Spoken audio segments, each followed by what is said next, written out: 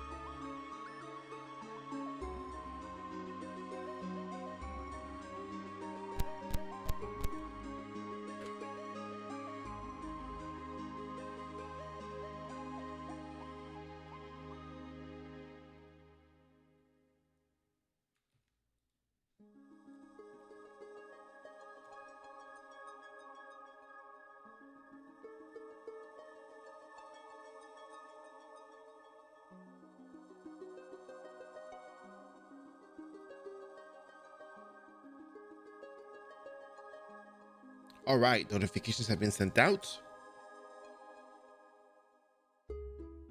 I will go ahead and grab my coffee, and we are gonna get started very, very shortly.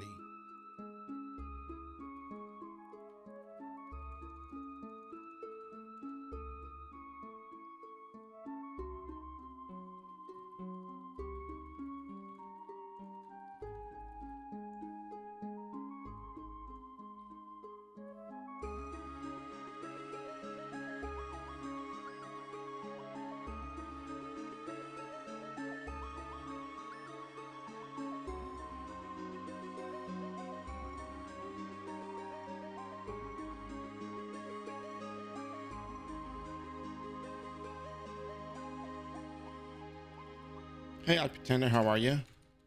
Good morning.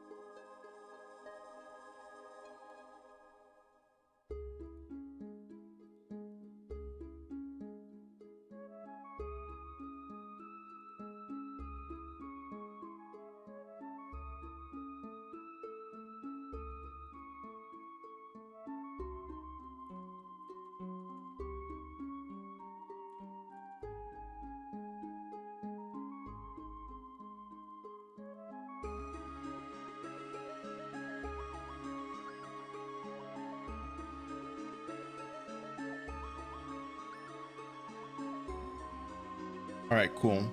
Made the character.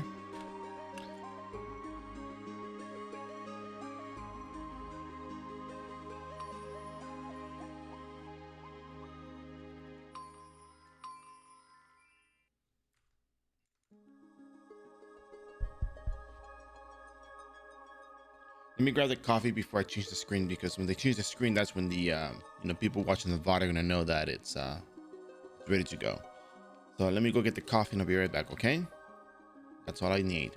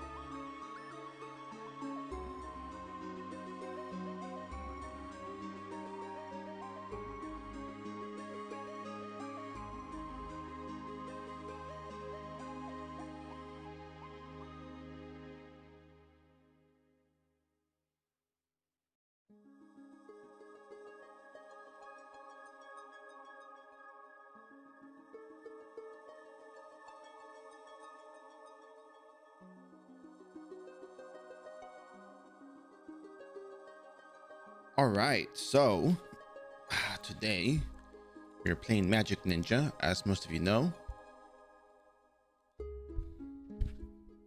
Let's get this cover off. And all right, so today, as you guys know, we're playing Magic Ninja. The difference between physical and magic for me is, how well, let me start over. So male and female ninja, when they job change into their next class, their quote unquote third class counterpart. Hey Reinhardt, how you doing? They how do you go about this? They have the same skills for the most part, with the exception of 3 skills. Kagero, I'm gonna be linking the wiki because I still haven't figured out how to do their stuff. I'll probably do the stuff on screen later for the when I do the edits. I'll just include that and do a voiceover on that with the somber background. So long story short, they have similar skills with the exception of the last 3 skills on the list. Now the deal here is the Kagero skills, Shadow Trampling, Empty Shadow, and Shadow Warrior, are different from that of the Oboro. Oboro has Distorted Crescent, which changes the target's magical attack or attack based on the target's current HP and SP, which is their own HP and SP. Ominous Moonlight, the target will take damage when it receives certain HP increasing skills. Now this is going to be used on an enemy. And then Moonlight Fantasy randomly restores or drains the HP or SP depending on their current HP or SP. Damage received by target is spread to others nearby. Any entity. Interesting. So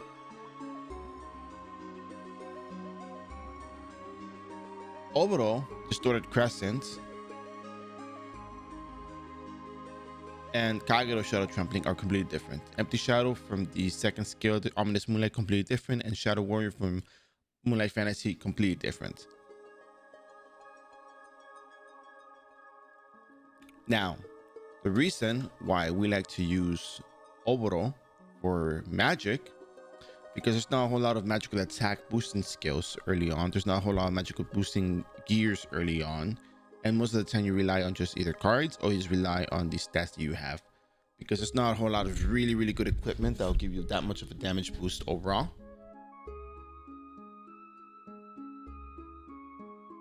And sometimes magic tends to be a little bit lackluster in renewal because, monsters have higher magical defense and magical defense skills differently than that of defense. And we like to take advantage of anything that gives us a good amount of damage increase. 16th Night is a skill that both Kagero and Oboro have. Removes the fixed size type of skills, reduces overall casting by 50%, increases magical attack by a certain amount. So that's pretty nice for them, for both of them. So they can both use that if they want to. It's just a preference to use magic on Oboro because it just has that whatchamacallit. I keep forgetting the name of that skill. It's Moonlight knows something. Moonlight knows.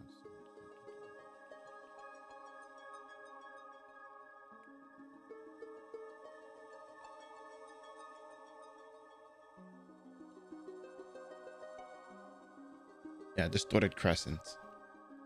So Distorted Crescent is not that difficult to use. It's just a matter of usually being overweight, so you can control how much HP and SP you have. Because if you're not overweight, you're gonna be healing HP and SP every couple of seconds, right? So you want to just avoid that. Oh, I'm gonna use a skill. When you tap the skill, boom, you healed up. You're at an odd number and you you reduce your damage. So you wouldn't want that. But then the Kagero skill, Shadow Trampling, immobilizes targets that are hiding, forcibly reveals them, and it can only be used in 1 PvP. Empty Shadow removes the reflect effect from a target, be it max pain, be it reflect, and they may not be able to activate certain skills. And that's a really good ability if you think about it, because there's really not a whole lot that removes max pain from the MVPs or from other monsters. I mean, of course, if you really need to use it, because most of the time, nowadays people just one-shot stuff. Shadow Warrior imbue skill, double attack to the target for a period of time, consumes 1 SP for each second while under the effect of the skill. That's Shadow Warrior, so pretty much you grant double attack. but also increases the damage for kunai explosion, kunai splash, cross slash, through impedal damage by 20%, which is kind of the quote unquote physical equivalent of the Oboros. I mean, I know Oboro increases attack and magical attack. You could probably, buff a Oboro with the Kagero, which would make sense. But this increases their physical damage skill, so you can just use that on the Kagero because it's a skill that the Kagero has for the use of Kagero. So might as well just have it on there, right? And yeah, you can use Shadow Warrior on any target. And but think about it. Kagero has Shadow Warrior, can use it on themselves, increase damage, kunai explosion, kunai splash, cross slash, rolling paddle. It would make sense, and it would be easier for you to buff yourself using that skill if you're just a Kagero. So you would say Kagero can just go with physical, and with the distorted crescent, I can use magic because it'll benefit magic. So there's not a whole lot of stuff that benefits magic. Meanwhile, there's a lot of other gear sets that benefit the use of swirling petals or kunai explosion or kunai splash and cross slash and such. I think cross slash gets supported by the booster stuff, if I'm not mistaken. But yeah. Hello, Darrow. Yeah, I am up early on a Sunday. Yeah, I know, Sunday Sunday, right? I'm up early because I want to finish the booster series this week. I want to make sure that I level up the alchemist and get that done by Thursday. And yeah, it would make a huge difference to me because I'm on a schedule. So, and then I can probably start working on editing some stuff and putting it up on YouTube. I'm probably gonna start putting up the entire thing first for some of these, so that people can listen to and play along with them and all that stuff. And I'll see if I can make a short version for those as well. Not sure how that would work, but it would make sense for the condensed version to be something that people can just watch to get the hang of things and know where to go, what to do. And the long version can be a they want to listen to something while they play, that kind of stuff. But of course, I would be asking for all of you guys' support when I launch that, because you'll see. All right, then. That said, I think we're good to go. I think I give the brief explanation of the magic and why we use the magic on Oboro, magic ninja female and all that stuff. So shouldn't be that bad. All right. Remember, hey Ragundor, how you doing? Remember, guys, today we have 250% EXP on the server. Weekend boost. This might be going a little bit faster. I wonder how much we'll get the Paradise update. Who knows when we'll get the Paradise update, but when we do get it, I'll be there. Workout Pro Gaming, hello there. How are you? Good morning to you too. How are you? So, I learned from my mistake last time of not having 2000 Zenny on me. So I'm going to be redoing the whole, hey, let's talk real quick about Zenny and yeah. And also iron ores and Fracken. Again, the same thing with the whole going to Anthound and stuff. So I think magic levels up a little bit faster than the physical one, because we have the element advantage versus the earth monsters with fire element skills. I did hear, however, that in iRO they use the water skills, the ice block skill that falls from the sky. But we're gonna see about that ourselves. So we're gonna change the name here. We're gonna put Sunbear Sheer or Shiranui, and that'll be our naming scheme. Okay. And here we are. So when you make the character for the first time and you make a booster character, you will be getting a booster pack. You open up the booster pack and you will be greeted with a couple of things. You'll be greeted with red potions, novice potions, novice fly wings. You can save these. I'll explain why. Novice butterfly wing, novice blue potion, event concentration potion, quivers and bullets you don't need. Don't worry about those. Starter armor crates. You're also going to be greeted with 2 pieces of equipment. You can control right click, or you can use the magnifying glass, double tap it and identify your items. And then you also have the starter armor crate, which you open up, you identify, and this is the high adventure set. High adventure set gives you 20 hits, by the way, just so you know. 20 hits, You get 25 magical attack and 25 attack. You get 85 defense or 87 defense.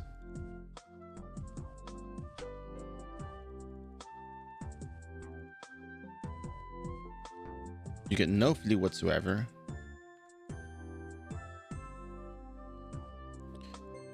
But the 25 magical attack, 25 attack, and the 20 hit and 87 defense are pretty much well welcomed.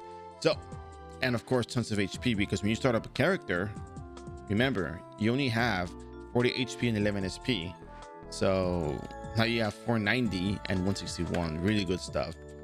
So the reason why we come up here first is because we want to talk to this NPC, because this NPC has metal weapons. Very nice. So, of course, there's this weapon here, the metal Huma Shuriken, because, you know, ninjas use that. But we're going to do a comparison between this and the metal dagger.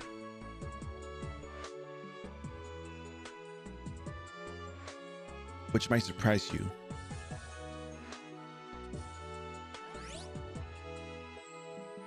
So the metal dagger we can use on any character. Well, not any character. We can use it as a novice, swordman, mage, archer, merchant, thief, soul linker, and ninja, right? Attack 5 and magical attack +2 per refined level. Attack +5 for every 10 base levels beyond level 20 up to level 120. That makes a lot of sense, right? Okay, cool. Metal Huma Shuriken, on the other hand, is attack and magical attack +3 per refined rates. So this one gives us one more magical attack than the other. You can also think about the amount of attack speed you may have for each one. But would it really make that much of a difference? No. For every 2 refined rate increases range physical attack power by 1%. If your base level is 20 or higher, increases attack by 3 for every 10 base levels past 20 up to 120. So you don't really get any more magical attack with this than you would with this. Which I think is kind of funny if you think about it, because, you know, you would expect this to give you more attack and this would give you a bit more magical attack. But then again, 2 versus 3. 3 is greater than that. You may be able to just use that instead if you like. And we're going off just of the description, you know, just based off of the description, not anything else entirely, just those 2 things. We are going to be using the Eden Group Dagger, though. I'll tell you that much right now. We are going to be doing the Eden Group Dagger. We are going to be using the Asura that we get early on from the character creation, from the, you know, job change. But we're going to get the Metal Huma Shuriken just for the sake of, you know, having the Huma weapon available. And also because when you get to ninja, there is a skill you could use if you want to go about the physical way. I leveled up a physical ninja recently. You can still apply the same concept if you find one to be easier than the other, but we're doing magic today explicitly because that's the build. And when you become Oboro, you tend to go magic. All right, cool. So we're gonna get the Metal Huma Shuriken. So we're gonna be going down. Next up, we're gonna be talking about super basic stuff. We're gonna be talking about the super basic Zenny. In the game, people buy stuff. You may be expecting people to buy all kinds of things in the early game. Red herb is one of them that, you know, each bounty board is only for the city that you're in, so don't expect it to be covering the entire game, all the cities. It's just the city you're in. 505 Zenny for each one. Okay, the Stinger, how much do people pay for this one? 650 Zenny. Is anybody buying Sticky Wetfoot? Sticky buying Sticky Wetfoot. Sticky Wetfoot, 1,000 Zenny each. That's a pretty good price. We can actually do that right now. But right now we want to go to this little hut over here, this little house, this little building. And we're going to select one of these clans. So we're going to select the Arc 1 clan because this one gives us 1 intelligence, 1 dexterity, 30 HP, and 10 SP. Yes. Yes. And just saying whatever. So this one gives you 1 strength, 1 vitality at 30 HP, 10 SP, 1 intelligence, 1 dexterity, 30 HP, 10 SP, 1 intelligence, 1 luck, 30 HP, 10 SP, and 1 agility, 1 dexterity, 30 HP, 10 SP. Perfect. So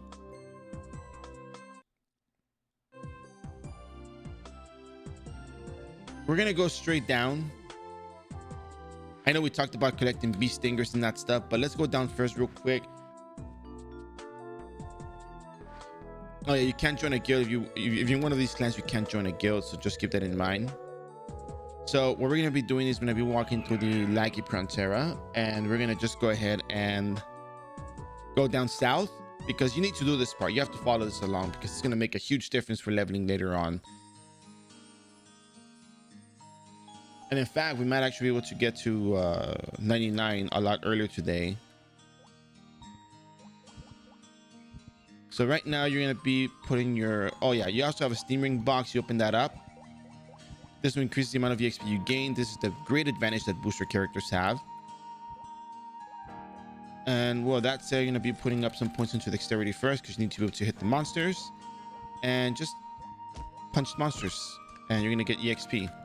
You can get yourself all the way to job level 10 to the monsters here. Don't worry, this is an event monster.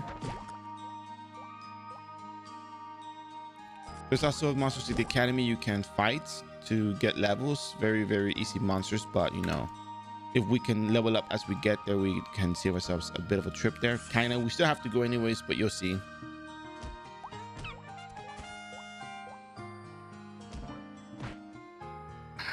Kind of a relaxing day, you know. It makes me think it's Monday or something, just because I'm up early doing the booster stream. But yeah, booster streams are almost over and done with. I'll be looking at what content to cover afterwards. I'm pretty sure people will be interested in you know, certain instances. I could cover that. It might be a good idea to cover those. I could probably get a character leveled up. I actually want to do the third class job changes, so I might be able to I might want to do that. It might actually be a good idea to do those as well, to get those, since when you do the booster characters, you don't see the job changes, you don't do the job changes. So yeah, I think I do have a lot of them on the old VODs from the old highlights from when I did the 1 to 99 series before. So hey Vetsune, how you doing? All right, so now we're here. You're gonna be putting your novice fly wings up here. You're gonna teleport upwards. You're gonna teleport to random. So just, this is good enough. Started Monk Friday. No, I'm Champ 91. Followed bot work like a charm. Perfect. If there's any sort of issue, if there's any sort of you know, issue you're having in terms of how to level up a character or something you have a question on, be sure to ask. We can include it at a you know, later point in time. But when you tell me those things, it makes me happy that it's working as it is. Now, when you're here, pay attention. When you're here, academy receptionist, you talk to her, you register for the academy, and you go to the eating group. Top secretary name Eminor. Yeah. Okay, cool. So you go in here, walk to the center, you talk to Secretary Lem Evanor, join the eating group, and now look at that, you got some goodies.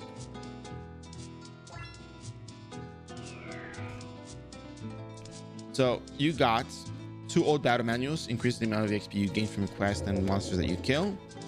Blessing and Aegis scrolls, 15 of them for level 10 each. Yellow butterfly wing, very good item because you know it lets you teleport where you want.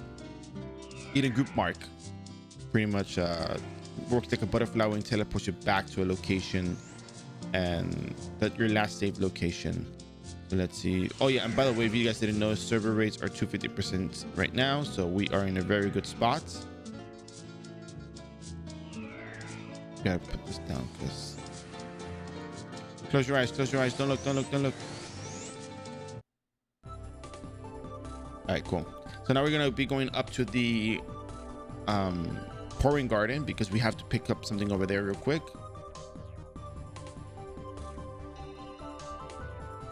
You'll be using this for the episode 6.1 banquet for heroes.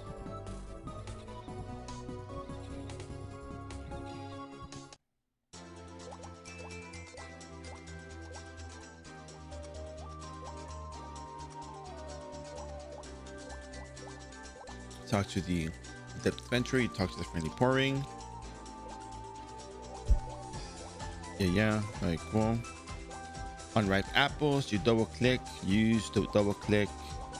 Okay. All right, you got it. You talk to him again. Yeah. All right, cool.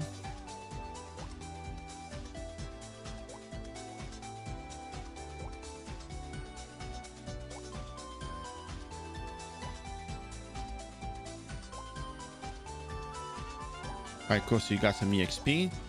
So you can stick around real quick for a little bit. You can pick up red herbs if you need it to sell to the buy shop that we saw earlier. You can also go to the side of Frontera to buy, to farm bee stingers to sell to the, shop that you saw. It's recommended to have a good amount of Zenny because you will need the Zenny. Now, for the job change, you will need certain items for the job change. So I'm telling you ahead of time right now, so you are well aware of what's going to happen. There's one place where you're going to find these items. You know, if somebody's farming that map, you're probably going to get these items easily. If they're not farming this map, ooh, you might have to just wait. Or, if you want to prepare ahead of time, go ahead and just, maybe make another character, level up, and grab those and send the items over. It works just as fine. I know the character is meant to be, the character you make is, you don't need anything else. But hey, sometimes it's just easier to do it one way than the other.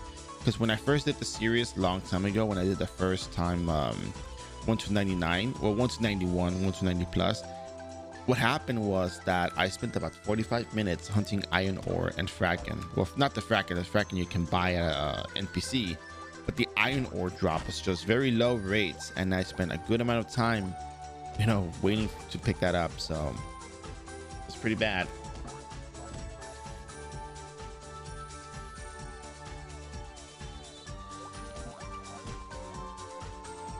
So yeah, so I guess you could say Oboro, Ninja requires a little bit more to get started early on in terms of doing their quest. Iron ore drops from certain monsters. You can either find it from Pupa, from Chonchon. You can also find it from the monsters at Anthill. The ant eggs drop it at a very, not too low of a rate, but a low rate as well. And people farm Anthill and they just leave the loots there, so it might not be a bad idea to do that. So we did a little round here. Let's go back to Frontera. We're done with this place. We're gonna go back to Frontera. I'm gonna go get some bee stingers because at least the bee stingers drop at a 100%, well, not 100% rate, but they drop at a very high rate. So I'm gonna go farm those bee stingers for the people that are buying those.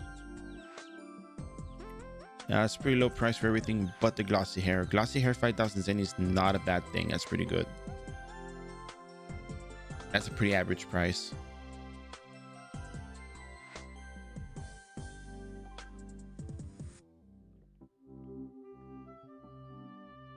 But yeah, I hope you guys are having a lovely Sunday.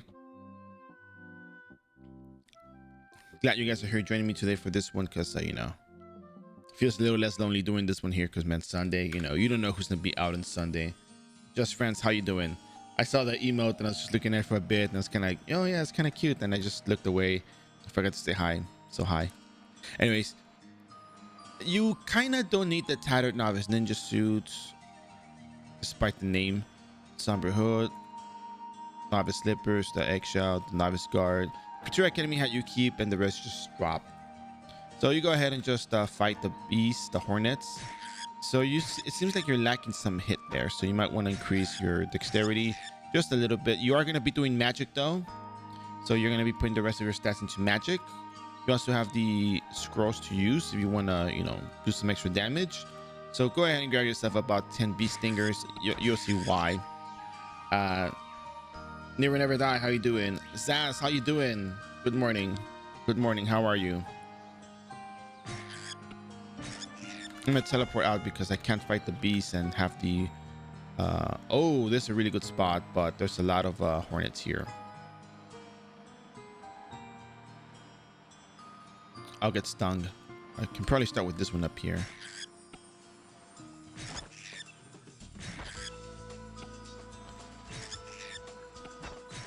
Lure this one in.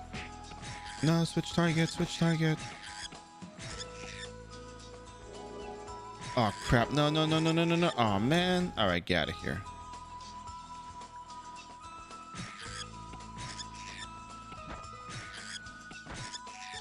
I'm doing just fine, just great. Just getting the magic ninja started, getting the Zenny to be able to travel to Amatsu and to Einbrock because we know we have to go there. So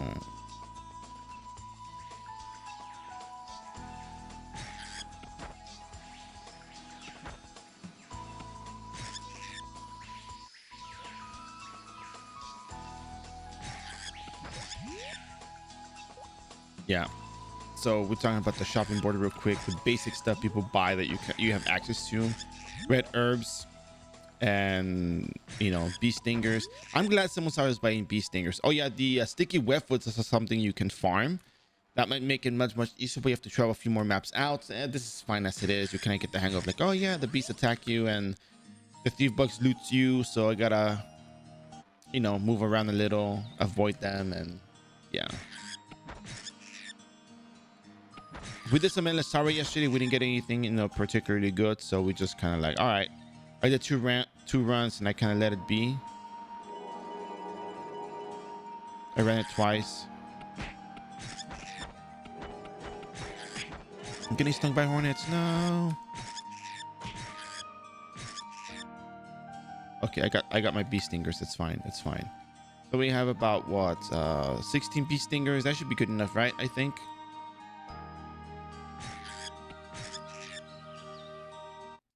We'll just grab the 20 just to have a a nice number in the tens.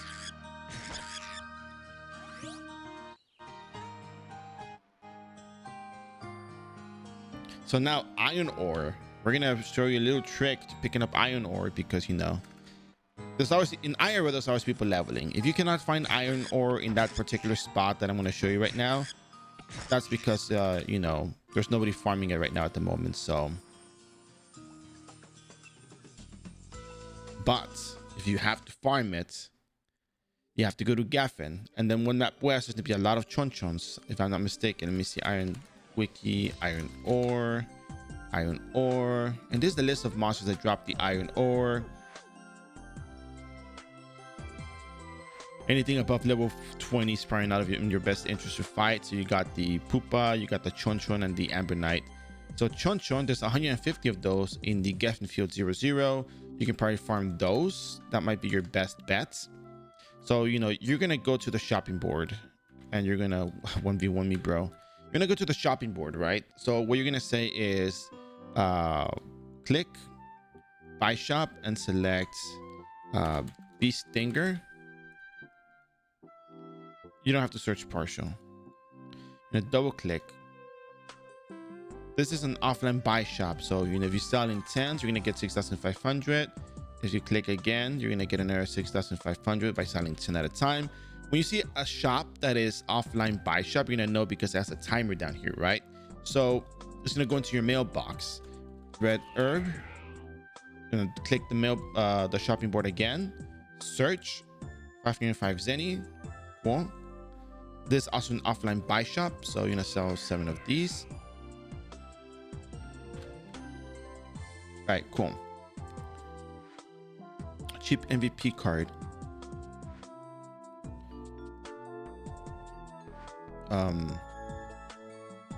I know this is not appropriate, but give me a second.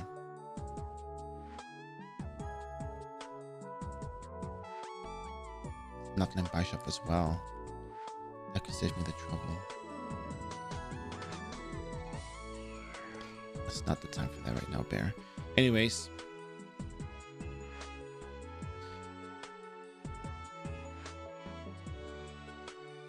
There's a lot of Frionis you can farm anyways. There's also the well, I mean, it takes the pain out of one of those, so I don't know. Doreen, good morning. How you doing?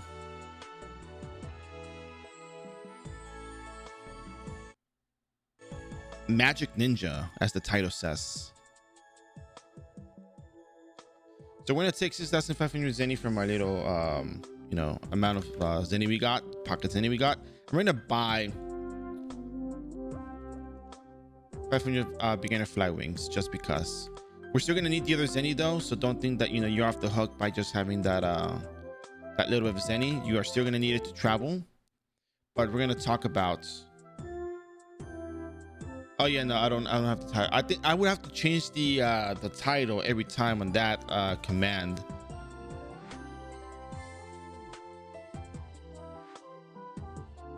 So you got two options. You got the long way of going to Chonchons, which I guess I could show you. It wouldn't be bad. I could use this any for that. It's not a problem. So we're gonna go. Actually, should I go to the?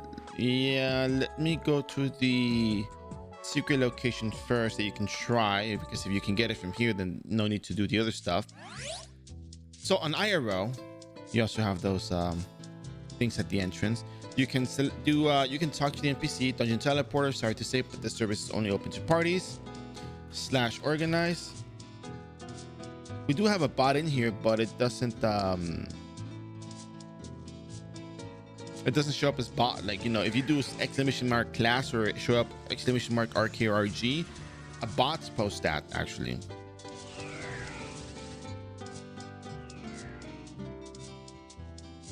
But it's a bot command. So anyways, you make your party for one with /organize. Oh yeah, you have to put in your points first into your basic skills. So, and then you can make your party. All right, cool. Party of one. So your dungeon teleporter. You have to pay 25,000 zenny to teleport. But remember, if you have less than 25,000 zenny, you don't pay a single zenny. So Anthill, go to Anthill. Remember, look, you didn't get charged. Easy. So there is people farming stuff here. You can actually go and pick up the iron ore and the Kraken. That's actually really good for you. Good for you. Look at that. Someone is leveling here. Iron ore, 2 iron ores. 3 more to go. You pick up the Kraken as well.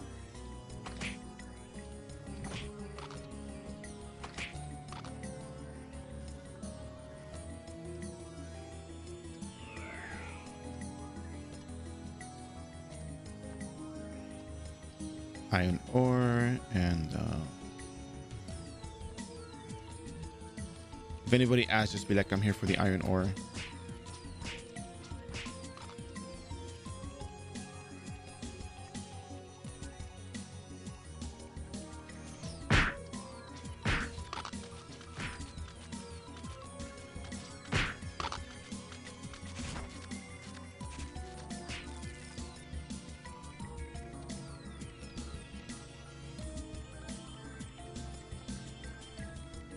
Oh, well, thanks.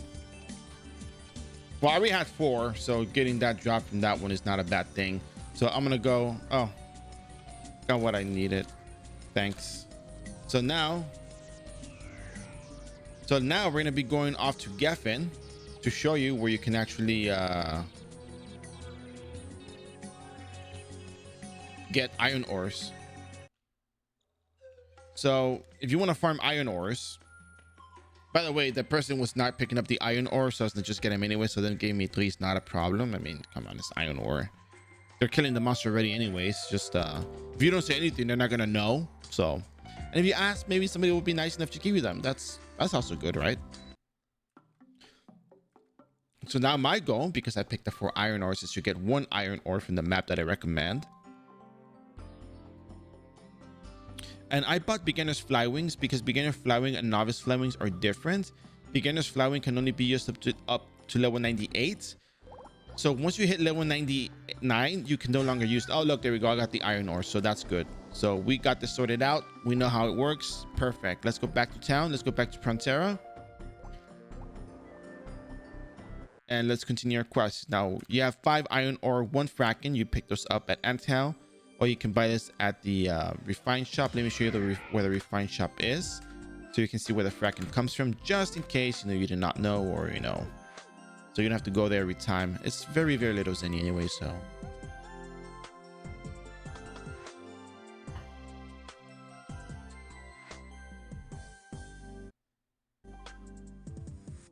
very well. So this guy sells Kraken for 200 zenny, no problem. Now, if you want to teleport on over to, let's see, you want to go on to Alberta, because now the quest is going to take you to Alberta. And if I haven't posted it, then I probably should post it now. The job change here, right here. Here it is. Here's how it works. So you go to Alberta and you talk to Akagi, and Akagi will teleport you to Matsu. And then when you go to Amatsu, you need to have 2,000 zenny, because the guy in the ninja guild is going to send you to the ninja hideout. Is going to send you to Einbrock, and he needs 2,000 zenny to do that. which I think now in hindsight, it's probably not a really good idea. They should probably also give you 110 zenny to pay for the NPC, but I guess that makes it a bit more difficult to start off on that one. So go to Alberta, you pay 2,000 zenny instead of using the yellow butterfly wing, just to show you guys that you can actually travel without having to use that. So now go on to the left side.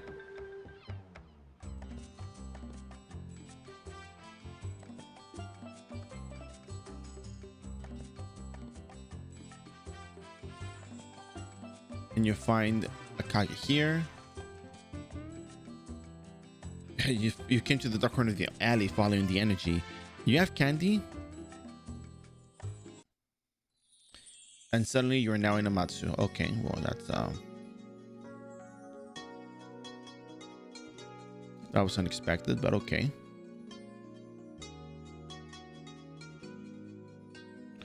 I will deal with it. So anyways, lovely Sunday. Let's get this show on the road.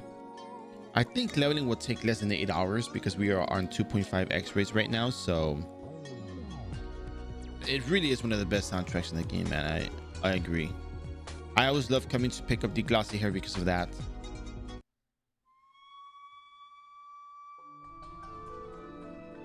Oh, here's the jam. Let's bump it up, baby. Let's bump it up.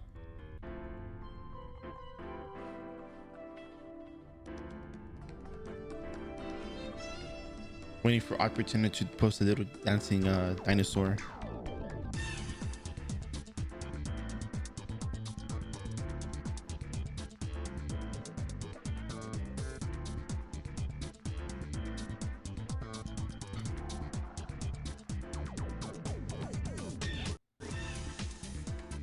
All right, France got me covered here with this one.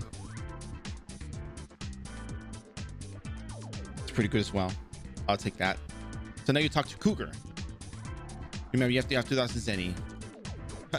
How can you see me? You're not supposed to see me. Oh, there we go. There way and Sal's got me covered. Thank you very much.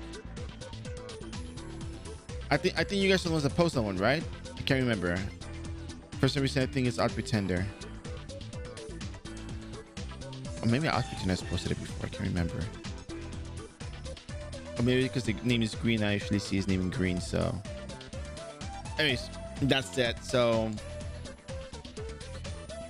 you need 2,000 zenny to teleport out. Look, 3,000 zenny. 1,000 zenny. So once you get here, don't freak out. Walk outside. But here's the catch. Do me a favor before you keep moving forward. I know that if you copy the map, or if you click on this location, it'll give you the guidance for that. But do me a favor, please be very careful when walking through the area. There is an NPC that you walk through. It's gonna trigger this event in the map, and it's gonna summon monsters, and you could probably die from that. So I ask you to be very, very cautious. So watch me first before you keep moving forward.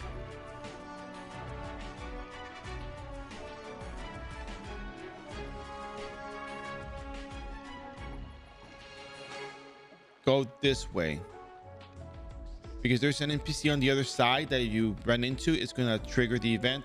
Yeah, if you walk near this. Oh,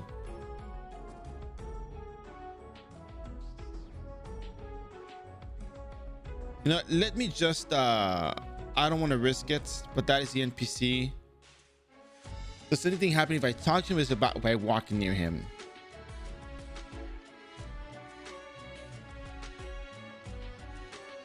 You know, how about this? I'm gonna avoid this situation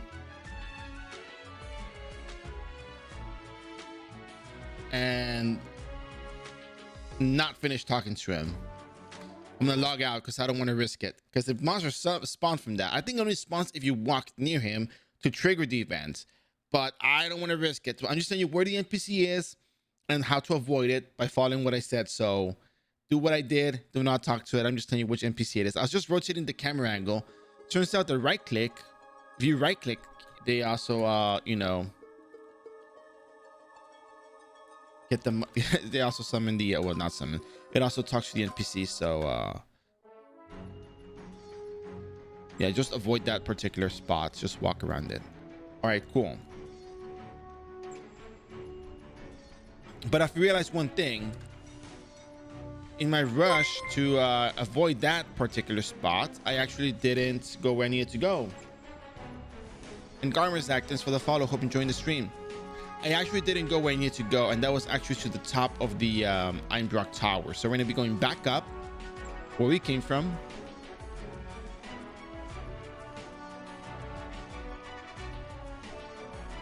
I was so preoccupied with not triggering the NPC that I forgot I needed to walk over here first. So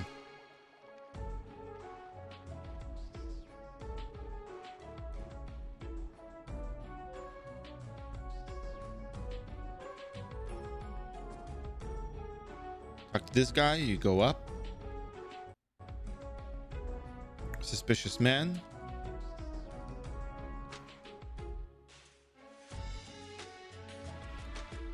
Sure, I'll help you. All right, the tree. Back to ground level. And once again, you're going to be going down back over here. But remember, avoid the NPC.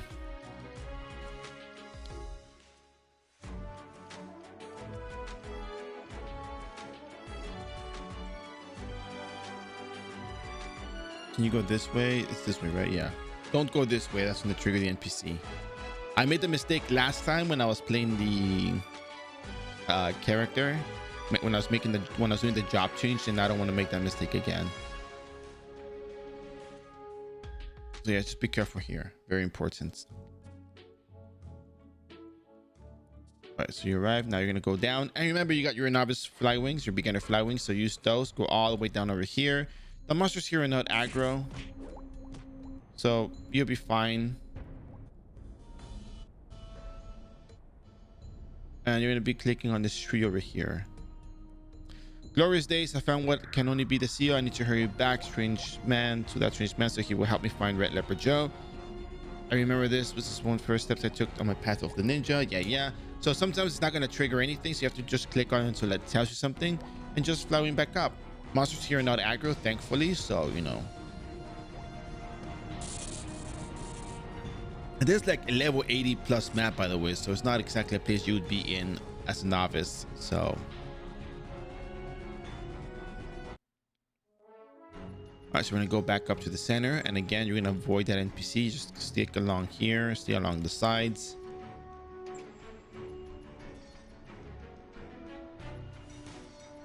And back up you go. Simple as that.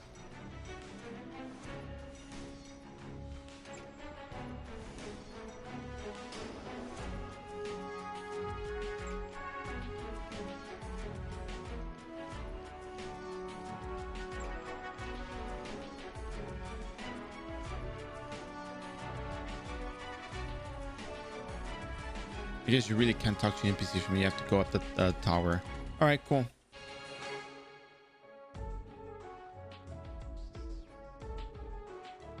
Get sent back to town. Back to Amatsu, thankfully, not, you know, Frontera. That would suck.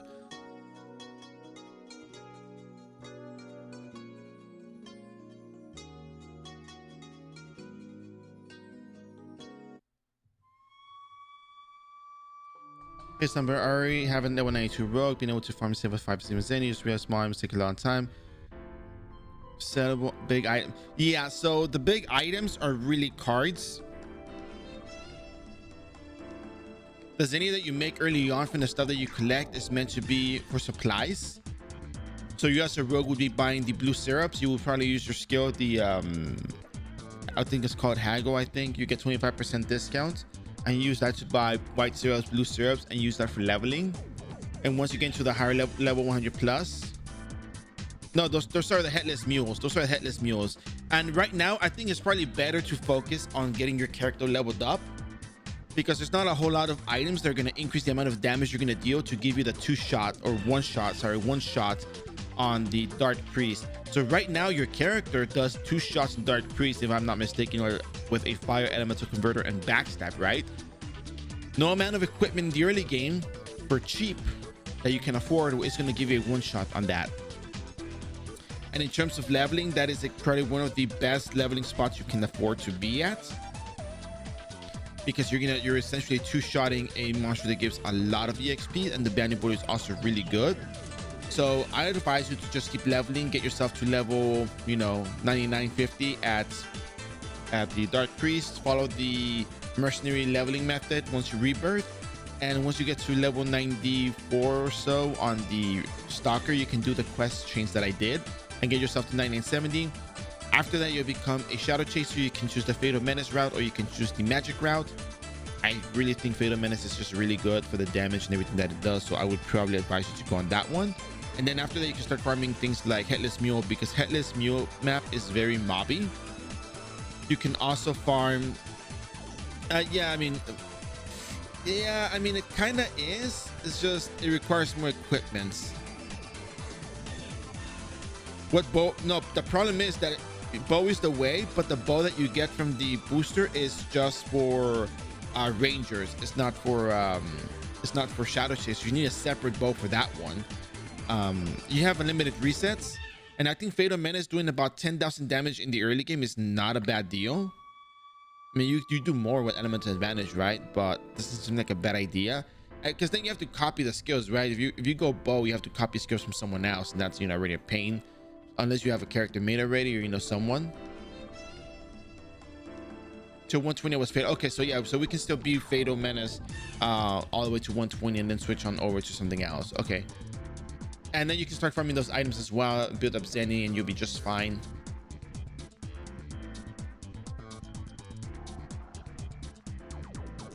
So you are now a ninja, and they took your Fracken and your Iron Ore, so that's nice.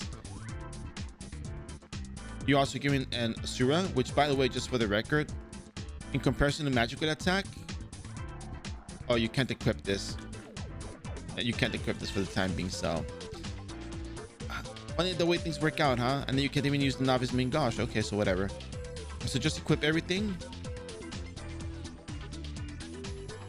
I'm gonna head back to Frontera. So if someone is paying 1,000 Zenny for Sticky Webfoots, that seems like a really, really good deal. And then you farmed up some Zenny early on. You're gonna have some Zenny. You can go ahead and buy a regular dagger. The reason why I'm using the regular dagger is for those who are not making a booster character, to at least know that they can use any other dagger for this.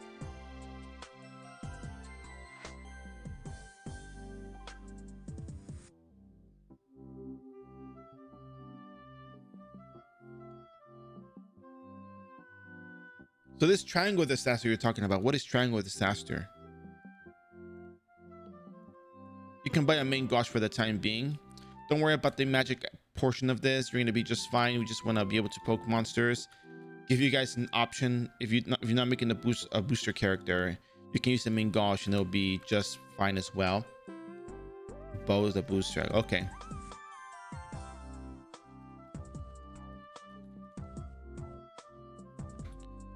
So we're gonna head on over to Rotafrogs. I believe Rotafrogs have a bounty board in Geffen.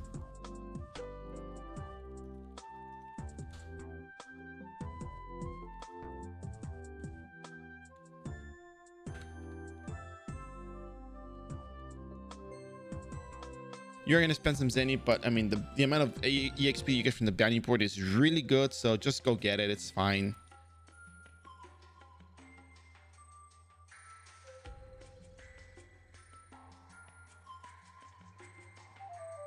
You can also stay there until level, whatever you want, or you can just leave at level 13. Hey, Jareen, how you doing? Andrew, what a frog. Yeah. I'm gonna go back to Frontera, and let's go ahead and get some levels. If you don't have the Zenny for it, don't worry about it. Just level up to 13, and you can go off to next location, which will be Ant House for the ant eggs.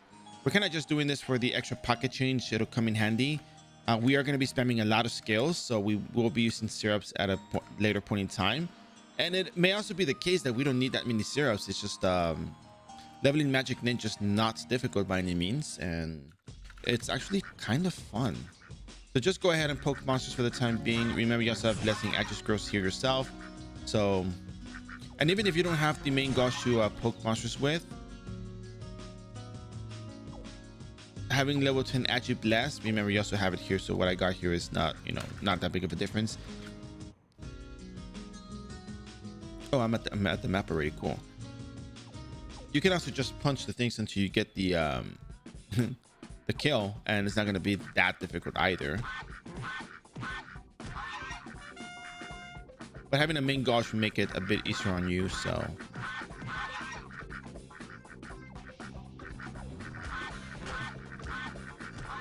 there's a couple of ways you can go about this. So you have 3 resets, right?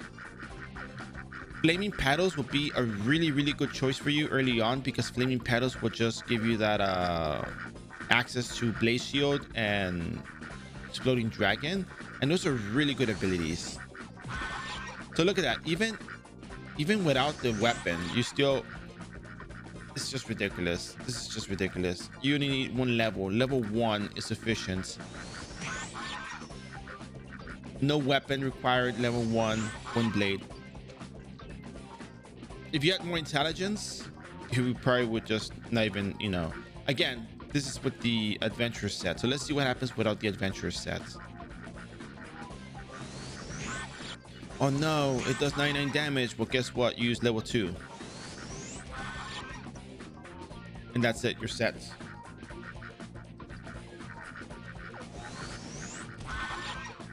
So makes sense, right? Hey Jotif, how you doing? Good morning. And if you still have to poke monsters, you can do level 1 and then you just poke. It's just the same thing.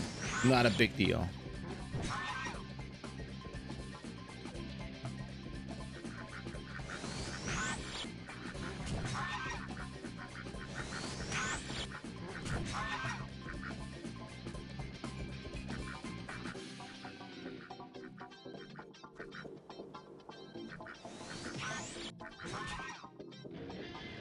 And of course, use your potions as you normally would, because that's something you always use, potions. And you can use this weapon at level 12, which gives you 50 magical attacks, so you're going to be in good hands. Yes, you can either poke, you can use magic, whichever one is fine.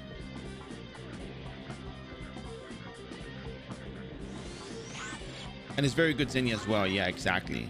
And remember, early on in the 1-99 phase, you're looking at pocket change. You're not looking at becoming a billionaire right off the bat. No, of course not.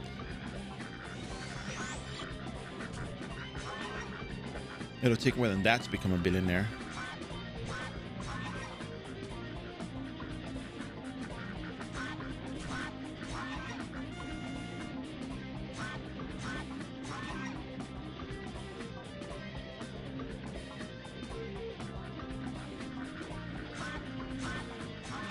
So anyways, I think I made the point.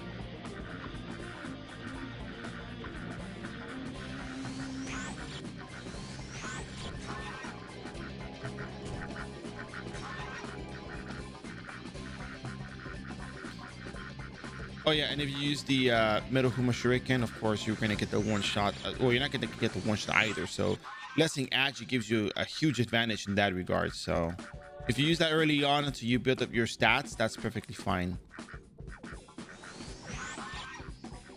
So that's it. We're gonna just use the stuff that we're giving in the booster, and we're gonna just go ahead and level up. You can also level up Ninja Mastery to get yourself more SP recovery per second, or you can just poke the monsters and level up like that with the main gauge. It's not a problem. Again, you can just poke twice, blessing Agi, you're good to go. It's really straightforward. It's not complicated by any means, and I really believe that anyone can do this. If you have problems with that, contact me on Discord and I'll help you through this. Level 12, look at that. So now I get access to my Asura, my 50 magical attack.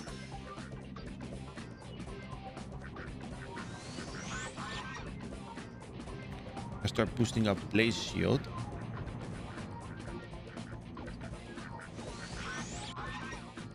And we're going to be using the Zenny that we make here for supplies, mainly the ninja orbs.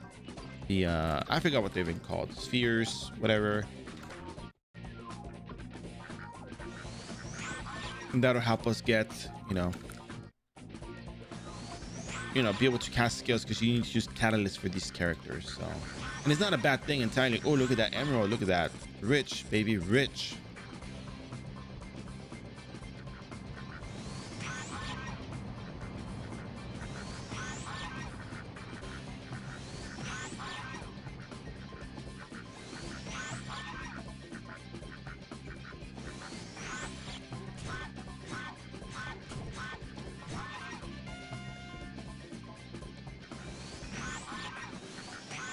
At level 13, you can go to Antel if you like, but I would recommend at least having Blaze Shield leveled up, because Blaze Shield is going to help you with the damage. It's going to help you kill those ant eggs really, really fast. You can just spam it as long as you have the catalyst. There's no having to wait in between. Just like that. And again, making a booster character is such a good choice. I wish they would expand the booster event a little bit longer all the way to December. I really hope they would.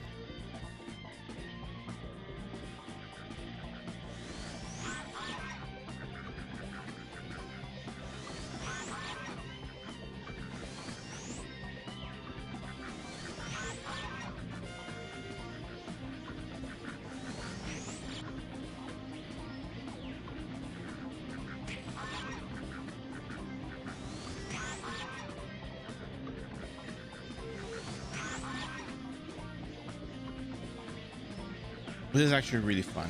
I know it's till the end of Tuesday. I don't know. That's the thing. They didn't say when it was going to end, right?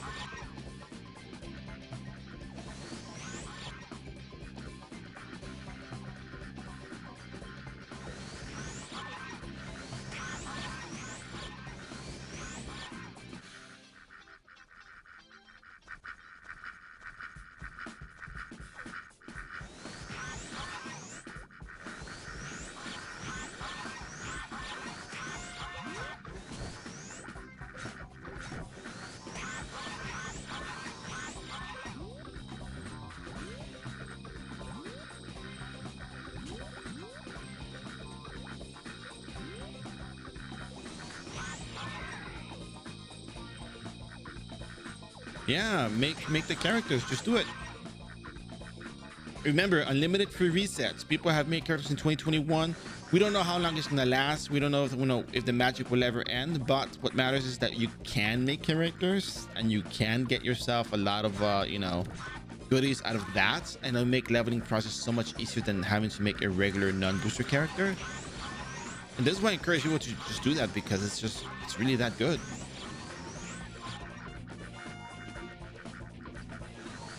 I wouldn't be recommending things that were not good for you. It would be a very bad service on my end. It just doesn't make sense for me to do that.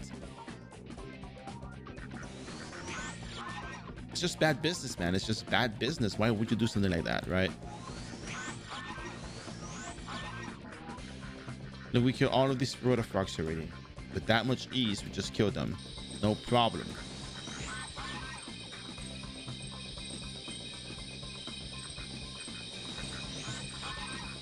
Higher level now, we deal more damage with Windblade. We got more intelligence as well. We got the Asura going, so damage is a lot easier. And for what it's worth, Windblade has no aftercast delay, so you can just spam it. Look at that.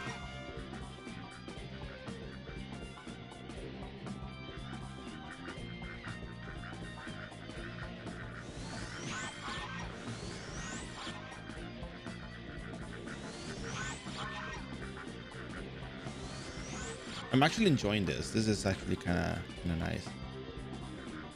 But when leveling monk was a stunner, higher damage to metal mace, so I got it just for the stun chance. I think the Eden group weapon had +2 attack more, +2 attack higher than the stunner, But 10% chance of stun is just like, yeah, come on. For 2 attack, 10% chance of stun. Oh yeah, I'll take that.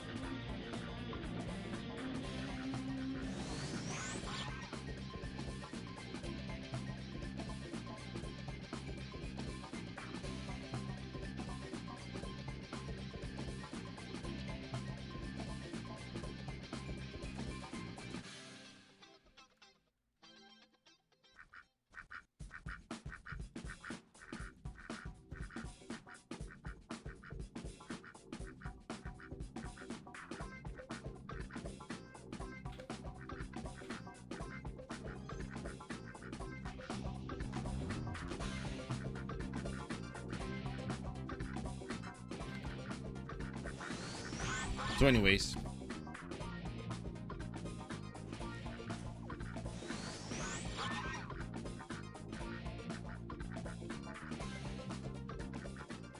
I just hope the background music is not much louder than I am.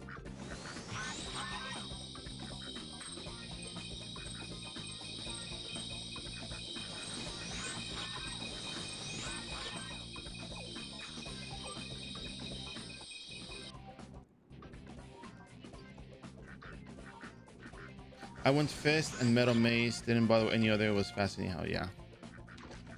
The Metal Mace. Okay, so the deal with the Metal Mace is, yeah, it's Metal Mace is good. I mean, you can do either one. There's no, it's not a really big issue. It's just, you know, it's whatever. Honestly.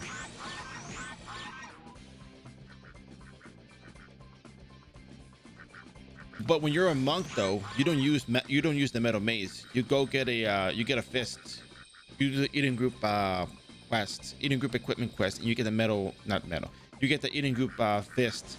That one is much better than the mace by a long shot.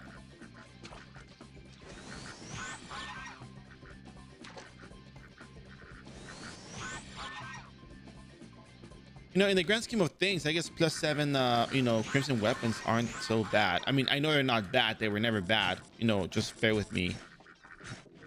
Like, thinking about how good they are for people to level up a character and whatnot, it's and the way save certificates work, having access to save certificates like that is just much better. Like 1 million zenny, before they were a lot more, they were worth a lot more back then. So just ASPD wise already, yeah. And then the way that the reaching thrust works, dealing more hits, that's gold.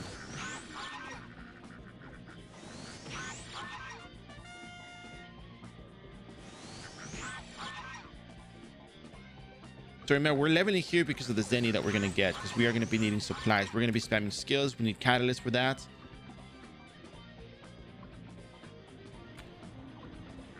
And that'll help. All right, so we got Blaze Shield level 10.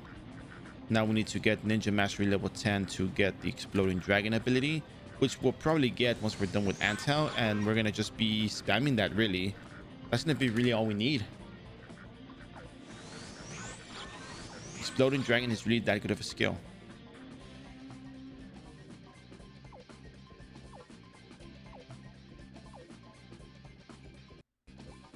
No. It's going to be a bit different. It's going to be like the Physical Ninja.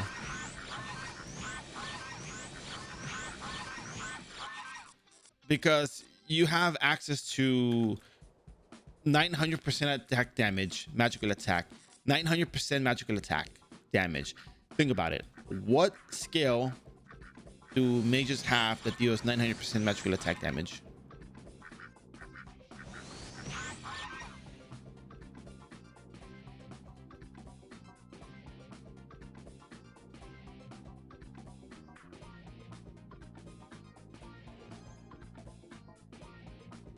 Firewall is 50% magic damage, 36 hit. I guess you could say that's 1800% attack, magical attack, because you hit 36 times 50%. But still, it's not entirely, it's not exactly that, so. And then Fireball. Fireball is 340% magical attack. You have to cast it 3 times.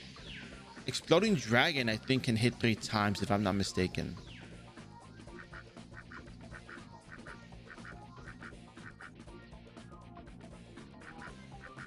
It depends. Something like that.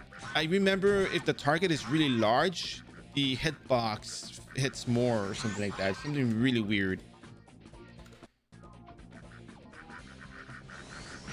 But the thing I do want to, point out here is you have Cicada Skin Shed. You're not going to get hit by monsters. You can cast 900% magical attack and not worry about taking hits.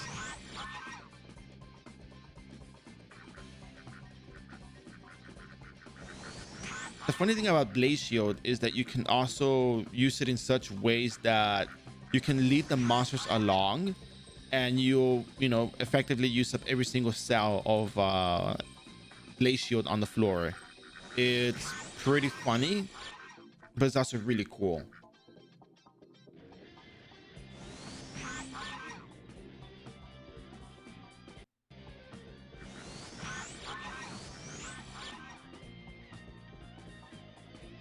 All right, so we're gonna turn in the bounty board after, not this level, but a few levels down the road, because we are on 250% EXP, and Rotafrog EXP is what now? Rotafrog EXP at 100% is 162 base EXP, so 162 times 150. Well, actually times 2.5 because we are on 2.5 X rates first. So it's 405 times 150. It's about 60,000 base EXP. That's a lot of EXP. If I calculate that correctly. Monster EXP, and then you multiply server rates, and then multiply by 150. That's a lot of EXP. And if you look at the EXP table, our wiki EXP chart,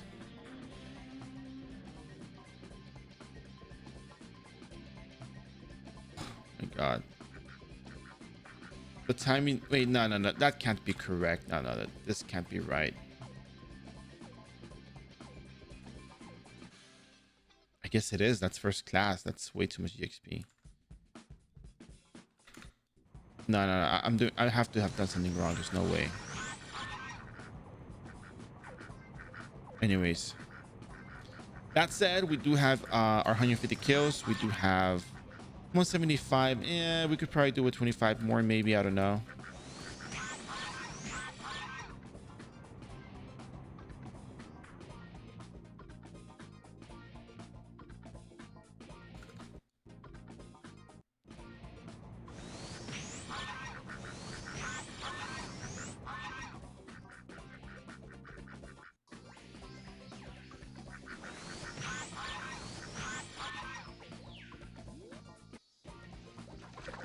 $19 more to go, and then we'll leave to Ant Hell, which might be a very, very speedy process because we'll probably leave at level 30.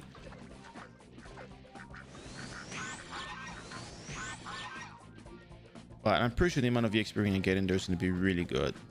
Because Blaze Shield covers a big AoE, so we can probably just cast Blaze Shield on the monster area, and that's, that's all we need to do.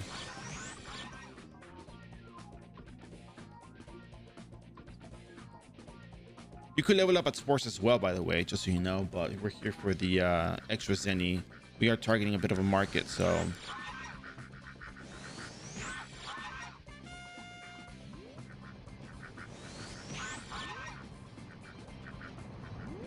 Six more to go.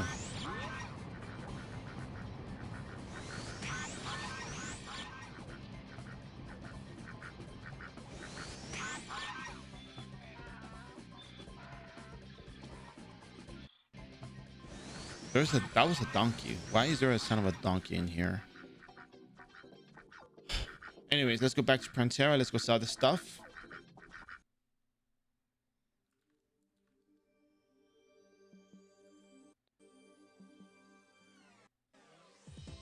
Go find a shopping board real quick.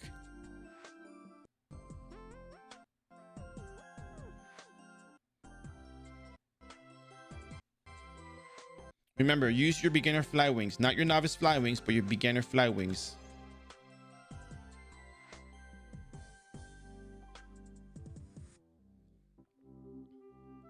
shopping board here. Sticky webfoot. 1,000 zenny. Oh yeah. I'm gonna sell it in stacks of 50 each. I got 50k zenny, 50k zenny, 50k zenny, and that'll be good for me.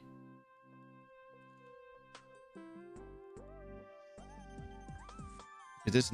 Oh, never mind. This is not an offline buy shop. This is a regular shop, so I'm getting all the zenny on me, which is fine. It's just fine. It's not a problem. Crap, I really thought it was a offline buy shop. Anyway, so what we're gonna do first is we're gonna buy a bunch of beginner flying. So we got another 24, no, 22,000 may not be a bad idea. We're gonna hold off on the green potions for now.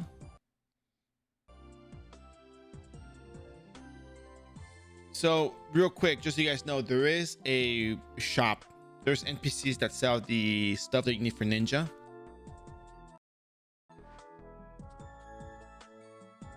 Ninja tool merchant. But there's something you guys gotta know. On iRO, just between you and me, come here, just between you and me. You can pay less for the stones in the eating group in the mail annex. Come here, check it out. Let me show you.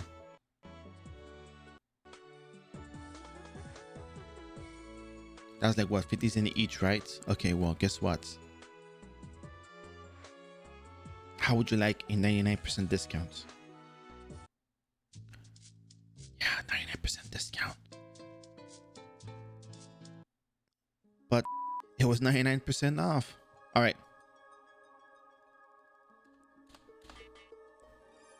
Check it out. Watch. Tool dealer. 0 to 1 zenny for the stones and the charms. The shurikens are also pretty cheap here as well. But they don't sell the kunais. So the kunais you do have to pay the premium for, but these you don't have to. Flame stone, blaze shield requires 1 flame stone, requires 1 flame stone. That's fine by me. 2,000. And we'll just go with this. We're going to hold on to our zenny. Before you change maps or anything, make sure to not have more than 25,000 zenny in your character. If you have more than 25,000 zenny, the NPC will charge you. Remember, I booked Antal way before this. So 181,000 zenny, still 181,000 zenny. So now blaze shield. I've been waiting for this one. So you go to the center.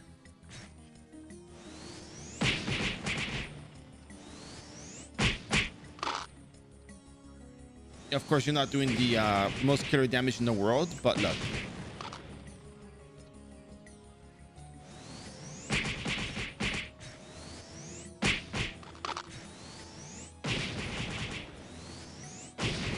It's cool. You're building up. Don't worry. You're building up. It's all good.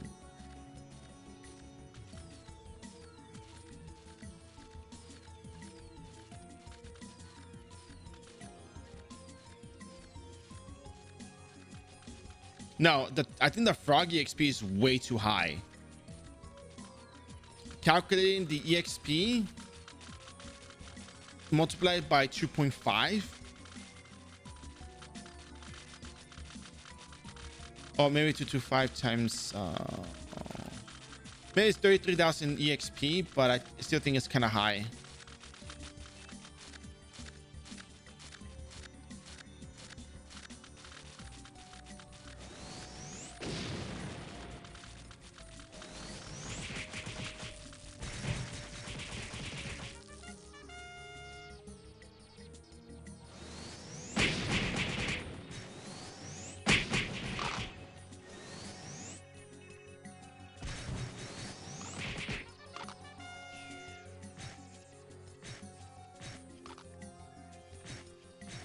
Simple as that. Look at that. Simple as that.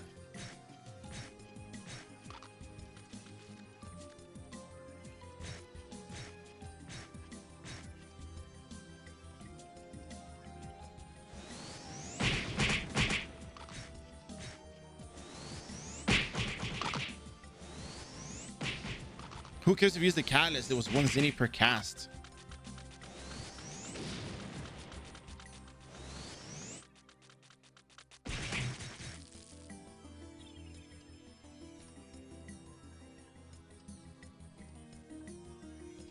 If no one is here, it does help to use the bounty board in Morok, but we're kind of just aiming to get our exploding dragon skill here.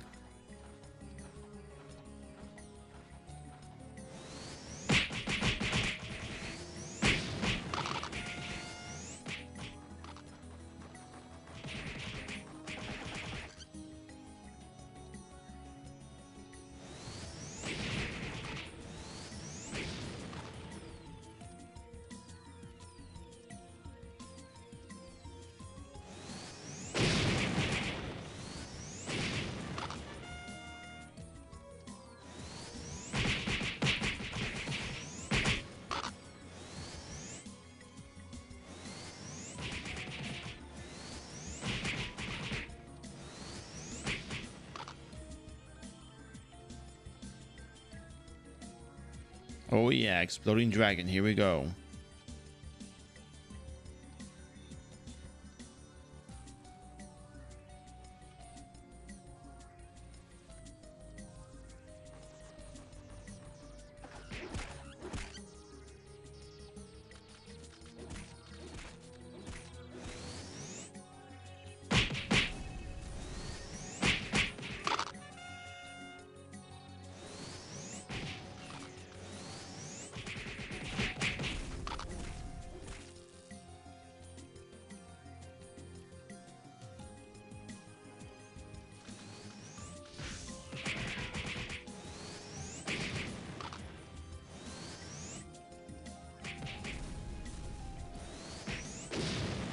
That's pretty funny, actually, if you think about it.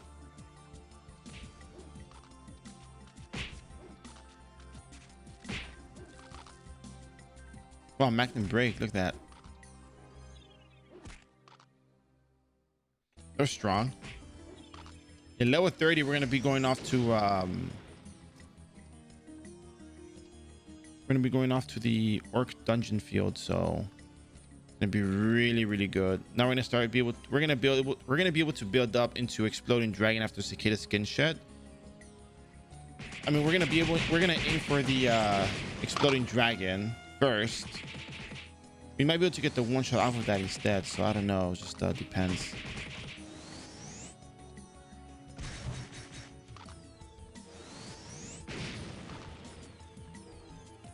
We're level 30. We can just go try and see what it's like, or you can stay here longer and get yourself skin. You can also reset and probably get your points to cicada skin shed and just go with blaze shield, but probably just a preference.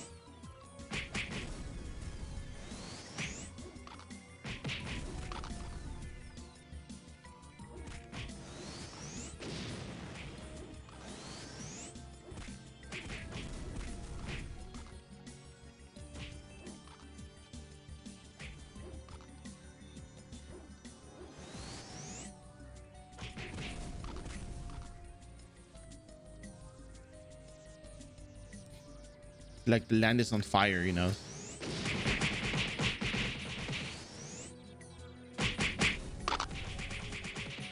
I think you might be doing better with the cicada skin shed and just blaze shield. I think maybe, but you know, let's just go try orc dungeon now. I mean, I think it's fine and all, but you know, we could probably go a little bit faster. Let's go ahead and do that. Let's just head on over there. Remember, you don't have cicada skin shed. You may be in a little bit of danger. But what you should probably do is mail yourself your zenny, so you have less than 25,000 zenny in your character. Let's say 180. No, let's say 170. 1, 2, 3. So you got 7,000 zenny on you. That's perfectly fine.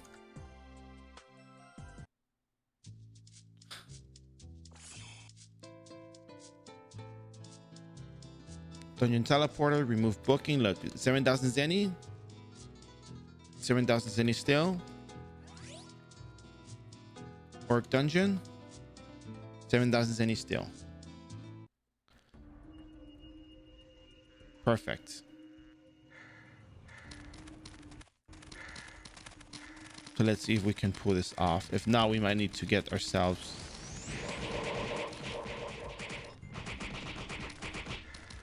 Here we go.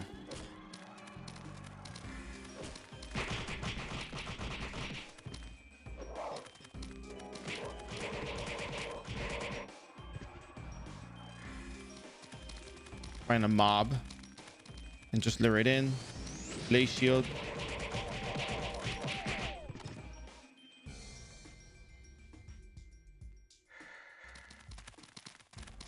Remember, same as the firewall rule, one cell to the side.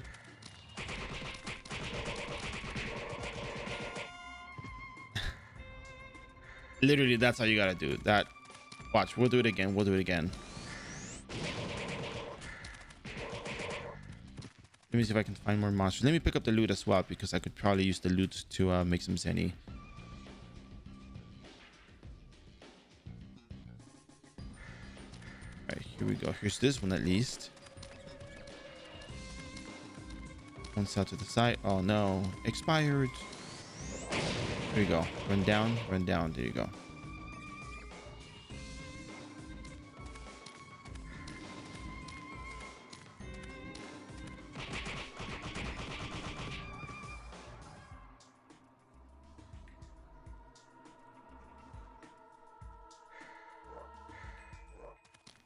For what it's worth, though, I'm not really using exploding dragon,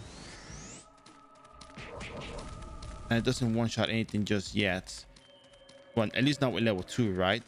So we're gonna build up into cicada skin shit now, because that might be the more convenient skill. But just so you know, you can make do without the cicada skin shit early on. Just make sure you just drag the monsters along. You pay 1 zenny for the stone to cast this stuff, so no problem. Just you know, you can redo your skills if you like. You are a booster character, so redo your abilities as you wish, or just you know, just kill a few monsters, get yourself some job exp, right? I think I am tired. Okay, oh, get some rest.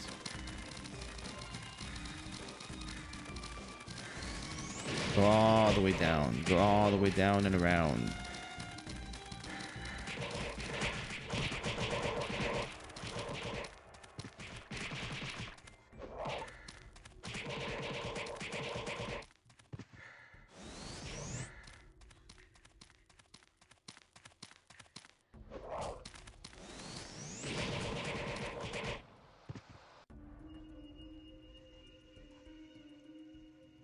Yeah, RNG is very tedious.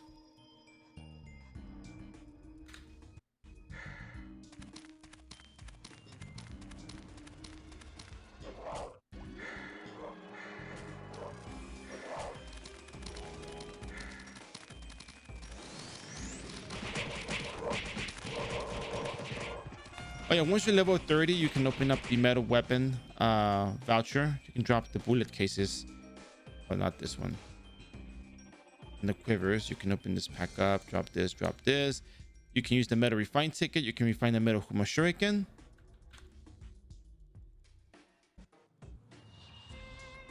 And you'll have effectively 6 more magical attack. So you can do that or keep using the Asura weapon. It'll be fine either way. What about the bounty board? Good question. Maybe when I complete this level 40, I'll go get the bounty board, maybe. No rush.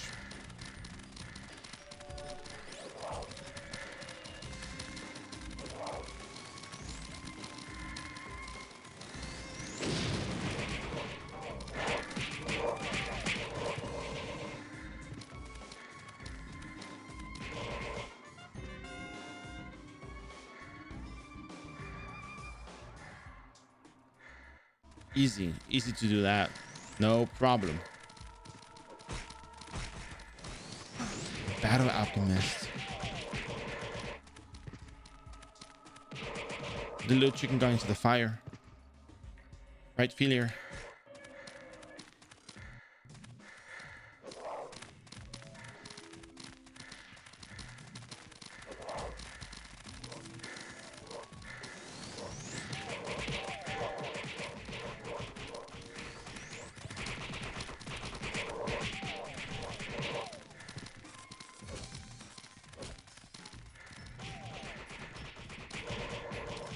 Like vertical firewall all over again.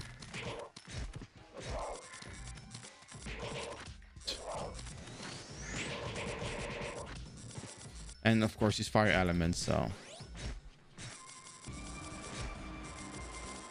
oh my God, stop making such a big deal. Stop moving around so many times, Jack. Come on. Anyways. Oh. Yeah, they do.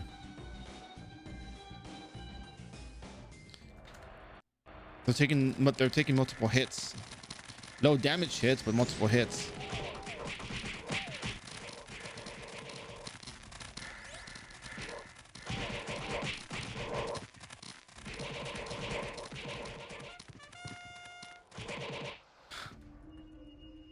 Man, this is, even without Cicada Skin Shed, this is really easy.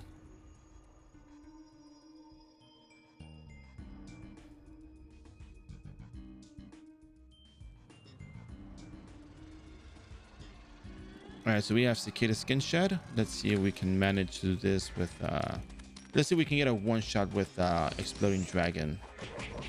Yeah, we probably will be able to just one shot at this point with just Exploding Dragon and Cicada Skin Shed. So you have the option, you can either use Blaze Shield or you can just use the, you know,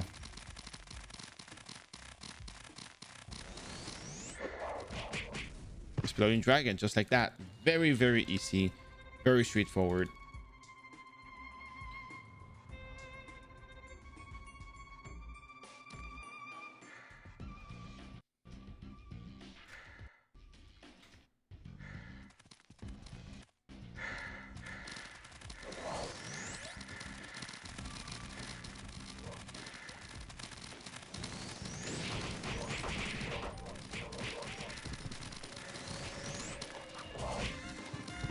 When you have multiple monsters hitting you at once, there is a chance that they will break through the Cicada Skin Shed and actually hit you.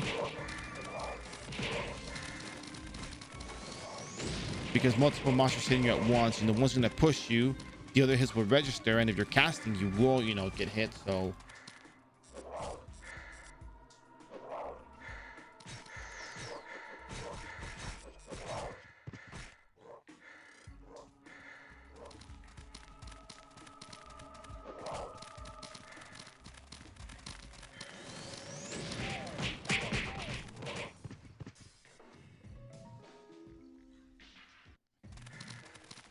what's not to love about Magic Ninja? I mean, this is even being done without using the metal weapon, by the way.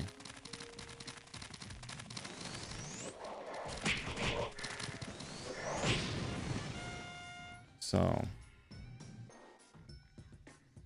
this is why we fight undead and earth element monsters, because for what it's worth, we don't do too much damage with these abilities. But oh, let's go ahead and turn in the bounty board that we had. Let's go to Geffen.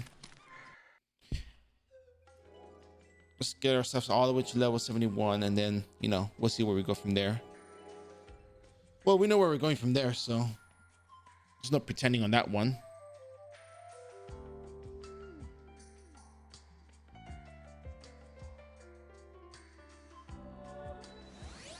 We got a full we still got a full level off of that ability. I mean, off of that bounty board, we still got a full level. That's just insane. Like bounty board, sorry, no, pick up bounty board, Orc Warrior, Orc Lady, Orc Warrior, Orc Lady.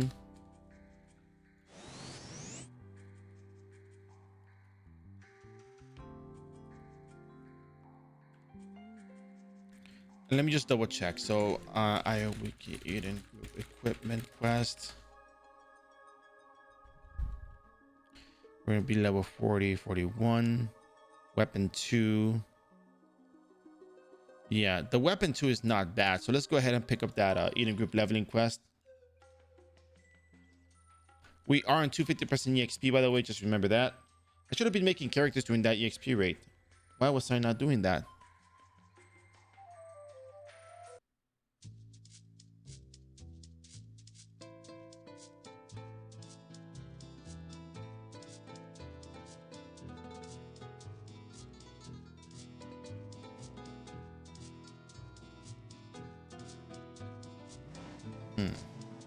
Oh no, the gold sellers. No. Anyways,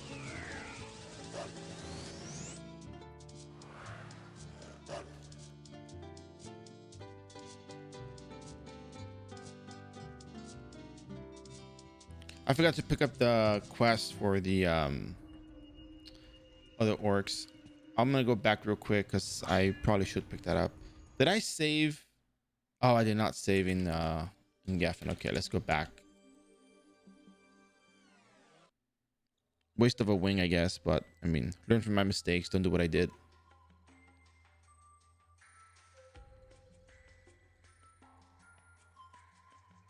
So once you're base level 41, which is kind of why I was saving the Rod of Rock bounty board, you can pick up these quests. Orc baby,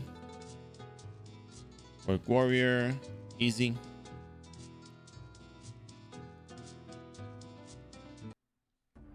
Teleports and pick your mob.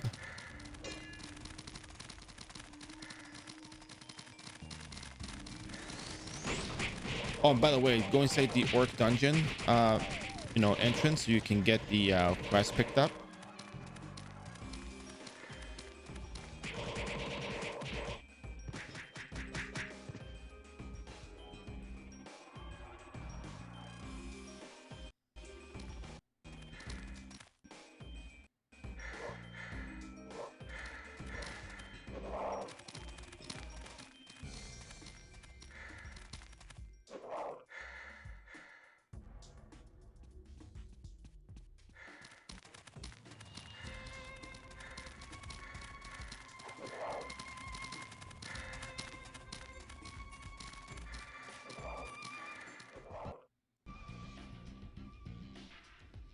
Talk to this NPC right here. You have to defeat 10 orc babies. Wow. Brutal.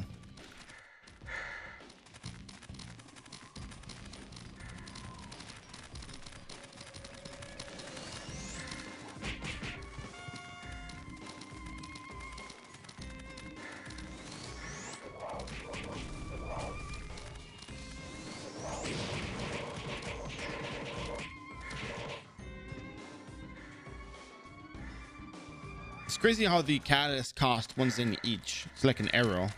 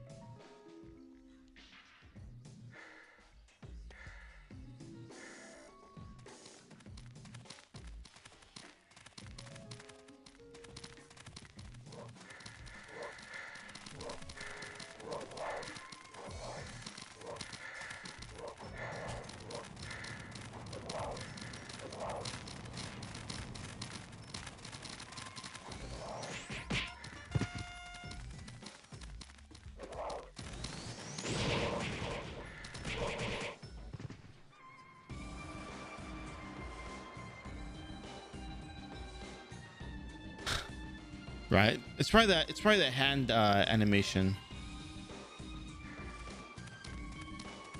the arm swinging, kind of. Probably.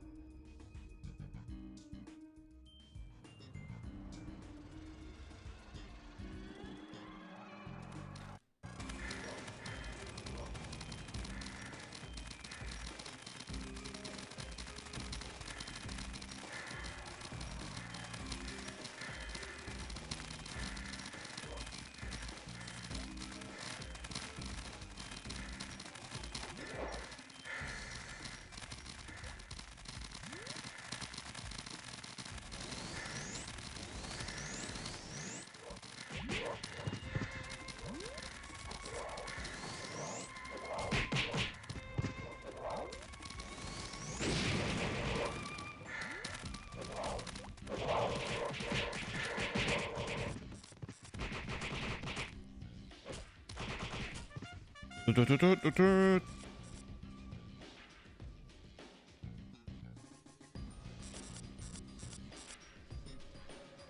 funny part about this is that once you get to level 71, that's where we're gonna be using battle manual. And I don't know if we're gonna one-shot the evil druids and dark evil druids and raids. I don't know if we're gonna be one-shotting them though. That's my one concern. But I'm pretty sure we're still gonna be able to kill them effectively regardless.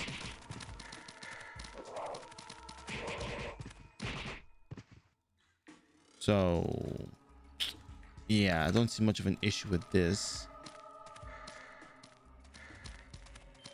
The problem for me is not finding the orc babies, because I could really use the well, I don't really need to use it. I could live without it. It's fine by me. It's just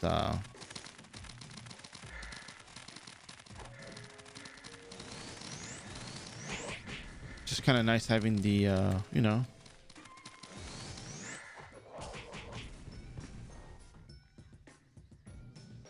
quest done, so you don't have to worry about it. Oh, there's the 2 orc babies here. Look at that.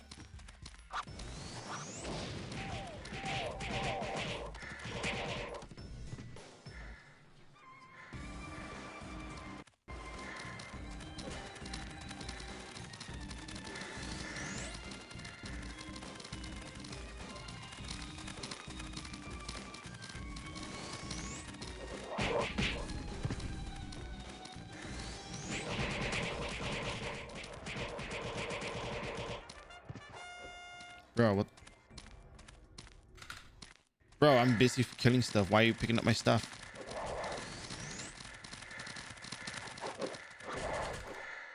Rude. I'm in the middle of a fight.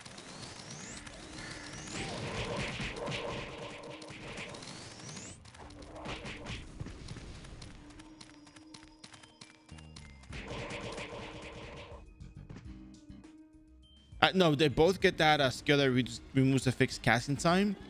But what is it called? Distorted Crescent is the Oboro skill, and that increases your magical attack. You get attack and magical attack, but we like it for the magical attack part of the buff, because we don't have a whole lot of magical attack boost early on. There's not a whole lot of equipment we can get early on for that, and having that extra damage is very welcome.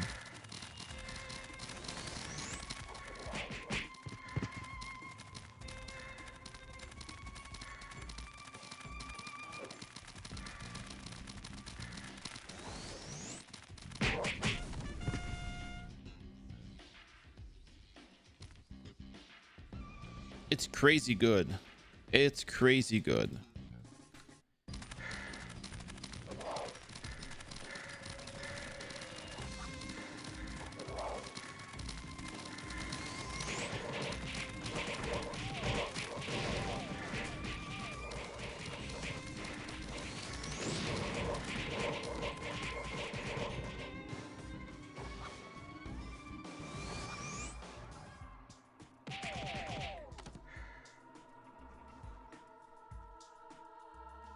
In a sense, yes, because of that.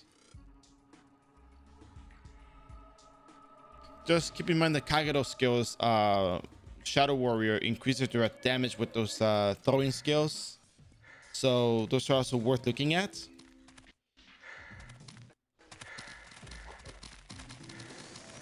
At least for on the physical side, you know, Kagero can do well with that. And then remember, if you have too large of a mob and they all come at you at the same time, you are not going to get the cast off, because your skills, the hits will still register.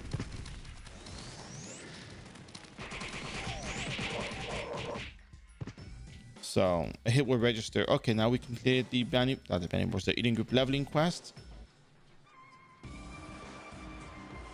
And then we're going to go back and continue the eating group equipment quest. So yeah. It's kind of like the Bard and Dancer, you know, except they have way more differences, but they have similar skills, but you know, big difference in those last 3. And Shadow Trampling reveals hidden units.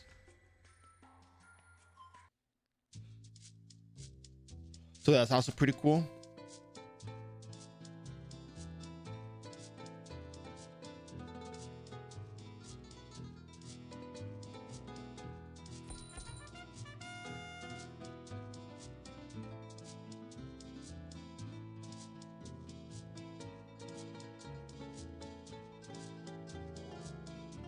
You know, playing all these characters on stream, you know, makes you realize how the game does make sense. A lot of people thought Renew was overly complicated, or you know, doesn't make sense, or just ruin the game. It's just like, you know, it's just a different way of playing the game. It's still the same game. You just you know, play by different rules.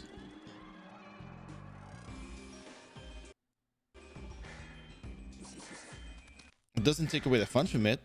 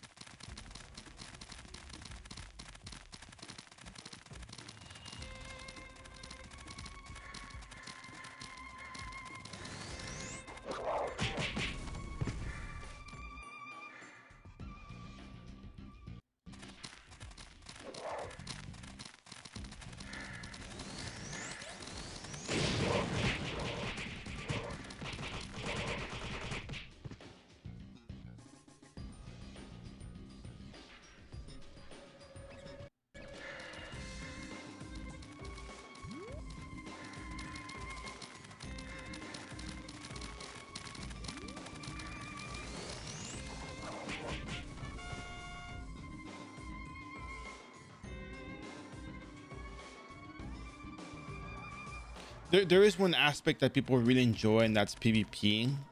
And I can see where Renewal kind of, you know, mess with the balance on that end. But at the same time, you know, it's just that's PvP, you know. It's always very hard to, you know, balance and figure out. So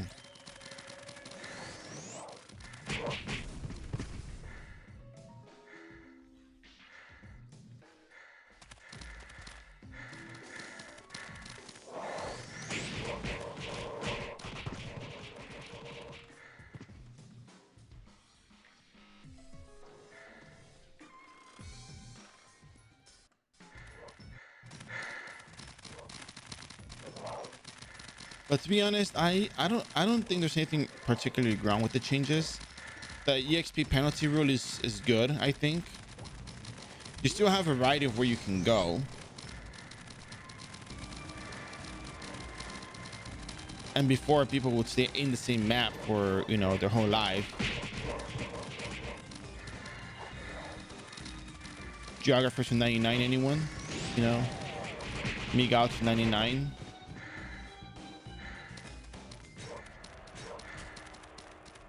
At least over here, you know, you get to go out and see the world. Yeah, after a couple of times you kind of see the world too many times, you get tired of it, but it's not gonna be just the same map all the time.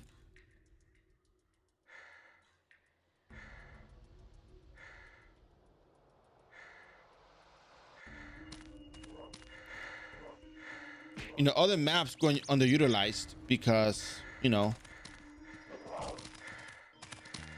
EXP efficiency. People want to be efficient with their time.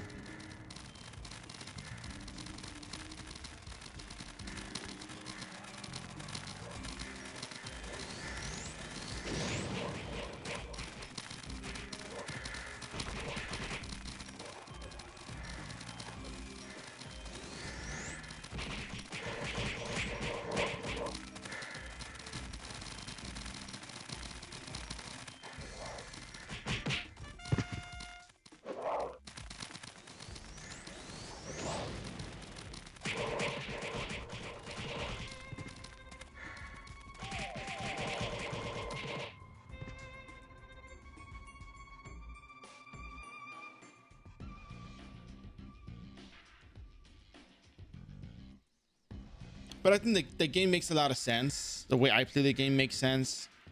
And I think it kind of helps make things a little bit easier. As long as you're at the appropriate leveling map, you kind of get the hang of skills. As long as you know which skill is the one you gotta be using, because it's probably the more quote unquote efficient, but it's probably the best utilized skill, then you're like, oh, okay, this makes sense. For example, you can use branded spear to level up as well. There's nothing wrong with branded spear.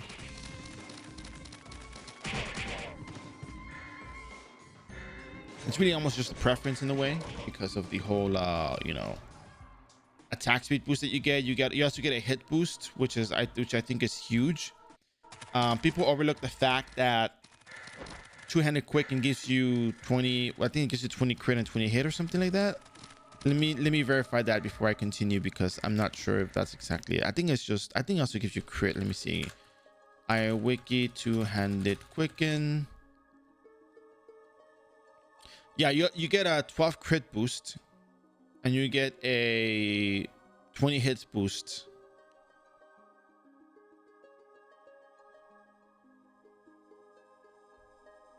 So you get 20 hits. So the reason why I always recommend the bowling bash build is not just because of the attack speed. I keep forgetting to mention that the hits boost on that ability is really, really good. 20 hits.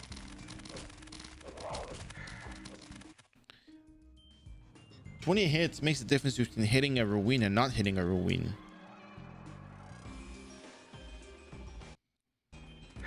You know, effectively hitting the ruin.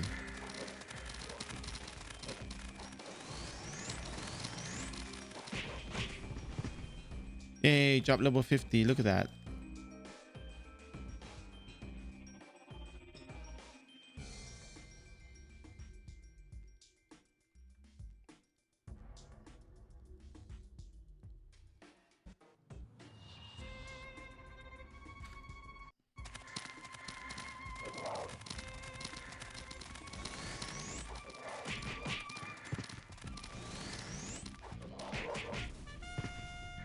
So we deal about what, 2000 damage with this skill?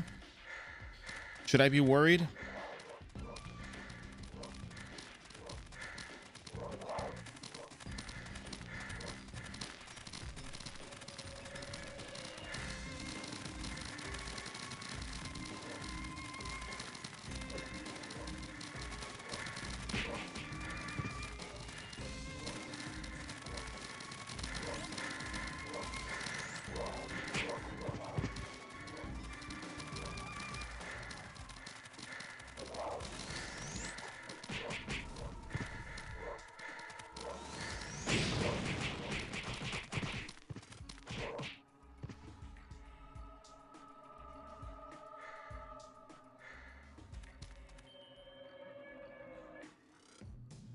Yeah, that's true. And it's fine because look, the reason why we changed maps really fast on here is because the EXP requirement has been dropped.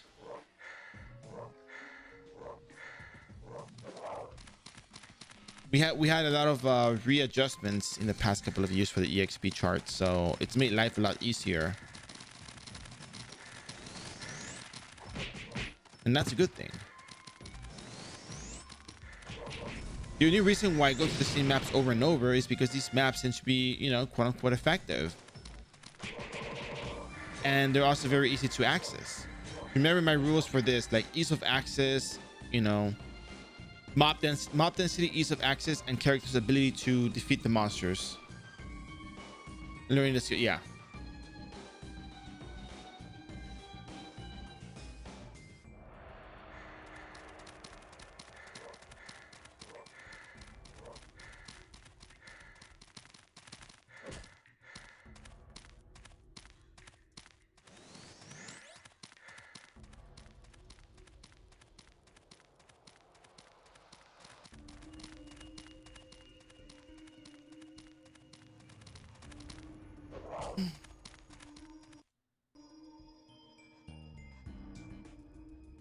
That's also very true.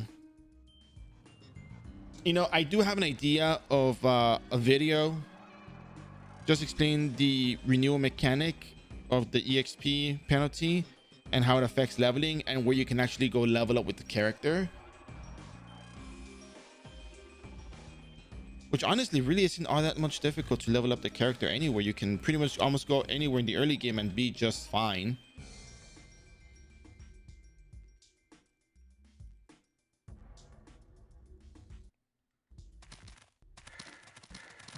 Find a couple more orc babies and get rid of them. And then afterwards, I think we can go ahead and turn in the Eden group leveling quest and maybe the bounty board.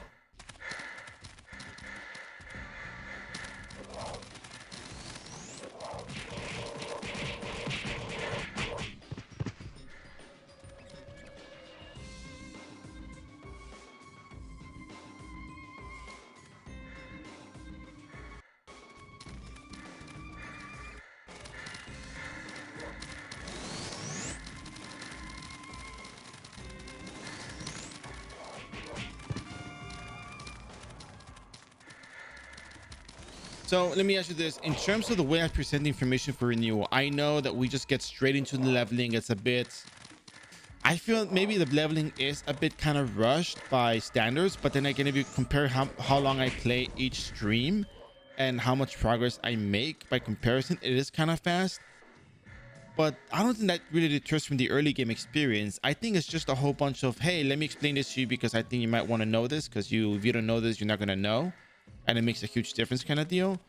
You can learn it by exploring the game and, eventually reaching that conclusion. But,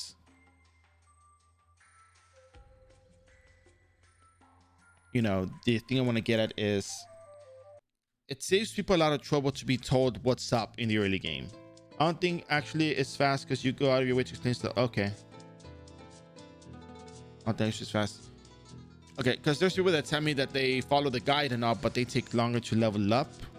Maybe because of the EXP difference, the EXP boost, or uh,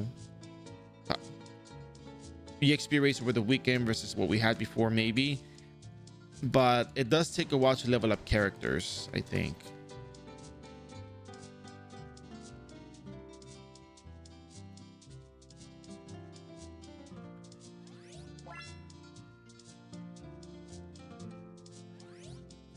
I do think early on though we kind of lack that. Hey, you know what? You can make money off of these monsters and those monsters, and this is why I have to. You know what? I think I'll do that after the booster series ends. I probably will go into the, hey, you know what? Let me tell you about these characters that I'm working on, and explain the different tiers of Zenny and why.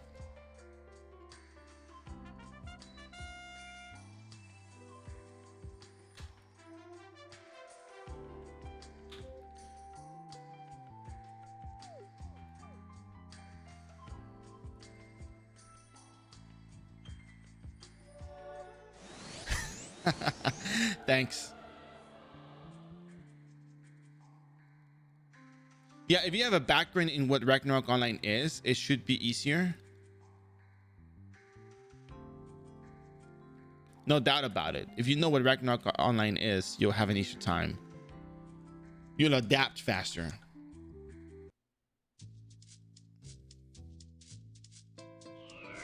That is for certain.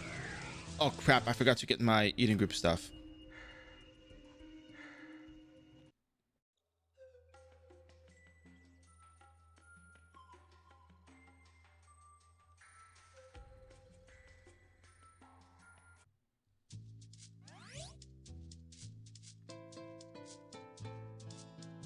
Yes, yes.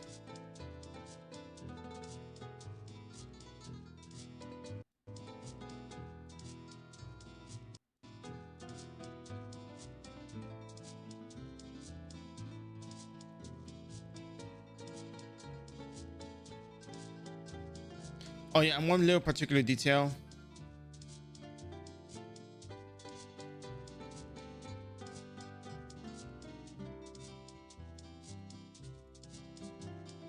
You can also upgrade the Eden group hat too to get more intelligence. I forgot to mention that before.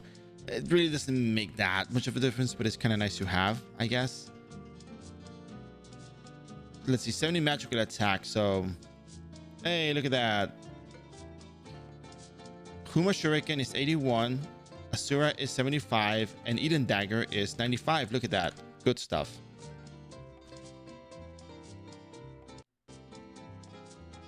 Really makes you wonder, huh?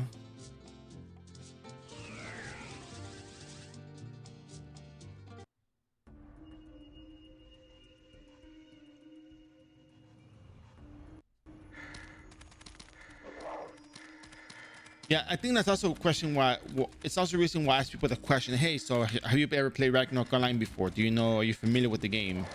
Because if you're familiar with the game, it makes it easier for you to get into it and understand, what you need to do and how it works. You know where to go. You know what an orc is. You know what to expect.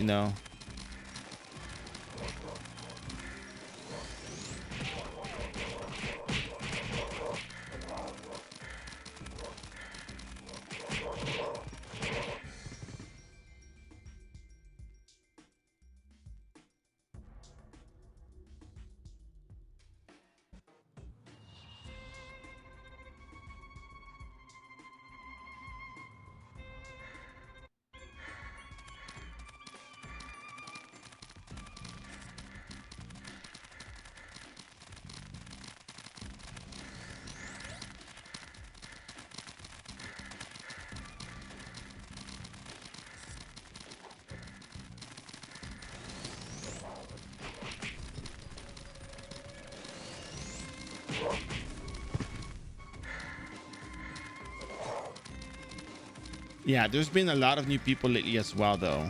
I do want to point that out. There's been a lot of new people showing up to the stream. Even some first-time players actually, because they saw it on the recommended. So it's kind of nice.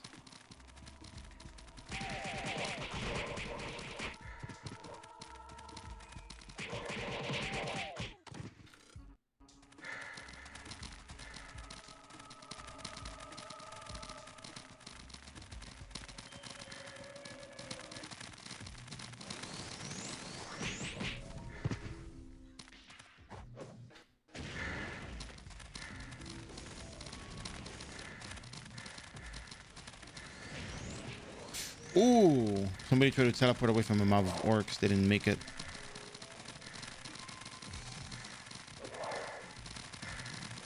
Oh, very nice. Big mob.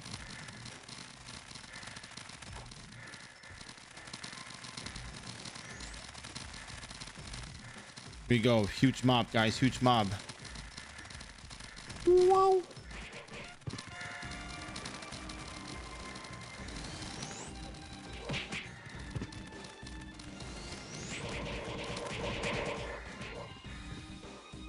%. We just leveled up. We got 42% out of that.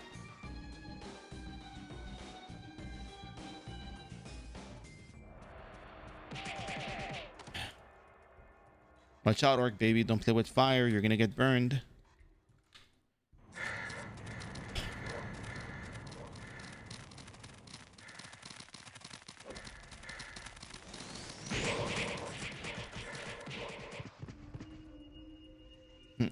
Orc Lord. Actually, Orc Lord is the one that spawns here, and he's nasty. He just cold bolts you on sight.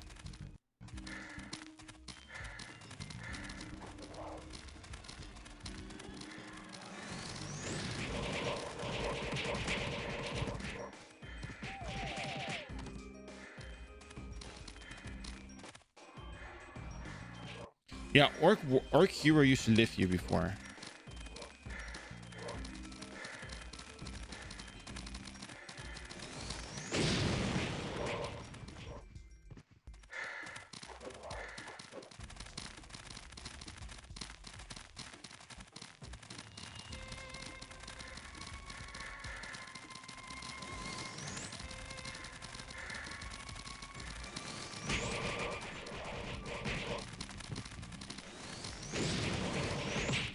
We haven't even used 500 of these stones. We've only casted the skills maybe, what, like 151 times? Are you kidding me? Wow, that's really nice.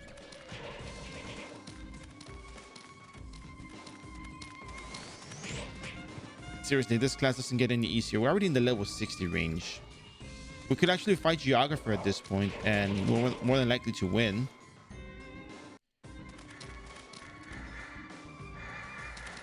Oh yeah, Priest Knight Wizard. That's the it's really good.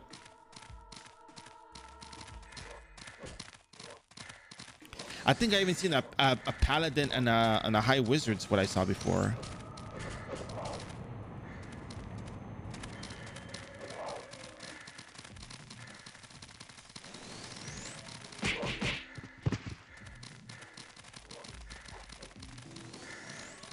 So again, you can stay at Orc Dungeon or you can move to Geographers at this point. Level 58, you start getting full EXP from those monsters and from the Geographers. But bounty boards provide a lot of EXP. And we're almost done with this one. We're halfway through. We still need a couple more Orc Ladies, I believe. Orc Ladies, we're at 104, so... we could do these and just continue from where we are, and yeah.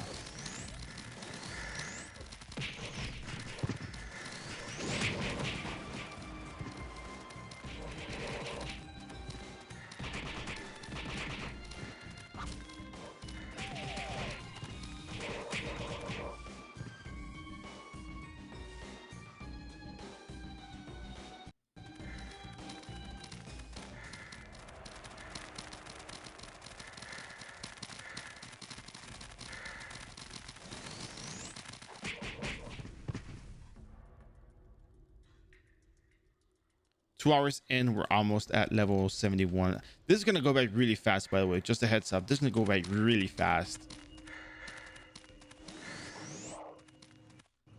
Because once we start using the battle manuals at the raids and dark and raids and evil druids, I think EXP might actually, you know, skyrocket because we are still second class or first class technically.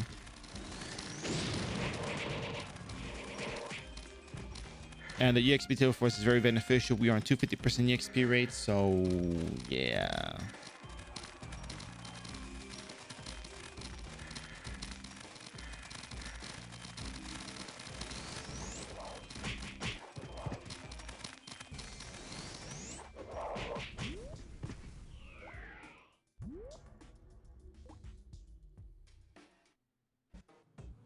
Let's go in here real quick. Let's get the Orc Skeleton and the Xenorcs, and yeah.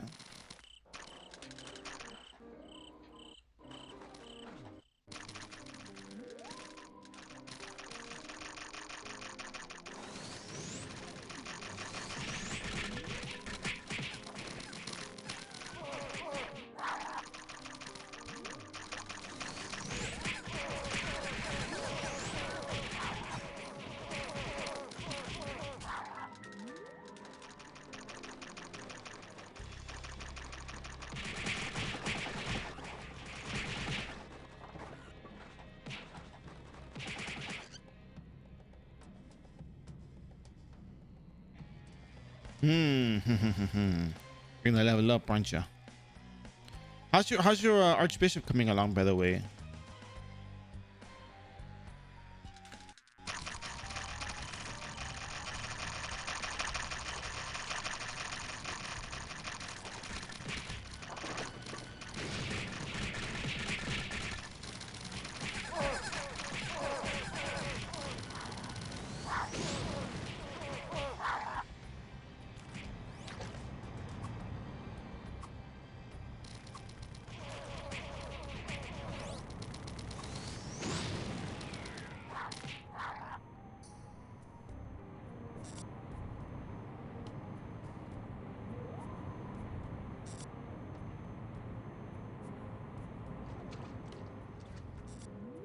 The Xenorc Fangs are the ones worth Zenny. 117. Okay, that's a nice level.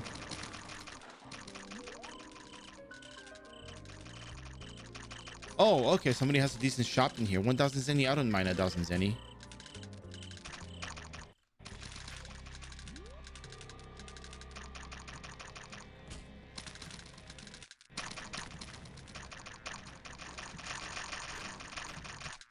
Give me 1 second, please.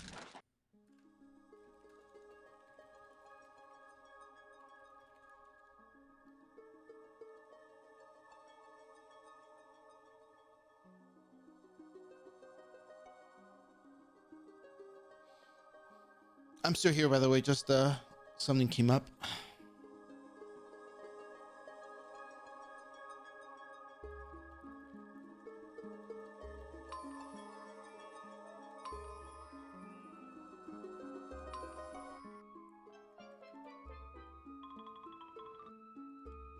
Ding, ding, ding, ding, ding, ding, ding. All right, so.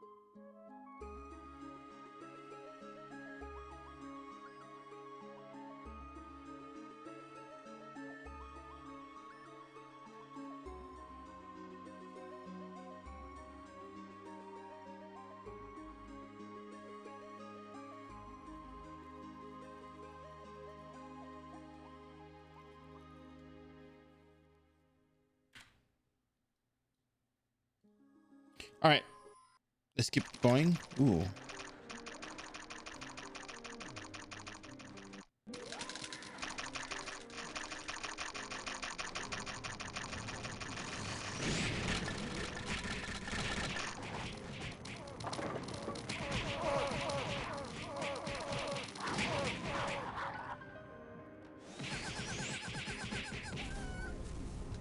So yeah, Xenarch Fangs for 1,000 zennies. It's okay. I mean, I've seen them be purchased for 3,000 zenny in the past, but for what it's worth, it's not a bad idea. It's good.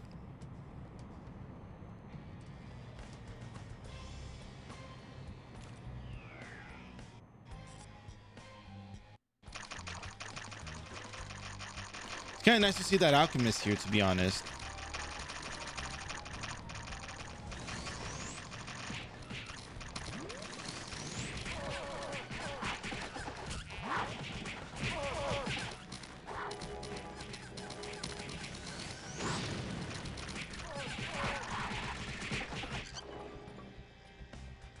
Like, hey, there's people in the area. There's people playing the game. Yay, you know, it's kind of, yay, people playing. That's fun.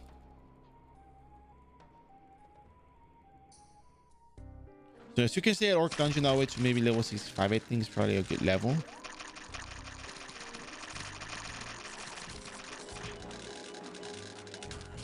Just don't get trapped, because clearly I got trapped right here, and that is not good for business.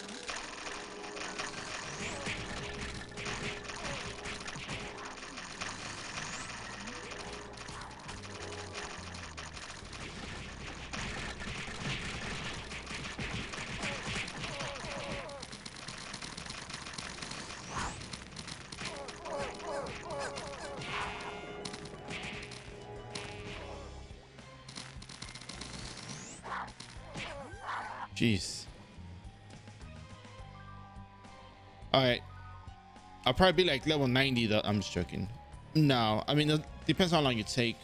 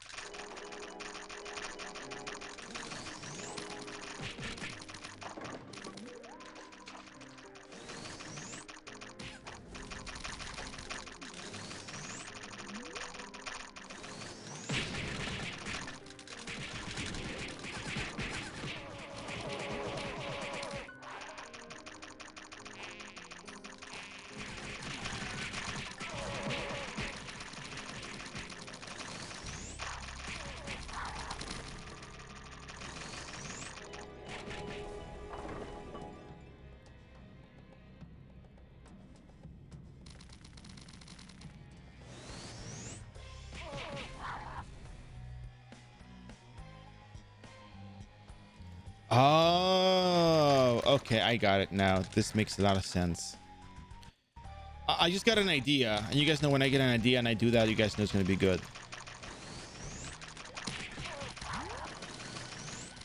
Something just sparked in my mind that was mentioned to me recently.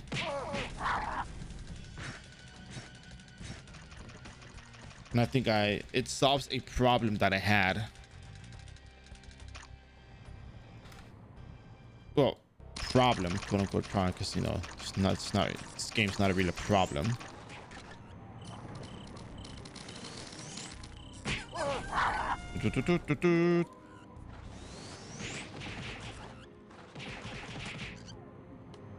Yeah, Orc Dungeon's not a bad map, to be honest. You can level here. You can go to, again, you could have gone to Geographers a while back.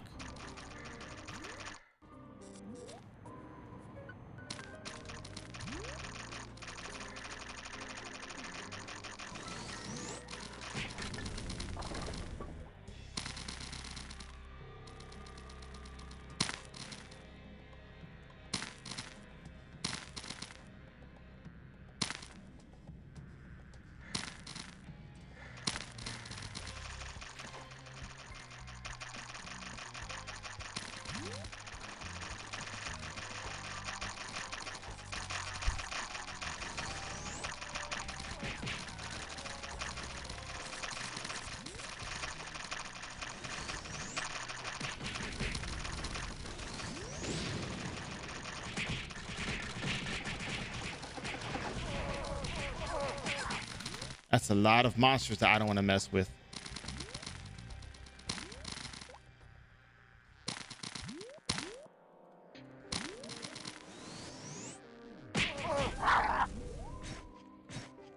At least I can pick up the loot here, and then I can go back and pick up the loot up there. But I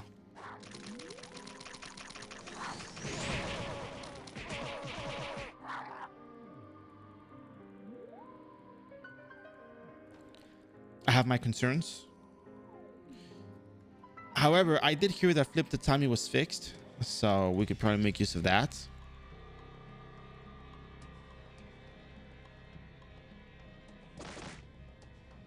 Oh, look at that. Wait a second. Okay, cool. Wait a second.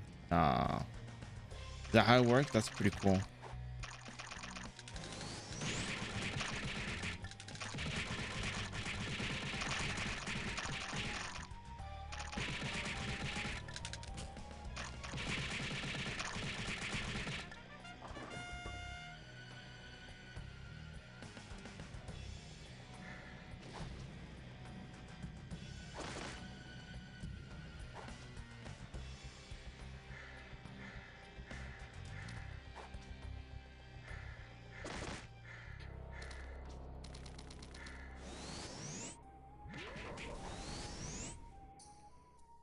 Well, it's not doing me any favors, so.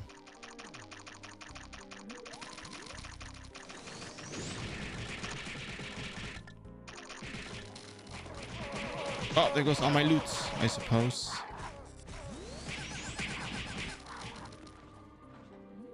I had a whole bunch of monsters killed, then I guess that someone else is carrying them up there. That's fine. That's the way the game works.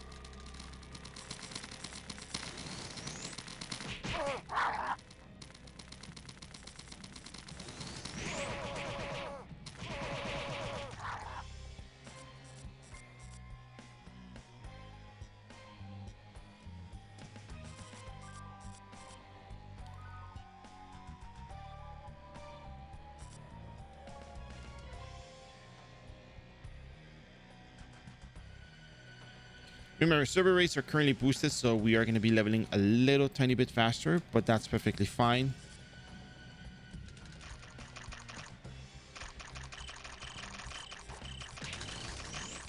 Because the leveling maps continue to be relevant, whether it's 250% EXP, 50% EXP, well, not 50%, 250 or, 200%, 250, it's all good.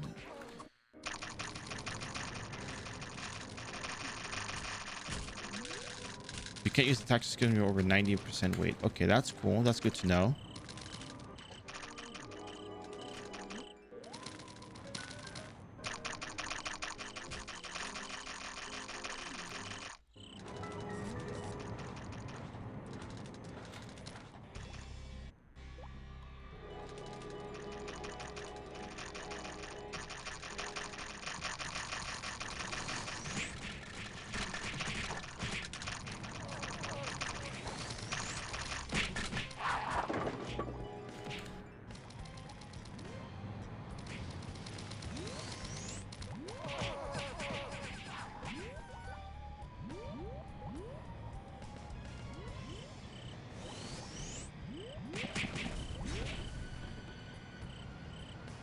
Oh, there goes my Xenarch Fangs, I suppose.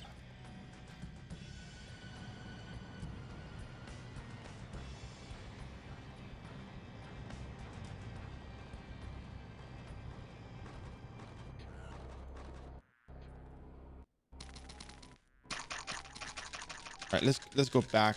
Actually, we can just teleport out, right? We probably do need to heal up though, so we probably should go back to town. But there's a lot of nice mobs here.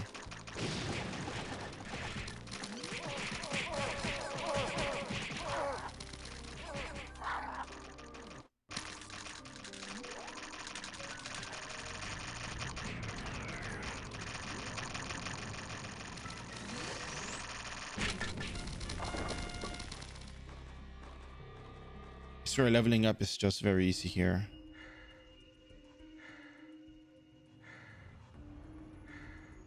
I'll try to match our intelligence and dexterity now. Man, I feel like I've been gone for a while from here. We're level 65. We're still getting decent EXP here. We'll probably be leveling faster elsewhere, but these bandit boards are going to push us into the 70 range. We can actually start fighting evil druids and wraiths now at this point, so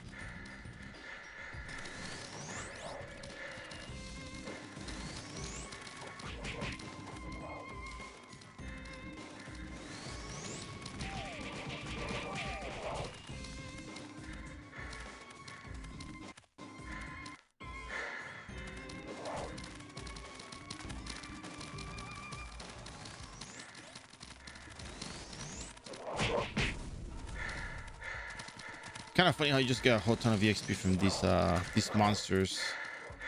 EXP rate really makes a difference in a way. Well, to some extent, it does make a difference.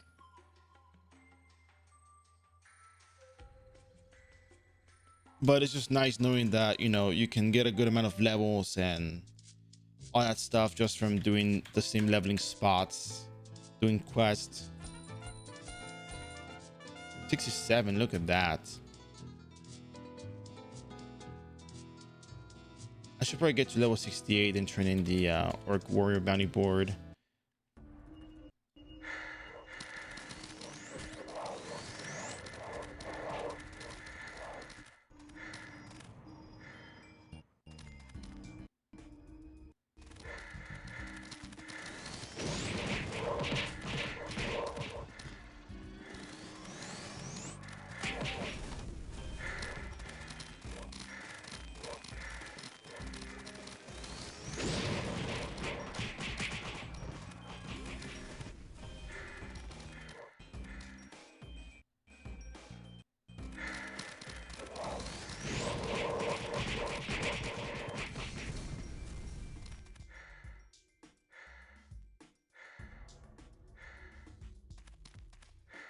The best part of all this is that doing quests is really going to take maybe 2 hours at most.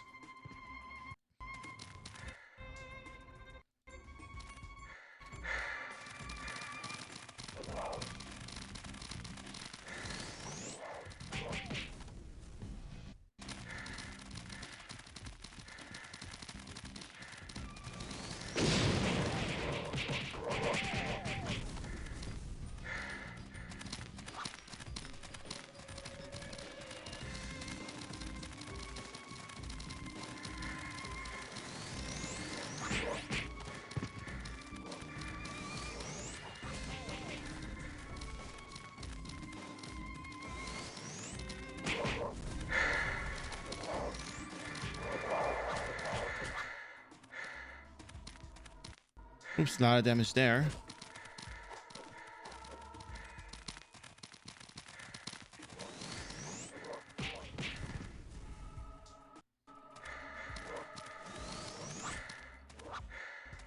Hey Dexino, how you doing? We are 2 hours and 30 minutes in. I probably took about maybe 15 minutes to get started, so we've been leveling for about an hour and 45 minutes or so. No, 2 hours and 15 minutes. 2 hours at least, 2 hours 15 at most, and we're already level 68 on Ninja.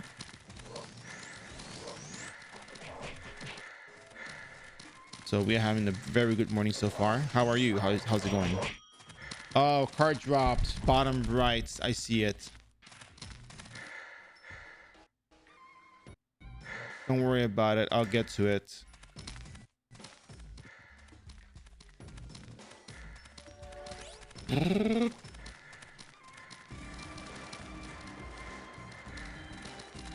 Actually, it's a bit down over here. It's right behind the house. Orc warrior card, hooray.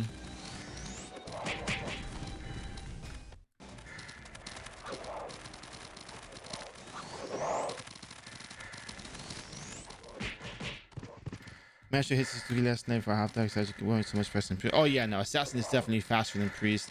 I mean, you see the way I leveled it. I don't know if you're watching the VOD, but it makes the process so much easier. The thing I would advise you though is to pick up, if you're leveling up at the pay on dungeon, keep picking up all the hairs. There's somebody buying hairs right now in the market. Maybe not the best price, but it's still good zenny nonetheless for that kind of loot. And then once you're in the level 85 plus, you can go to a master dungeon and farm some glossy hair. Somebody's paying 5,000 zenny for those, but you gotta be a bit stronger than what you are right now. And yeah, it's gonna be pretty easy.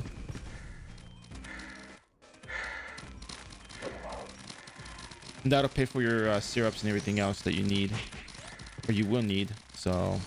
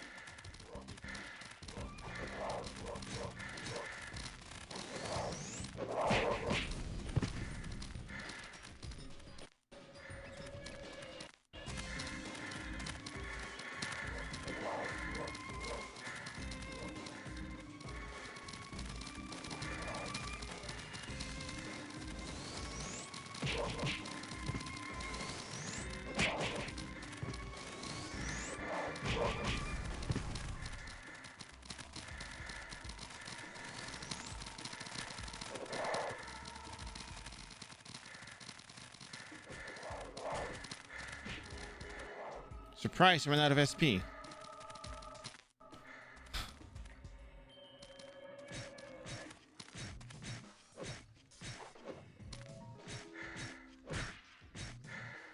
I just need one more cast and maybe I can get away with this.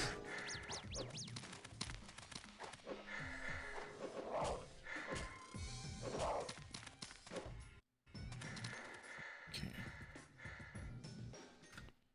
Then again, I'm almost leveled up as well, so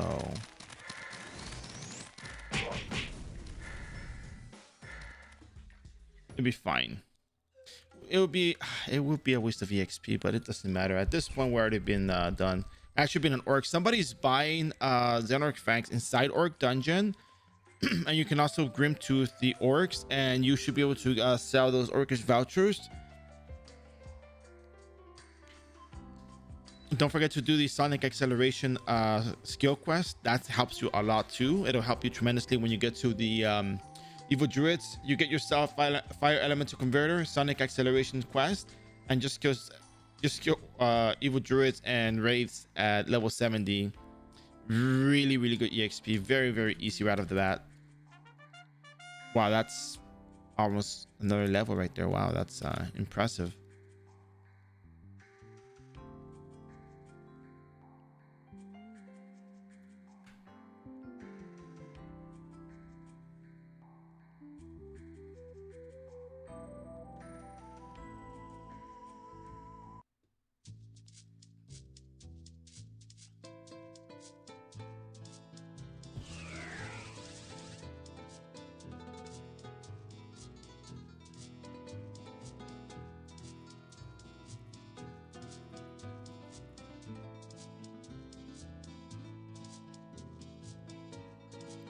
We're gonna go back, get that level, turn in the bounty board, and we're gonna go to Evil Druids and Raids now.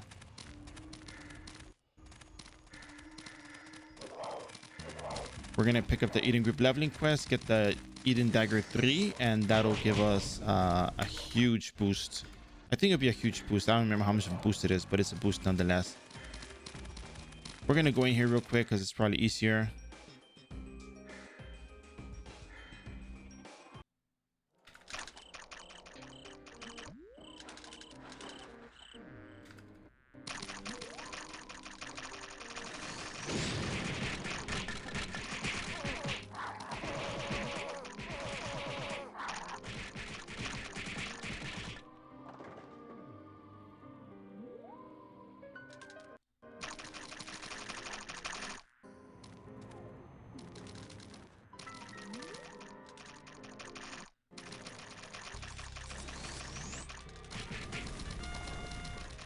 All right, we're ready to go back. Turn in the bounty board and off to orcs we go. Sorry, orcs. Raids. Evil druids and raids we go. So 40 to 60, turn in the bounty board because we had we got a full level still at level 70. That's incredible. That's lovely. So don't forget to buy green potions. You will need green potions.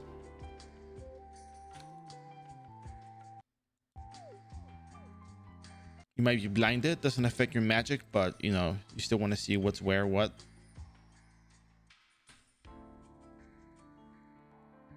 And I think I have to go back to Orc Dungeon to sell this. I could just NPC the loot here as well, doesn't matter. I'm not really losing all that much.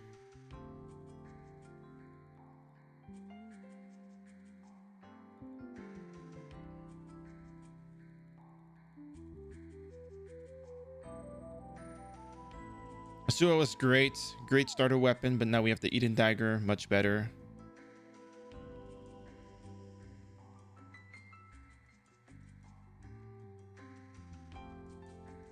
Main Gauche, your first weapon.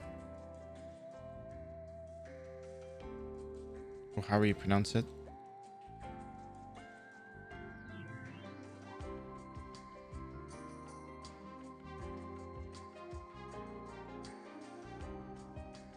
Alright. We'll NPC this. We'll go back the lazy way. And then we're gonna come back, we're gonna buy some stuff, and yeah.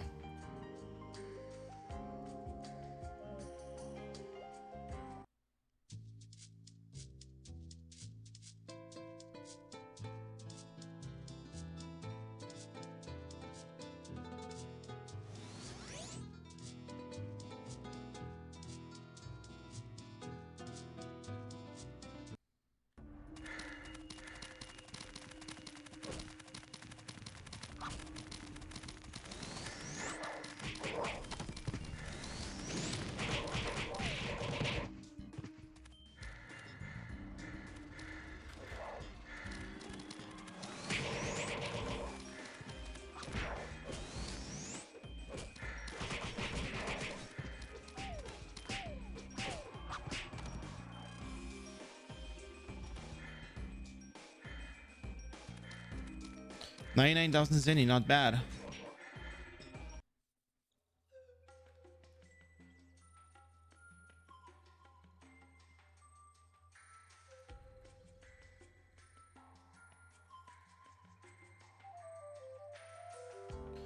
I'm gonna be honest. I'm slightly disappointed with Flip the Tommy.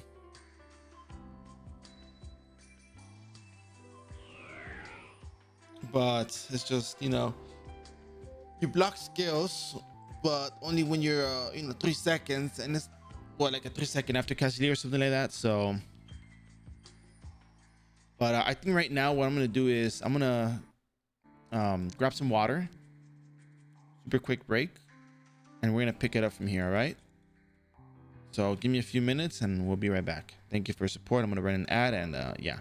If you have any comments, questions, concerns, you're more than welcome to ask. If you're watching the stream and you haven't yet done so, feel free to hit that follow button, support the channel, and it's all appreciated. So thank you very much, and I'll be right back.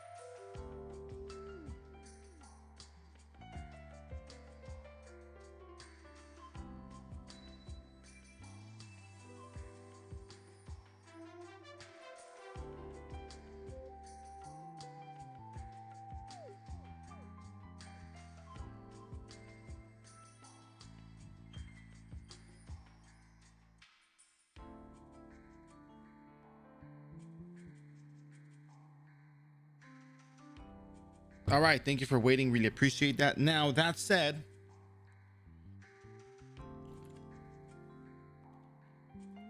we're gonna go ahead and pick up some why is the background music so low?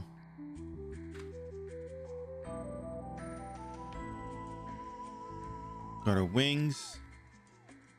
I mean, we have to open up the booster packs as well, so we're gonna have some pushes from there. But let's just pick up some potions in the meantime, just to have them available to us. Doesn't hurt.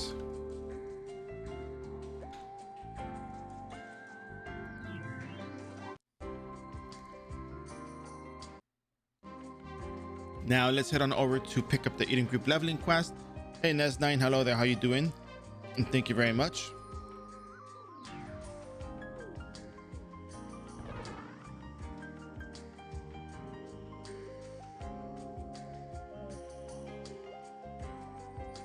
Save here. We're gonna go pick up the Eden Group equipment quest. I'm gonna pick up the Eden Group leveling quest.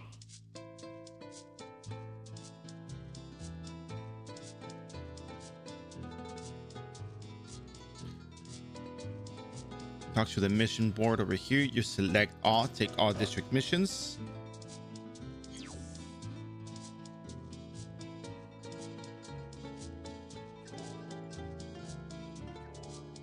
Go back down.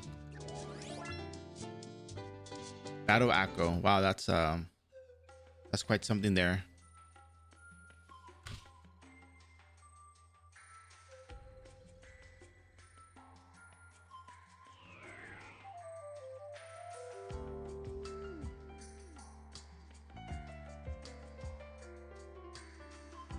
Talk to her, accept request, and then you're gonna go back to the Eden Group and talk to the board again, and you're gonna select all, and it'll give you the quest to go talk to the girl again.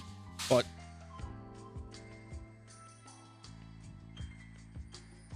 you only pick it up once you turn in the quest, so you'll see.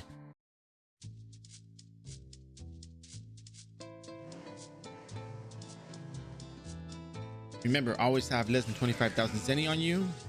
22,000 zenny, you select last time. Look at that. No, nothing charged.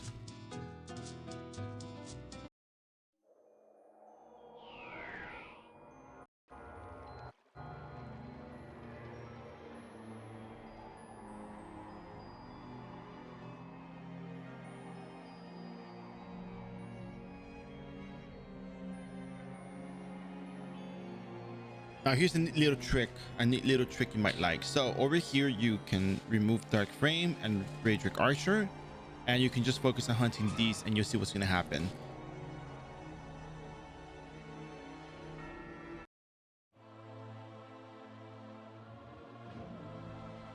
So let's see how well our damage performs here.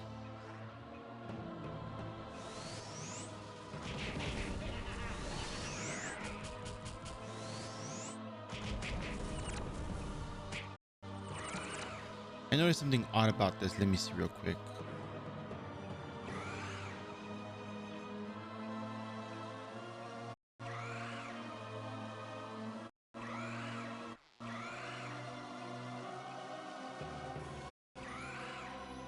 Is it me, or did the raid take more damage as it was moving?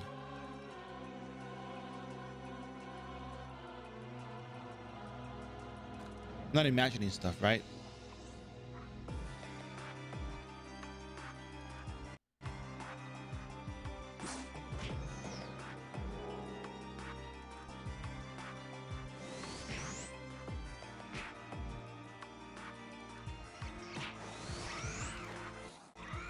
Not ideal, but let's see. Yeah, as it was moving, it took more damage apparently.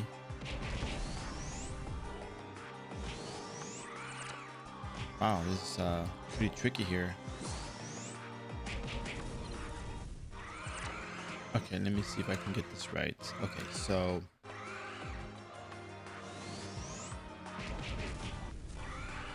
okay.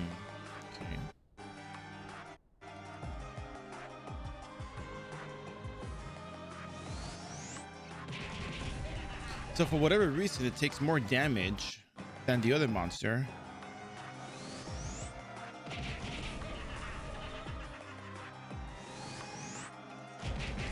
I don't know if it has to do with the size of the monster. I don't know if it has to do with the movement speed.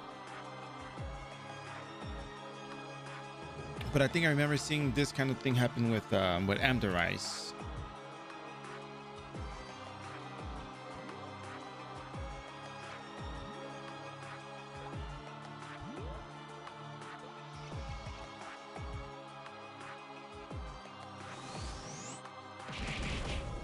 So yeah, depending on how they're moving, when you cast it on them, they may take the hit twice, they may take the damage twice, and effectively get one shot by this.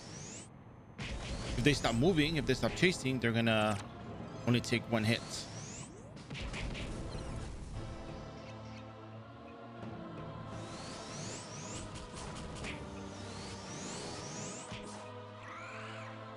Okay, so Ninja is actually struggling here, and we're gonna figure out what to do with it, which I think there is a solution to this, by the way.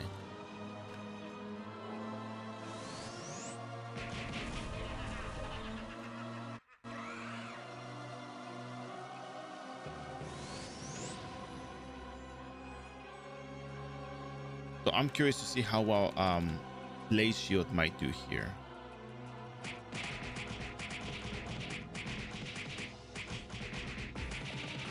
You actually could just guide the monsters along.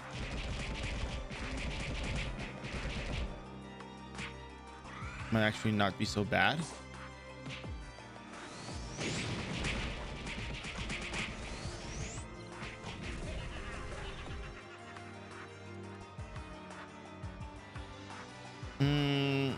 Slightly iffy on this one. This one I'm actually kind of questioning.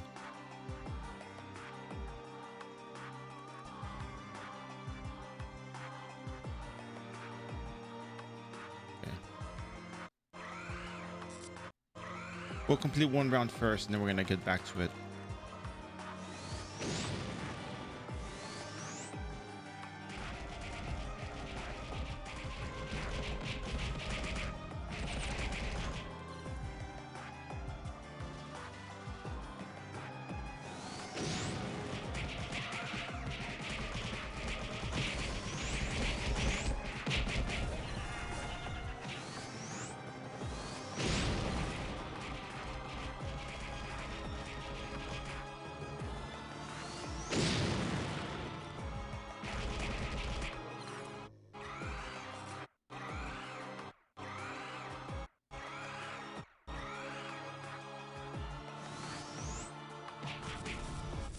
Yeah, it's because of how fast we're moving. I think that they're taking the 2 sets of cells worth of damage, so it registers twice. Right there, see, that one died in one go. So that this one, when they're moving to me in a straight line, they'll die in one shot, in one cast.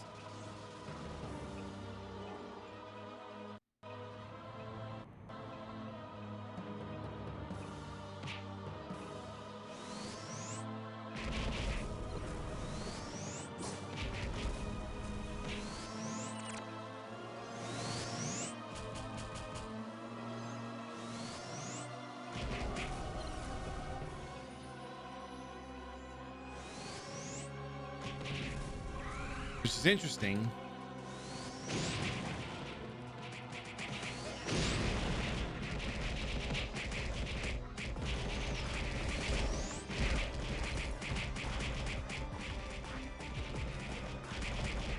Because when you think about it, it's really not how much more damage we're going to be doing. It's about, are we in the right position to actually cast for them to get hit twice and die from one single, you know,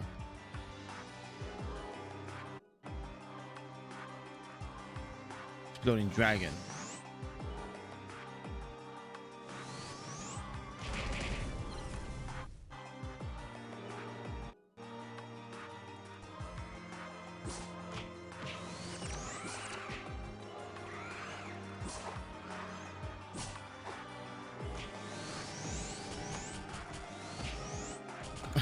That's too much to ask for right there. So Ninja does struggle a little bit with this, and that's fine, because they're not one-shotting with their ability for starters. Let's be realistic. We're not one-shotting here.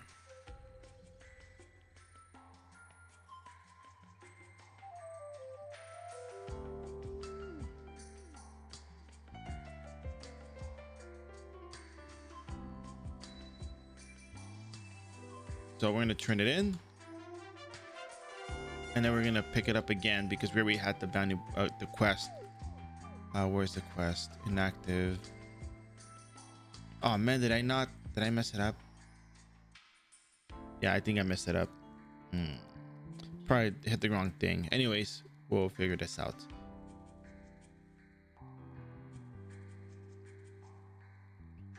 I think what's worth more is having faster cast time to be able to cast a skill on them as they're walking towards us. And maybe that'll kill them more effectively than trying to have a slow cast, trying to kill with 2 shots. So.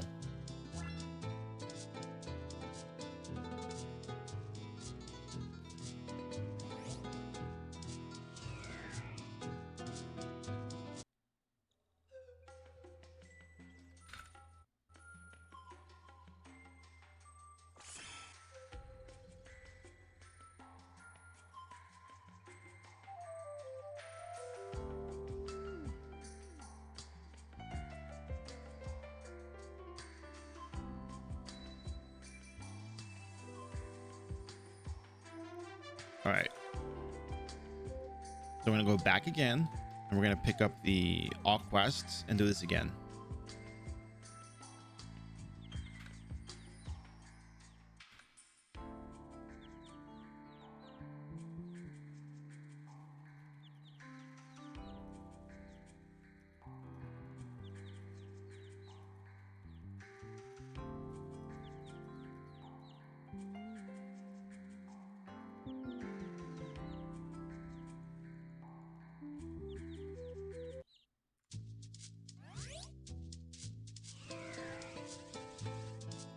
Go over here, take all district missions, and you get Ancilia again.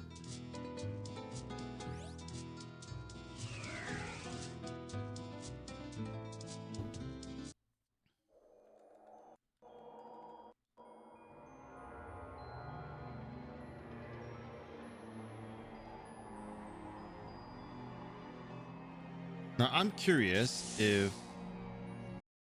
having Blessing Agi and this will help the cast be fast enough to, you know,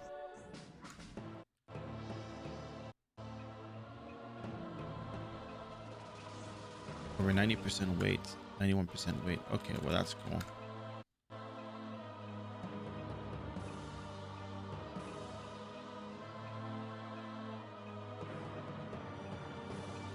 Very cool.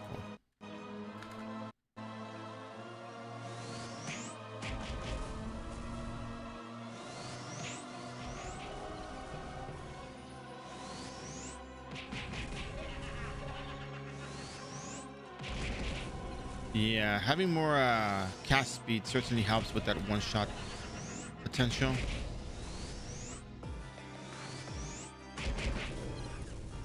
I gotta go back over there.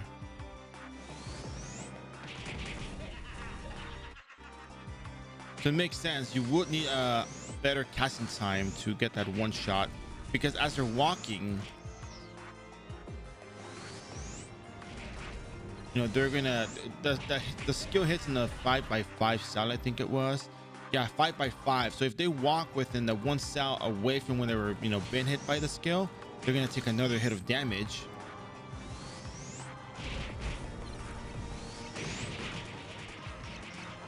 You know, which effectively does a second set of hits. As it's walking towards me, see that it's taking multiple instances of damage instead of just a single instance of damage. So what I recommend is having more dexterity than intelligence at that point.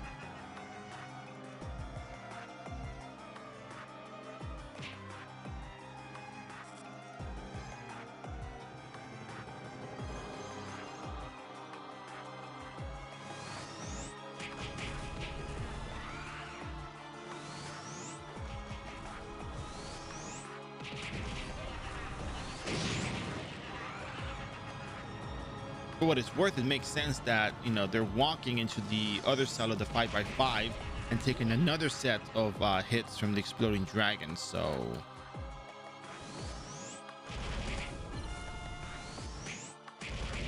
it's actually really good.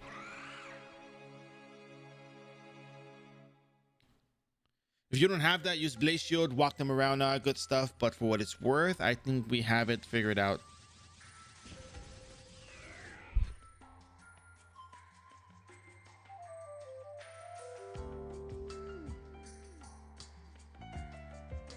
Use a battle menu here at this point, and we're gonna start turning in these quests. Finish the quest.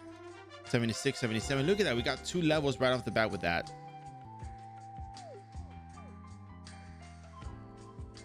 Boost more dexterity all the way to 90. That'll help for sure.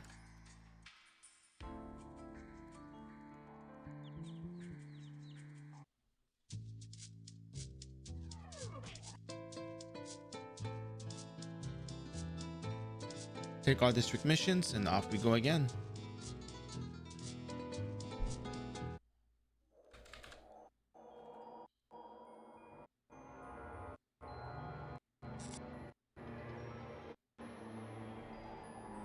Back at the entrance, and here we go.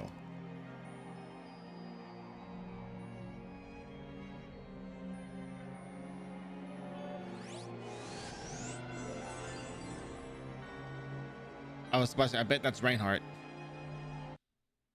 I knew that was Reinhardt.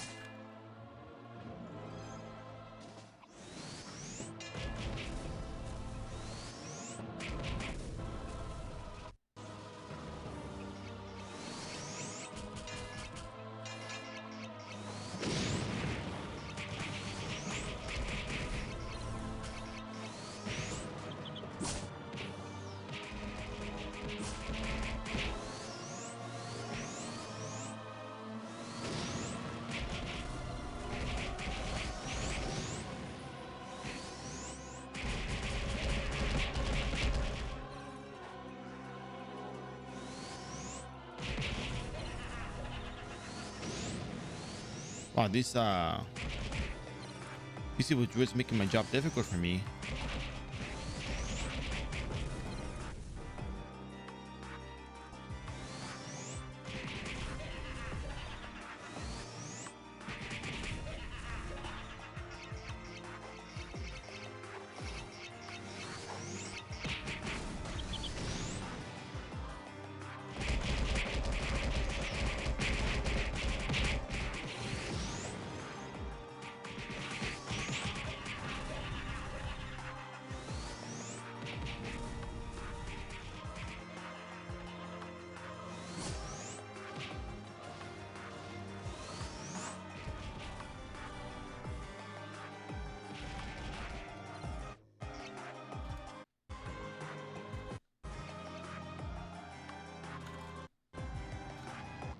Yeah.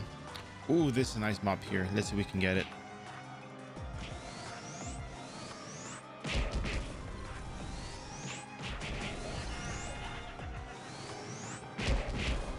See how multiple of them got killed with the one exploding dragon. That's because when they're moving, they're stepping on the other cell, the next cell that's going to be the next AoE for the exploding dragon. It's 5x5, which means that it's, let's see, 5x5 is 1, 2, 3, 4. So it's 2 cells in all directions, right? So if they get hit in the middle cell and they step forward, they're going to be taking the damage from this other cell, or at least that's how I understand it, which, you know, would make sense. So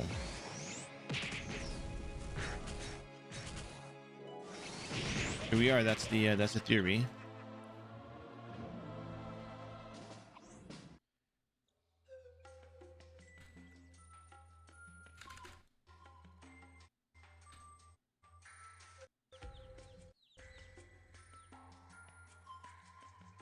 And I'm kind of curious how many quests I'm gonna need. I wonder if I can complete. Yeah, I probably will be able to. I think maybe the skill I'm looking for is probably the snowflake drafting. I think that might be the skill I'm looking for, because I heard supposedly that's how they level up in iRO, but not sure.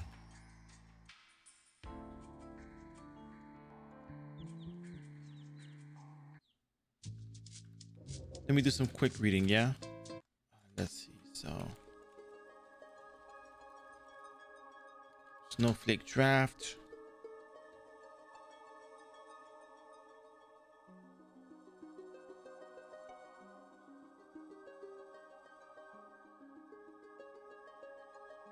Self-targeted. Let's see.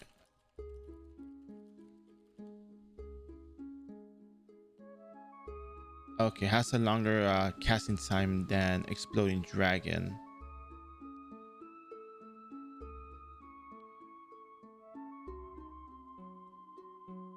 2.5-second variable casting time. Self-cast. 7x7 AoE versus the other one. It's not bad. It's not a bad choice, actually.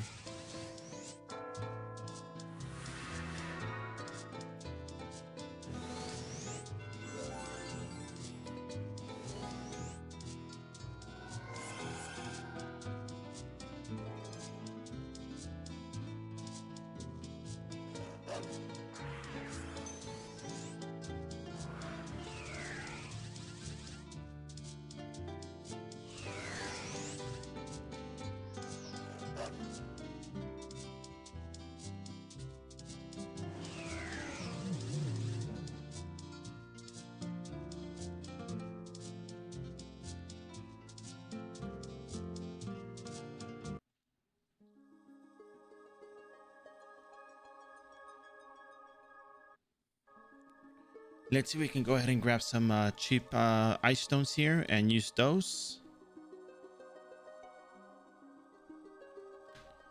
500 ice stones, 500 zenny, not bad.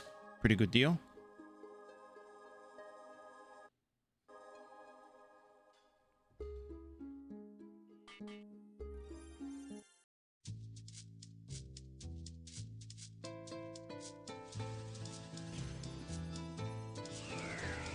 I think I just saw Milky. Milky, were you in the eating group just now? Are you here? I almost feel that was you. I feel like that was you right there right now, just teleporting out on the Eden Dungeon teleporter.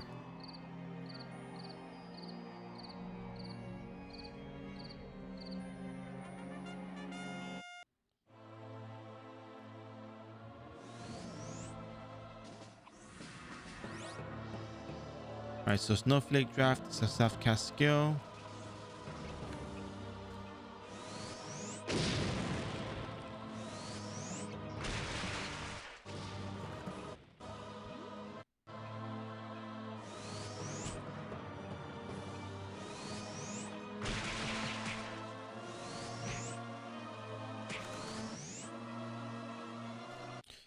I can see how it's cool, but we still need a bit more damage. Exploding Dragon seems to be doing a better job for me with the way that monsters move. I feel that at Dark Priest, they're gonna be getting one shot by Exploding Dragon because they're gonna be walking into the whole thing.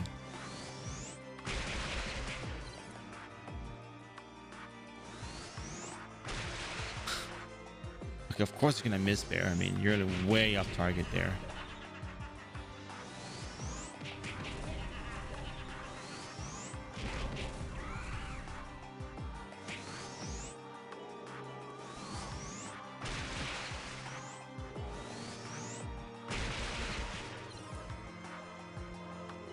So just use potions, heal yourself, keep it moving.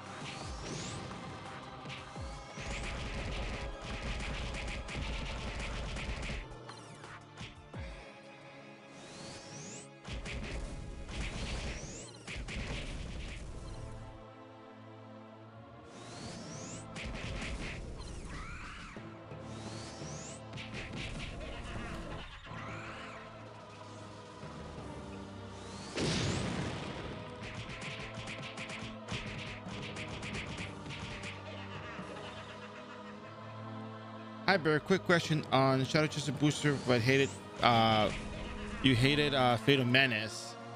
Guy, you got a well, you got a what? What's a G lot? What's a G lot?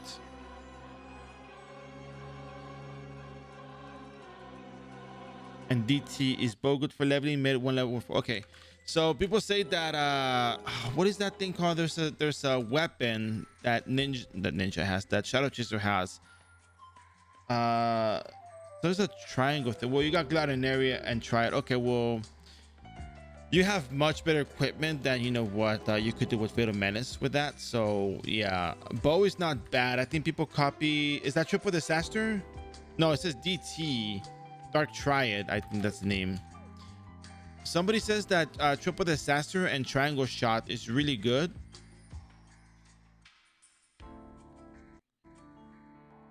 You could probably go grab a Triple Disaster based on what I've been told, and it's a reliable source for this one. So, well, it's always a reliable source for the most part, but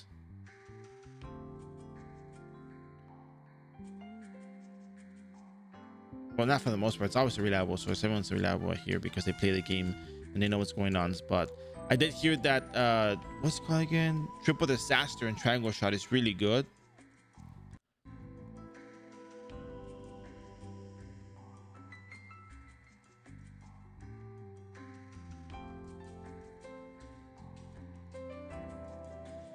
But bow is good for leveling. I mean, there's nothing wrong with bow. It works really well. A lot of people level up with bow, and they've been leveling up with bow for such a long time. I only liked Fatal Menace because it was so easy to deal so much damage right off the bat and not have to worry about getting additional equipments. If you get additional equipment, then you can shift your build towards the triangle shot, towards the bow build.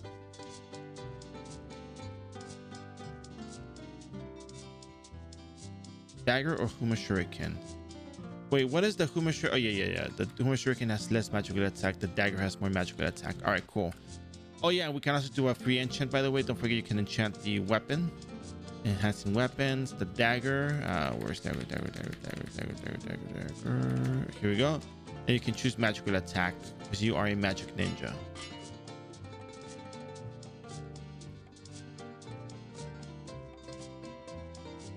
$135. Cool. All right. Now you're set to go. Back to Glass Time. Back to killing the evil druids and raids and keep it going. But yeah, no, bow build is perfectly fine. Just make sure you have access to copying such skills that you may need. I know people like to do Severe Rainstorm.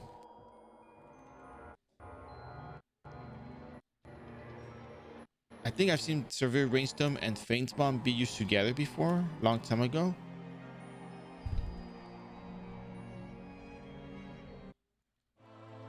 So you could probably look into that.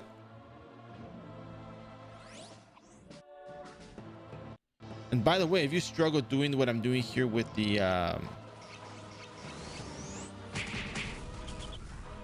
raids and evil druids, be sure to go to the geographer map. That's probably easier for you, and it's probably better way to actually get kills and whatnot.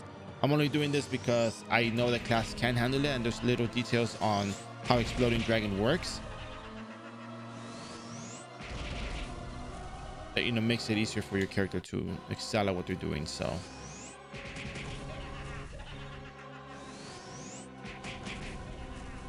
you're relatively close to a one shot as well here.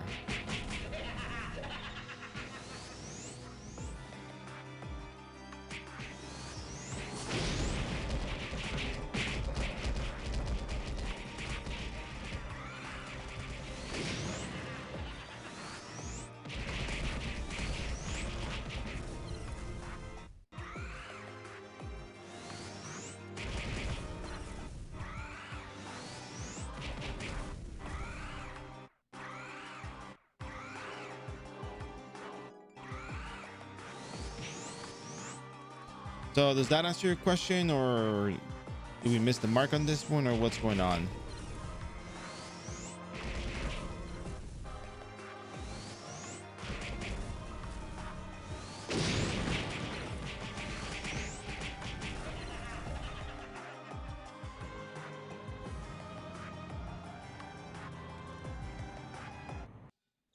Okay, good, good.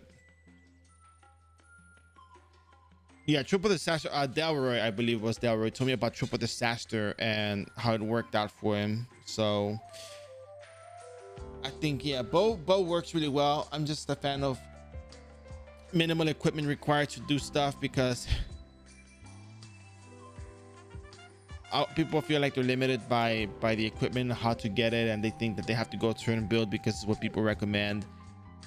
But they forget people recommend certain things because they already have them, not because they're hard to acquire or easy to acquire. So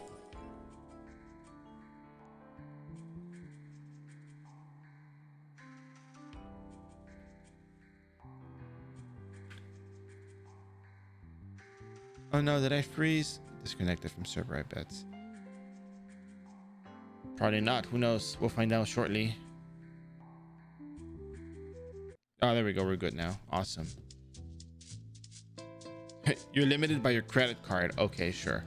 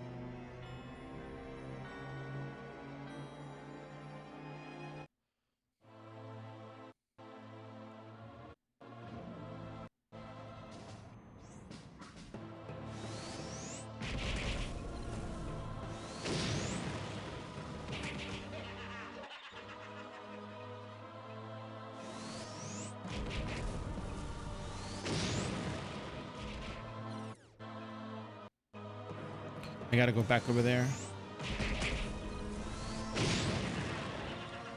It's top left.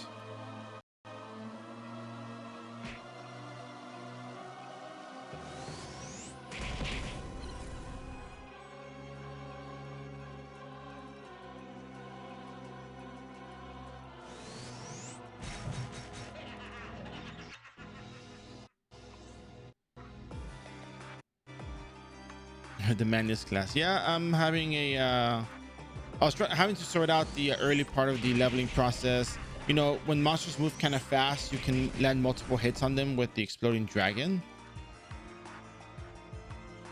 If they're stationary, they're only going to take one hit, but you know.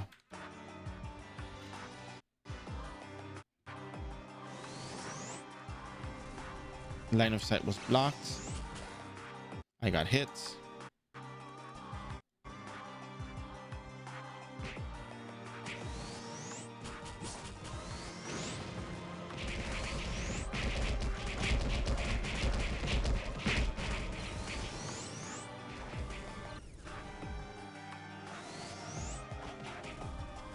Kind of interesting how the skills work. It's just, you know, if the target is walking as you're hitting them with exploding dragon, they'll take the next cell's worth of damage.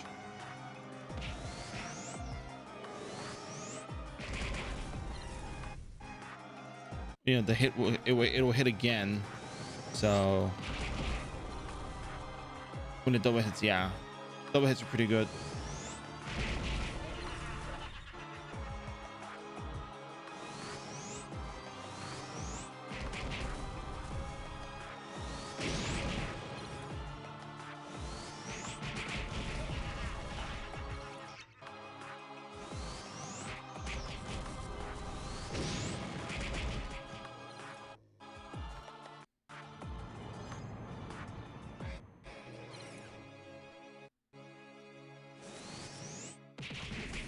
Here we go. I'm gonna pick up the butterfly wing. Go back, turn it in.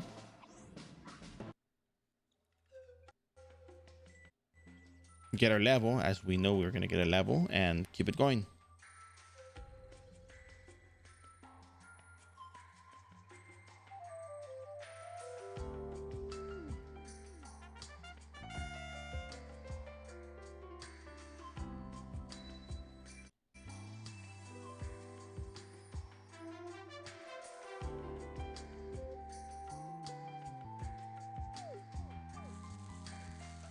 I wonder if I'm gonna be struggling with the Lost Spirits quest. I don't think I will, but just that uncertainty of the whole, you know, the way the quest is done and the monsters, the gibbets. They're not difficult, but they do require multiple casts, and my casting is not exactly as fast. The good thing though is that they take full damage from the elements fire, wind, earth, water.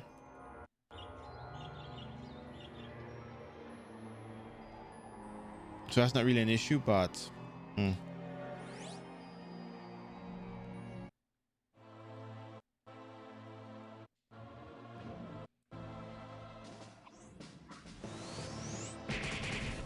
other problem with raids and dark priests, raids and evil druids, is that they always cast the blind attack, curse attack, those kinds of things. They're very quick about it too.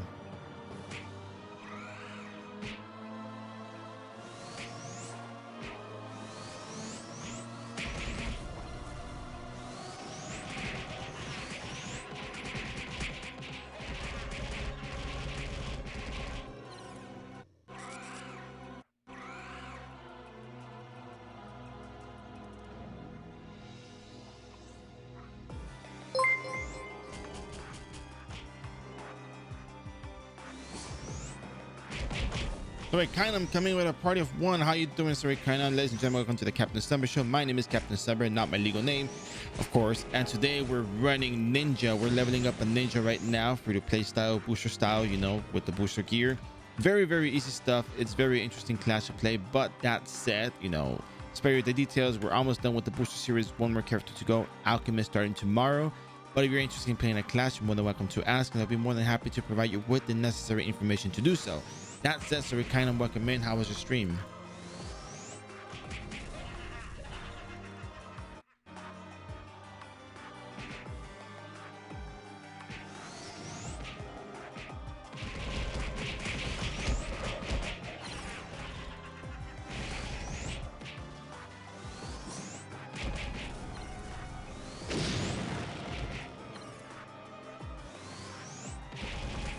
We're done. We need 2 more raids and we're ready to go.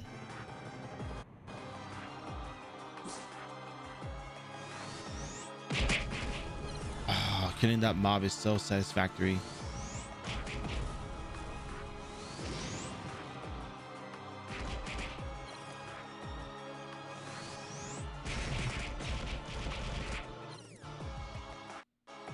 Yep, Magic Ninja.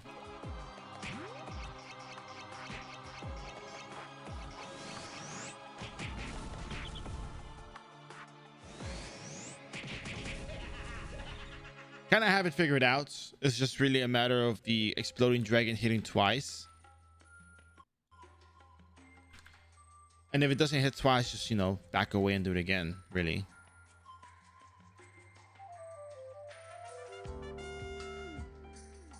Level 85. Look at that. Almost 3.5 hours in and we're almost 85. Well, we're already 85. We're almost 90. So close to 90. Look at that. Beautiful.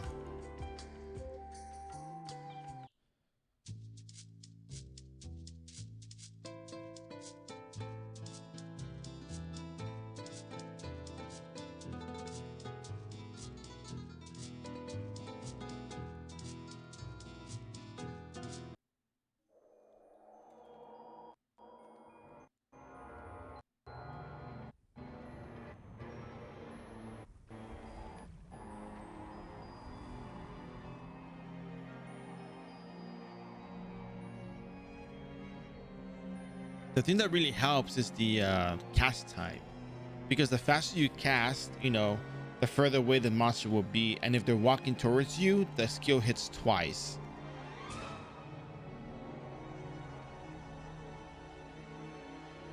That's actually pretty cool.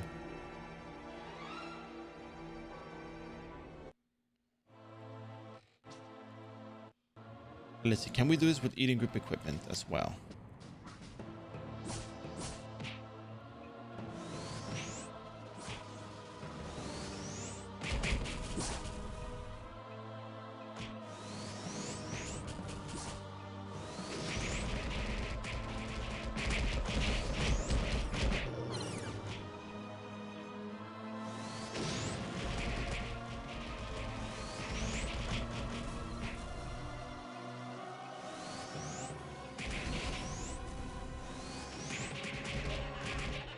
You know, what's probably even better if you can, where you get hit with certain skills.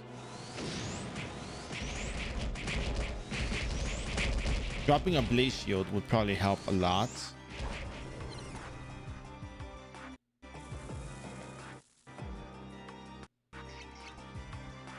Oh yeah, no, it's in the game already. It was added last booster box. I think you can even check the booster box in the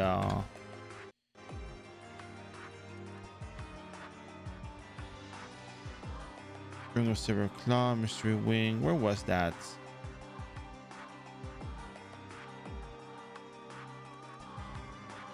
Here we go. 52. Striking. I know it's in here somewhere.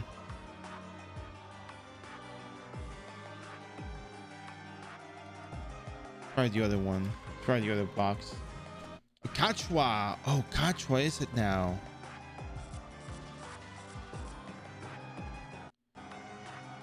Yeah. It's not a bad placeholder before you get YSF Ring, but YSF Ring does beat it.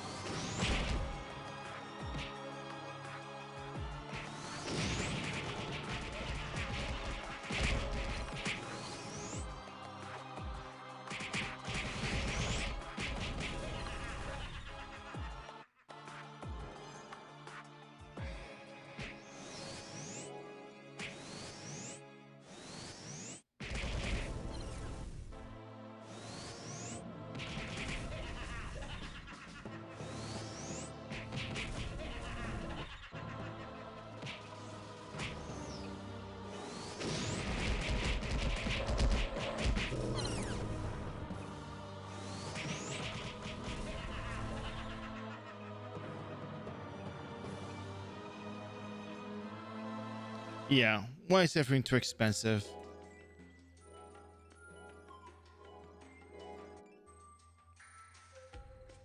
Like everything else is just really expensive, but I mean,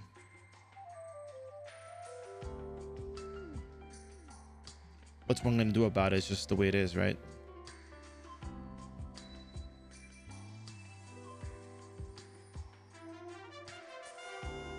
And we can pick up the quest one last time because we have the quest with us.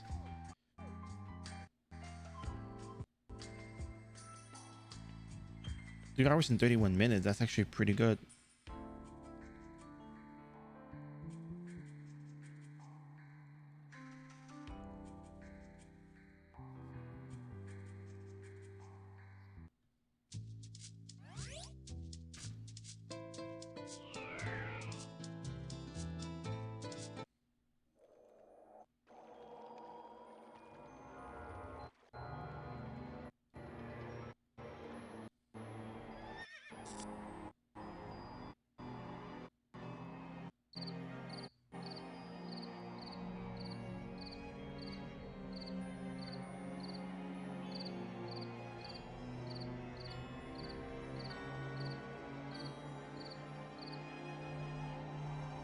Let's get the kills. Let's turn that in, and then we're gonna go visit the Dark Priest, which may be actually easier than Resident Evil Druids, I think, because they don't start casting from a distance the moment they see you. It's just like, oh hey, you know, hi, how, boom, skill cast.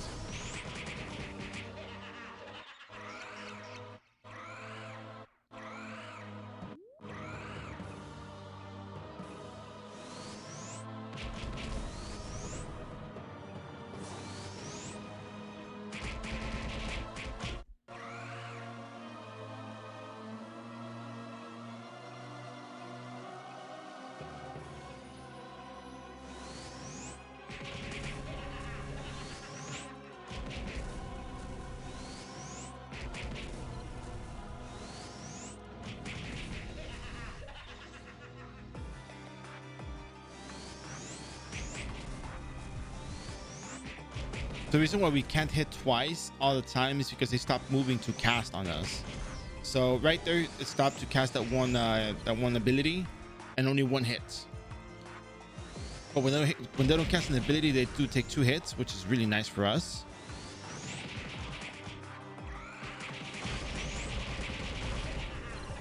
But for the most part, they kind of do so.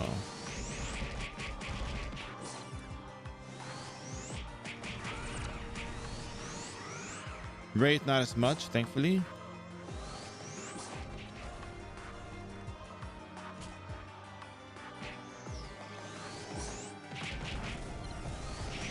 "45 seconds. Can we actually do this?"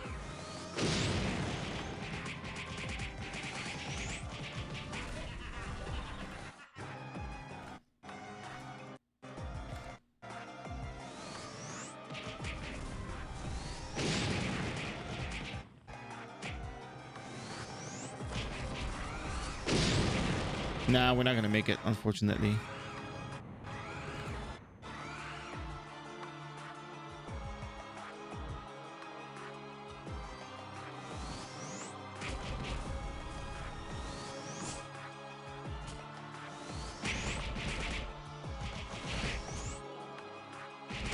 I am not gonna miss them, I'll tell you that much.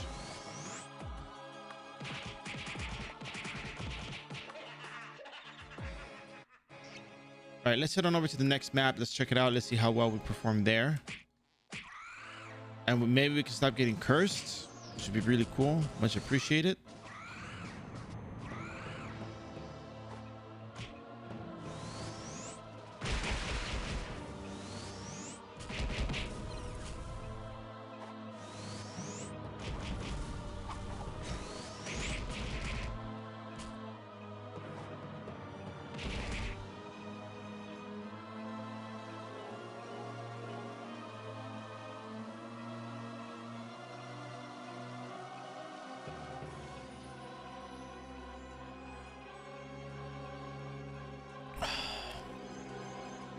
All right.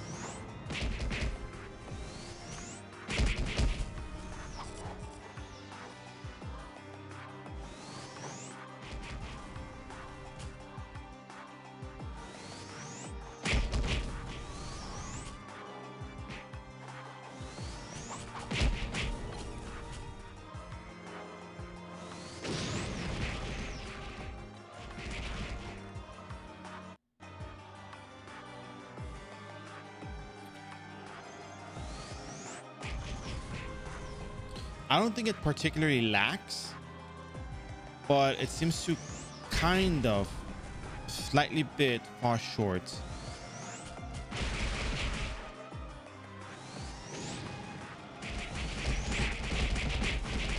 It's certainly doable though. You just have to avoid the raids, because the raids kind of ruin it for you.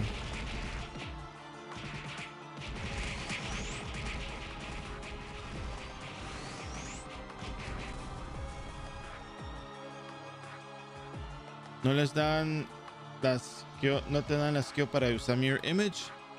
Es casi la misma cosa, que no.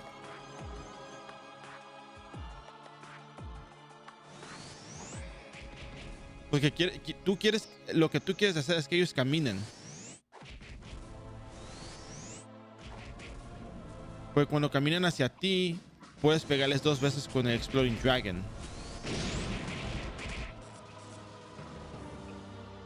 Pero lo que pasa es que requieres más puntos de inteligencia y destreza para hacerlo cast antes de que llegue contigo y les pegue 2 veces.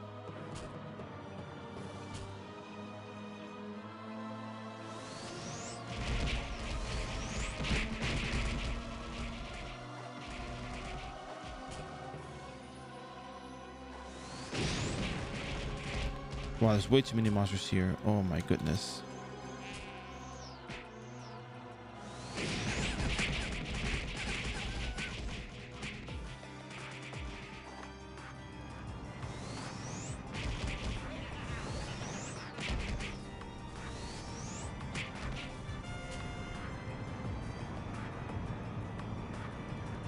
No, creo que mirror images y cada no se stackean. De lo que yo entendí, de lo que yo leí, no se hacen stack. Es separado.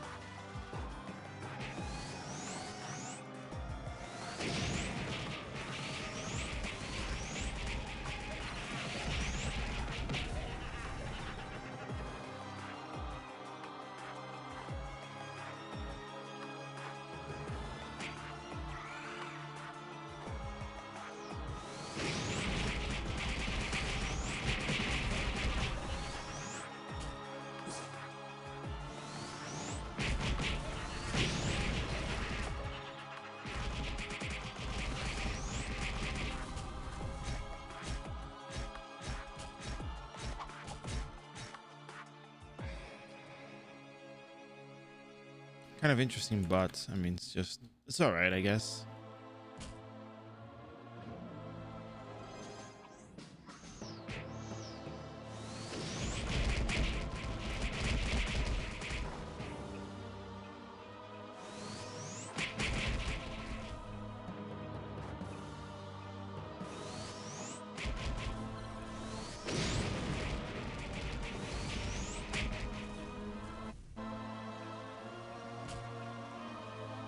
Although you do use quite a bit of SP, it makes sense to use the Blaze Shield followed by Exploding Dragon as they're walking towards you, and they die because they're still walking. When they're casting like that, they're still walking towards you.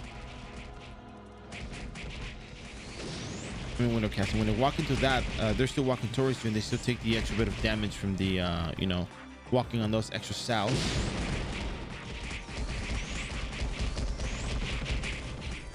So it hits twice, and that's pretty good actually. Again, heavy SP consumption, but remember the point of the name of the game is to level up, not save SP.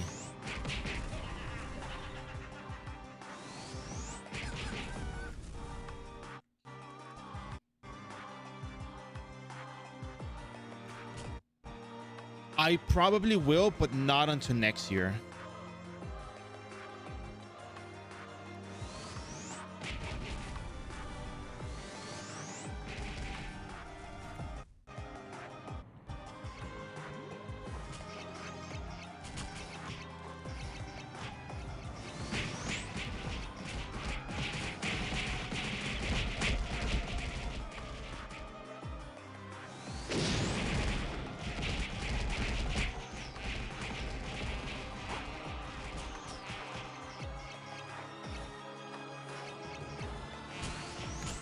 That's a lot of monsters.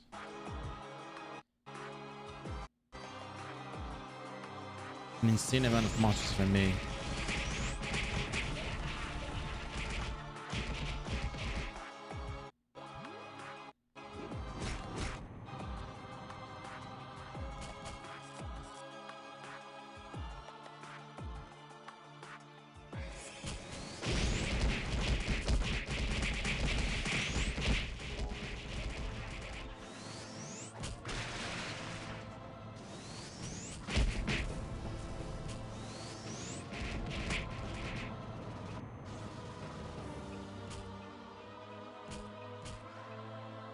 Unfortunate amount of SP.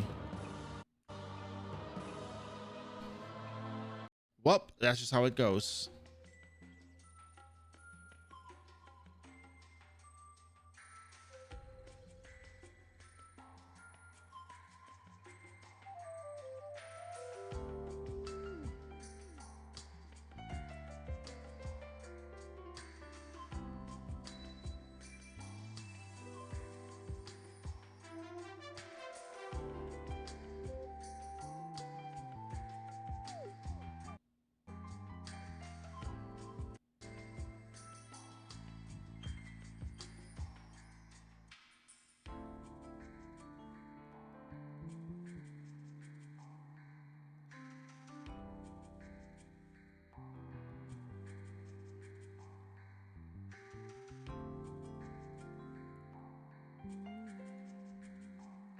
All right, give me 1 second real quick. I'll be right back. I'm gonna run the ad real quick, but stay with me. Just hold off and BRB.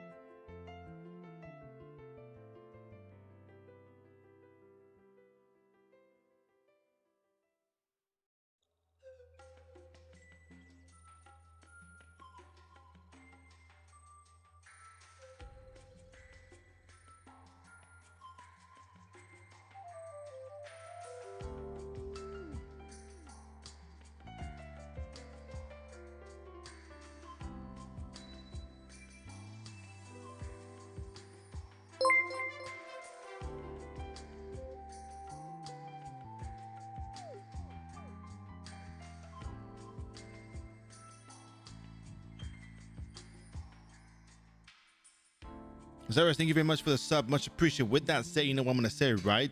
You know it. You already know it. With that said, you get access to Salty Bear, Gatsby Bear, Monkeys Bear, Salt, Alpha Bear, Wet Bear, Corn Bear, Kawaii Bear, and of course, Hey Hey Bear. So take these bears with you, enjoy them, use them to your liking. Take good care of them. They'll take good care of you. And with that said, I'll be right back because I was in the kitchen. I heard a little thing sound, so I came back running for that one. So BRB.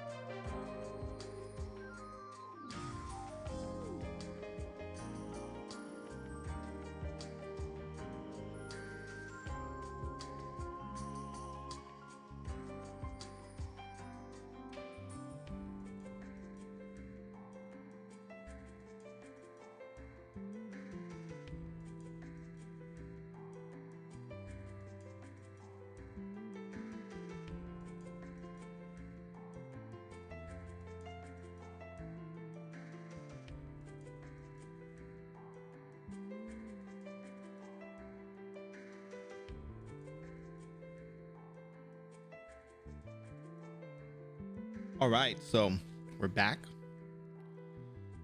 This is gonna be kind of tough though, because it seems SP is going to become an issue at one point. So we have to become a bit more efficient in the way we utilize our skills. However,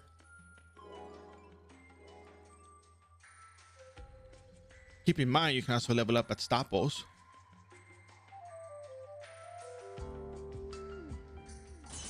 All right, so we are redeemed here for the polar bear. Polar bear redeemed, very nice.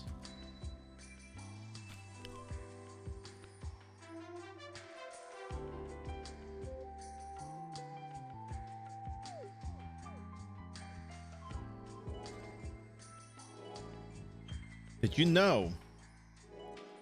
know that polar bears males weigh up to 1,700 pounds and females weigh up to 850 pounds? It's interesting. Who would have thought? Did you know that? Because I sure didn't. Thank you very much for the redeems there. It's much appreciated.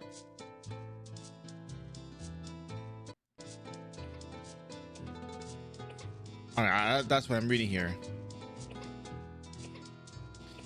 Pretty much, yeah, they're on the thicker side. That is assured, surely as it is. Yep, correct.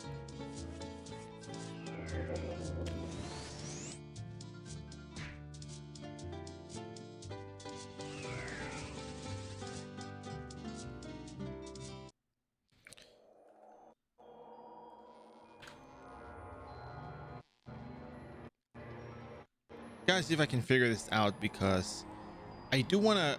Lost Spirits quest is such a good quest in terms of EXP. You get the most EXP. You get 6.25 million EXP out of that quest. If Ninja was to handle the gibbets, that would be an absolute game changer.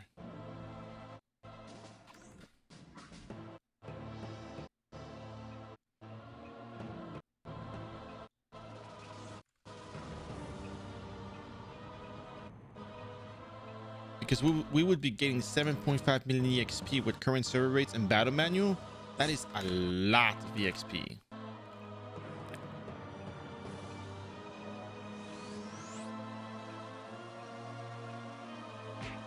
Hey Xmas Noob, how are you doing?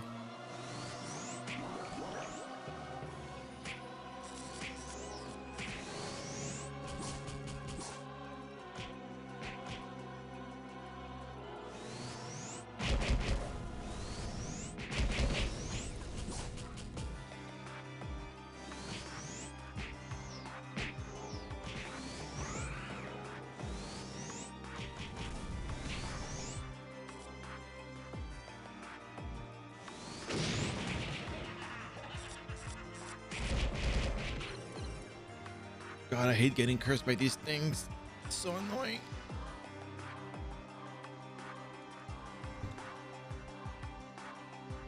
One day I'll get there. Yep, one day I got there. All right, cool.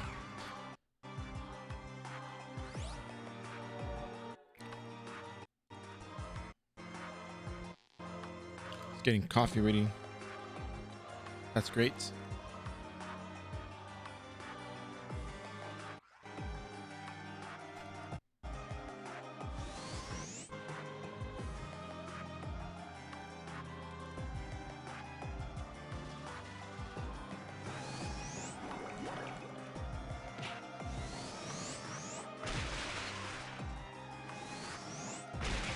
Yeah, that's not gonna work out.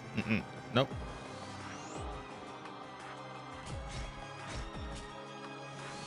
You also cast Blaze Shoot. No, it cancels out. It's one or the other. Okay, cool.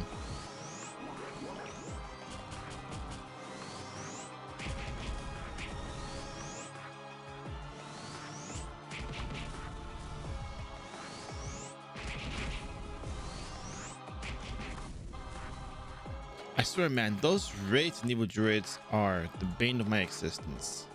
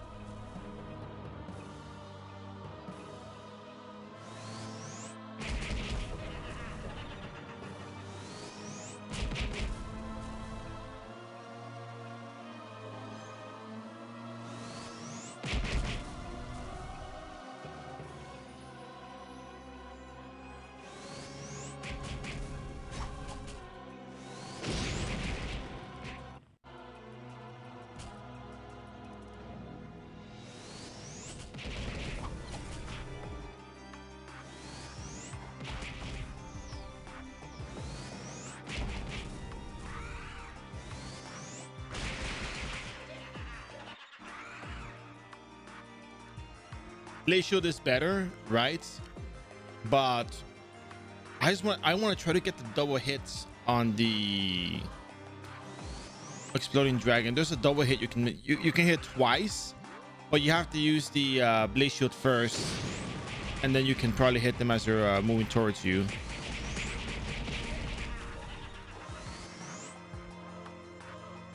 This is a pain because of the continuous cursing and all. So I thought maybe if I use Water Evasion, I could probably slow them down for a good while I cast the Exploding Dragon, but it's still an issue.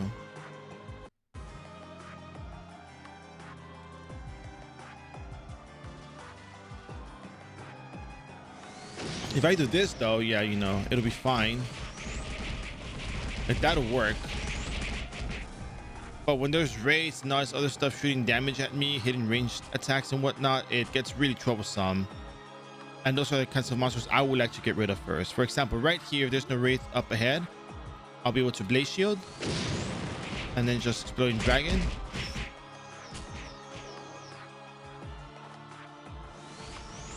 And that's enough damage right there as it is.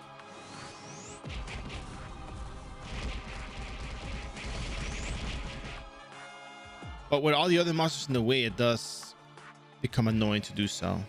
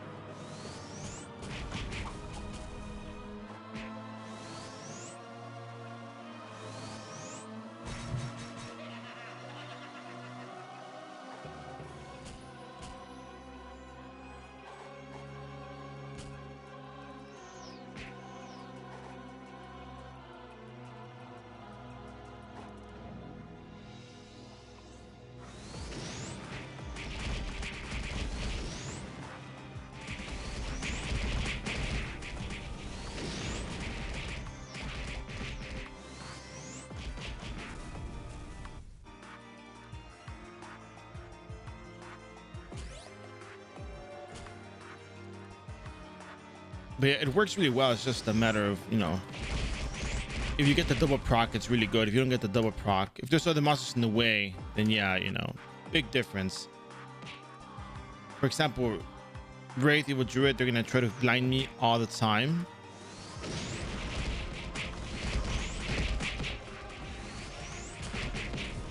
If I can get rid of them, the rest becomes easy, because then you can just walk them like it was Firewall or something.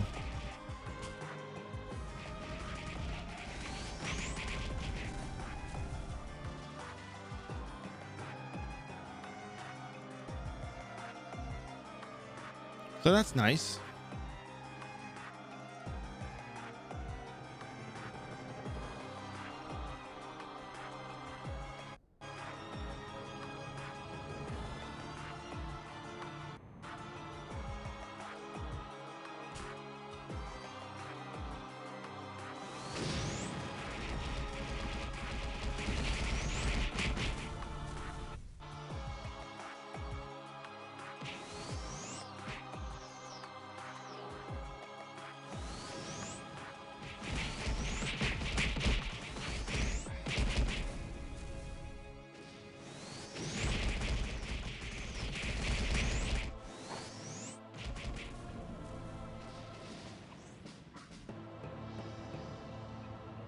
And since each flames don't cost 1 zenny, you pretty much just pay 1 zenny to cast your skill once, and you have very nice AoE.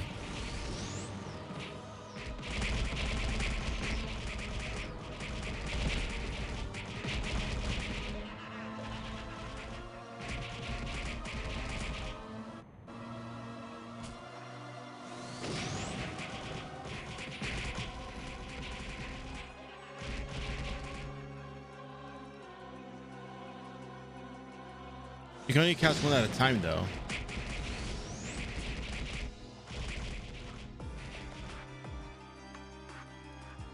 Unless you mean to take out the raids, then yeah, probably could work, but should work. I don't see why it wouldn't.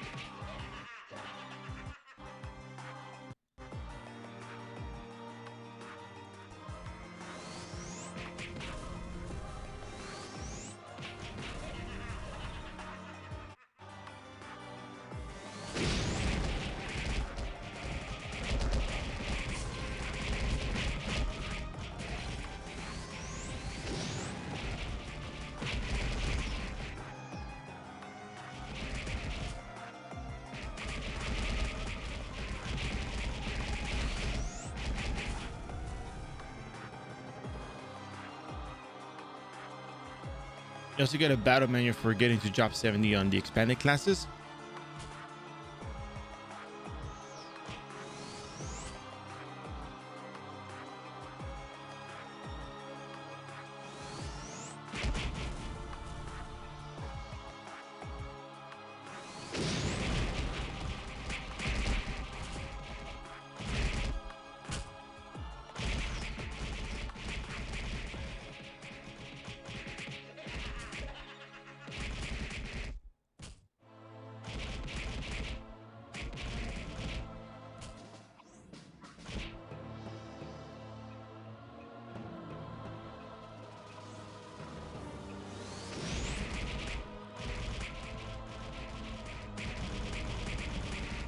All right, cool. We can go back to town. We can heal up and redo this all over again.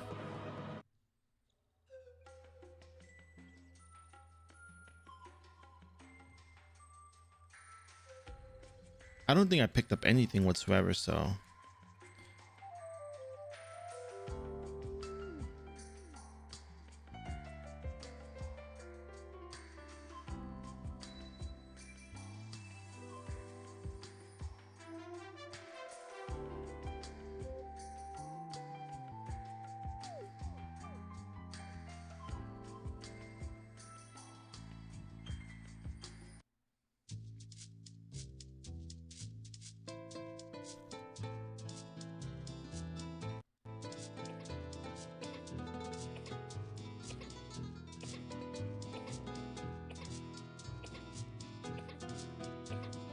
For hours in, we're level 88. That's pretty decent.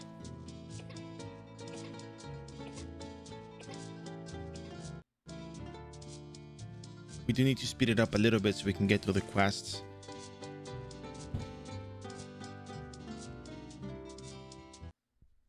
So I think Blaze Shield is really kind of the way to go with all this, really.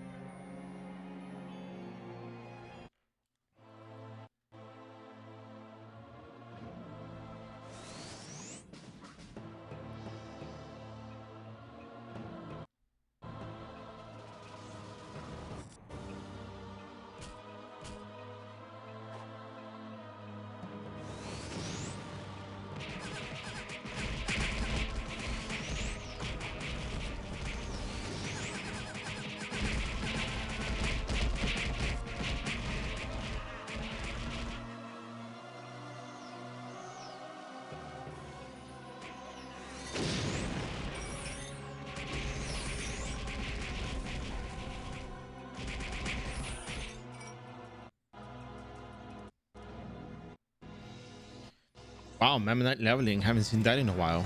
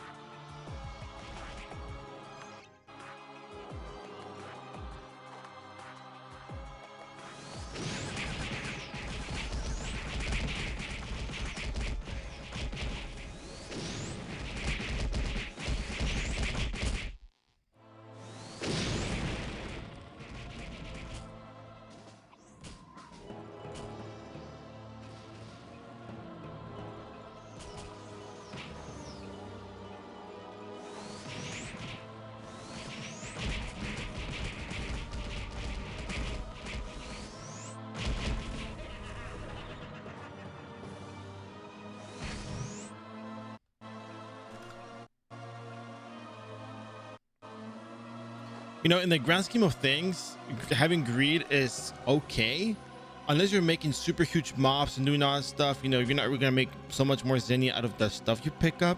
I think, from what I understand, from what I've gathered, sometimes the large zenny comes from, you know, big drops, not necessarily from picking up and selling the NPC loots.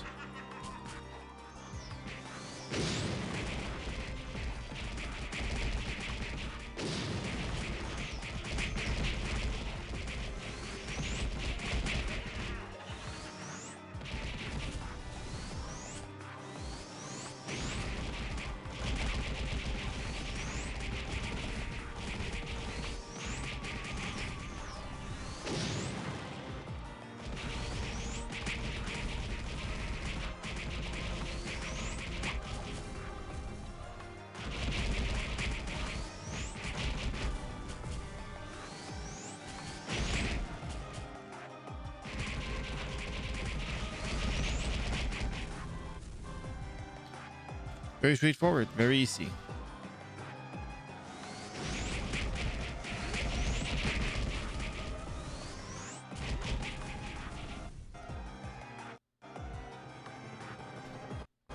Yeah, so I think it's worth noting that, you know, big zenny is really not something you're gonna do in the early game. In the early game, you're gonna make some zenny to, you know, fund what you're gonna be doing next.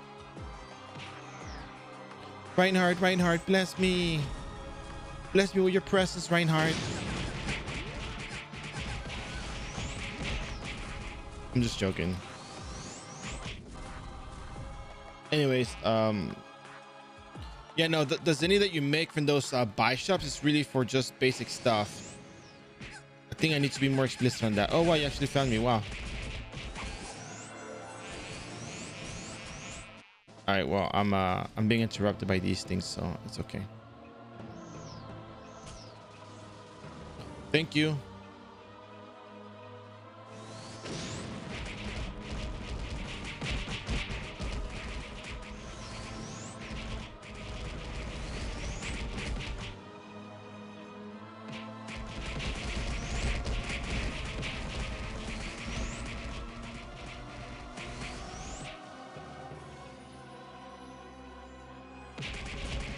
We can go back to town.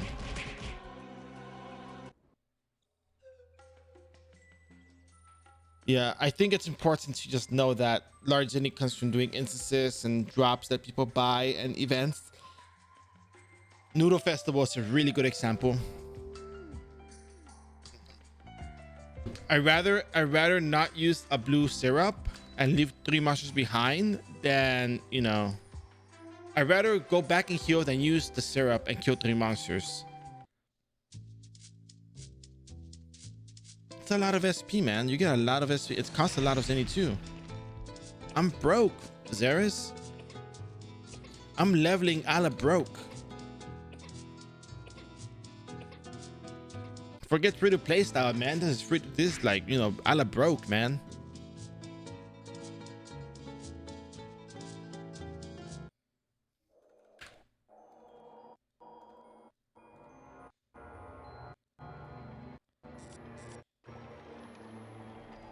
I mean, seriously, think about it. I'm running on 50k zenny.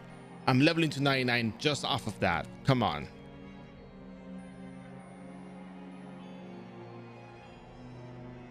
But no. In all seriousness, no. In all seriousness, I think I will. I think I should do something about the early zenny stuff. General zenny explanation. I don't know how I feel about that as the first video, but I mean, it's makes sense. Back in my day, it was rude to mob. Now y'all kids go around mobbing with your ignition brakes and your dragon breads and your Magnus exorcist miss.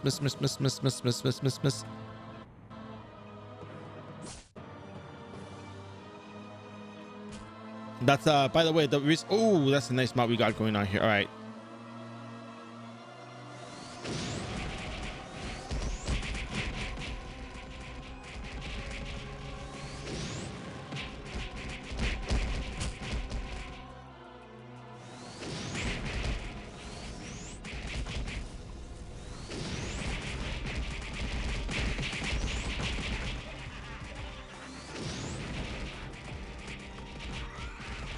Really? Curse? Really?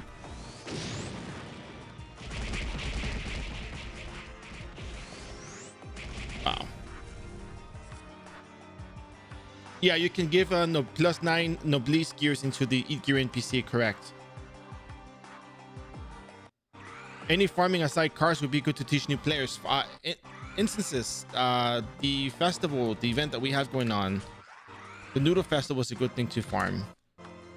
I showed myself getting a Kachwa key last time I leveled up my not leveled up. Was it on the Runet or the Mechanic? I covered that and I got the Kachwa key on it, so that's one thing to show.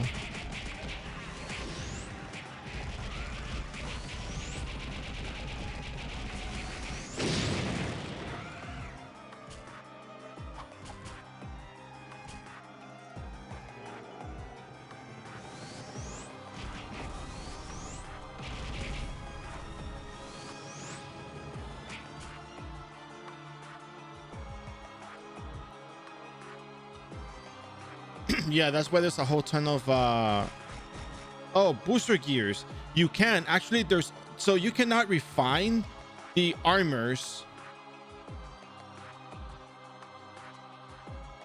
because you can't downgrade them. But if you refine the weapon and you downgrade it, you can give it to the eager NPC.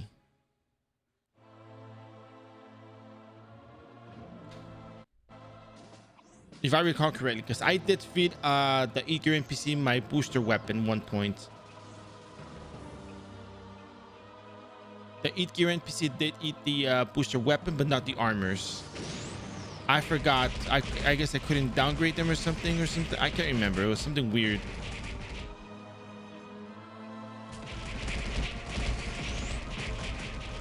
The armors can... Oh, yeah. So the armors cannot be refined, but the weapon can be refined.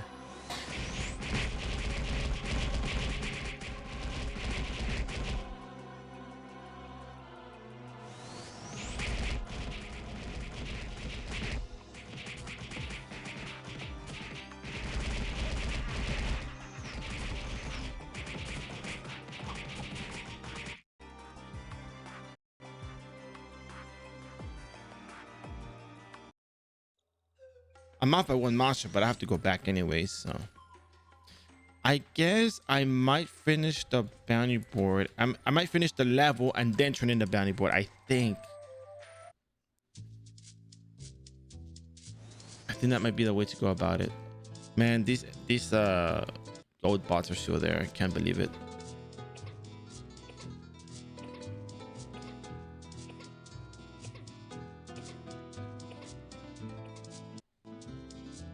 No, I saw them again.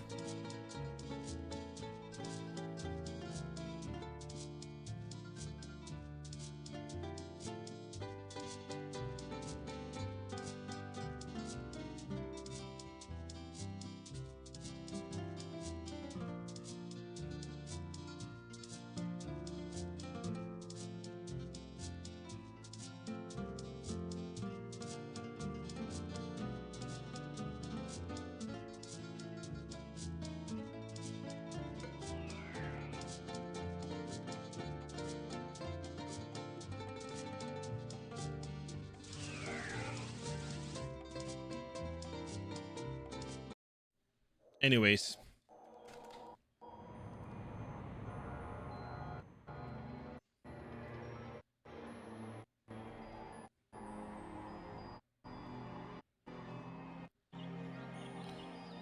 So, Visa Shini Quack Quack Loopy, you said that in iRO they used the snowflake draft. But they have equip. Oh, but they. Oh, yeah. But you mean they had the booster that reduces fixed casting time, right?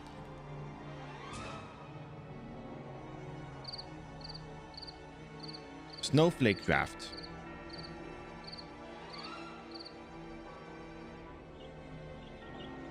It's not snowflake. It's snowflake draft because it's not one word.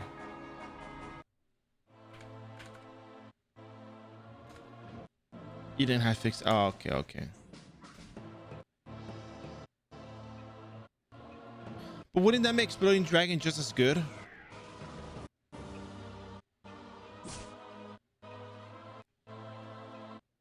Was it just a 7x7 self-cast AoE that just lets you mob? Magma is more mobby. Oh, okay, okay, I get it now. That makes sense.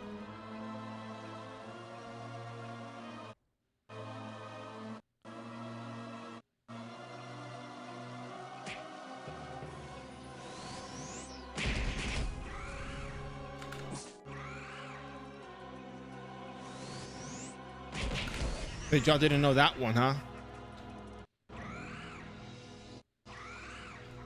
That if you teleport when you get hit, it's gonna teleport you back to the space you were gonna backslide at.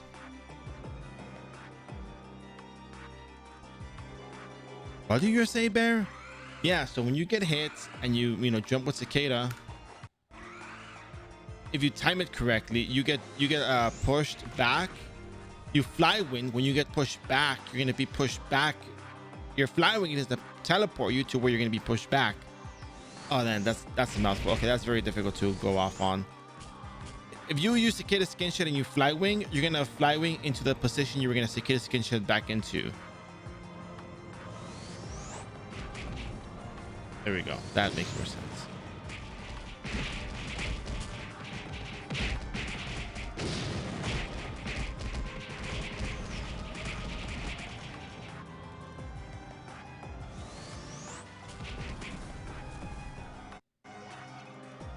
I mean, what's the harm in training in the bounty border right now?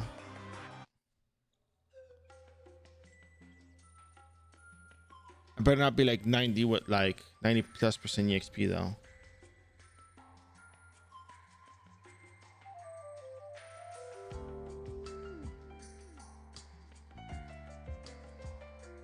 Okay, 81%. That's not bad.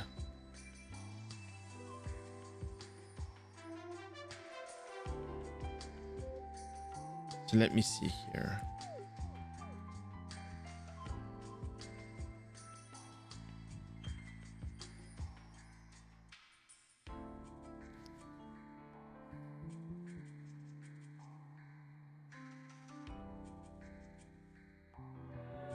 Which skill has the fastest casting time?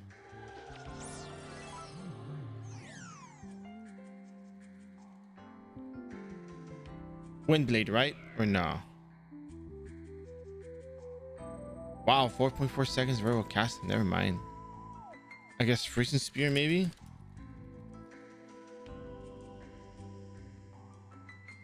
Never mind. Never mind.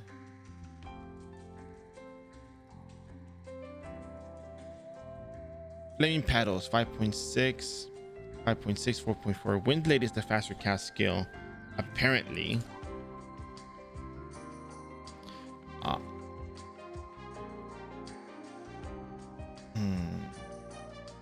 Okay. Now a few other questions before I proceed. So Gibbet is Shadow Element level 1, but it's a very high level monster, right?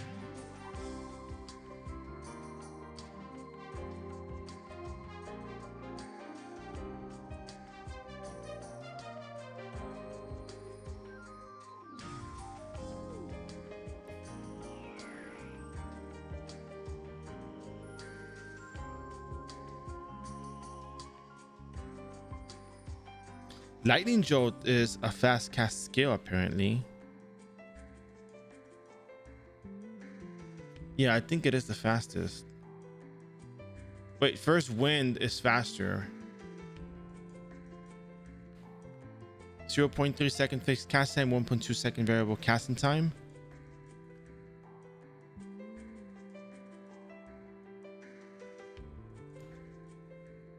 Exploding Dragon is 2 second variable casting, 0.8 second fixed casting time. So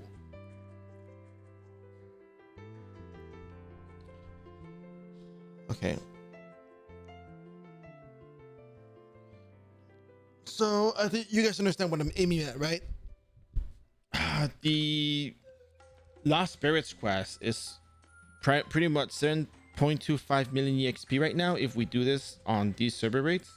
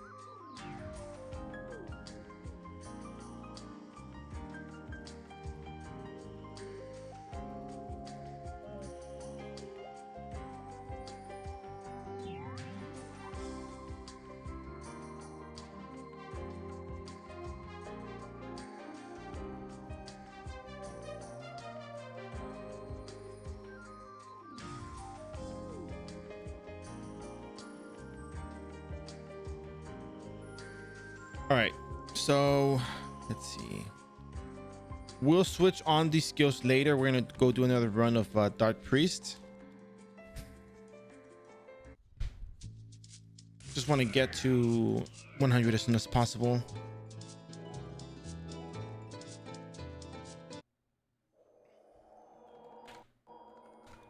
Current server rates. Actually, let me calculate the EXP that we need. So base EXP charts from level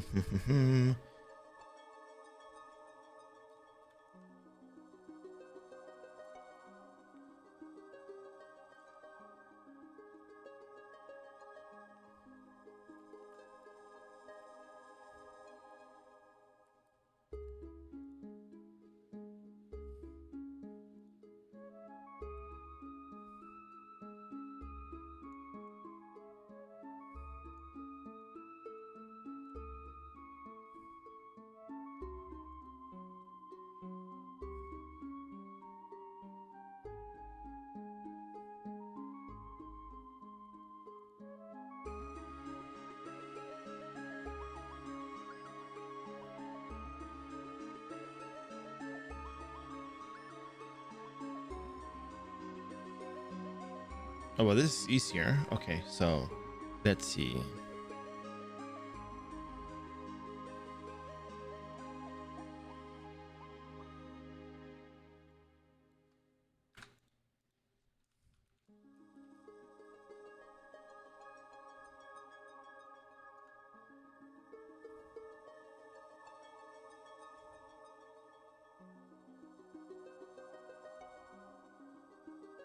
There were 92 to 99. We need 13.4 million EXP.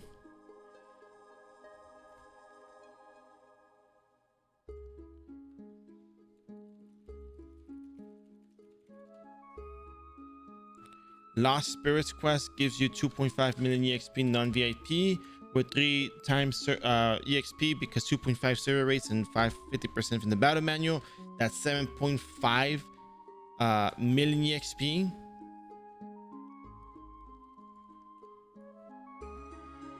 It's almost 1.5 million per, which you would have to turn in at a later point because, you know, at level 94 you need 1.5 million EXP. Actually, that wouldn't be so bad. And then you also need Eye of Helion.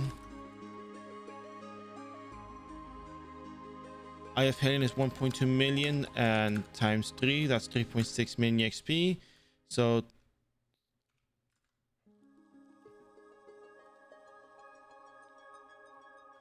yeah, so 7.5 plus 3.6 is 11.1 million EXP already. That's crazy.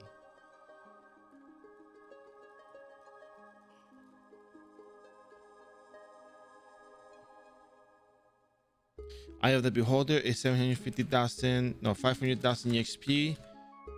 It's 1.5 million.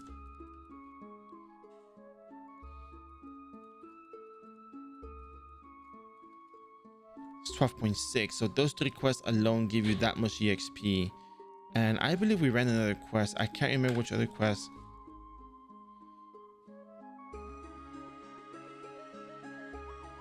Let me check the highlights real quick because this is actually very useful.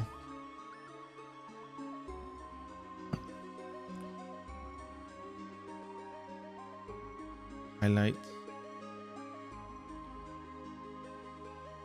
Oh yeah. That's right. Criminal activities.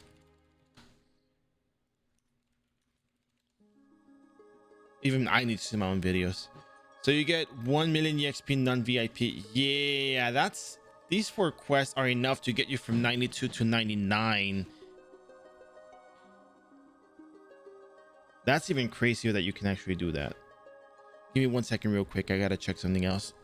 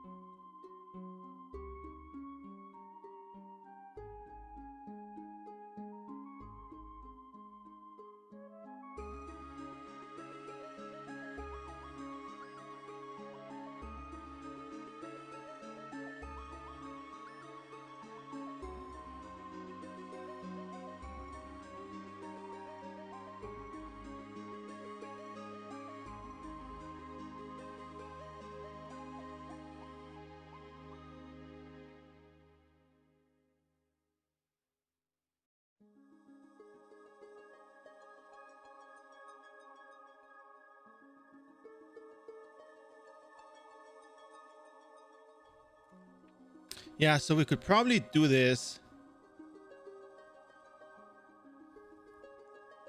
by doing the quest probably now, actually.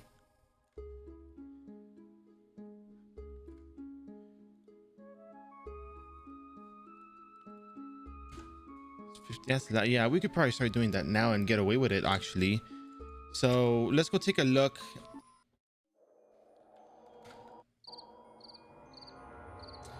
at the other quest over here. Let's go take a look at our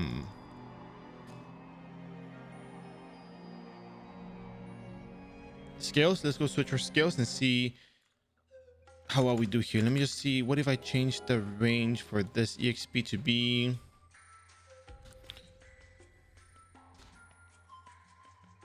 Oh, oh yeah, no, you can actually start doing the quest now and level up to 99.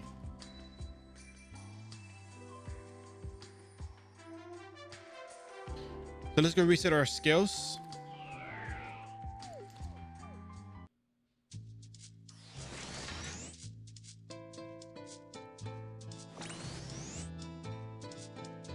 And see if we can actually get the first wind to cast fast enough to do this.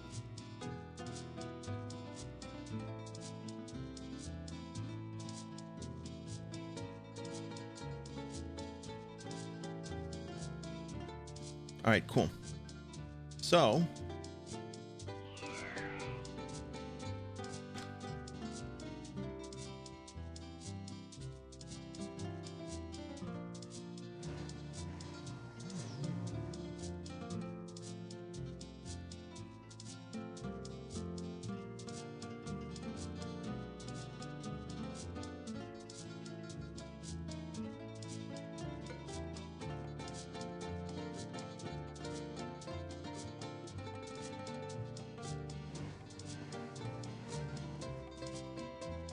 oh no, that bot thing is there. No. Anyways, mesmerist, let's reset stats and skills. Just reset me.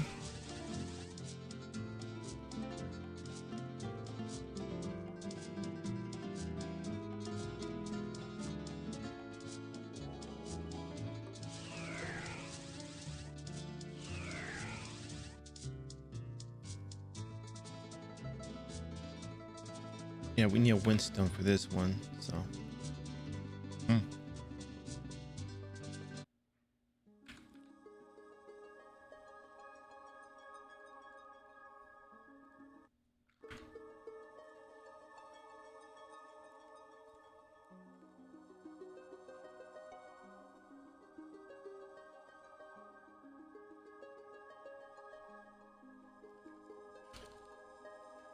probably just need 500.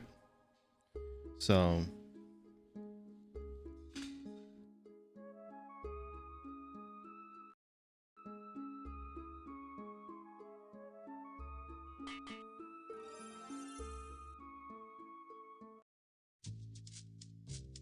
now this part may come off a little bit funny, but I might need a little bit of Zenny for the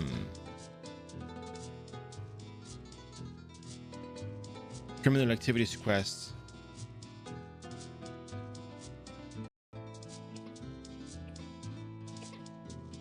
But let's start with Lost Spirits quest, see how well we can do with this one.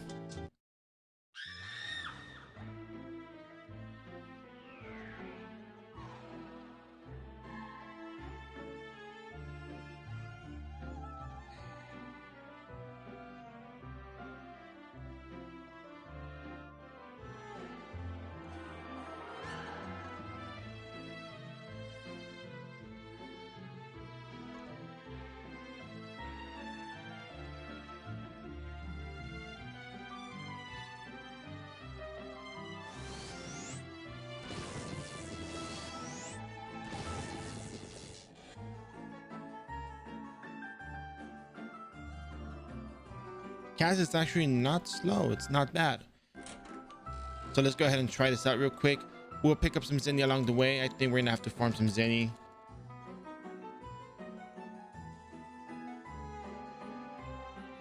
Wait, plus 10 Jack? What are you talking about?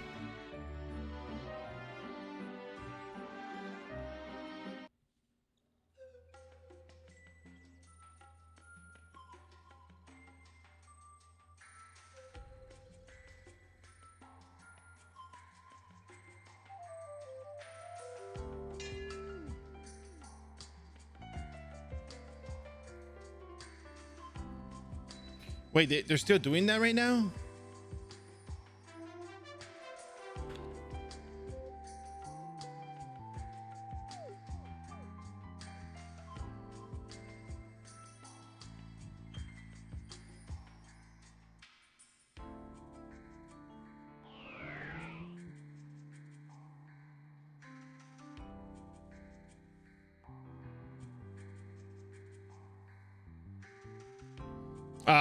I didn't even remember. Like, yeah, I remember that. That was a really good NPC.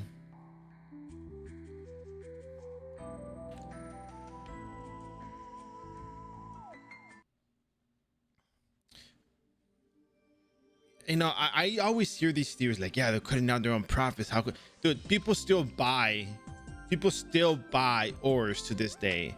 No matter what kind of free stuff you have in the game, people are still gonna buy the ores. You can level up free to play style, but people will still swipe to level up faster from 1 to 99.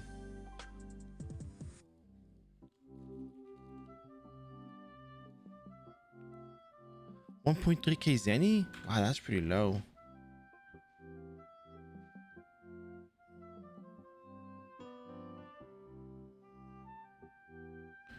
$1.3 for that.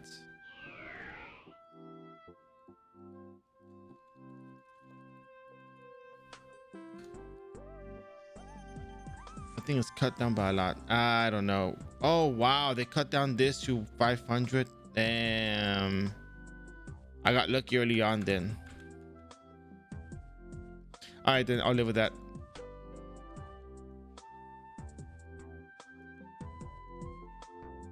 What about Wintervidor?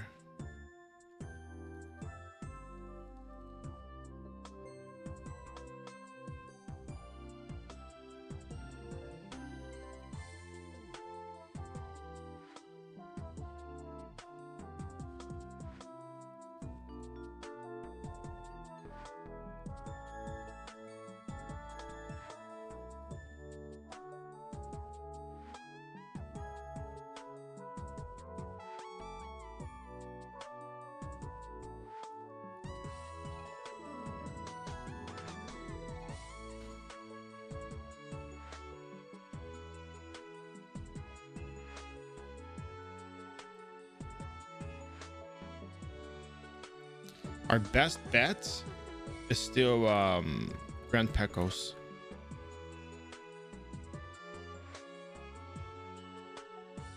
We go for the Grand Pecos.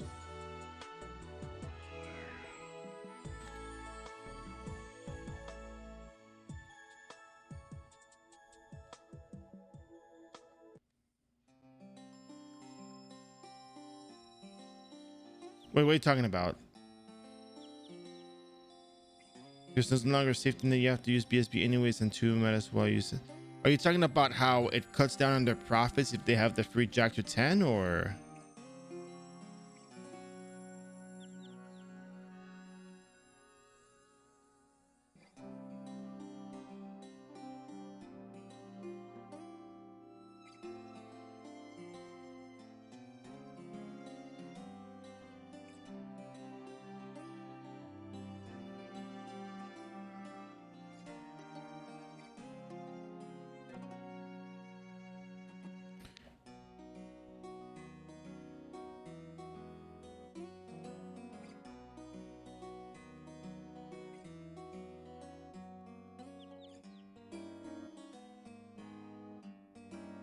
For all I know, people still will pay for the ores regardless of the stuff, of the event and whatnot. So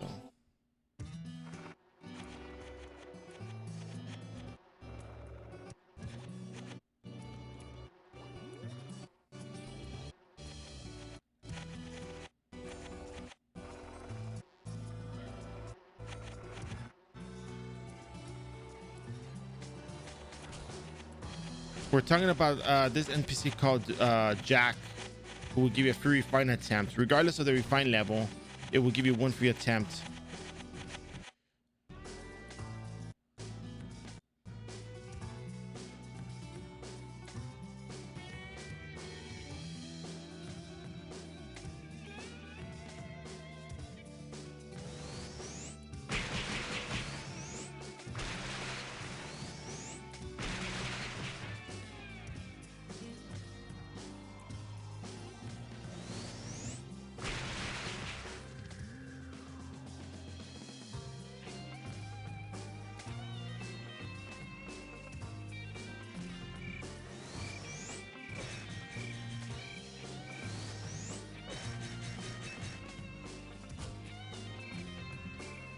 Eh.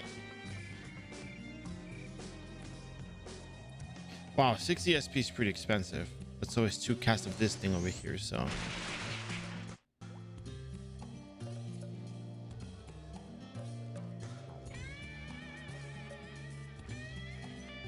Okay, so what if you lure them in?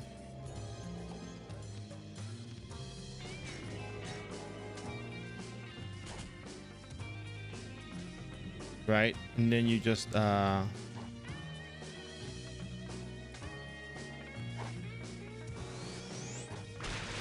that's not gonna work.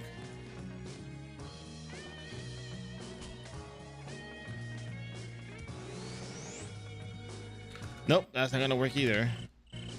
It's a good attempt though, but it's not gonna work.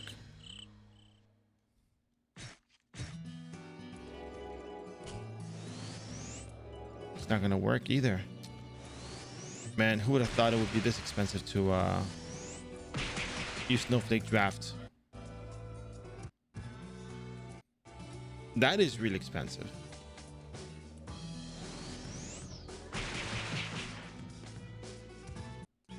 Oh yeah, there was a plus 17 power bunker that somebody was refining.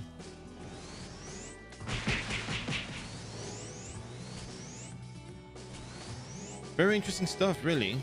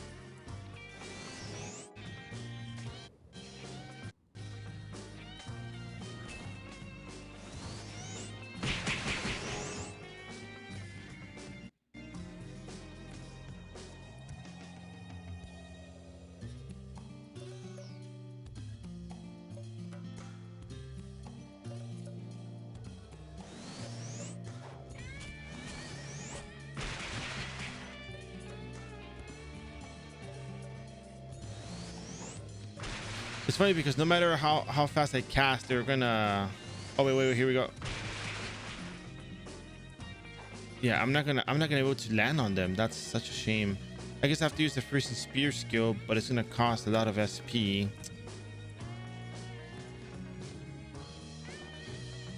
And I know, and the funny thing is, it's probably easier to kill with the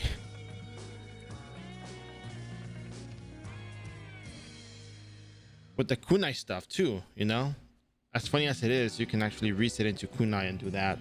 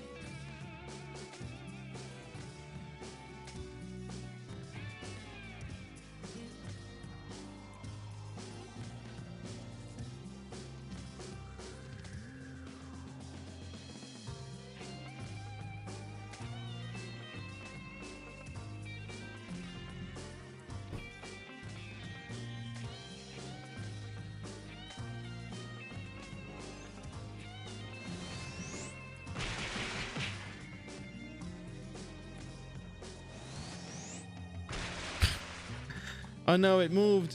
Wait, don't move. Let me hit you with the skill.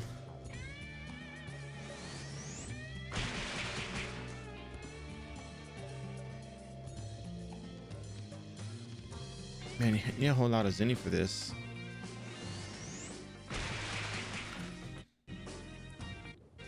It almost feels as though it's not worth doing this with the Snowflake draft. It seems kind of troublesome. I know we do have a item that will reduce the fixed casting time of skills, and I can try it. Doesn't feel all that much more faster though.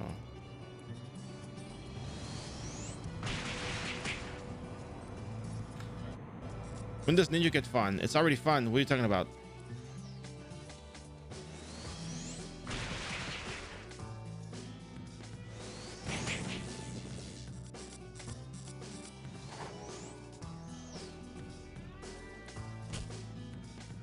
Oh crap.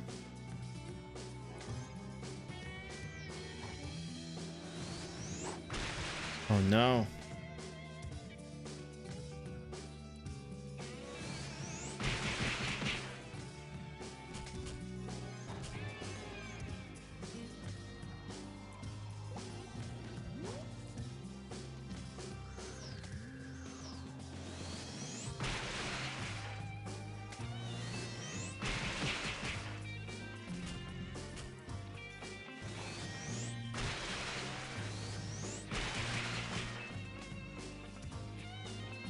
And none of them dropped the winner reserve. How do you like that? How nice.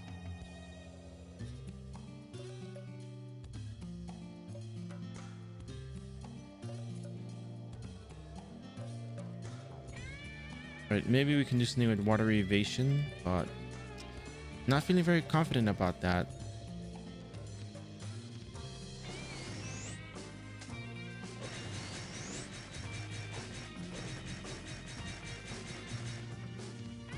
(42 SP). I use more SP to kill one Grand Pecco with Freezing Spirit than I do with the Snowflake Draft.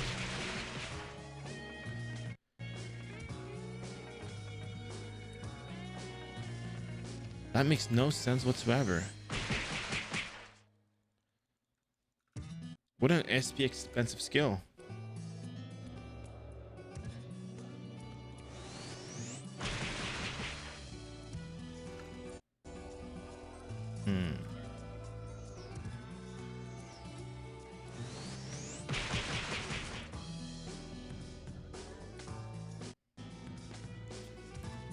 All right.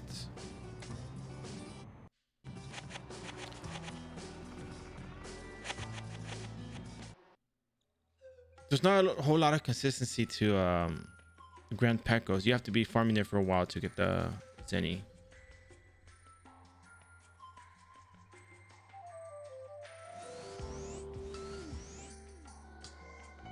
Figuring this out.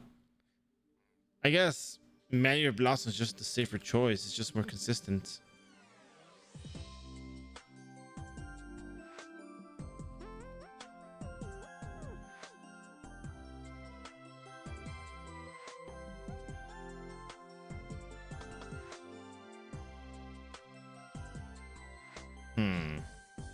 Anyways, we have the buff going. Let's just try to do the Gibbet part of the quest.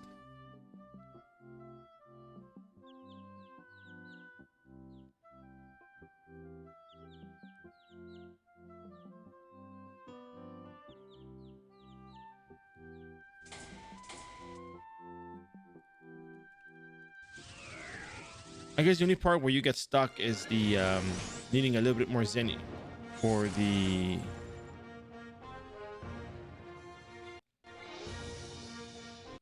for this part of the quest, because it doesn't seem like it's gonna be difficult. We might probably struggle a little bit,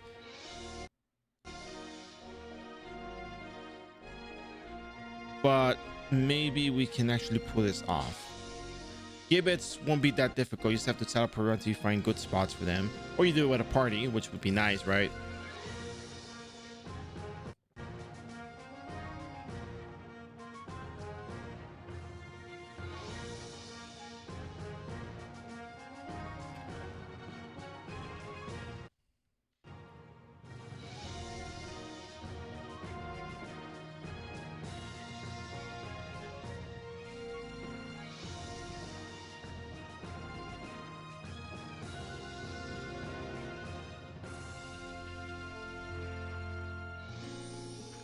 Oh, I actually did have Zenny. Huh.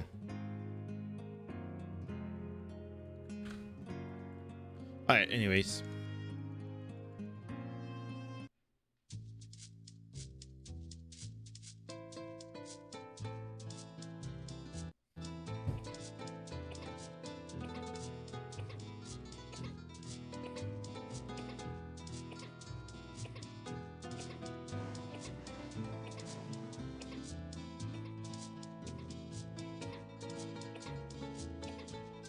So gibbets, very annoying monster.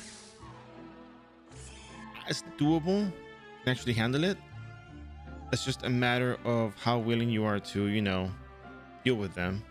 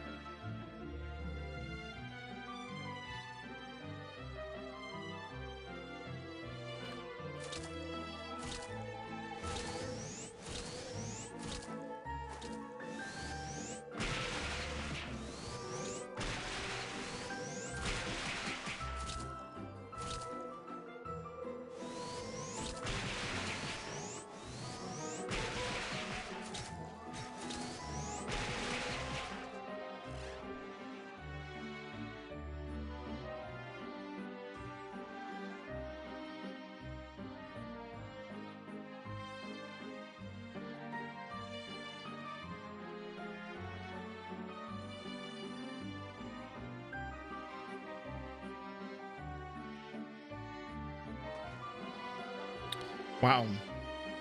I can only eat 20 at a time. I mean, open up 20 at a time. Great.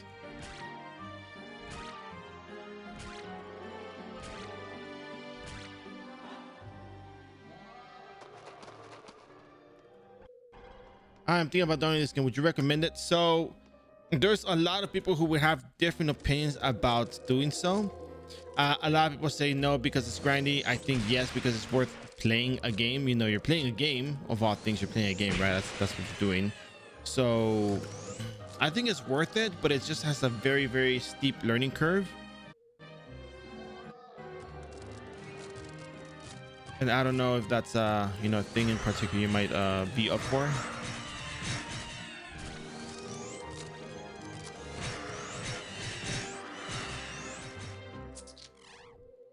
People have different levels of patience, different levels of ability to learn something. It's not difficult, but I can make it easier for you though. Here's how.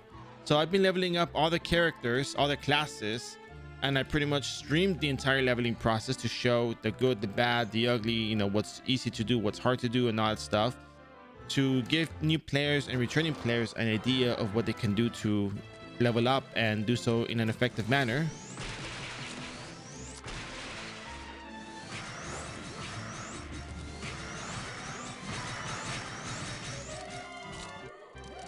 And there's still a lot to learn within the game. I'm realizing there's a lot of important information that people need to learn. I just showed the leveling process, but I didn't go too deep into everything that is just the in-game market and whatnot.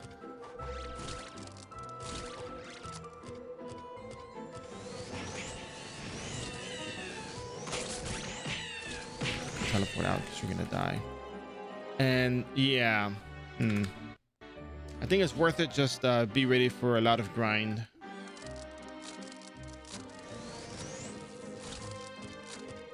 Because there will be a lot of grind involved.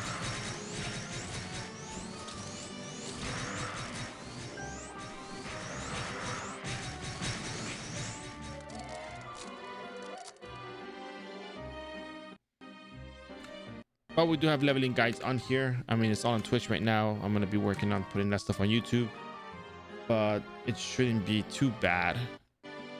And of course, if you don't like it, you don't have to keep going. You can just stop. It's just a matter of patience, time, like everything. I always put that analogy. It's like, you do a sport, you study, you cook, you bake, you anything. Everything takes time. You invest time into something, you learn it and get better at it, improve on it. And yeah.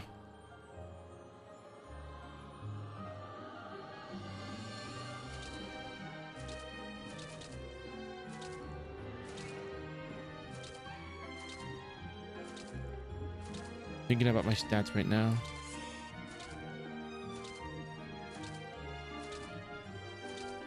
If I put my vitality, how am I going to benefit from this? Yeah, I'll be fine with vitality.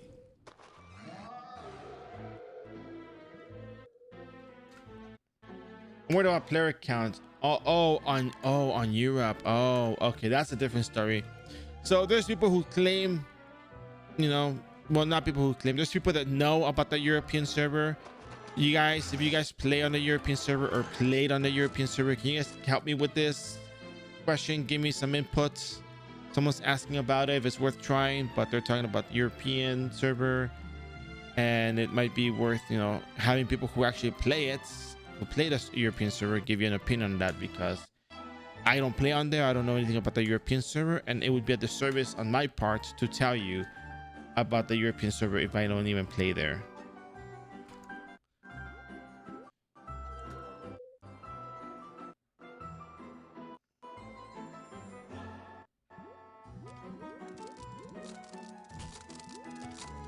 Yeah, we'll have somebody answer in a bit. I'm pretty sure there's a lot of people who know about the European server that can answer this question.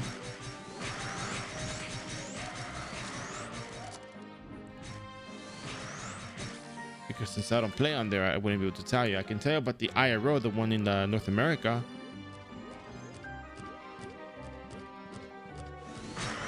Which is the one I'm playing right now, so...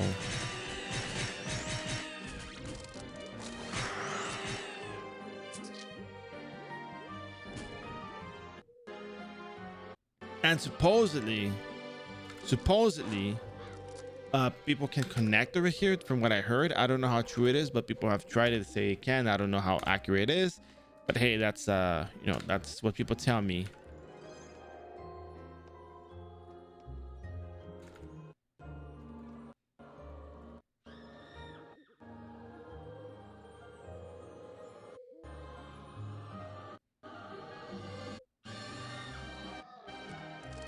Here it is.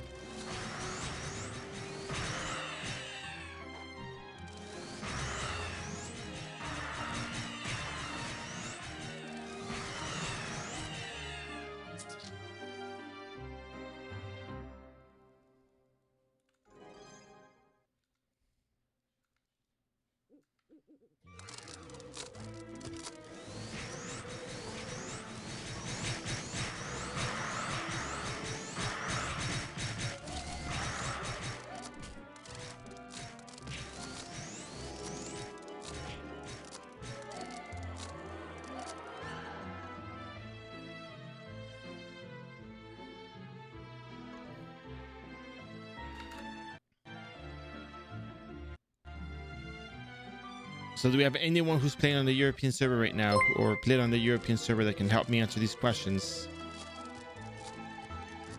Crumpcake coming with Prime Gaming stuff. Thank you very much for your support. Your support goes a long way. And let me tell you something. You may not know this, but you heard it before. You already know.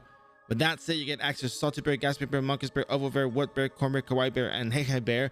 Take them with you, use them to your liking, and, you know, enjoy them. Keep them company, and they'll keep you company. So just, you know, take good care of them. They'll take good care of you. And thank you very much for your support.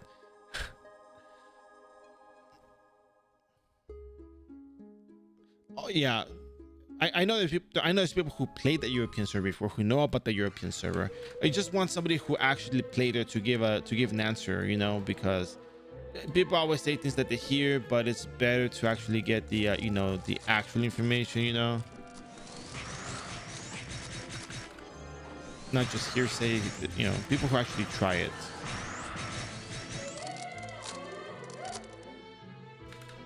There we go. So hey, Curse of Penguin, there's somebody here who can answer your question for you.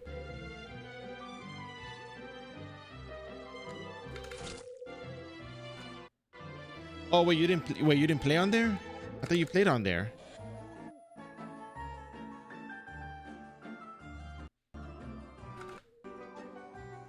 Was it Saz who played there? No, I think it was Charanth who played there, right?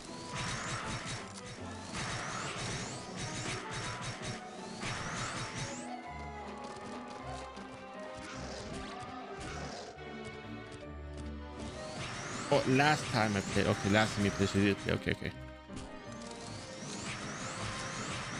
Oh yeah, we're just answering how many people there are. Yeah. You're good. I misread. Well, I was thinking about something else extra besides that, but thank you.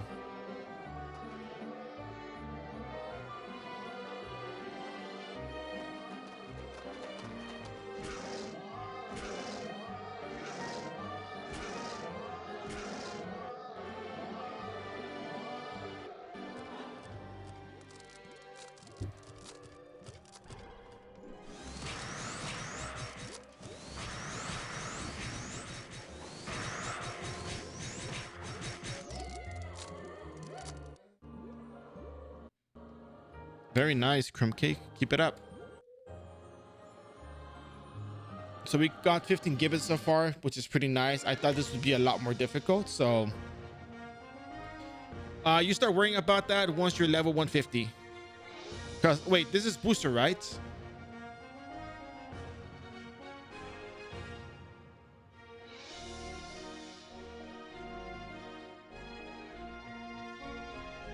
Okay, if this is not booster, you don't worry about equipment yet.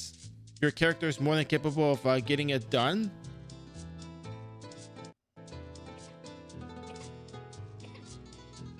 You were at 169. Wow, that's a very good number.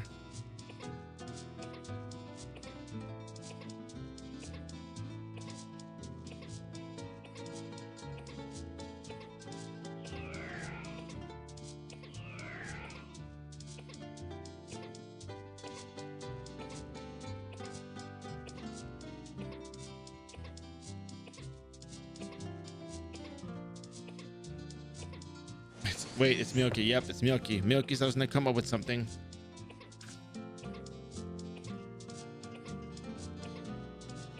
No, but seriously, you don't worry about equipment. The eating group equipment can get you there. And when you get to level 100, you pretty much have Noblesse equipment that you can pick up, and the Noblesse equipment will last you up to maybe 130 plushes or so, I think. You do get an upgrade with the Imperial equipment from episode 16.2. 16.1 is Noblesse honor token exchange that you get, but then it's limited to 2 builds, I guess. And then he's going non-booster though, that Roy. So just keep up with the eating group stuff. Keep using if you're doing Holy Cross, do Holy Cross at Dark Priest. Keep that up. And then once you get to level 100, you do Banquet for Heroes episode 16.1, and you start collecting the items for Noblesse equipment. You start doing the honor token exchange stuff, and that'll be good enough to hold you out for a while. Your eating group weapon may or may not suffice. I don't know. And then you can start farming Ghost Palace at level 120 for that Thanatos Spear. Unless there's a better spear that you can get, then you go for that. But for now, just keep worrying about leveling, because there's not a whole lot of extra equipment that's going to do a whole lot good for you, if that makes sense. You're not going to get so much more damage out of something. You're going to get extra survivability of cards, but the amount of time it takes to farm those cards will take a good while. You can probably just level up with what you got. If you need to farm any Zenny, then yeah, you probably will have to farm a little bit of Zenny, but that's just you can always farm the you can always go to a Matsu dungeon, and you can go collect the glossy hairs and sell them in the market. Someone is paying how much? You're paying like 5,000 Zenny each.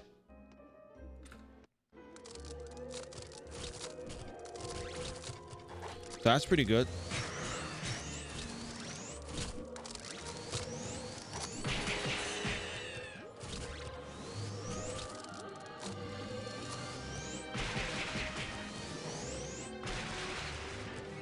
But be fine.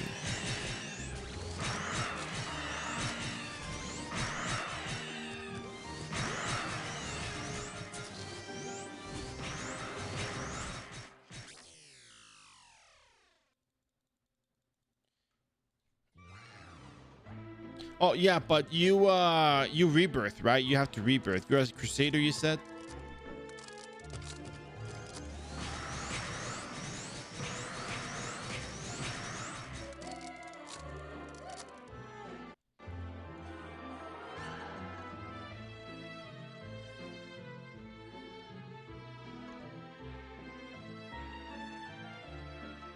Yeah.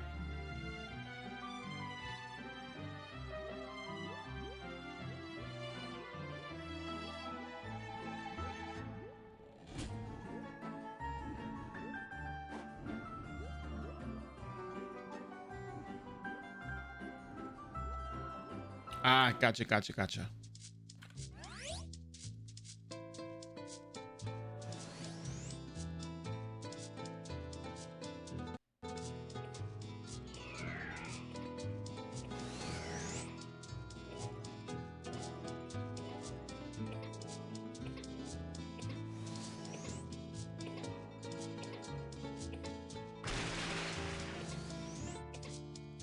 One second, real quick.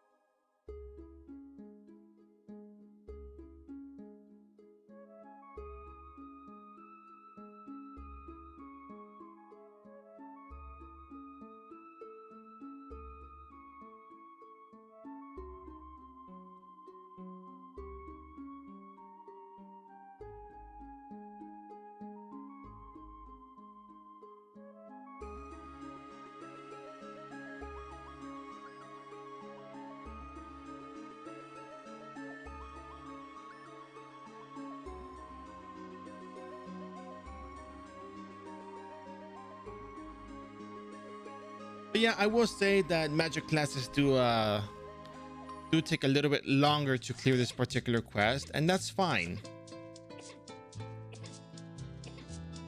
Because 7.5 million experience points out of this quest is just absolutely insane, and nothing else in the game is going to give you that much EXP for this. Trust me on this one. I know what I'm telling you. It's not... Nothing gives you some EXP. That's for certain.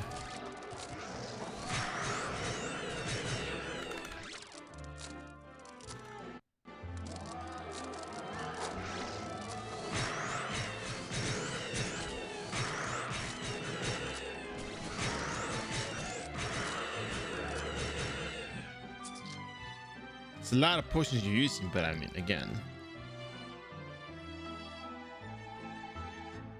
I think I will recommend probably leveling at geographers instead. I think the geographers any you may make is probably better long term for, you know, for what's coming up later. If somebody plays a stun booster, then yeah, they'll benefit greatly from this, and I think that's important. Oh no, I'm not doing the event, dudes. Don't look at me. I am not doing the events.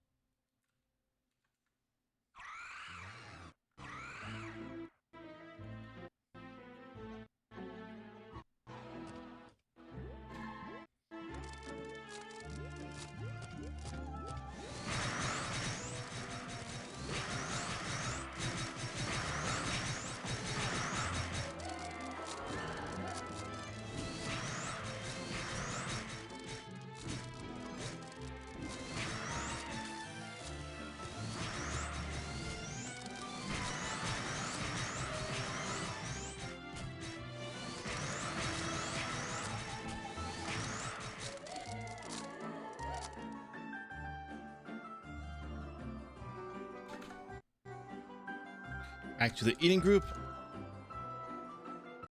We heal up again, and then we're gonna go back outside, finish up the rest of the gibbets, and hopefully we can go back to Juno and talk to NPC and continue the quest, because trust me, 7.5 million EXP is a whole ton of EXP. We only need about 15 million EXP to level from 90 to 99, so we are gonna have it really good very, very shortly. Oh, I forgot one thing. Give me 1 second. I need to go do something real quick, BRB.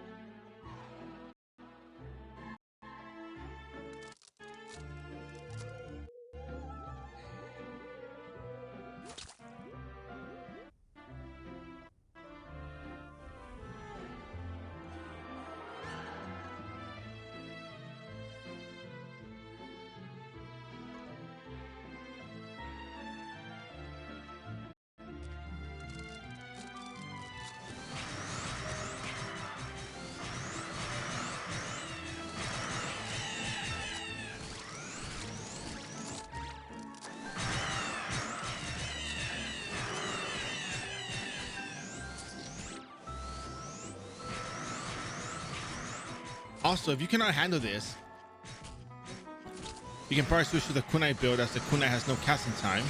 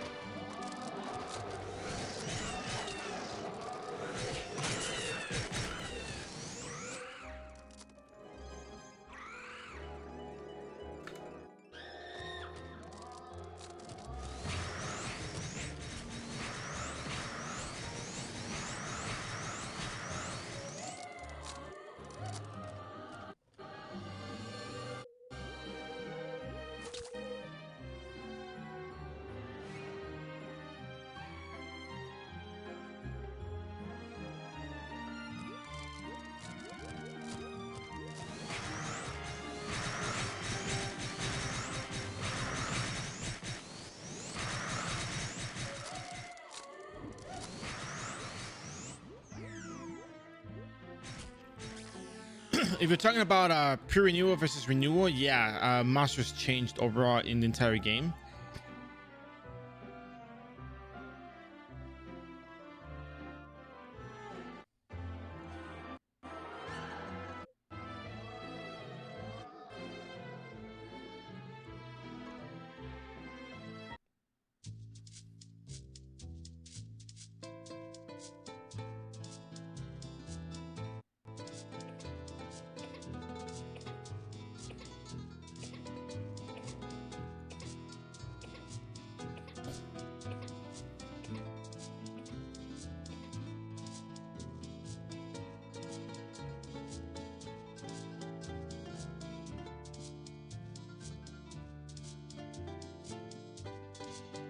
Yeah, a lot of monsters changed maps. They got stronger, some got weaker.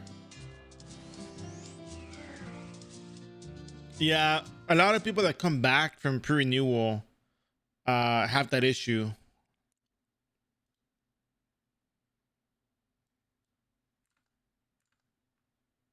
Client crashed. I'm gonna reopen.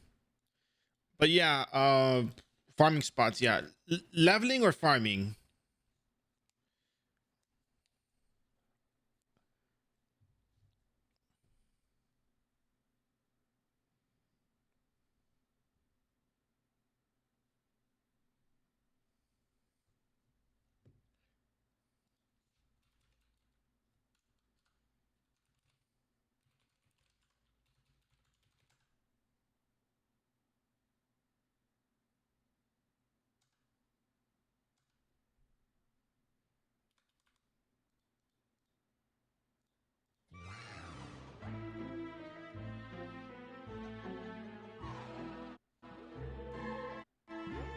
Leveling, yeah.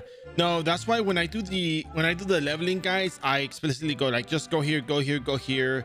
Monster level difference, this and that.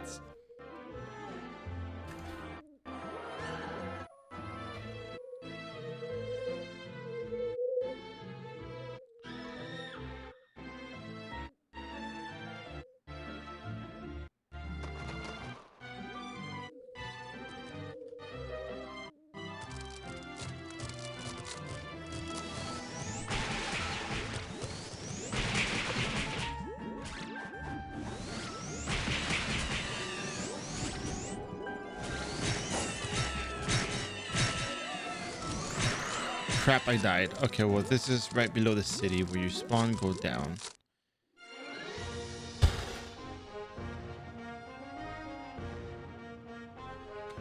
You're not gonna always survive every time, so it's okay.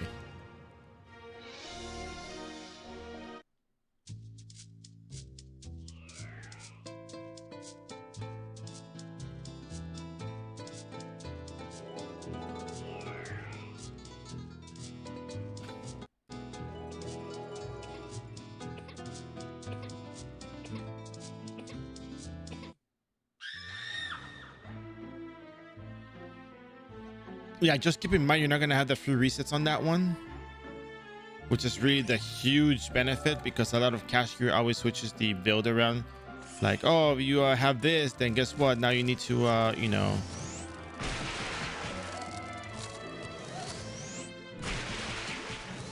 switch your skills around, because now you know your skill gets boosted by this, and you know, yada yada yada, all that stuff. So we completed the gibbets, but there is one problem, however, that we have not yet solved.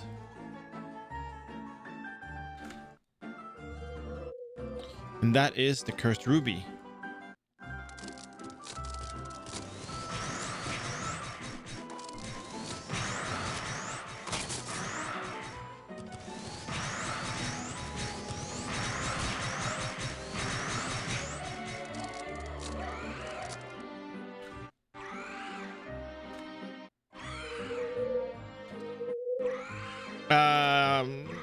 What do you mean nothing beyond that? There's nothing beyond that. No, absolutely not. That's why I always encourage people to make a booster character.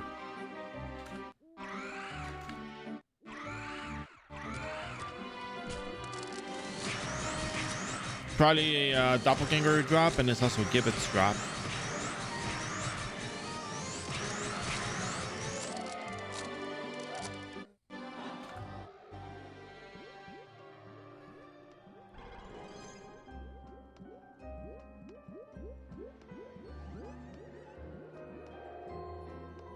You only get the free skill reset, no stat resets. You can reset stats beyond 100, but you need to pay magical reset stones for that.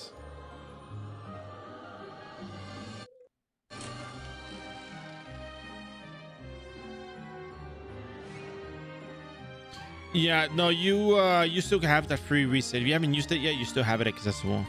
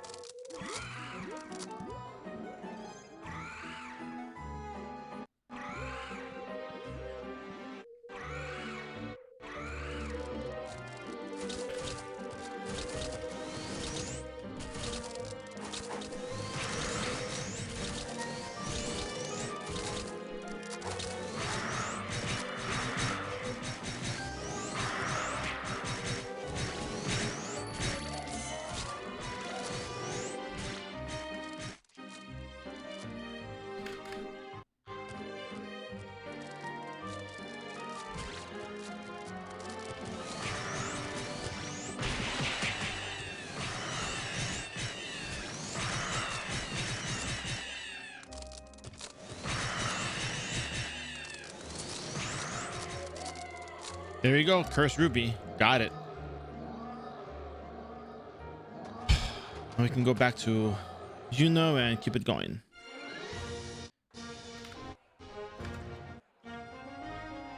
This quest alone accounts for half of the experience necessary from level 90 to 99. So there's a reason why I really want to get this quest done, because it's going to save us a lot of time.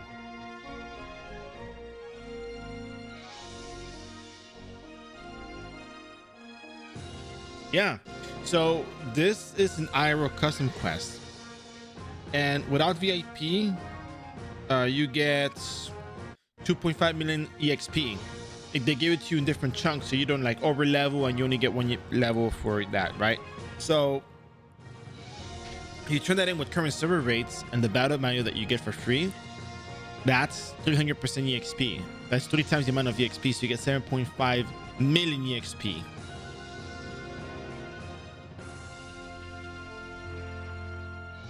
It's insane. It's crazy.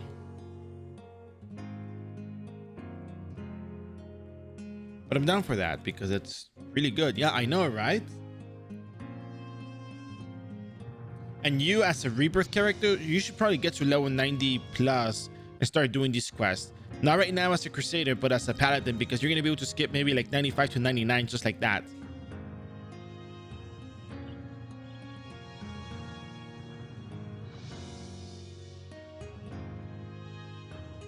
Because remember, when you Rebirth, the EXP table requires more EXP for Rebirth than the, yeah. But remember, you cannot multi-level in iRO from one stack of experience. You need multiple stacks of EXP. And if you over-level, you're only going to get one level 90+% of the EXP, or one level and whatever, remaining percents left over. So I calculated it to be around that level frame that you should be doing these quests, because that's when you get the quote-unquote maximum efficiency out of the EXP from that. So, and this quest is the one that takes the longest. This one takes an hour. The other one takes about 20 minutes.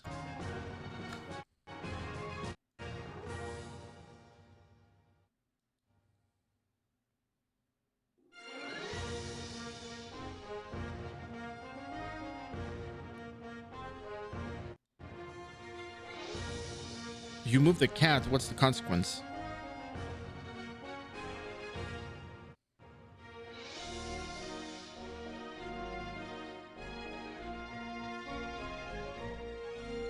It's good.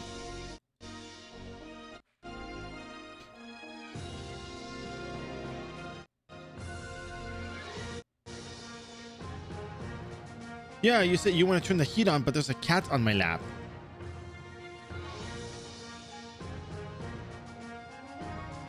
So what happens if you move the cat?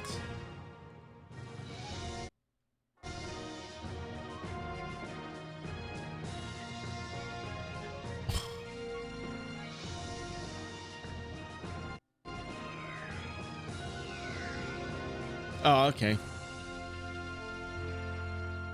Is there any potion in the house region? Nah.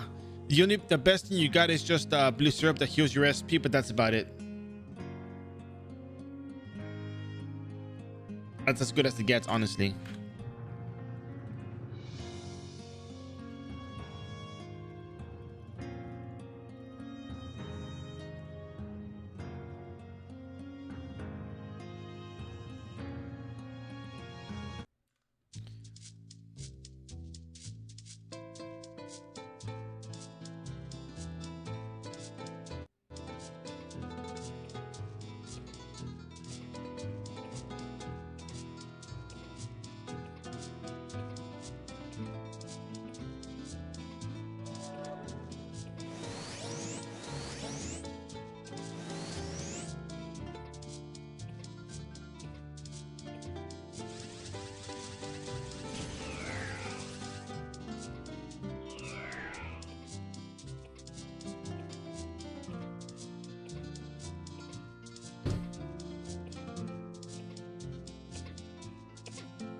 Yeah, so the thing is, you might want to, once you get to a higher level, you're gonna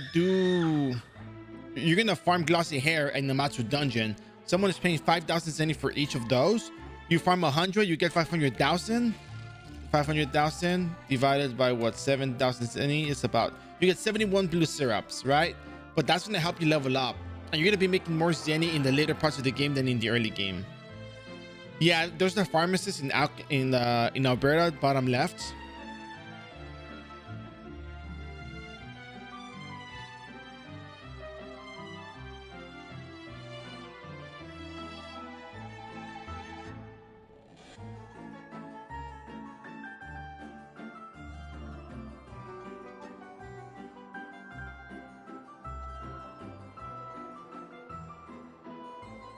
All right, so you gotta go upstairs, talk to Alzian, and keep it up.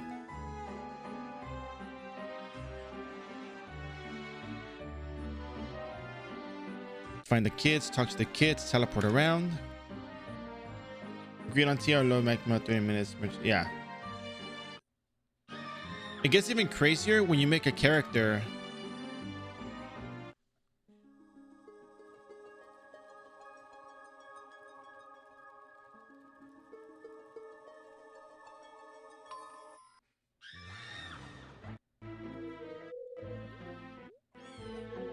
So now we have to find 3 locations on the map.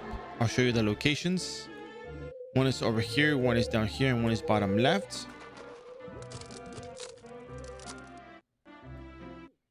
You have to talk to these kids. And then you go back to Lausian, and then you go to the map to the side, and you...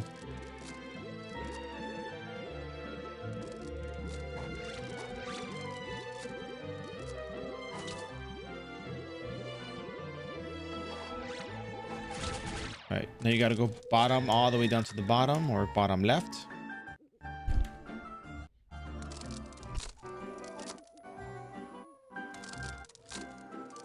Actually, that was a good spot to, be at.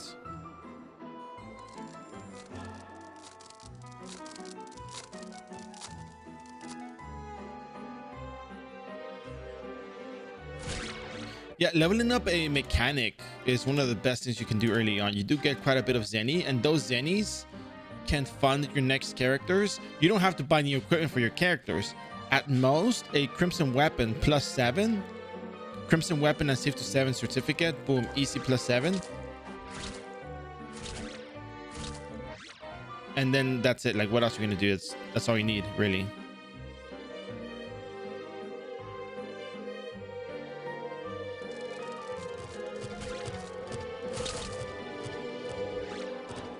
I'm gonna move these monsters out because I need them out of the way here. I need this space right here.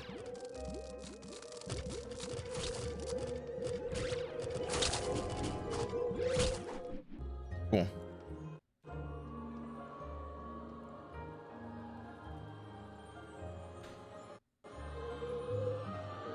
So I think when it comes to the Crimson Weapons, just Holy Element is going to be good enough.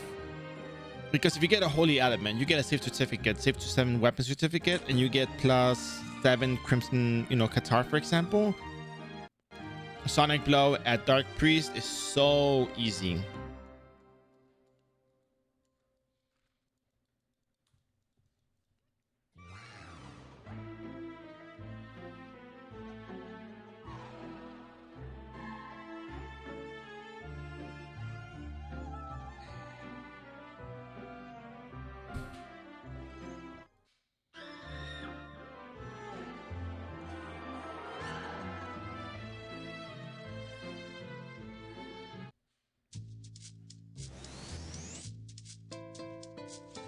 Gotta heal up though. So I was thinking,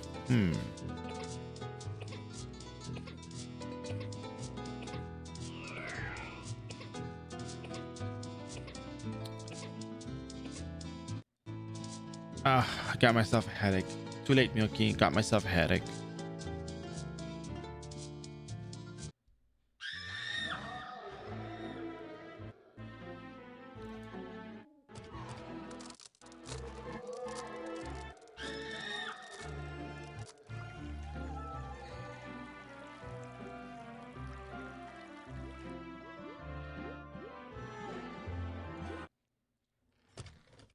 Yeah, Foxtail Replica. Maybe the RAM players might need that. They might pick it up. They could use it, but as long as you have a Holy or Neutral Crimson plus 7, that's good enough. And for what it's worth, in the early game, as we've seen before, as we've discussed, plus 7 Holy Crimson Weapon is really good for leveling 70 to 99. It really gets the job done.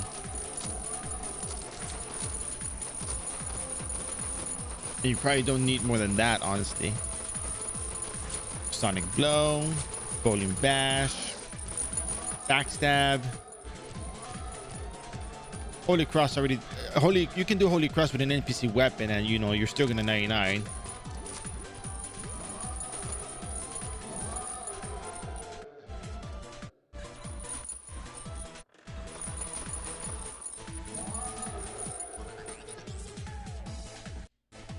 Yeah, maybe people will buy this for 100,000 each. Who knows?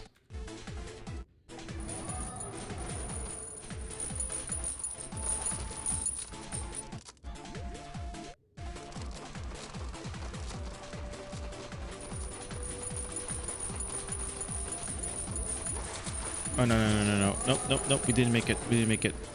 Oh, wait, did we make it? No, we didn't make it still. Okay, here's the plan. We're gonna use the Cicada skin shit when we get hit. We're gonna fly wing.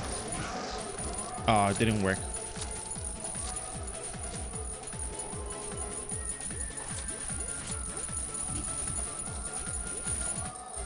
There we go. Ah, that didn't work out. Okay.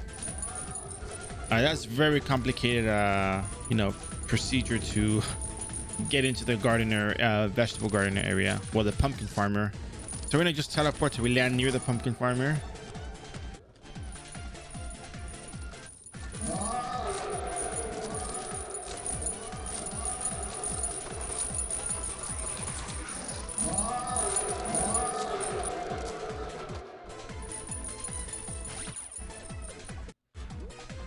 How can I get myself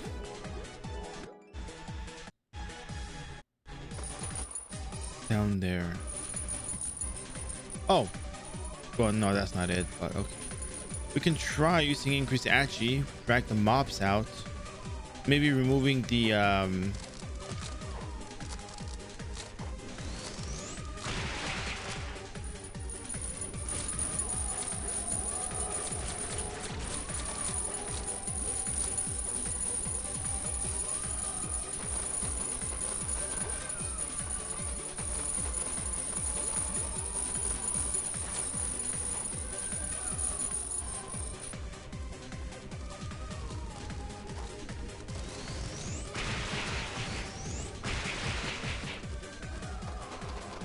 but here we go. We got it. We got it. We got it. Almost.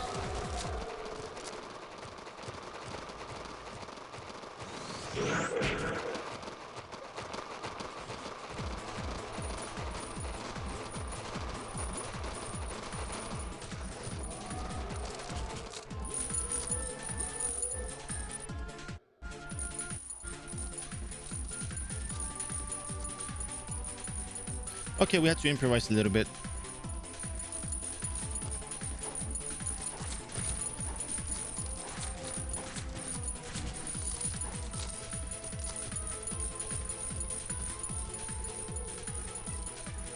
Here you go. You talk to the NPC here.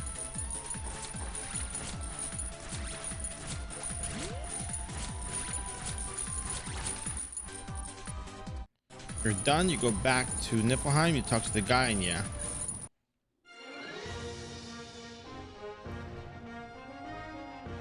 Yeah, Assassin is very fast.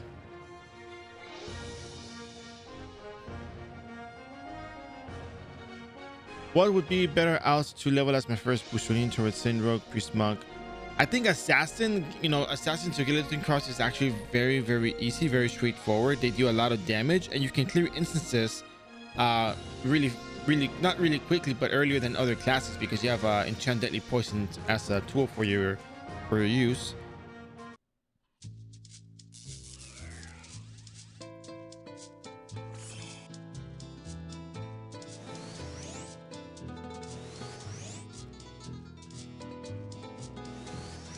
Lost Spirits quest, where are we at? Yeah, talk to the farmer. Now we gotta go to Umbala, so there's that.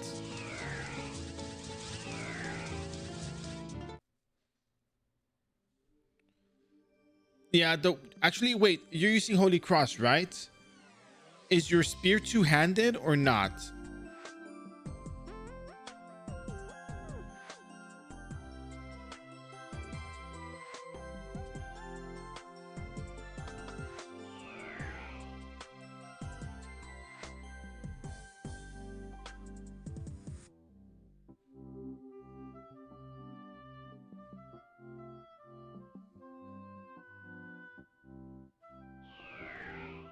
Yeah, they don't have no. Yeah, the Eden weapon doesn't have two-handed spear.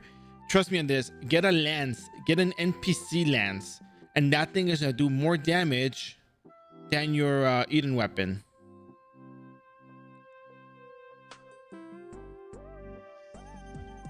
The enchant is not going to make it better. Two-handed spear does double damage on the Holy Cross.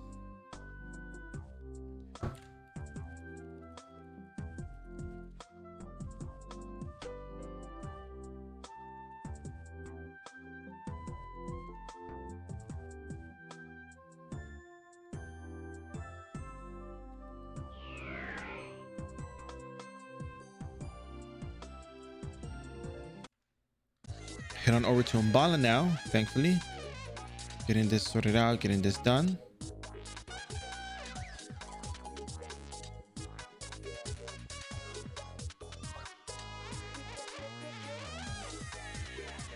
Wait, so what are you doing to level up with your Crusader? You're doing Agi quick, just auto attack?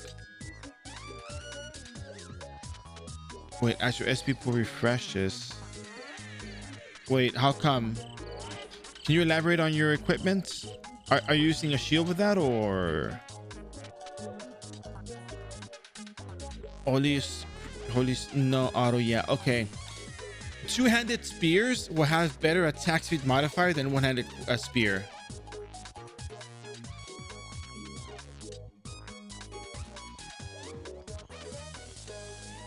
I think, if I'm not mistaken.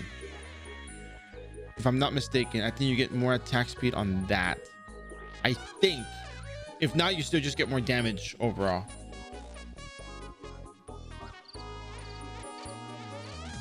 But the Eden group weapon, yeah, I guess you could probably switch if you run out of SP. You want to use more damage on the auto attacks, but in the grand scheme of things, the auto attack damage is not going to be that much greater unless you have a shield that reduces damage from the Dark Priest. What's your agility like?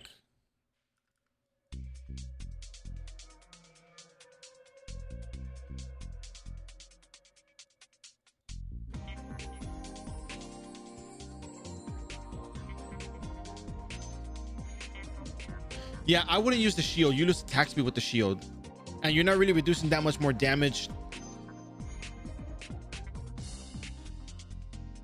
with just the shield alone. If you had a card, then maybe I can get behind that, but you lose attack speed with the shield, and I think you get more attack speed with the two-handed spear, and I think that might actually help you kill faster, make the last fight less, make the fight last less than it normally would, and probably effectively taking less damage overall. The other thing you can do is you can go to Amatsu dungeon. You can farm the glossy hairs. You can sell them to a buy shop and get yourself syrups. But yeah, just get a lance from the in Frontera. Just get a lance from Frontera. That's good enough. Holy Cross will be holy elements regardless of what spear you use, and the lance does the same amount of damage than you would with other weapons. Spending more Zenny on it is not going to give you more substantial damage that would make a difference between 2 cast or 3 cast. Yeah.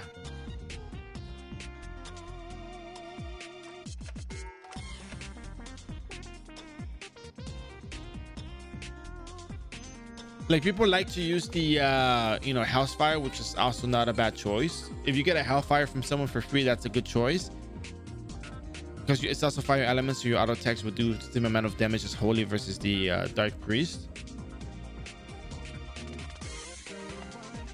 But an NPC lance, and just, that works. But yeah, people are paying 5k Zenny for each glossy hair. You go to a Master Dungeon, you just do this. You go into a Master Dungeon, to the dungeon teleporter, make sure less than 25,000 Zenny, type Master Dungeon 02 and find, and it's gonna navigate you through the maze.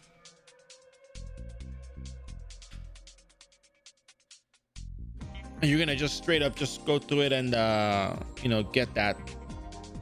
People pay 50 minutes. Wow. Milky.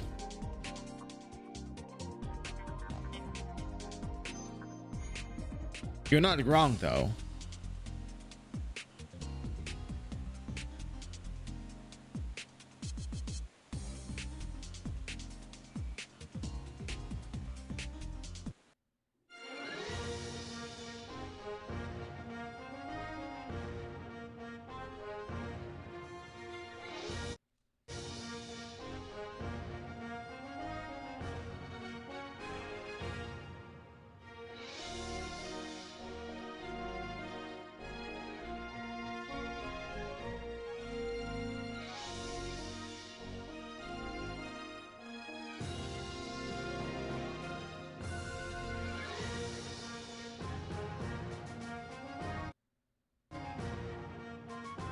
Oh yeah, no. You don't buy it with Zenny. You buy it from other players. People sell them in the cash shop. It's called 10-day premium subscription. Mini VIP does not have the same benefits as VIP. I just want to make that clear because some people thought you did, but it wasn't like that, and it's never been like that. Mini VIP is going to give you the +7 all stats with the pre-mode buffer. You're going to be able to get both Gram Squares. You're going to be able to get access to Overlook Water Dungeon if you're between levels 30 and 85. You're also going to be able to get the free mercenary for the every hour, whatever it is. You're also going to have access to the second storage. You're also going to have access to the Malongo Covert, I believe, if I'm not mistaken. I think that may or may not be it. And then I don't think you do, though. Actually, cross that out. I don't think you do. You also get access to the MVP Summoner, and you also get the lower cost on the what is that thing called? No, not lower cost. You get access to all the teleport locations from the NPC in the eating group, the green one. Kiki also gives you more teleport options as well.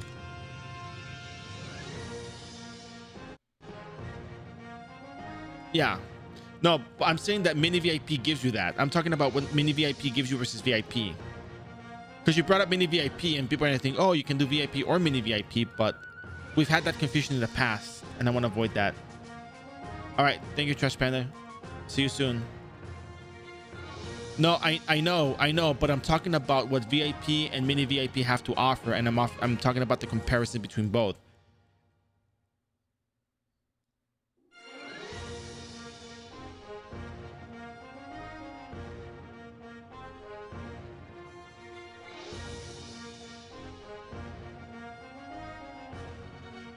Oh yeah. You don't have to make another account. Look, you just go you go to a dimensional time gap and the NPC there will give you access to second storage. Yeah.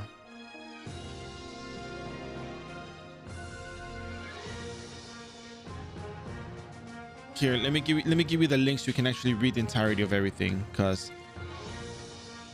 yeah, and VIP will let you choose your EXP as what's it called, base EXP and job EXP as base, or base EXP as job EXP and the job EXP for that particular bounty board that you complete. So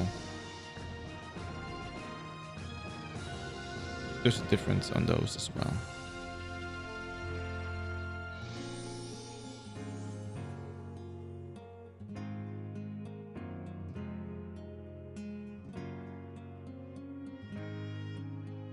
Like free octopus, of course.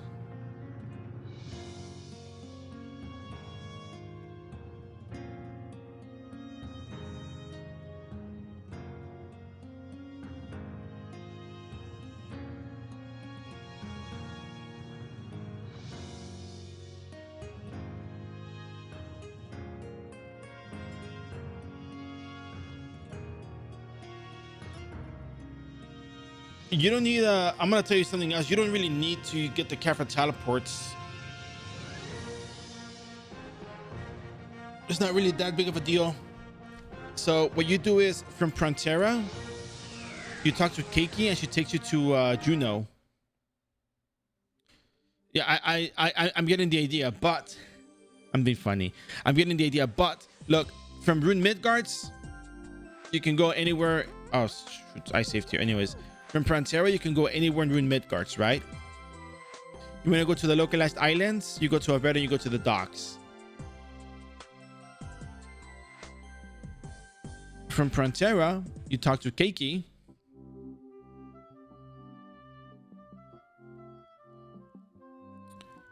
And she'll take you to Juno. From Juno, you go to the Kafra here, and the Kafra will take you anywhere in the Swashwat Republic. She'll take you to Einbrock, Lighthouse, and Hugo, or Rachel. From Rachel, you talk to the NPC there, and you go to Veins. And then from Einbrock, watch this. From Einbrock, you talk to the to Alsabeth. You go to the train station. You talk to the train station staff, and boom, you're now at Einbeck. That is literally the entire game right there. You have access to travel to the entire game now, just from those two NPCs. Oh yeah. Well, now you know. Now that solves the Juno part, and that makes your life so much easier from then on forward.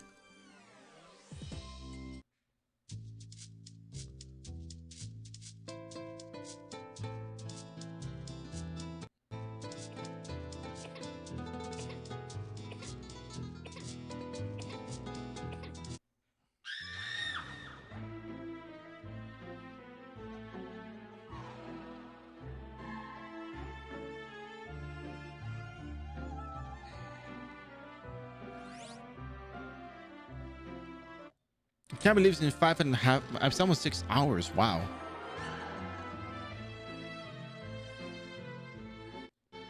We're level 91, and once we finish the rest of the quest, it'll be like another hour. Maybe by the 7th hour, we'll be able to turn everything in and get to level 100.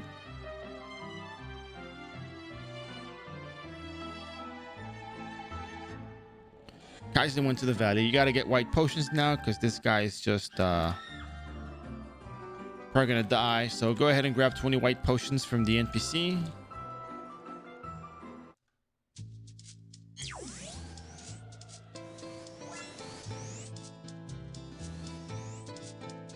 You're not here. Go up. Go up.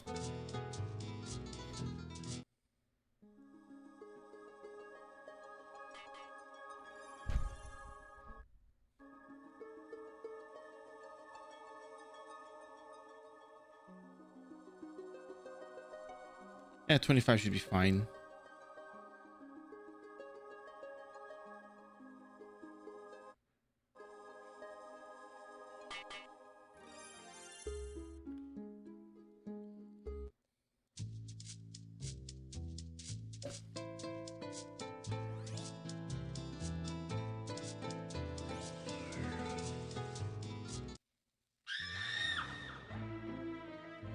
They're gonna map to the left side, and Kaizen, I think that's his name, is gonna be in the field, bottom left part of the map on the next map, and you'll see.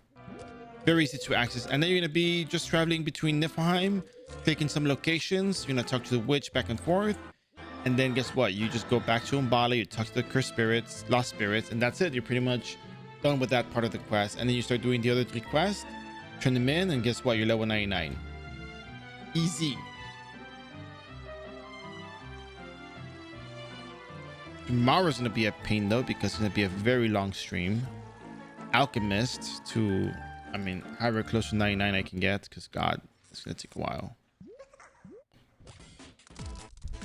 Oh, we landed on the spot, but we have a monster coming towards us.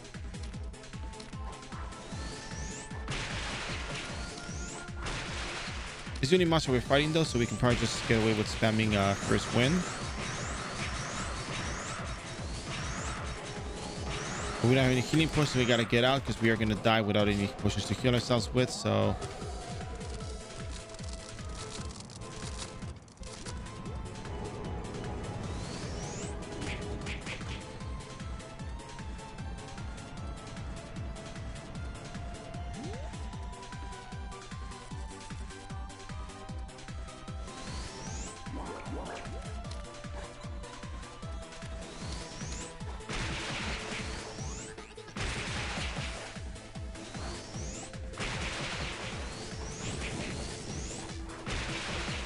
please freeze. There we go.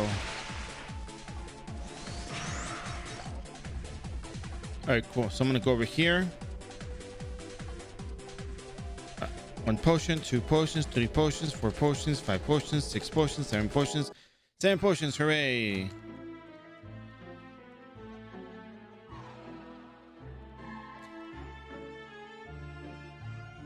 No, I'm not doing 24-hour stream for that. I'd be willing to do 24-hour streams for you know, Dragon Breath Reunite Endless Tower action, but I mean, come on.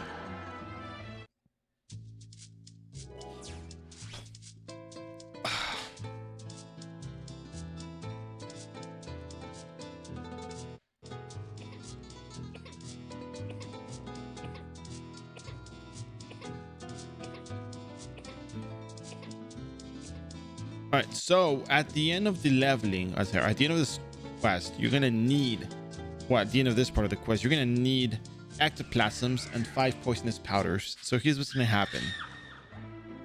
If you're watching the stream right now, it's a 6 hour. Feel free to hit that follow button, support the channel. If you like it, then let me know that you enjoy the channel. By doing so, really appreciate it.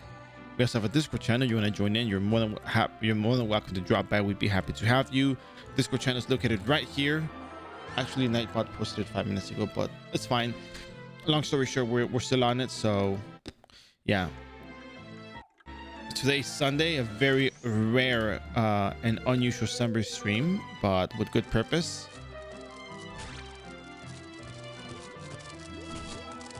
he ate it at plus 10?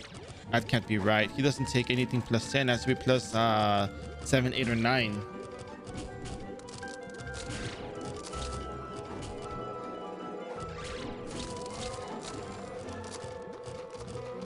Oh, plus 9 or higher too. Oh, okay then. I guess it just doesn't take the booster armor then. The booster gear. Sorry, booster armor is not what it takes then. All right, cool.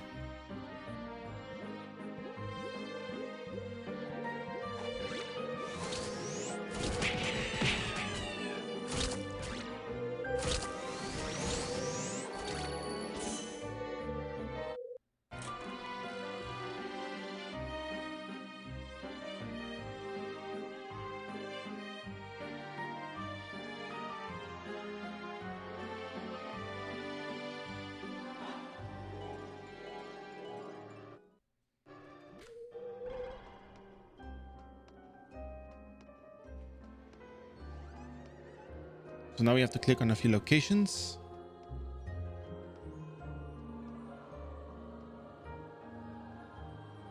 First one is the gravestone. Now we teleport all the way back to the witch.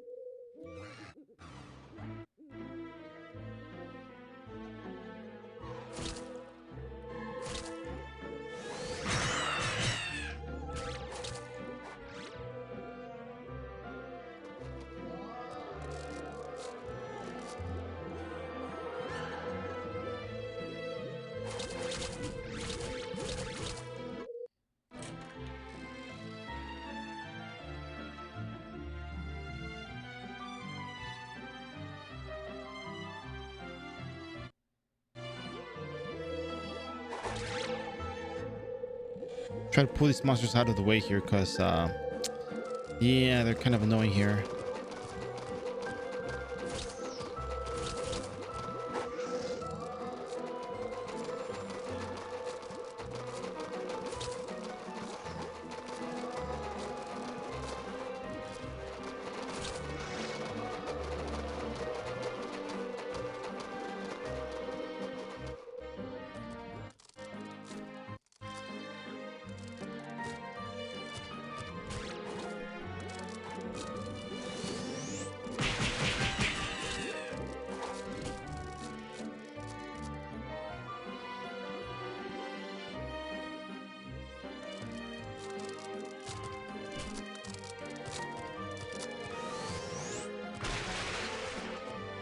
It's funny because, you know, a snowflake draft is not going to reach them if they hit you and you bounce back with cicada skin shit. So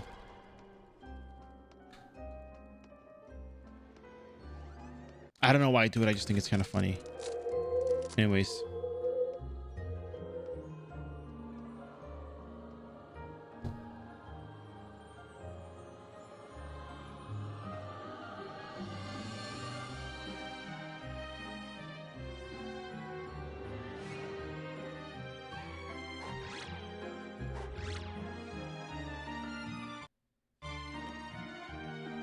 Talk to the grandfather clock here and go back.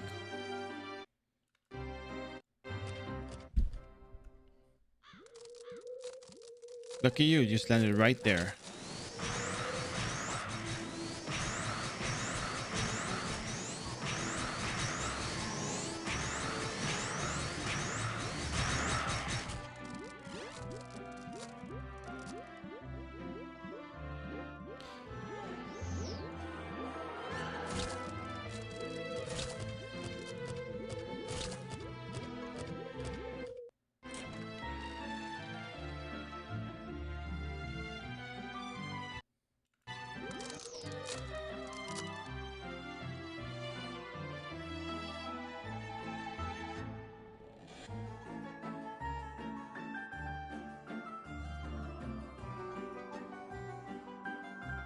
Go back up over there again.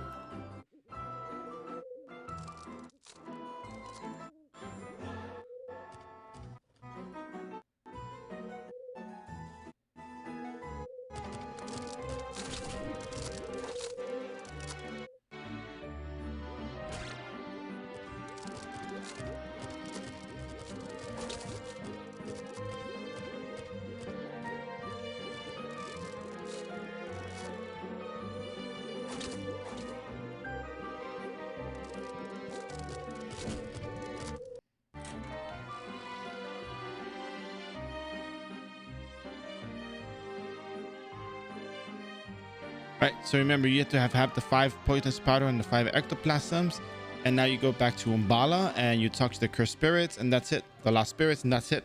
You hold on to that quest, and then you're gonna go ahead and do the Eye of Helion, the criminal activities, and the Eye of the Beholder quest, and that should get us to level 99 from where we stand right now. So it's looking good. I think it'll be just another hour of quest and turn them in, and that's it.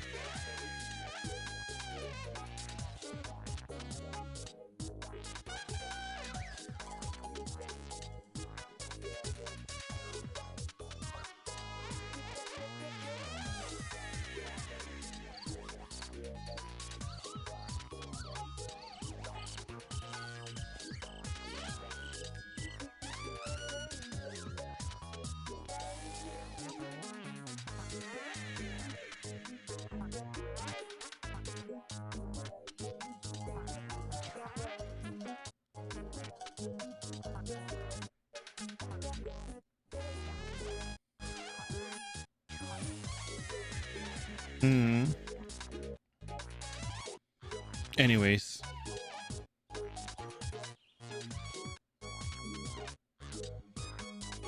talk to the lost spirits and let's keep it going.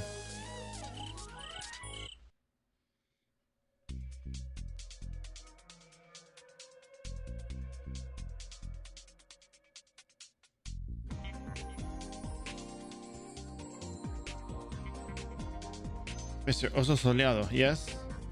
Yeah, sure. What's up? 120 intelligence, 120 dexterity, 90 strength, 90 vitality, plus agility for attack speed purposes. So you can put luck for more extra status attack, or what are we looking at? Very cookie cutter, but may also depend on your gears as well. I don't know. Why? What's up? I already have intelligence 20, strength at 90. Should I focus on? Do you have instant cast?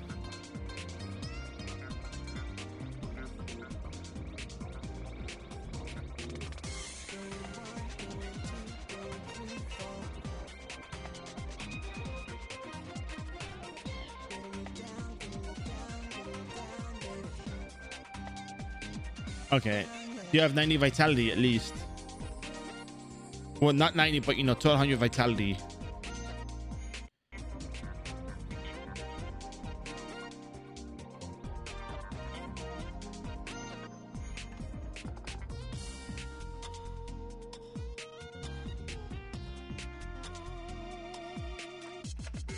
No, no, no, no, no, no, no, no. No, no. You don't do vitality to 120. You only do enough vitality to just do 90 base vitality. Because I think you're gonna get I think you get like a total 100 vitality with bonus or something like that.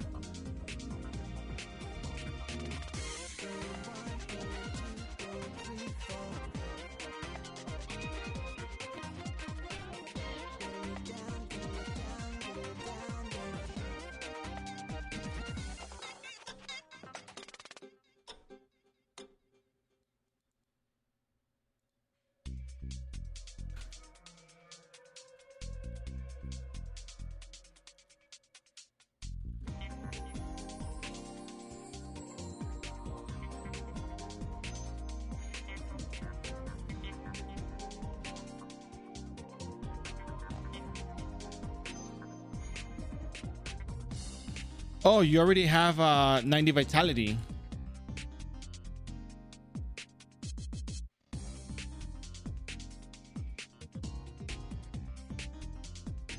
I mean, I don't think you're using cylinder headband, aren't you? What are you using that gives you the instant card cannon?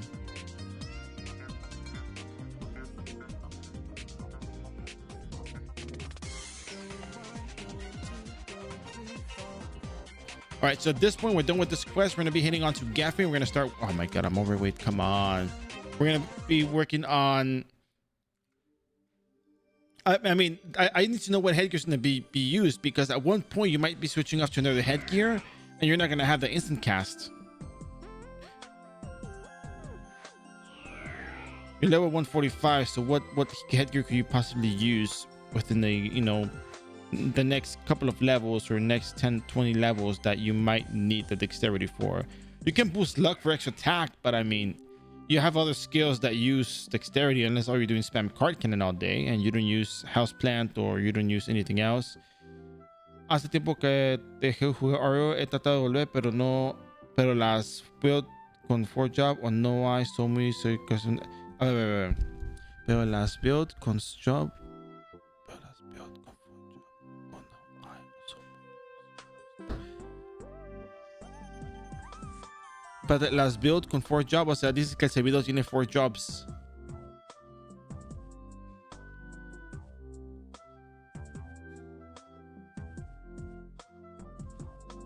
Oh, there's no build for 4 job. Okay, no, I can read Spanish. It's just that it's just kind of weird because we're talking about you can lo puedes escribir como usted guste. No más que no entendí la parte de build de Forge. Esa es la parte con la que me confundí porque estaba pensando en servidores. Decías build con Forge job y luego servidor muy custom y pensé, caray, ¿qué tiene que ver el build del Forge job con el custom? Dice que los que tiene Forge build el server o qué onda, pero no, ya te entendí. I'm not in trouble, Ceres. It's just the confusion with server custom being added in the same sentence as the server built with 4th job. But yeah, I mean, you want to write in English if it's easier for you, then yeah, you can do that. If you want to write in Spanish, I'm comfortable with Spanish.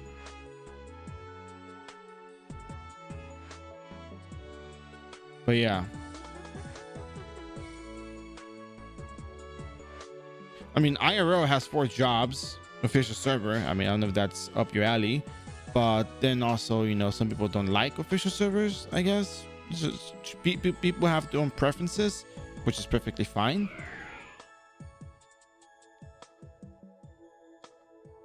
Though, I don't know. I think that, you know, 4 jobs here aren't so bad. I think people have adjusted to them.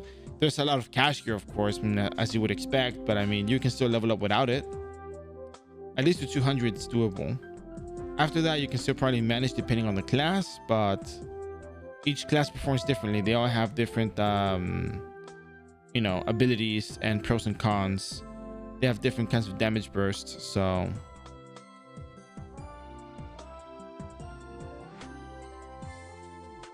they all benefit differently, which is, I mean, in a way, it's good, right? But yeah.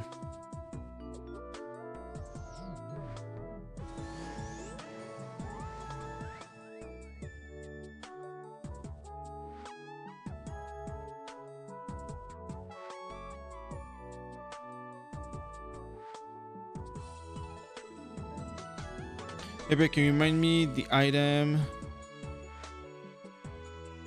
Wait, you're using giant raceworm skin. I see that. Wait, you're not using the Noblesse equipment? Noblesse equipment gives you card cannon damage bonus. Oh yeah. By the way, just so you know, we don't name drop, by the way. Just giving you a heads up on that one. But let me read your comment first. You will not get a new level 5. Okay. I see it now. Yeah, you know, it's kind of funny because on iRO, we haven't gotten to the point where we actually use the level 5 weapons because we still have the first update for 4th classes.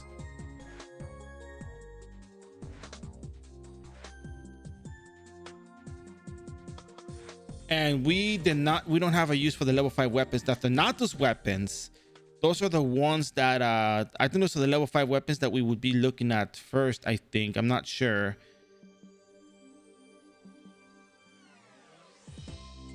I believe that's what we're looking at first, the Thanatos weapons, the AD Thanatos weapons, or whatever they're called. So there's really not a whole lot, honestly, right now. Oh no.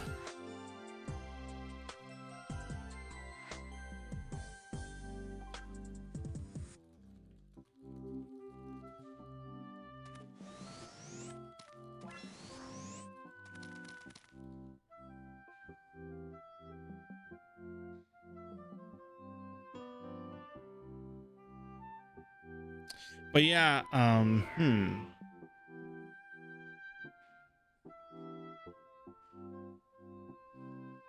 These gears, you get these gears in game, by the way. Like those are things from the episode of content that you do.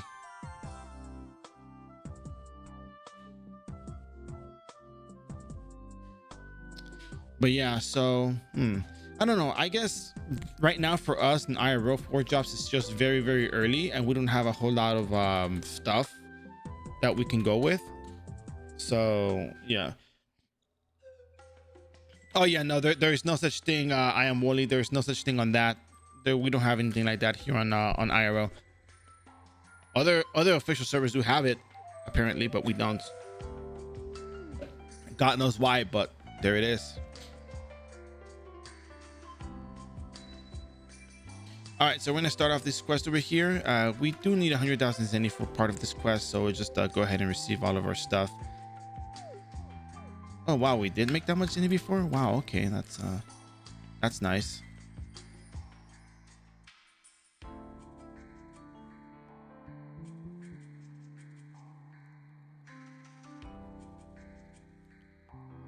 Hey Shusano, how you doing?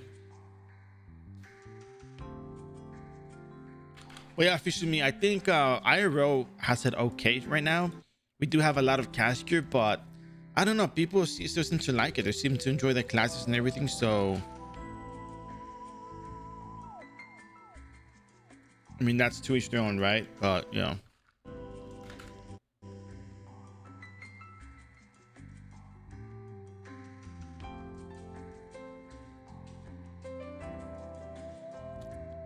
So as usual, I've done a lot of these quests before in the past. I do have a a highlight for the skills, highlight for the quest that I do that I really recommend. So you can just follow along what I'm doing here. You're gonna get a lot of EXP at the end, but remember, don't turn it in just yet. Just wait till you get to the end of all the quests that we're doing for this character, and then turn them in. I did see your question, actually. I feel like I answered it, but oh wait, I don't think I answered it. Sorry, I did not answer that. I see what you mean about the two-handed spear. I say refine it. Should I just do it for my equipment? Eden gear? Wait, Ebon gear? Are you talking about Eden gear, or are you talking about something else?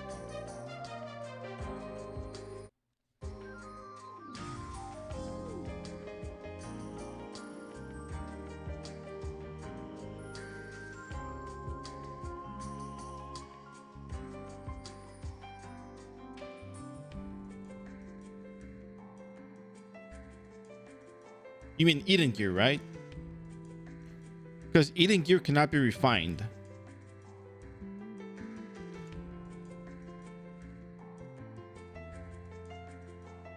Yeah, Eden gear. No, Eden gear cannot be refined. And honestly, even if you were to plus it on all of those, the difference is so minimal, it's not worth the cost.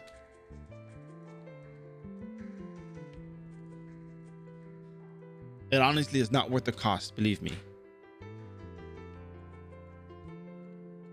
So just use it. Yeah, even the lance at +0. Well, I mean, and you're gonna auto attack, right? I know you're gonna auto attack, but in terms of Holy Cross, +0 lance does the job. It's the same as I think the same as the metal spear. Still do like 3 shots or 2 shots or something like that. I can't remember. It's very similar.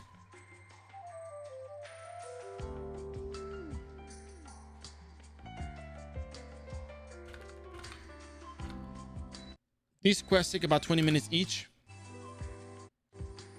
So after 1 hour, we're pretty much done with these quests, and that'll be good. Yeah, it is. Yep. It's pretty cool though. Like, you know, mechanically speaking, it's just like, okay, how is it that the Eden gear loses to, I mean, the Eden weapon loses to a NPC lance? How? And it's just, it does no more damage just because it's two-handed. That's really all it is.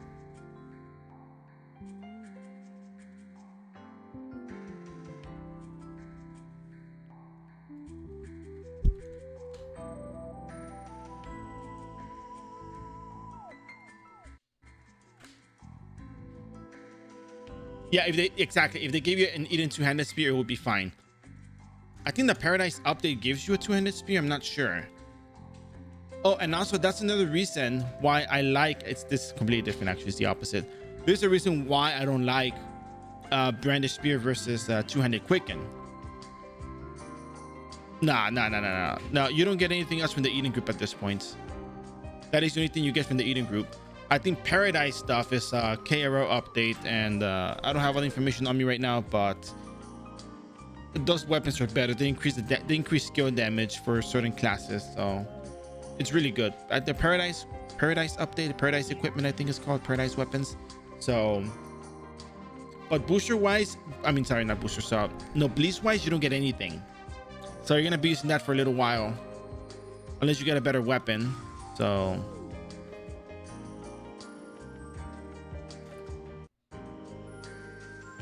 But there should be spears you can use though.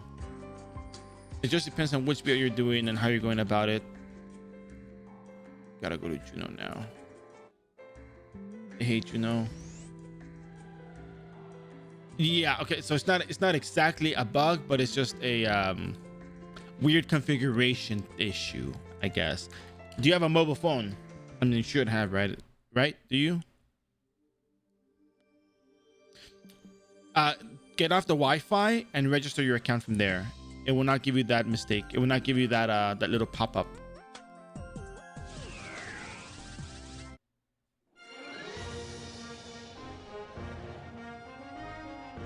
Do you have it? Do you have internet?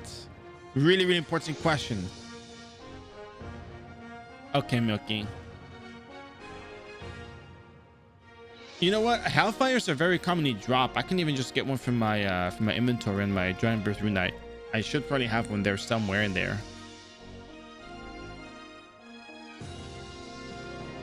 You know what? Even better. Yeah, there. I have the Sephiroth. I have the Gungnir.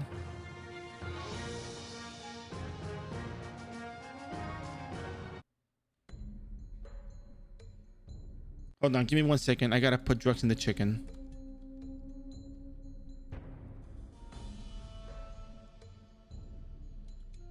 You add drugs to the chicken. Okay, cool. Anyways, where were we?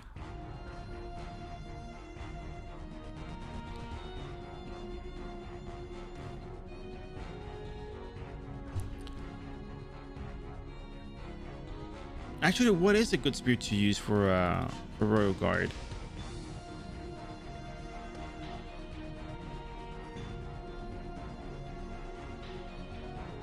No. I'm not gonna do. No. I'm not doing this thing. I'm not doing this thing. Or just in general, or just Royal Guard in general. Because we don't know what build he's gonna do yet. He's not a booster character, so he might want something that is not to come. Ah, Crimson, of course, Crimson. Silly me, it's always a Crimson.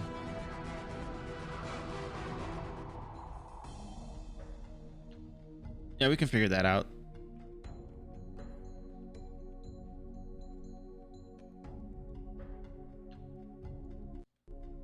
This part you gotta relog. Just relog. Trust me on this one. Just relog. Yeah, I got Eater's Spear. Okay, yeah, sure, because that's a thing we're gonna afford right now, right? First character, suggest God Spear. Great suggestion, Zara's. Great suggestion. So you talk to this cannon switch and you just go up. You don't have to worry about fighting them. Just get out of there. Really now? Okay. What about with Wi-Fi? Oh, wait a second. That should be different though. I think the JavaScript thing is different though. Because you would be told that you cannot see the content if you're from Europe. If you're from supposedly Europe, you know, that's what it would say. Supposedly, right? Supposedly.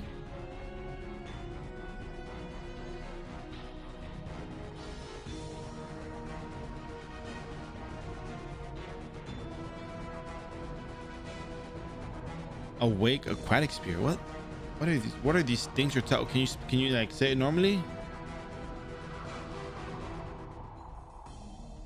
What did you say?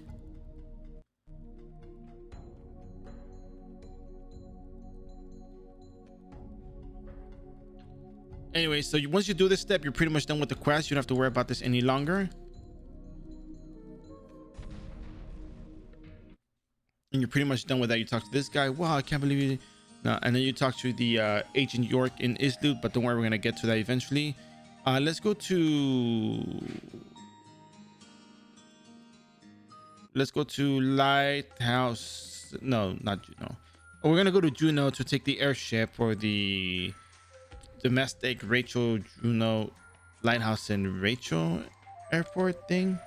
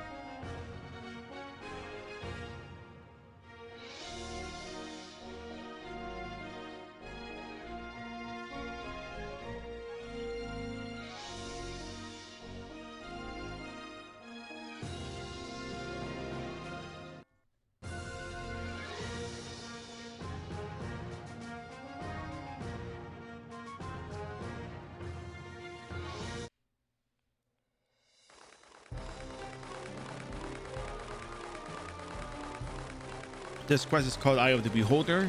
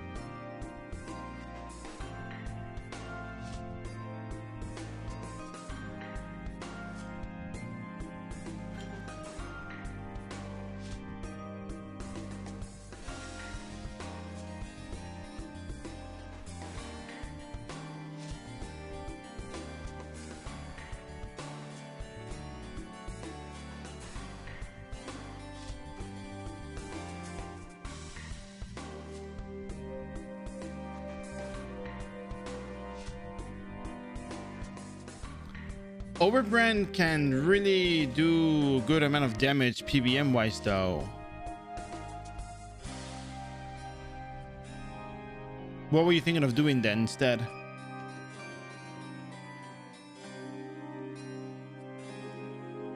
Oh, the skill got reworked, by the way. I don't know if you know about that, but the skill got reworked.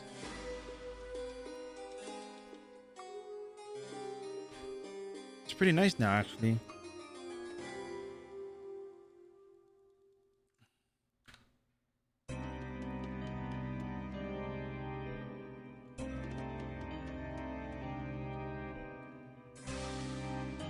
After you're done talking to her. Oh yeah, the wiki. The wiki is very Yeah,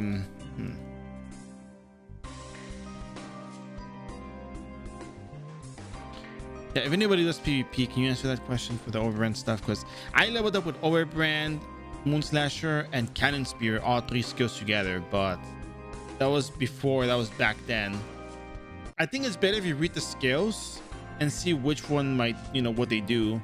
Like AoE, what stat influences the damage, that kind of stuff.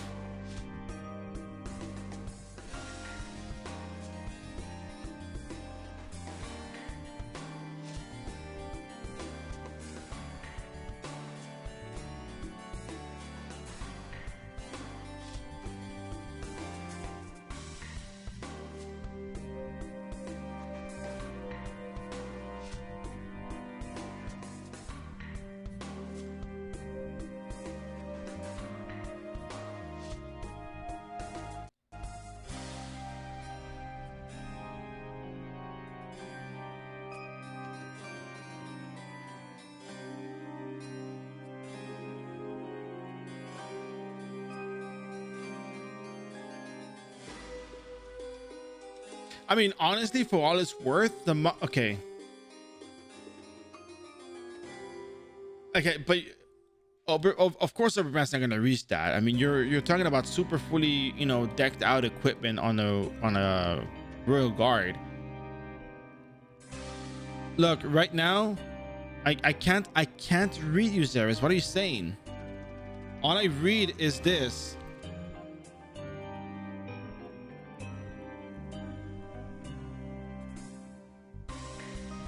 Like this is super fully geared out is what I'm saying.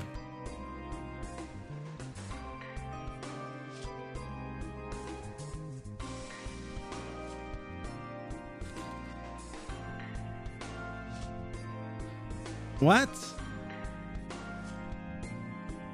Zeris, what are you saying?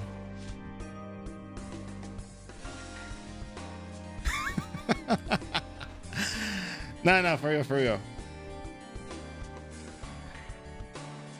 But I mean, look, 20. Okay, look, this is Chrome Kick. This is your first time playing Royal Guard, right?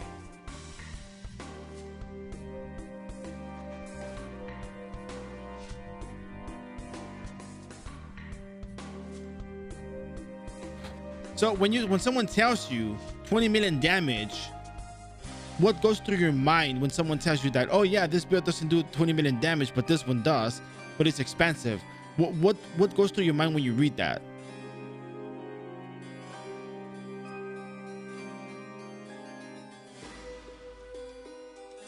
And this is not anything bad. I just want to make it clear that, the way that this has been explained may be a little bit difficult, because you may think, how the hell do you even acquire 20 million damage? Even I wonder how the hell do you get 20 million damage, because even I don't get 20 million damage on my Dragon Bear Screen Knight. Wallet warrior of the credit card conglomerate.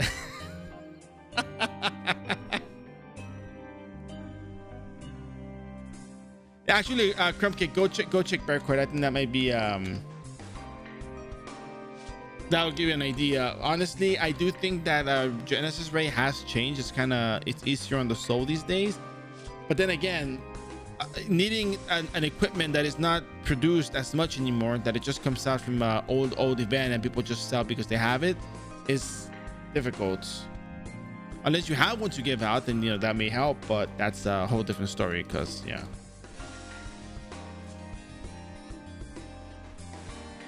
we get boxes by swapping. Boxes of what?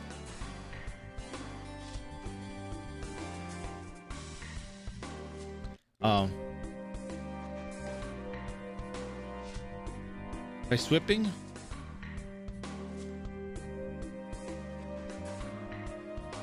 Oh, that thing. Okay, I see. Okay, I get it now.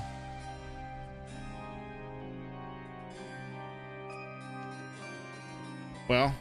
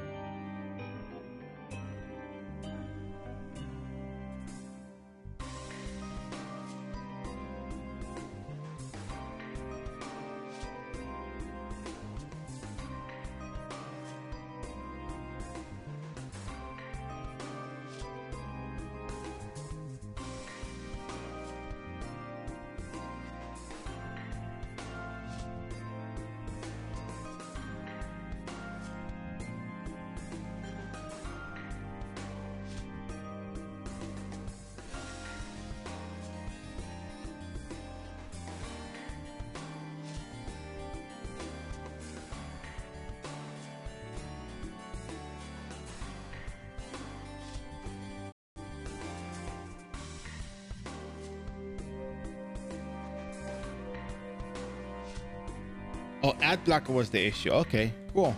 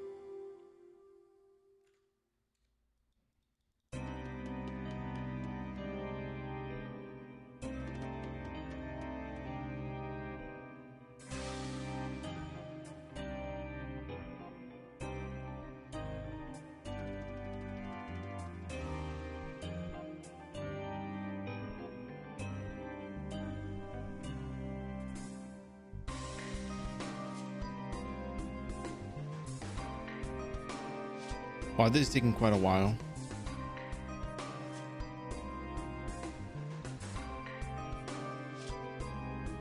First time I took this long to get this one. Still going.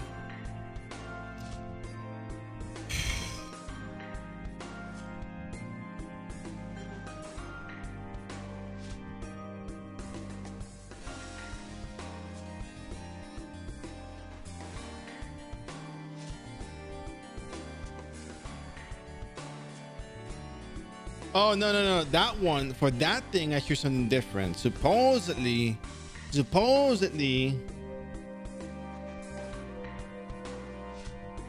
maybe people in the audience can tell you because I don't know much about this. So can anyone explain to I am Wooly what people do? Because I don't know what people do. I usually don't look at the chat when I'm doing this stuff and people talk about it. So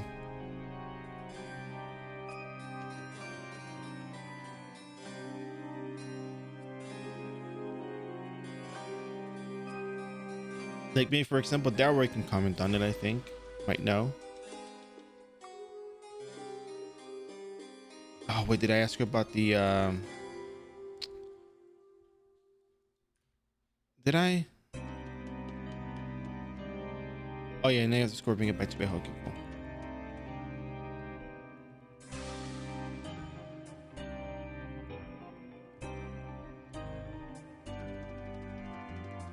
Something about not being able to view the content from Europe.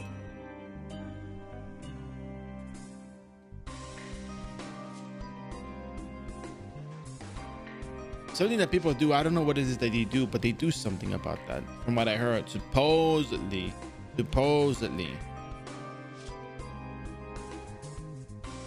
I think. Well, I'm not looking at the screen. I'm kind of busy doing this quest. So yeah, go help yourselves among yourselves, and get that good old Sunburden spirit here, helping each other out. Very nice.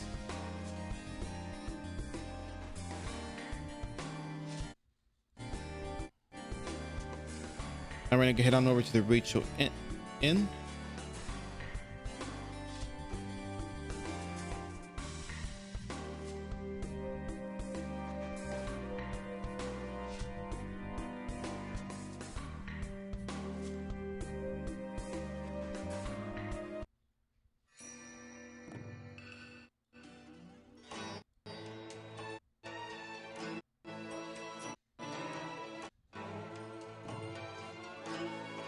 I don't know. You're asking the wrong person for that.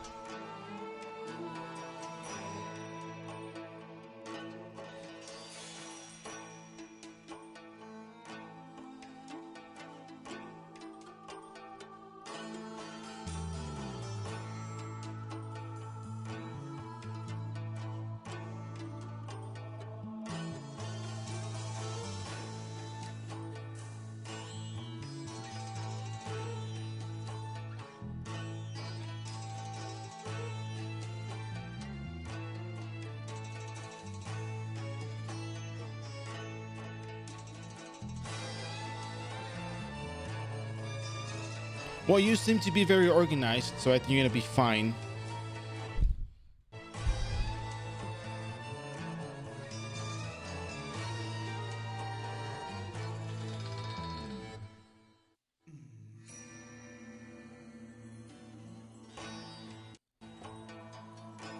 After this is what, Eye of Helion, and yeah, that's pretty much it. Wow.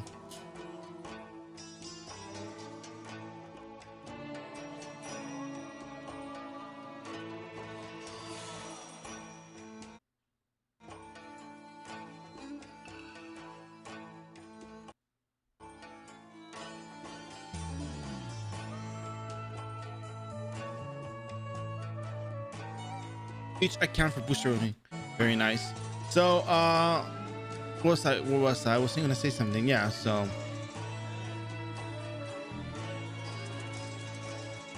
I forgot.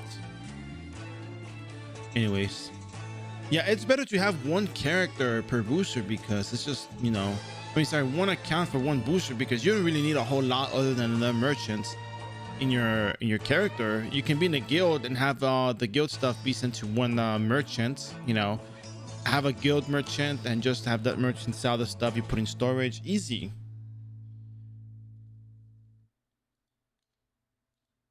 Rose, wait. Rose, wait a second. What?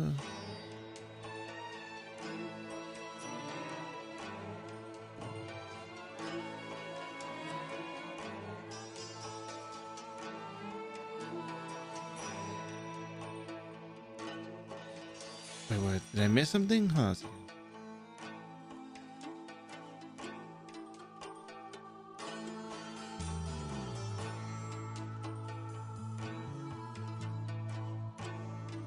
Oh, I need to search again. Whoa. Hold on a second. What did I do wrong here? Did I screw this up?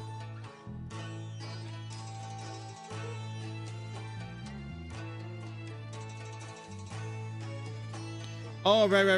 Did I get the necklace yet? No, I haven't spoken to a little girl. I'm supposed to talk to a little girl. I skipped a step. My bad.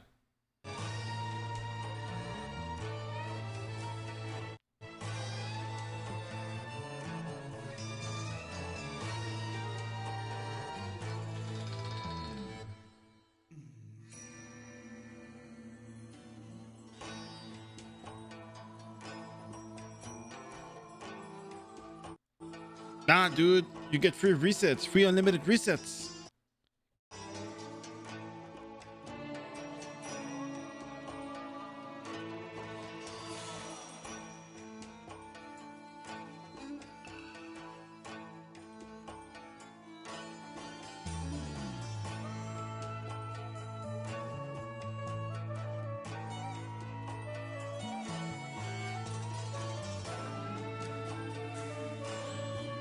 Bro, you can make as many boosters as you can.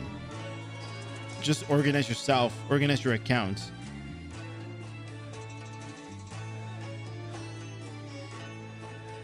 You can totally make as many as you want, you know?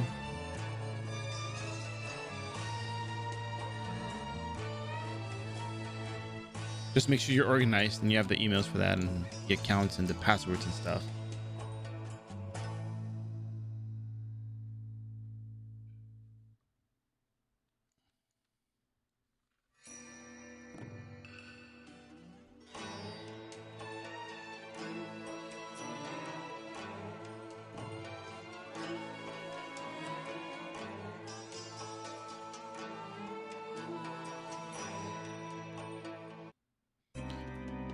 Oh, you're gonna fit right at home here. I am Wooly.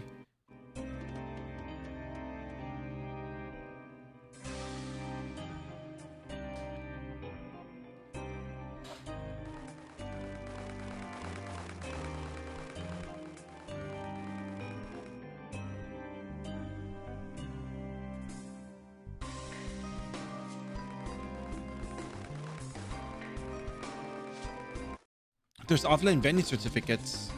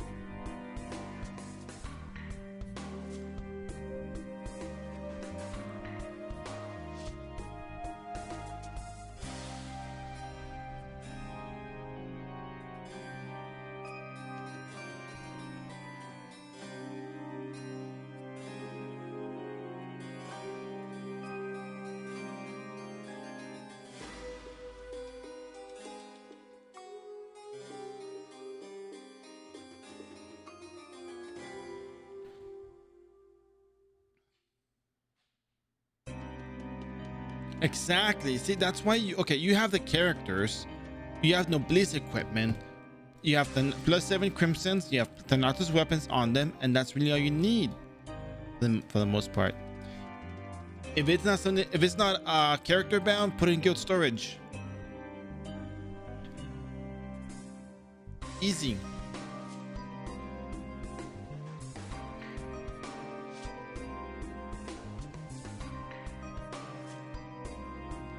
Geneticist is good. Yeah, Guillotine Cross is good. Ranger's kind of okay, I think, but Geneticist can be really tanky with the Sarah Homunculus. You have the B Homunculus. Oh man, should reduce flat damage, 1000 flat damage starting off with the skill, and it will go up to 2333 flat damage reduction as well. So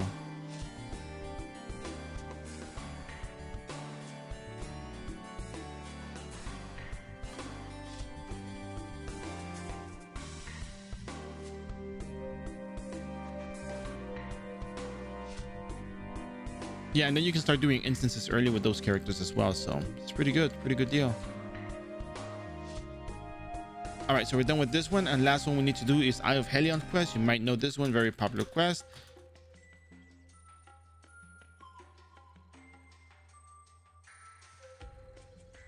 And I'm going to be heading off over into the sunset known as Morok. You're overweight. Okay, cool.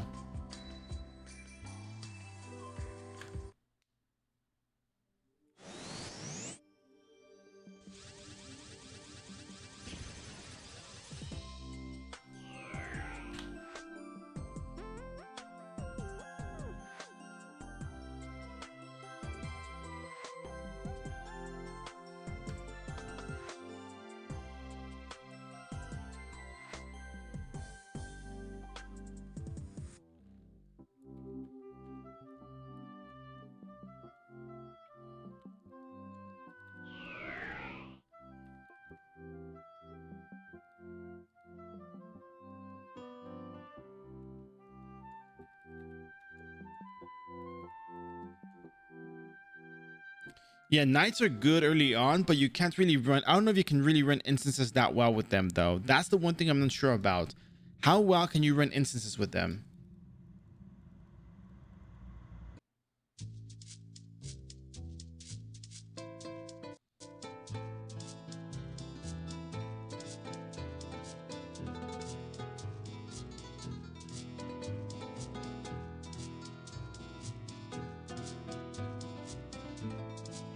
I think knight is good in terms of farming in the early game, but other classes kind of go on speed on higher, from the knights, mainly because you have the you have higher damage output long term with the other characters, and then knight tends to be expensive. They don't have damage that increases based on their base level.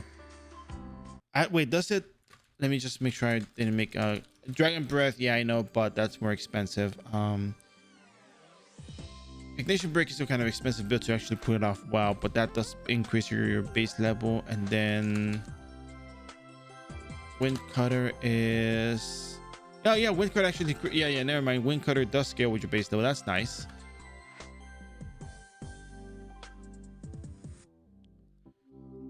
For some reason I was thinking about the flat damage stuff.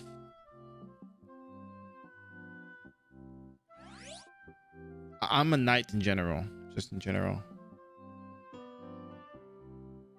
Yeah, after 150, yeah, of course, yeah. There's a lot. It's really interesting. After 150, everything kind of falls off, and you have to get stronger.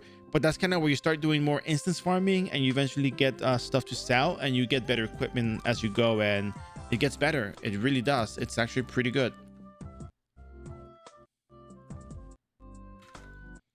The way the game works is just interesting. You can just make a character. You can go on the Noblesse equipment, the Imperial equipment, the Grace equipment. If the Nautilus weapon or a hero weapon, you go all the way to level 150. You start falling off, little by little. You farm your Battle 5 headgear if applicable. You farm instances. You get those cheap cash gear stuff that increases your damage. Because, meta and all that stuff. People just tend to, hey, you know what? It's easier for me to just do this and that. And they go with that.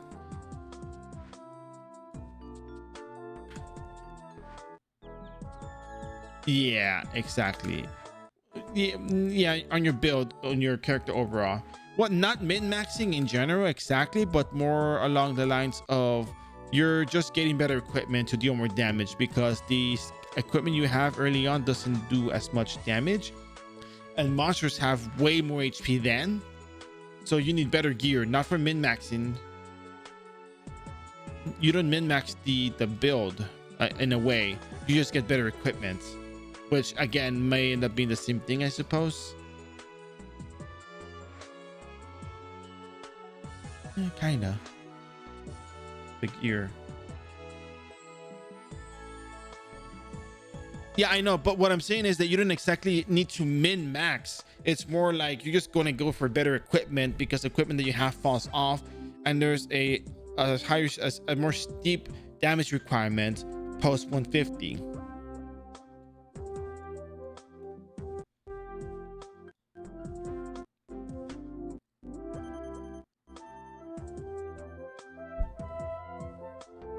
Because if you're min maxing, you're out refining things to plus 14 for whatever reason. When the equipment goes up to, it gets its bonus at plus 9.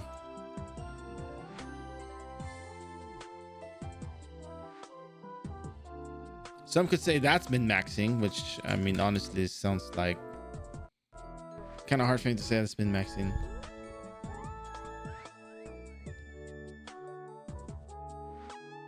Yeah, well, some people do that. That's why. Let me see. For example, min-max example. So there's different headgears, right? There's the red baby dragon hats.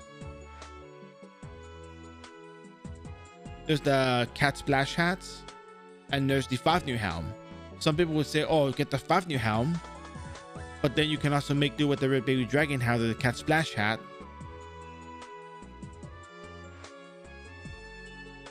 But then other people say, "Oh, why are you getting that? Get the Fafnir helm."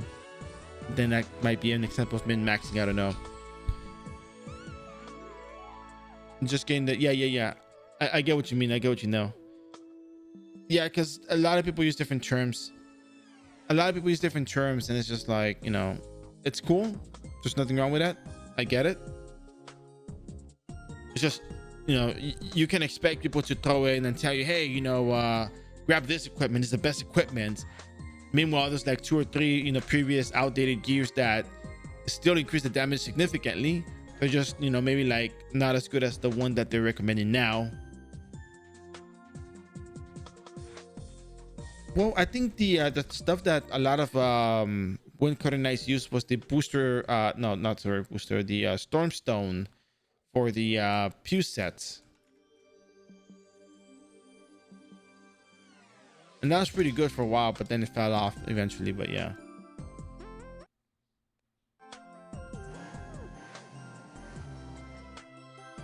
Yeah, the wiki does get a little off. So what makes it easier is the fact that we have the Noblesse equipment available. For example, take a minute or two and just look at what the gears do. Don't worry about the first part. Worry about the primary classes, the armors, and look what they do. Like you're gonna see like increase such damage and increase ignition break damage for the knight armor. The breath armor increases damage with dragon breath, and the Noblesse spear armor increases damage with cannon spear damage, and then the Noblesse Genesis armor increases additional raid Genesis raid damage.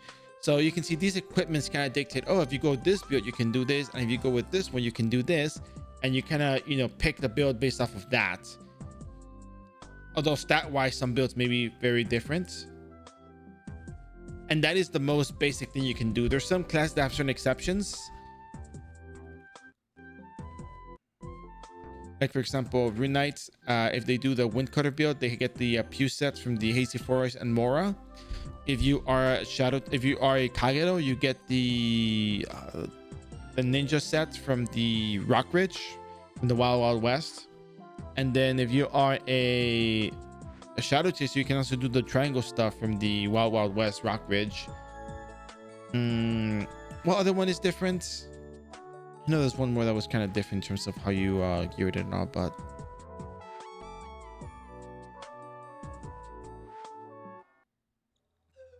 oh, I'm in Geffen now. Okay, well.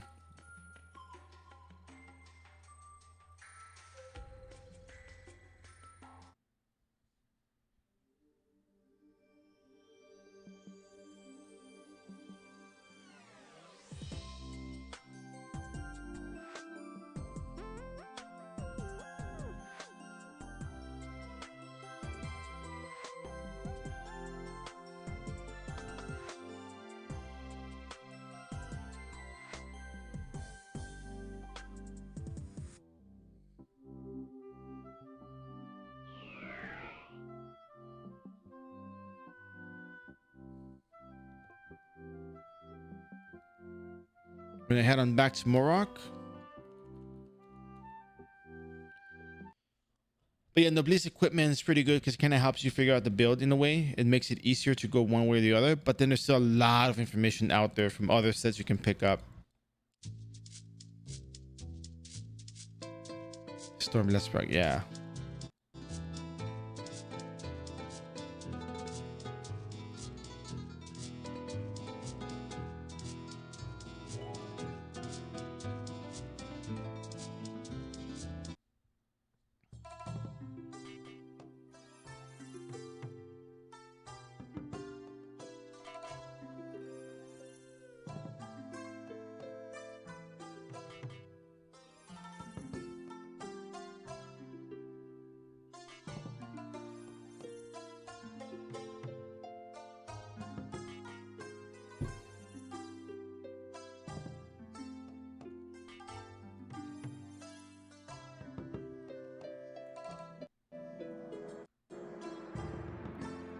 I think Kagero can be cheap, but I don't know if it's gonna be doing. It's not gonna be doing that much damage. I think even Guillotine Cross can do that much damage with just Meteor Assaults and the Noblesse equipment, just because it gives you the fixed casting reduction, fixed casting time reduction.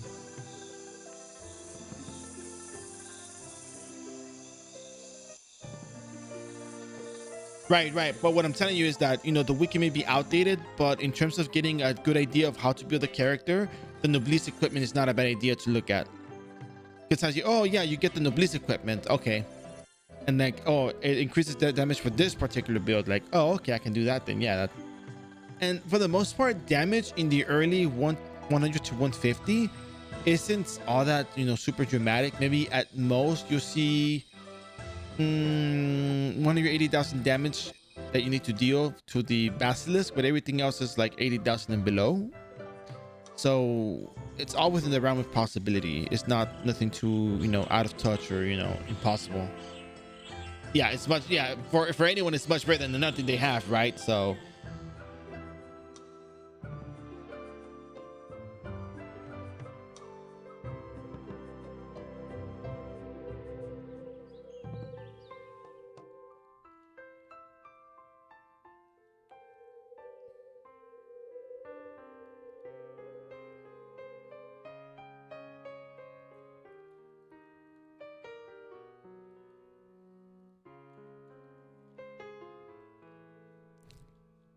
but it's good. I think the Noblesse gear really changed the game, and I think it'll get better once the Paradise update comes in, because then you're gonna have a weapon that you can use besides the hero weapons, besides the Crimson weapons, besides the Eden group weapons and such. What's it? Oh, you can also get the weapons from the oh, what is that place called? Illusion dungeons. They drop with the weapons drop now. All right, let's see. What's a good place to level once you hit 150? Depending on the character and the gear, because those things do matter, by the way. But normally people go to either, you know, Turtle Dungeon. You know, not, sorry, Illusion Turtle Dungeon, Illusion of Abyss. Level 150, first floor monsters. You bring Fire Element Weapon, Fire Element Converter. You bring, you can bring Earth Element Armor, or you can also bring the Earth Proof Potions.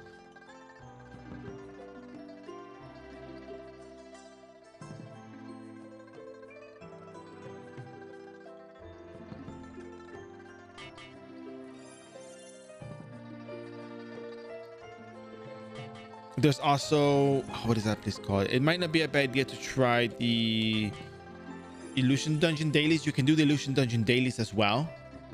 Nightmare Clock Tower is another one that people go to if they can't deal enough damage at the, you know, Turtle Dungeon. You get less EXP. There's more EXP at Turtles, but, you know, it just depends on your character and whatnot. So yeah, the Kentucky, exactly. Yeah. I need a huge whiteboard and a camera to explain the nuances between each class and where they can go level and why they can level and why they cannot level. I'm gonna look like I'm insane or something, saying okay, so this character can go here, but these can't because they don't do enough damage to these monsters with this much HP. If you calculate the approximate amount of damage, how many hits you're gonna be dealing versus these monsters and the damage that you're taking, the duration of the fight is not gonna be in your benefit.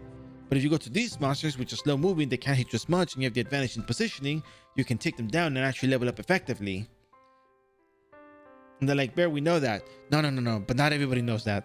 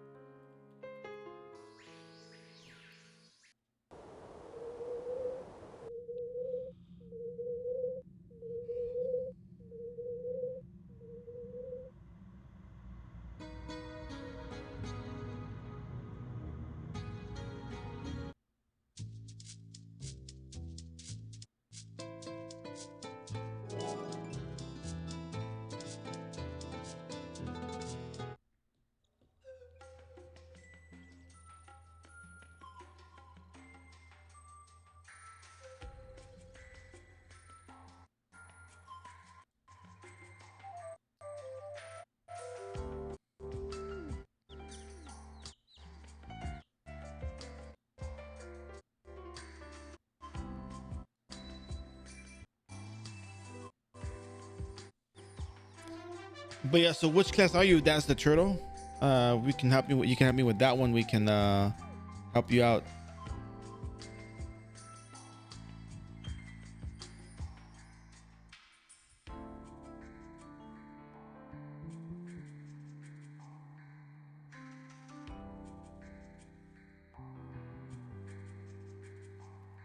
Janetta says, "Oh, do you have a Sarah homunculus? Tell me you do."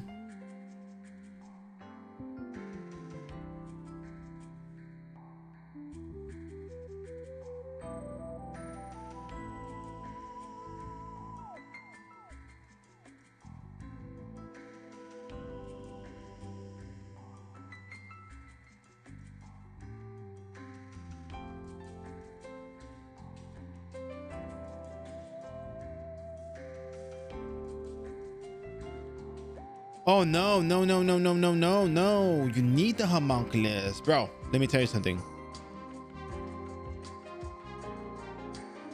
They take 10% of your EXP leveling up. Yes, I know. Seems like a bad deal, right? But when you get Sarah, she'll reduce a flat 1000 damage with painkiller. At level 150, I think if I'm not mistaken, it has to be level 150, and level 10 painkiller, she reduces a flat damage of 2333 damage. Do you have any idea how much 2333 damage is? Well, guess what? It's 2333 hit points. That's how much it is. And it's actually a really good amount because, point your perspective, if monsters deal 4000 damage, you take 1000 damage, which is not really common to see. If they deal 2000 damage, you take 1 damage. 1 damage. Just like that. It feels bad, man. I know. But trust me on this one. I say Sarah Homunculus is amazing. Well, I mean, you might have enough damage as it is, probably. So you might not have to worry about that as much. But the sooner the better, I think, is for the Homunculus. I mean, you could probably get Sarah in like maybe 1 hour of leveling at turtles. Maybe if you can kill them. Nah, this would be really good. I think it's going to be really, really good.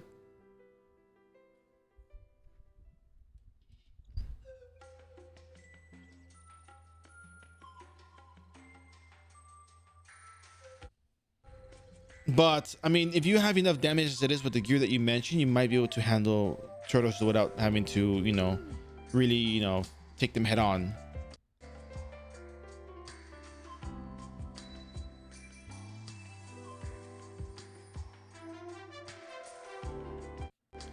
Man, climbing the star is pretty high. Give me 1 second real quick. I need more water. BRB.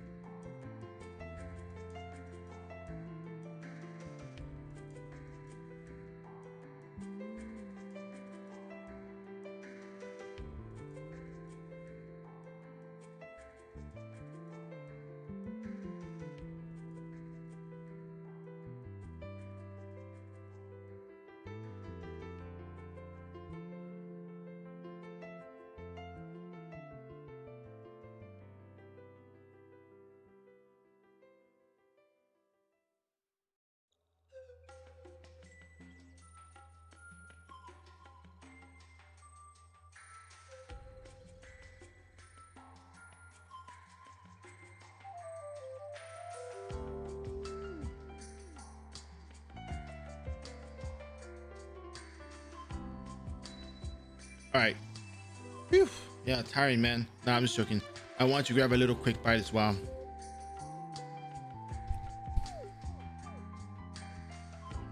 So I just went ahead and grabbed a quick bite because, you know, I don't want to say, hey guys, I'm hungry. I don't want to scare you guys, but I mean, it has been 7 hours since I started. So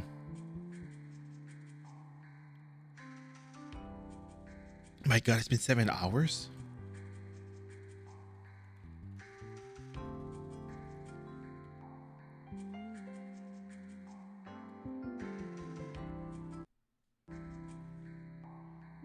No, I don't have kayaks here at home.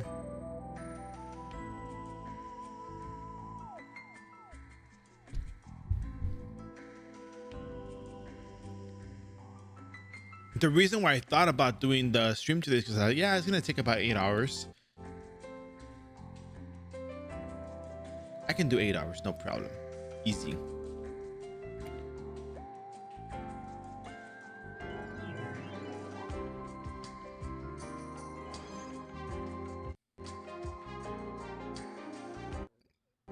No, why would I do that? It's expensive, dude. I cannot do DoorDash. That's expensive. I can just go out myself. Well, I mean, I skipped out on Friday. Let me make it clear.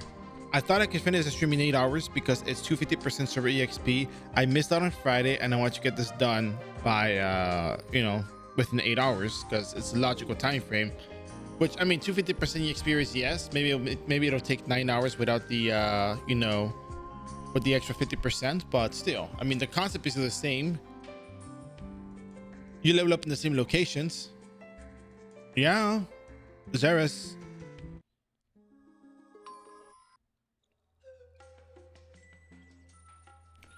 It's been the whole weekend.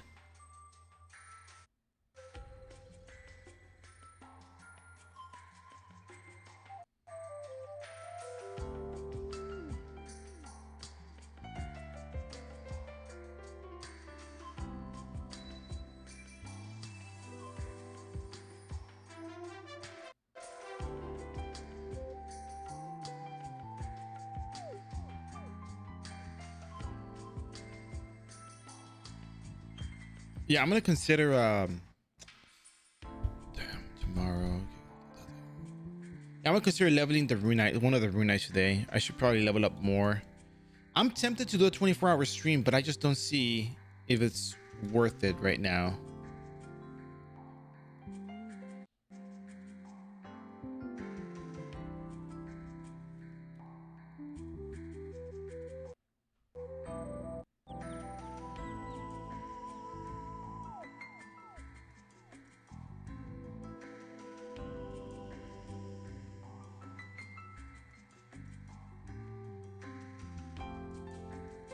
You took a break.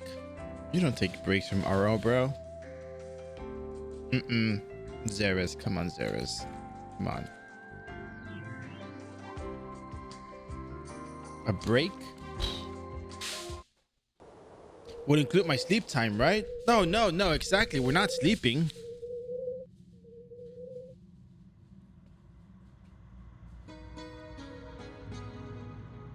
Sleep time seems like an excuse.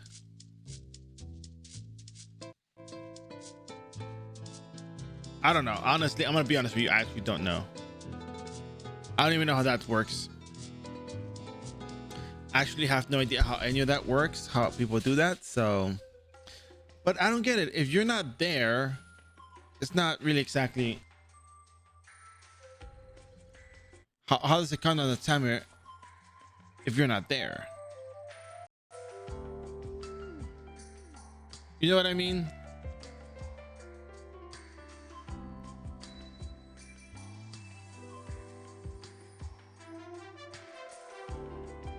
That's the part that confuses me. Just put into perspective.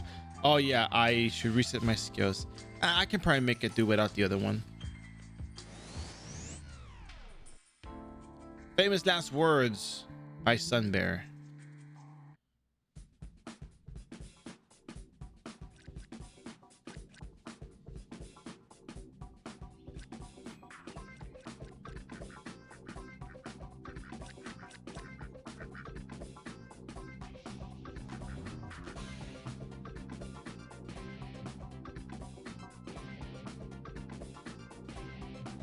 Yeah, I need a lot of bread. Think of all the sandwiches you can make.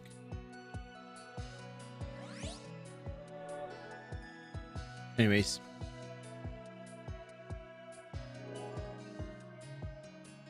Yeah, no, I do consider that. I do consider that. I just didn't know that was the thing that people did. I thought it was just like I thought people just ran it like that because they just, because they could, I guess.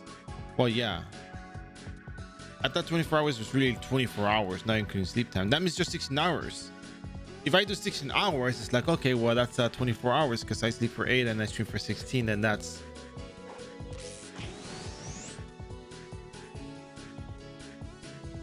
equivalent, no? Oh my god, you guys are gonna keep doing this? And curse me?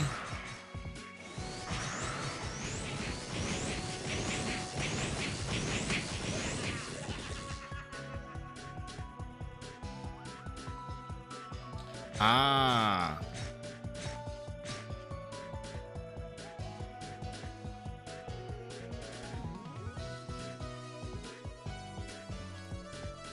Nah, probably not worth it in my case.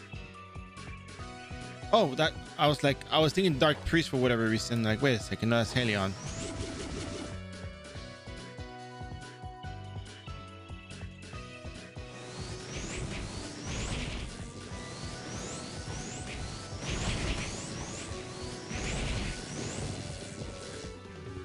All right, and that's it. We're done with this quest. Now it's time to turn it in.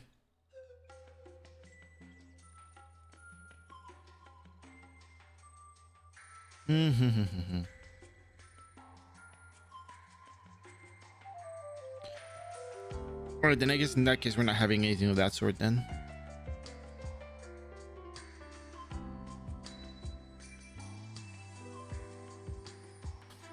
So let's see. First up in quest, we're gonna be turning in.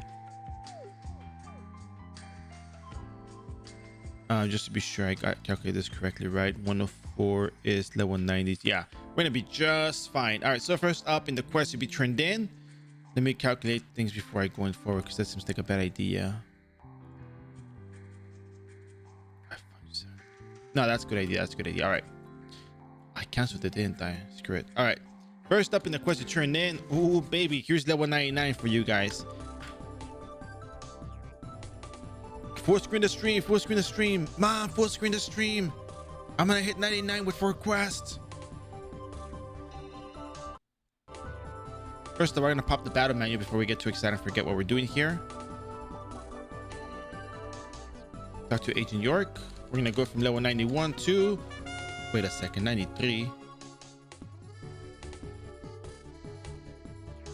Yeah. Makes sense. Cool. But I feel like I got too much XP here. Hold on a second. 750,000 for level, and then partial level, partial to that. Yeah. That's good. All right. So up next, we're gonna go to. It's 2.5 now. No, but I calculated this. No. See, the thing here is, I know it's 750,000. I'm looking at the EXP that I need. I was level 91 and I leveled up. I got to 92, got EXP, leveled up, and got another stack of EXP. So that makes sense. No, it's fine. It's fine because it's fine. You'll see. It's fine. Level 93 to 94 is 1.3 million EXP.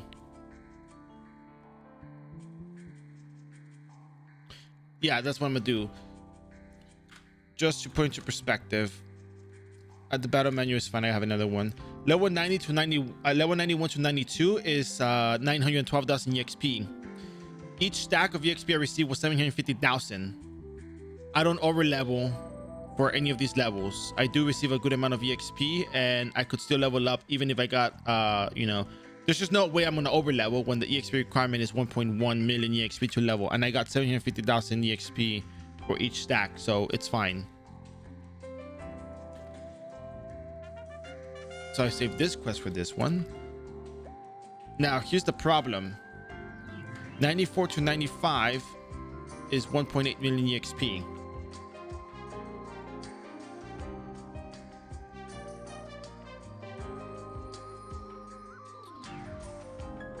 This is actually a little complicated.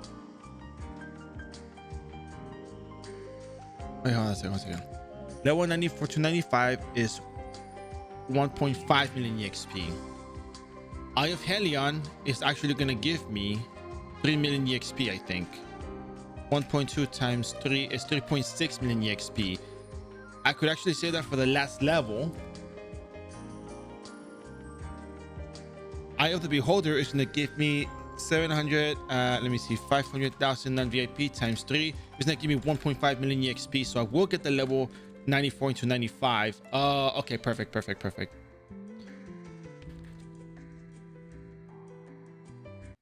It's good. It's good.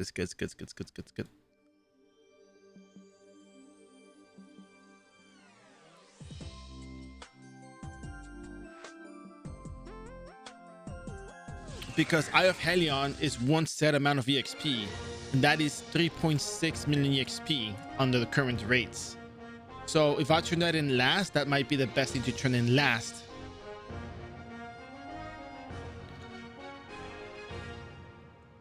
Because Lost Spirit, Jujutsu Kaisen. If I do Lost Spirits, I'm gonna be getting how much EXP? Last Spirits. Wiki. Lost Spirits. It gives you 2.5 million. It gives you 2.5 million EXP non-VIP, right? 2.5 times 3 is gonna be 7.5. But each stack, oh yeah. Each stack is gonna be 500,000 base EXP. So 500,000 times 3 is gonna be 1.5 million each. You can't over level. You can't waste EXP because the EXP requires 1.5, 1.8, 2.0, 2.4, 2.9. So there's a chance you might actually get to 99, or you might get to 98 with a little bit of EXP required. But you can always turn in the, well, you might be a waste of EXP actually. But yeah, we have to turn in the Lost Spirits next actually, because Eye of Helion is 3.6 and that's way too much.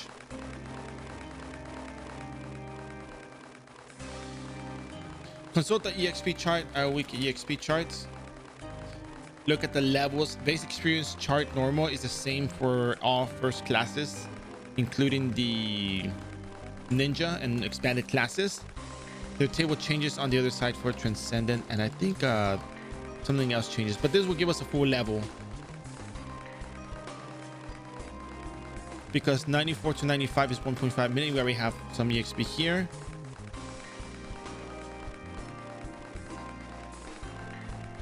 There we go, level 95 as predicted. And now level 95 to 96 is 2.0 million EXP. So you could actually technically 1.8 to 2.0, you could actually turn in the what is that thing called, Cursed Lost Spirits, or you could actually turn in the Eye of Helion at this point. Either one is going to be fine. No, Fafnir Helm is not sold in the vans. People sell it inside the eating group. So level 95 to 96, 1.8 million. 96 to 97 is 2.0. If I turn this in, I'll get a full level. That would be half the EXP, and may I have some of the other EXP there. So Eye of Helion may be surplus EXP. But the other quests I do are 1.5 million EXP each. So the choice is really just mine. I feel as though it's a predicament.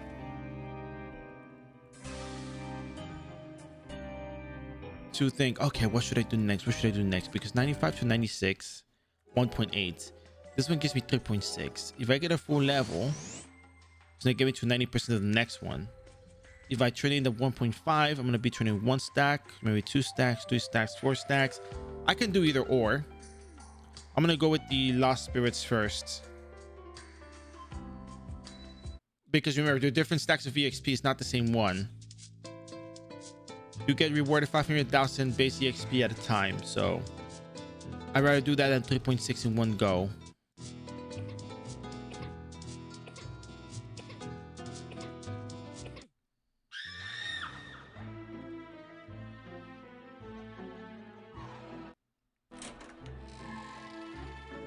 All right, so we're gonna get us some EXP here. What are we gonna see? What are we gonna see? 98. Okay, good. Well predicted. We're gonna be able to hit 99 off of the quest, and we'll have surplus EXP, I think, because 98 to 99 is there's 2.9 million EXP, and we have half of it. So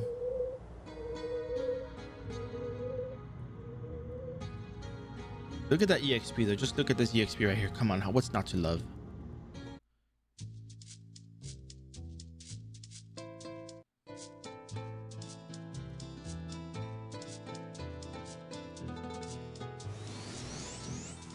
Toot, toot, toot, toot, toot, toot. 99 in 7.5 hours, kind of, without counting for breaks. It's like what, 7 hours.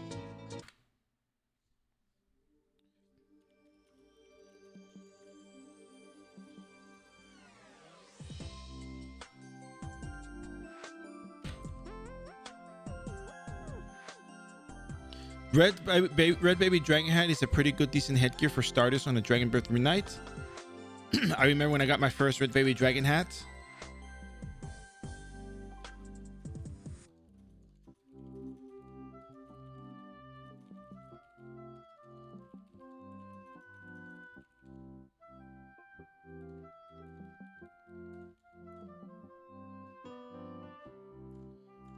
Looks so painful. Painful? We just jumped 91 with the 50% all the way to 99, bro.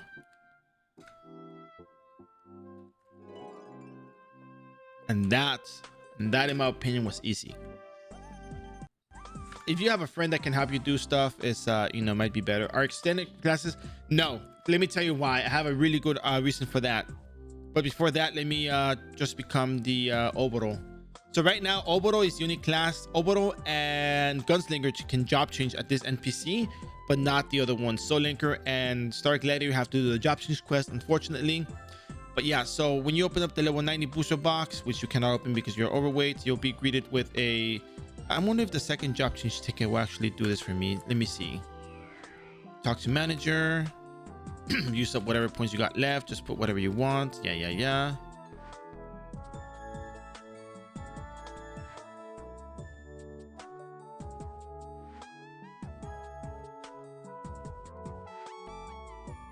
Oh, I need a third job change ticket apparently. Extended classes right now are currently not as great up until level 150. Or maybe up to 175, 170. The reason why is because the EXP table for the original 6 classes was reworked, and it takes less EXP to level up to 200 for the original 6 classes than it is for the extended classes. Extended classes have to gain more EXP in the billions. So I think it's in the billions, if I'm not mistaken, to actually get your... Wait, is that in the billions? Let me look at the EXP chart.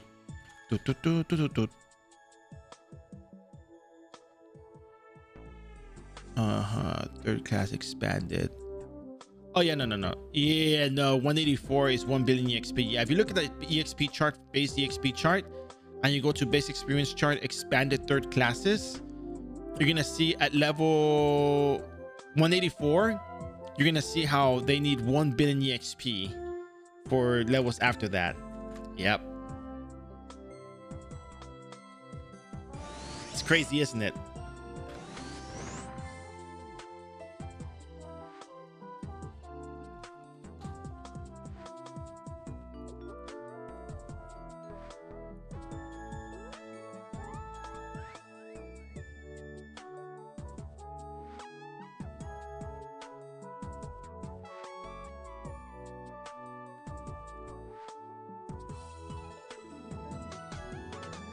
Booster pack 90. It's about 7.5 hours stream, 7 hours leveled, kind of with breaks included. It's maybe a little bit before 7 hours. Good stuff, honestly.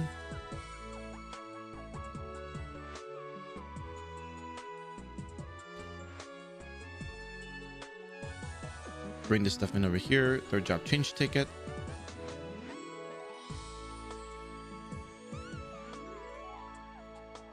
Oboro.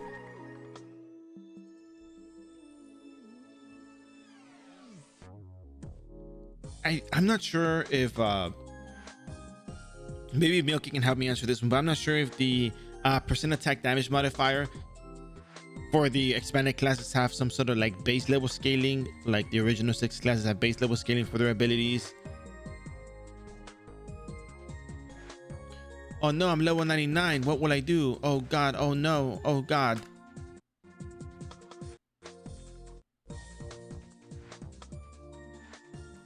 What am I supposed to do now? Wait, what if I kill a hornet?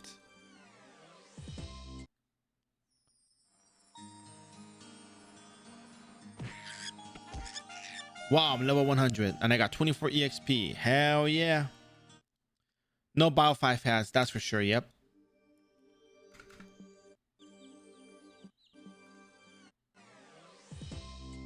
It's morphin time. So now you open up the level 100 booster box. Once you stop being overweight for once. And we're going to talk about something very fascinating in the world of Ragnarok Online. The booster equipment. Actually, it was more like 7 hours, dude. It was more like 7 hours.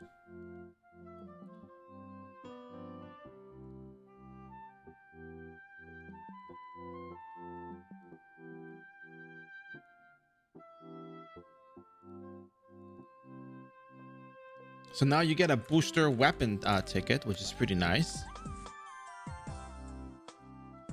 Now, here's the important part. The difficult part. Reading. So you get a booster weapon voucher, and you can trade for one of these. And you can also trade for a booster armor voucher, which is one of these. But we're going to talk about the items first. Booster weapon. Each booster weapon is correlated to each class. Booster two-handed sword, Green Knight. Booster axe, Mechanic. Booster guitar, Guillotine Cross. Booster staff, Warlock. Booster maul, Archbishop. Don't confuse it. It's Archbishop. Booster bow, Ranger. All of you Shadow Chasers out there, this is only for Rangers. It's not for you, Shadow Chasers. I'm telling you, it's not for you. It's for the Rangers. I'm telling you this because it's easy to confuse the booster axe, the booster staff, the booster maul, the booster bow, and the booster spear, and the booster sword.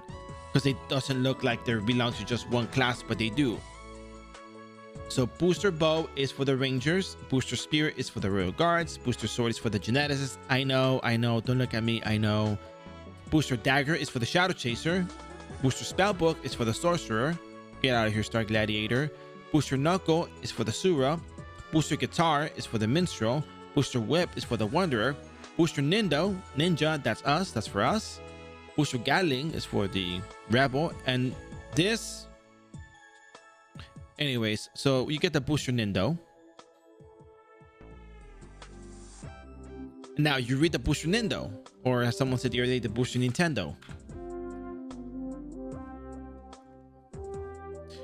Increases water, wind, and fire property magic attack. Oh, what a coincidence. By 3%. Attack +2, magical attack +2 for every fine level. Attack +3, magical attack +3 for every 15 base levels up to base level 180. That sounds very nice. Sounds like a very nice deal. If you find to +7 or higher, reduce the variable cast time by 1% per level of ninja mastery known. Oh, 10% variable cast reduction. Very nice. If you find to +7 or higher, reduce the If you find to +9 or higher, increases physical and magical damage to enemies of all sizes by 10%. So size does matter, apparently. When worn with elemental booster sets, robe, muffler, shoes, and earring, magical attack +20 reduces after cast delay by 10%. Flaming petals, freezing spear, and windblade damage increase by 2% per 15 base levels up to level 180. When using ninja aura, increases damage of flaming petals, freezing spear, and windblade by 35% for 60 seconds. Now, when it comes to the range sets, we talked about it the other day when we played Kagero, but here's the important part. Cross slash cooldown for range booster set. Cross slash, that doesn't sound like magic. Kunai explosion, that doesn't sound like magic. This is for the physical Kagero. Or if you want to make a physical Oboro, you can do that. But let me just tell you right now, you're gonna benefit more doing magic. If you want to go magic build, you benefit more from doing this, because where is the skill? I always have difficulty finding the skill. Here we go. Distorted Crescent. Distorted Crescent increases the magical attack or attack depending on your HP or SP.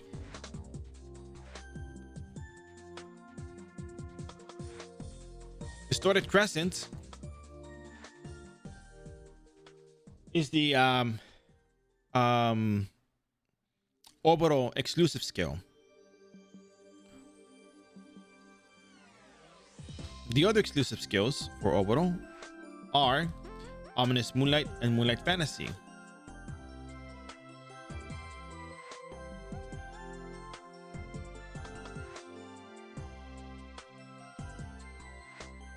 Now, that said,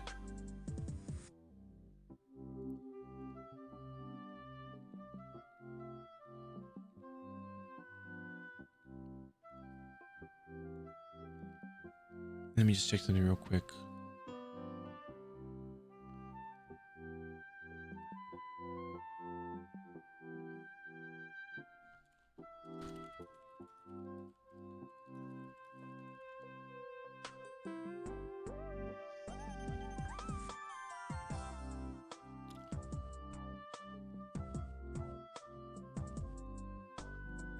Yeah. So, by the way, just so you know, 16 Nights removes fixed casting time from all ninja skills, has the variable casting time, and increases your magical attack. Distorted Crescent changes your attack or magical attack based on your HP or SP. But for more clarity, attack change is based on a target's current HP and even amount increased attack, blah, blah, blah. The SP, if your SP is even, it increases your magical attack. If your SP is odd, it decreases your magical attack. So you want to aim for the Distorted Crescent, 16th Night right away. Those are going to be very helpful. The other thing you also want to aim for is the Fire Charms. If you use the Fire Element skill, of course, depending on which elements you use. Fire Charms increases the damage of your abilities by 20% per charm. Just for the sake of clarity, you get 200% more damage with 10 charms. BuzzNeck95, thanks to you so much for the Prime Gaming sub. Your support goes a long way. And with that said, let me tell you, just for you right now, because you're the one that's up, let me tell you. With that said, you get access to Salty Bear, Gatsby Bear, Bunkus Bear, Upvote Bear, What Bear, Corn Bear, Kawaii Bear, and above all, Hey Hey Bear. So take this risk with you, use them to your liking, enjoy them, keep them company, they'll keep you company, use them wisely, or use them sparingly. Actually, just go crazy with them, use them whenever you want, and they'll treat you well. So thank you very much for your support, really appreciate it. Hope you enjoyed the stream, and with that said, we'll continue. So that said, Fire Charm, what was your one called? Ice Charm, Wiki, Wind Charm. What does Earth Charm even do? Wiki Earth Charm. Earth Charm increases the damage with increases your physical damage against wind property enemies by 30%. Okay. Weapon attack. Earth Charms increase weapon attacks and hard defense plus 15% per charm. Okay, that's pretty nice. Wind Charm. Oh yeah, 200% damage with 10 charms for Wind Blade, for Lightning Jolt, and 1000% more damage with First Wind with 10 Wind Charms. Wow. And then again, also, by the way, Exploding Dragon, 100% more damage per charm, 1000% more damage. We're gonna try this out real quick before we leave. And then Ice Charm increases your damage as Freezing Spear, 200% per Freezing Spear. Snowflake, 100% per charm. So the damage is added on skills magical attack rate instead of directly amplifying the skill damage, which makes sense. So let's go to Dark Priest real quick. Let's go get some levels real quick. Oh yeah, but before we forget, the other thing I want to talk about, the Noblesse equipment. The Noblesse equipment for expanded classes. You do get fixed casting reduction with this one, 0.5 seconds, but I mean, come on. Hello? 6 nights removes fixed casting time from our skills. I'll take that. But if you look at what it gives you, the kunai gives you kunai splash. The Noblesse ninja suit gives you 10% more damage with flaming petal, freezing spear, and wind blade. And if you have the booster, not the booster, the Noblesse equipment to refine to +9 with all of them, 27 or higher, you pretty much have 20% more damage total, 5% magical attack total. And quite frankly, it seems as though 2% for 15 base level, 10% reduction on casting time. But you get 35% more damage every time you use the ninja aura. So that kind of beats that. Just when you use that alone. And 2% for every 15 base levels. 90 divided by 15 is 6. 6 times 2, that's 12%. So yeah, I mean, it loses in the base damage without ninja aura, but with ninja aura you do better than the Noblesse ninja set. So you are going to be in good hands with just the elemental set. So that said, let's go ahead and get the booster armor. Let's go get our elemental, because the booster Nintendo says that you are going to be getting the elemental for the magic. So you're going to open this up real quick. You're going to identify them and equip them. Oh yeah, power, baby, power. You're gonna wear this, and you're gonna go to glass time real quick, because why not? Get all the intelligence you can. Why not? Oh, actually, I probably have to reset my skills, actually, because I don't have the thing. I also have to pick up the charms.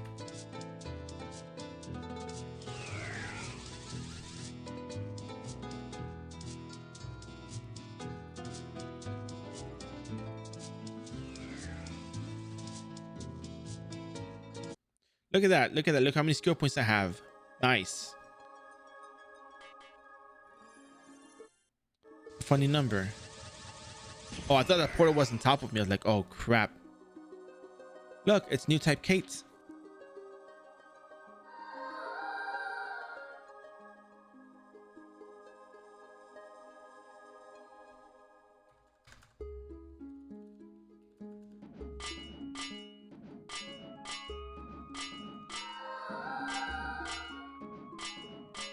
All right, so that said, let's go to glass time. Let's do one last trip and enjoy what we got.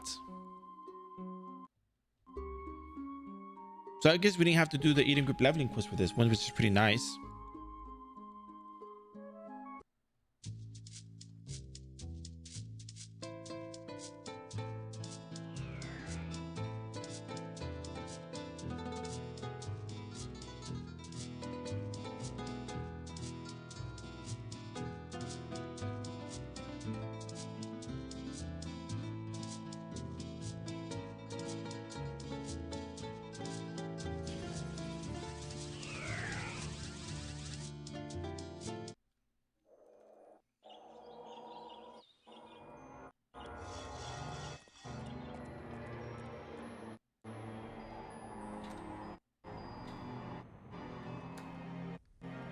And as a quick reminder, you have to put in all your first class points before you jump into the next one. So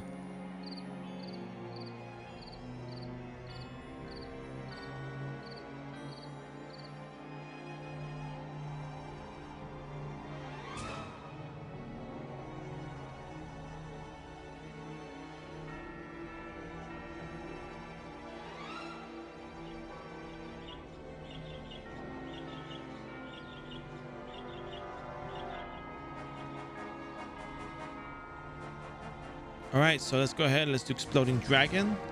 Let's do blaze shield, flaming petals, maybe even.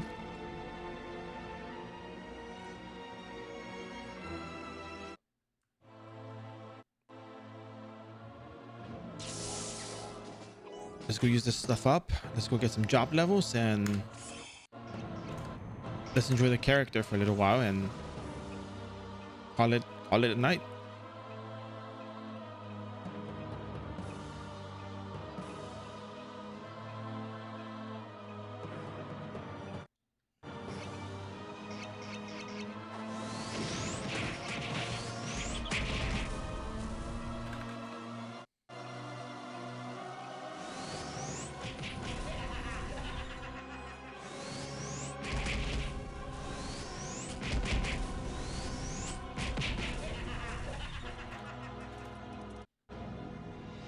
Not really. No. I'm gonna do Alchemist and wrap it up there. I have old bots for the RAM. I don't know if I want to do the RAM. The EXP requirement is so high though. Oh, thanks for the follow. Hope you enjoyed the stream. I can consider it, but you know.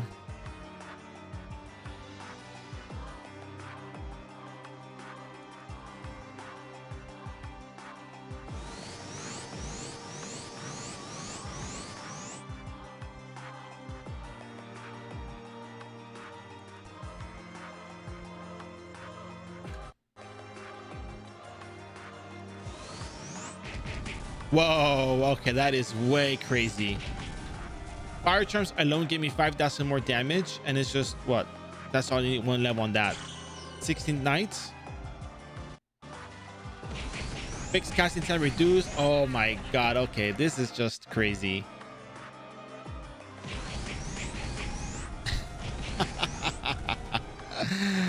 What is this even?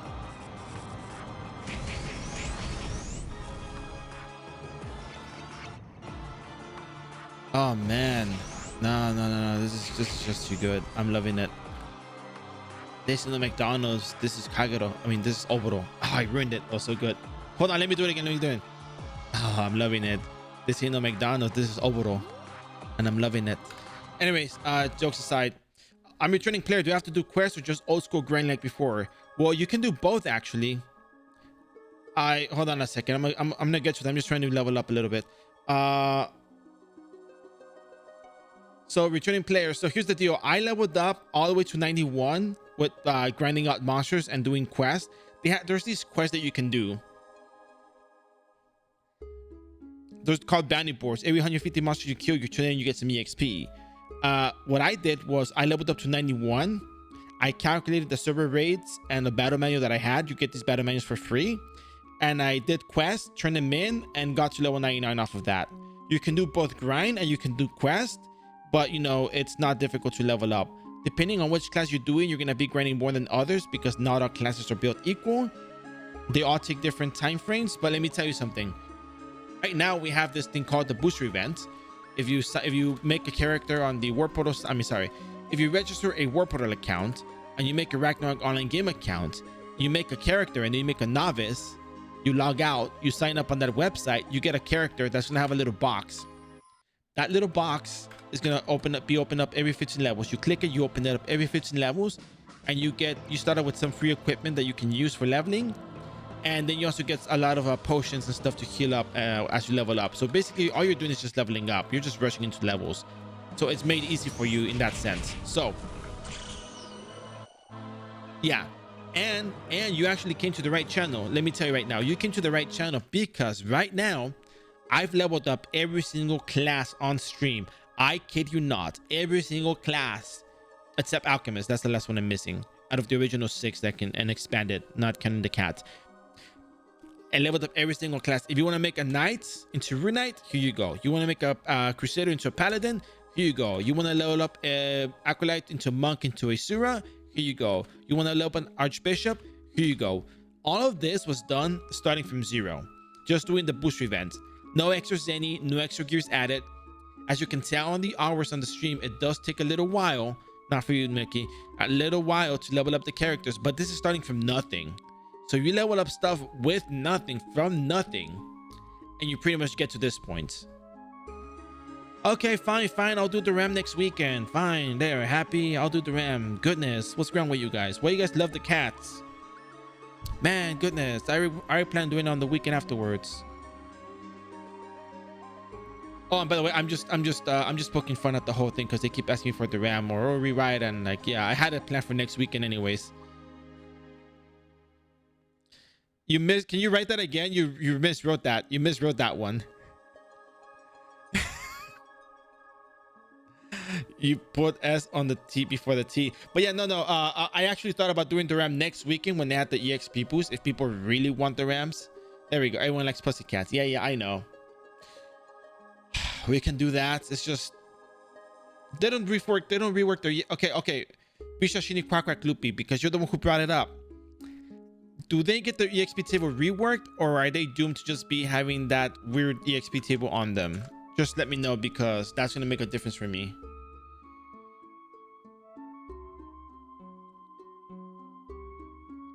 Tell me the truth, because I know you already know what I'm thinking about.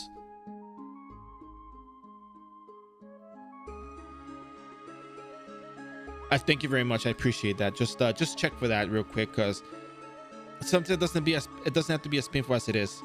Anyways, so back to the thing. We have a random bear fact, but yeah, before let me just finish over here. So Alf, anything you want to level up, I have a guide for it. Everything was done from scratch, brand new account on the booster event. If you want to do anything, if you have any questions, comments, concerns, you can join the Discord. You can DM me and I'll answer everything personally. Just don't ask me about the RAMs. And I better not be getting DMs from you guys asking me about the RAM right now, because that's gonna just be like, okay, that's funny, but you know, don't do it. But any question, comments, concerns you have, I got you covered. I can explain everything about the game or everything that you may not know and make it easy for you to get in and you know, start playing and have fun. So that said, let's talk about polar bears. We got a random bear fact over here. We got a polar bear fact. So which portion? 1 to 99. Actually, give me both, because I'm not sure if I know that 1 to 99 doesn't really change much in terms of like what we have right now in current renewal patch. We don't really change anything in the first half of the game, but the second half does change, because we know extended classes have not had their EXP table rework, and I don't want to be leveling up the RAM next year and have to suffer with like super high EXP requirements.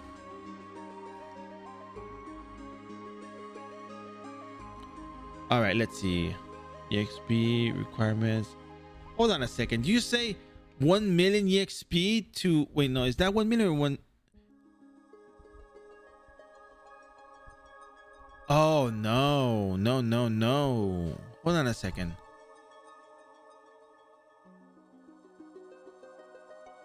It's 1.25 million. That's regular, right? That's what regular... We're looking at the Discord right now. We're looking at the EXP chart. So session professions. It's 1 million EXP. Hold on a second. But what about ours? Hold on a second.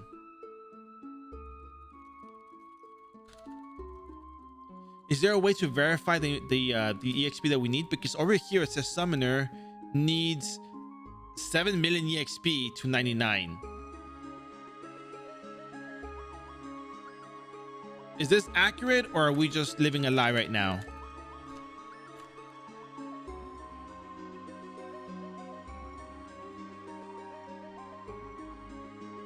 The total is 26.3 million EXP. Okay, so we have it lower then, right? Oh, in the future. In the future. Oh, okay. So I'm supposed to suffer.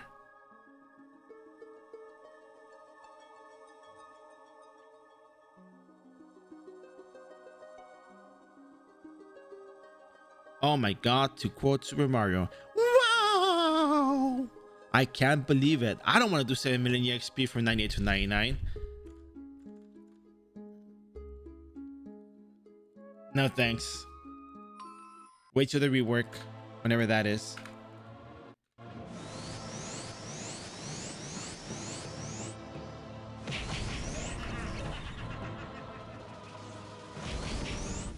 Oh my god, this is the sickest gameplay ever. Look at that. Just look at it go. It's just obliterating everything.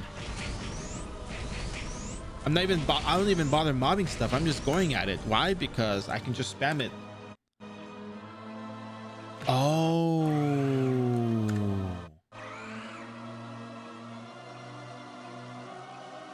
Oh, wait a second. I know what to do.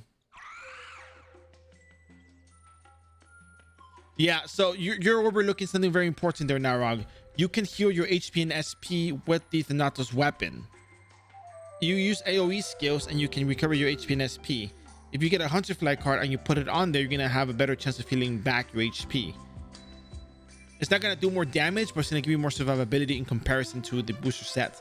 Depending on which class you are, you might be better off just buying syrups and stuff, but you know, which class are you playing?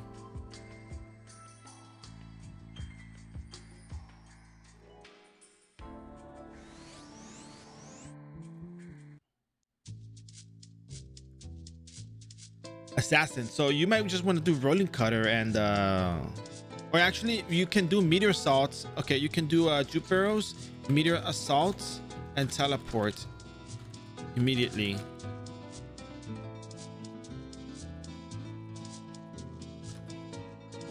That's the way to go about it. I just realized one really funny thing.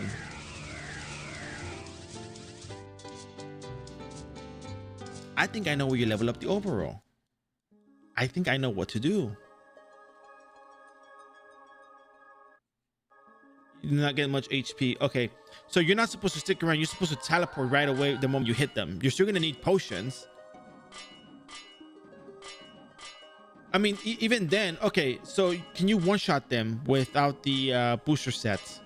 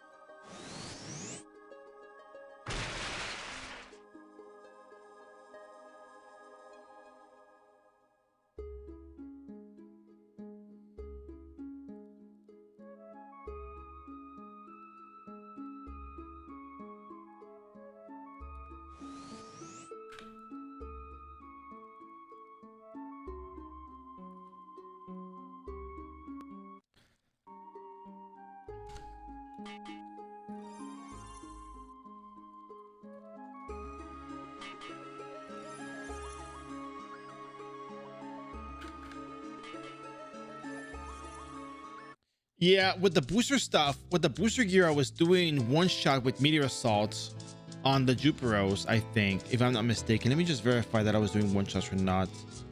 I was leveling at Juperos. I was leveling at Magma Dungeon all the way to level. At level 112, I was doing rolling cut. I was doing 4,000 damage at least with rolling cut, and then 11,000 with deadly poison. And then meteor assault. I think I used meteor assault. Did I? I had to have been using it.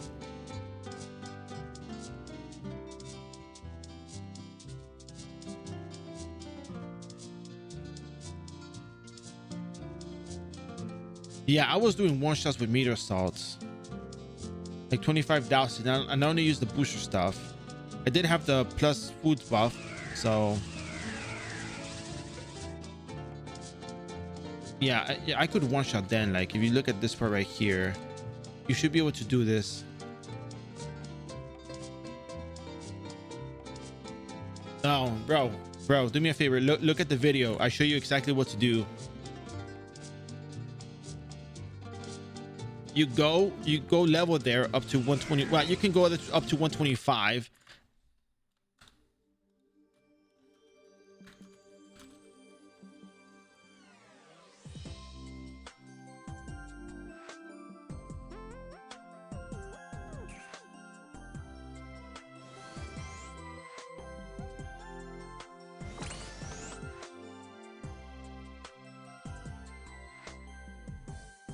So let's go to Magma Dungeon real quick. I have an idea.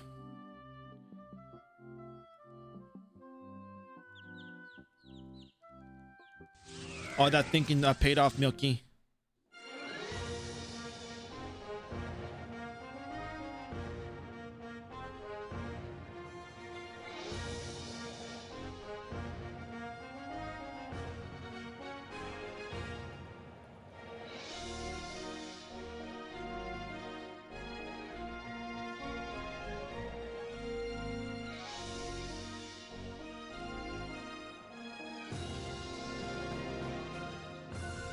If you watch the video, that's how you go there. You use the dungeon teleporter.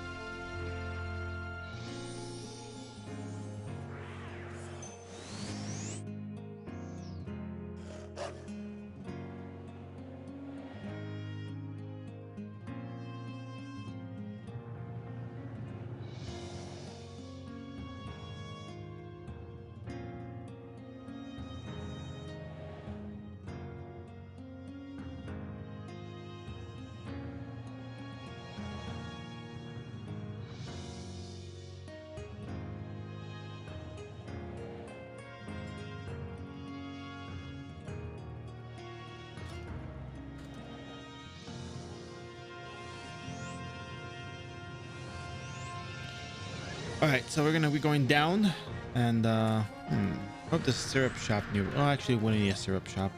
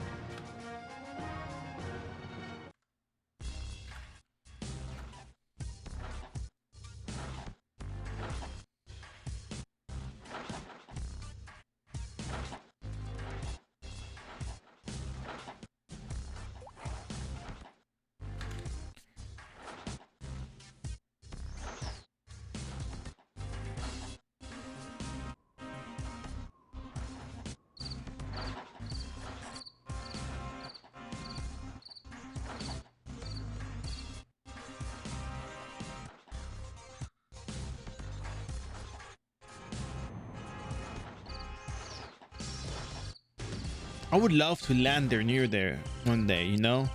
Just like right smack in the middle right here. That's all I need. That's all I'm asking for. Just for the stream. It's not for my own benefit. It's for the stream. There we go. Thank you. Buenas, buenas, Asa. ¿Cómo estás? No, Thanato's weapon wasn't for nothing. You're going to be using it later. You can make use of it. You can make use of it in the Lasagna dungeon with Rolling Cutter because the monsters have a they have further out attack range, and you can use Enchant Deadly Poison and Rolling Cutter with the Nato's Guitar and heal up your HP and SP as you're killing them.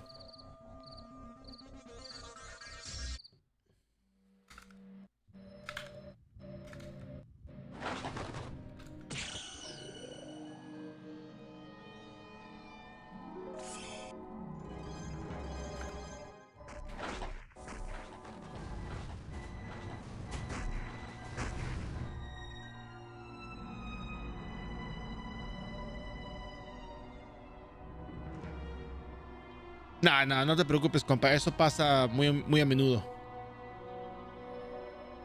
Ay, cómo me quería bien un rico menudo ahorita, fíjate. Bueno. Anyways, so what I was saying was that no, eso pasa muy frecuente.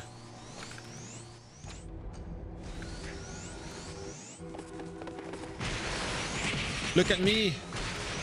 Ho, ho, ho, ho.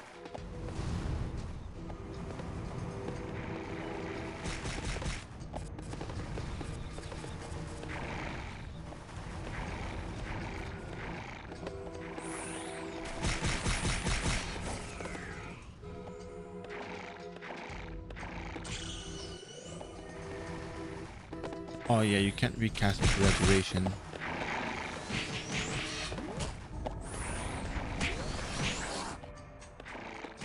That's actually kind of cool, honestly.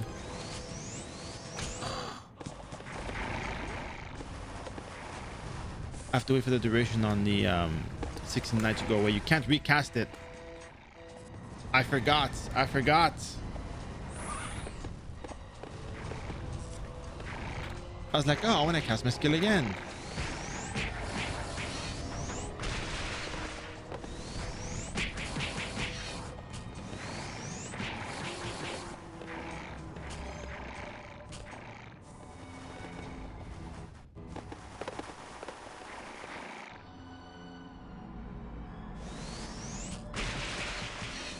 $14,000 damage. Get out of here. That is insane.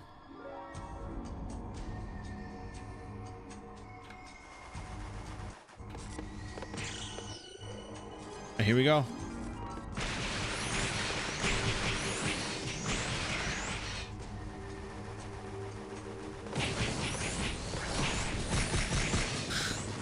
Ooh.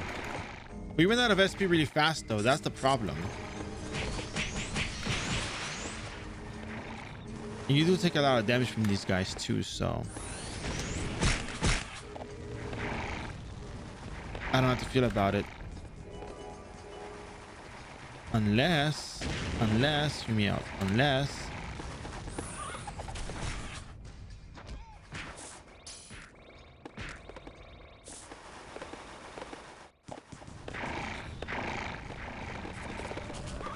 Oh, crap. I hit the wrong button. No, I would have probably died faster anyways. So anyways, oh, level 3. That's right. Level 3. That's right. Because it's a 1 minute cooldown, right? The same as the duration. So wait, so people use mirror image instead of cicada?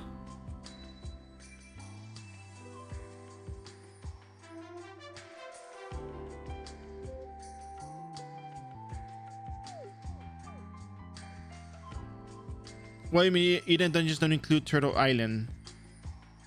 91 to 95. I mean, sorry, 91 to 99 Eden group leveling quest.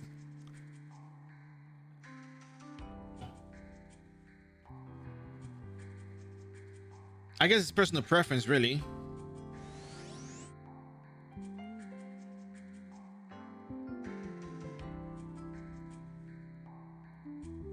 Oh. Illusion Shadow. Anyways, that was kind of fun. So just teleport and use the skills. Wait, what?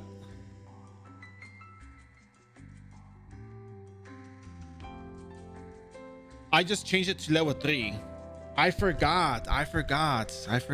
Goodness. Guys, I remember. Wait. Is it reworked? Hold on a second.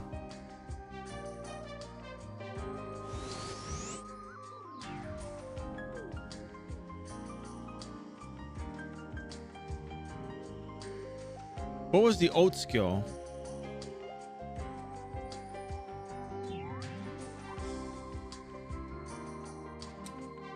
You can probably do better with a Crimson Guitar +7 than the Eden group weapon or the metal weapon. Yeah, that's for sure. No, last time it was 2020, March 17.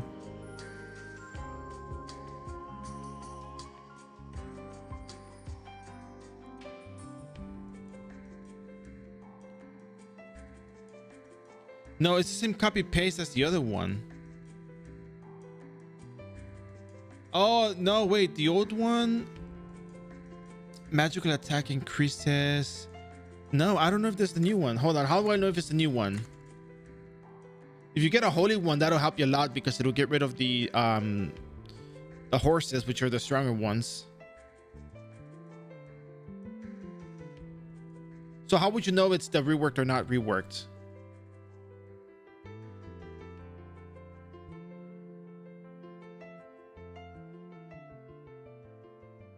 Okay. The cooldown duration. It's 1 minute. The skill lasts. Let me see. Duration is 90. Cooldown is 60. There was something about this in particular why we used the level 3. Oh, the cooldown is 60 seconds and you can recast it for 60 seconds. Wait, that doesn't make any sense. Why did we use level 3 before? I remember level 3 before in the past as well.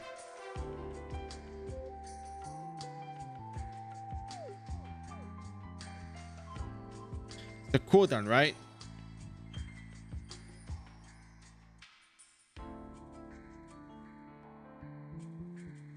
Posiblemente, Hansan. Posiblemente.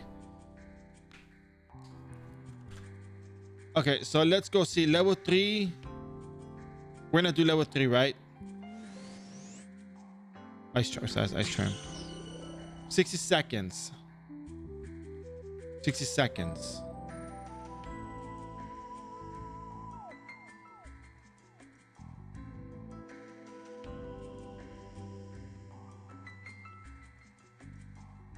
No, but the problem is that skill level, it increases your magical attack by job level divided by 2 times skill level. Look, this is iRO.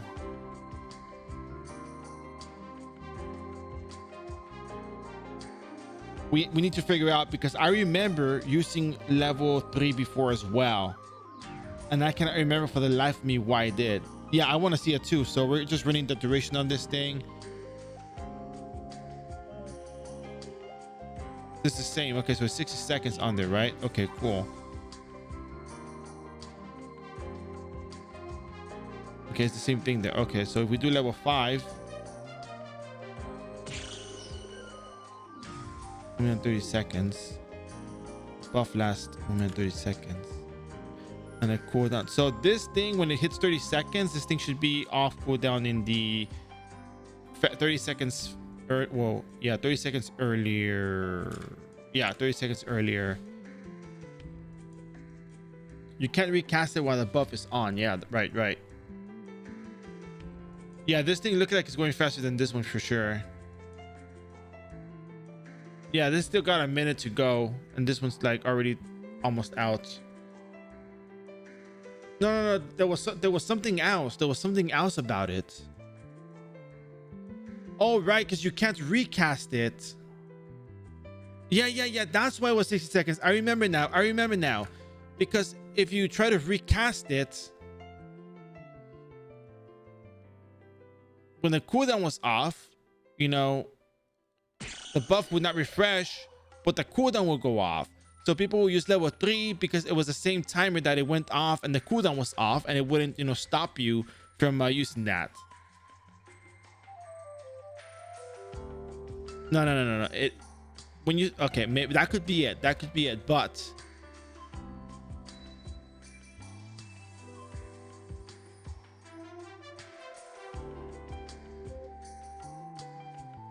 it is a significant difference though in the higher levels. So, but no, we're not trying to figure out if it was good or bad. We're trying to figure out why it was that we did that. We know magical attack. Look, Vicious Sneak Quack Loopy. We know magical attack is more important. We're just trying to figure out why it was that we were doing level 3 before. We're just trying to figure out that one particular thing. That's all we're looking at.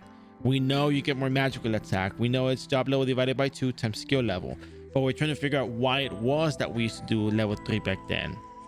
That was it was just a convenience for that. That's all it was. It was just convenience of not having the buff because we saw, oh, it's off cooldown, hit it, and then it's like really not all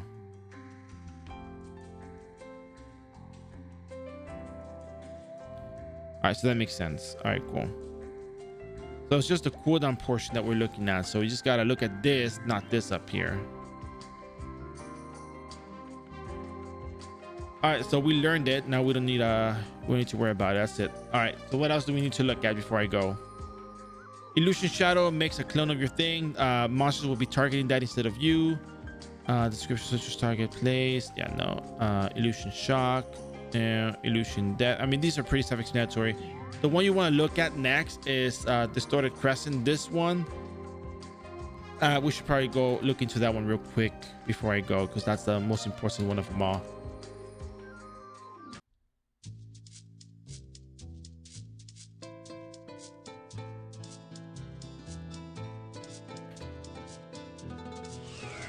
Shazam!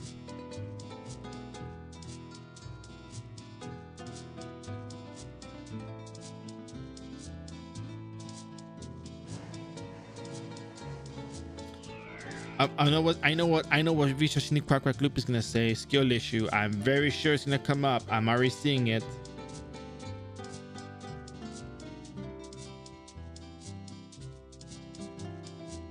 It's easy to manage. Yeah, no, of course. I agree with that. That is actually easy to manage.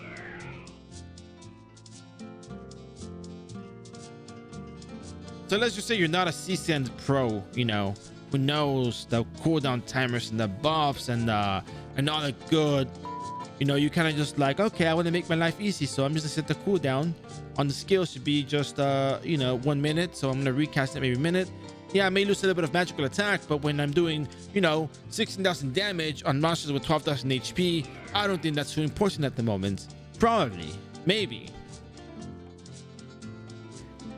So you can set your skills to level 3 and your ninja aura to level, what was ninja aura level 3 as well, right? You lose to intelligence though, but I mean, you still have a nice timer, because the booster set dictates that when you use ninja aura, this is a ninja aura level 5, just as ninja aura, you get a damage boost, and that's what matters. So I'm gonna take a look at Distorted Crescent real quick, and I'm gonna say good night for now, because it's 4 o'clock and I'm very, very hungry.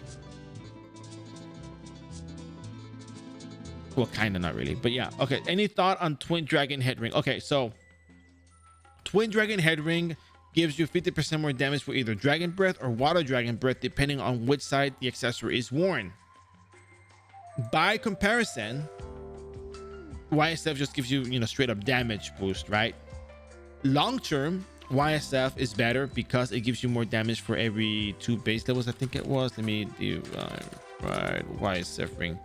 I don't know this off the top of my head, so just give me 1 second. So YSF ring would give you 1% more damage for every 2 base levels, and a Twin Head Dragon would just be 50% flat increase. So over the course of time, you're gonna get more damage with Dragon Breath and Water Dragon Breath with the YSF ring than the other one. However, at the price point, depending on which price point you're buying it at, 50% attack is actually very good. And it gets even better, because if you think about it, it may be useful if you're spamming 1 single Dragon Breath, but you have to switch the Dragon Breaths. Oh, only 1 Dragon Breath is gonna get the damage boost, not both, just 1. And if you were to rings as well, you only get 50% on both, if I'm not mistaken, because it depends on which side it's been worn, right? Let me just double check that information. Divine Pride, Twin Head Dragon Ring. Oh, Dragon Mail, that's kind of cool.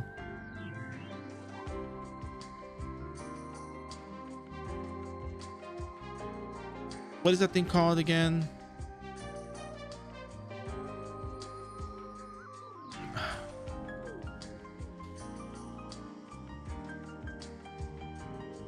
I think it's called Twin Dragon, no? Oh no. What is this thing called again?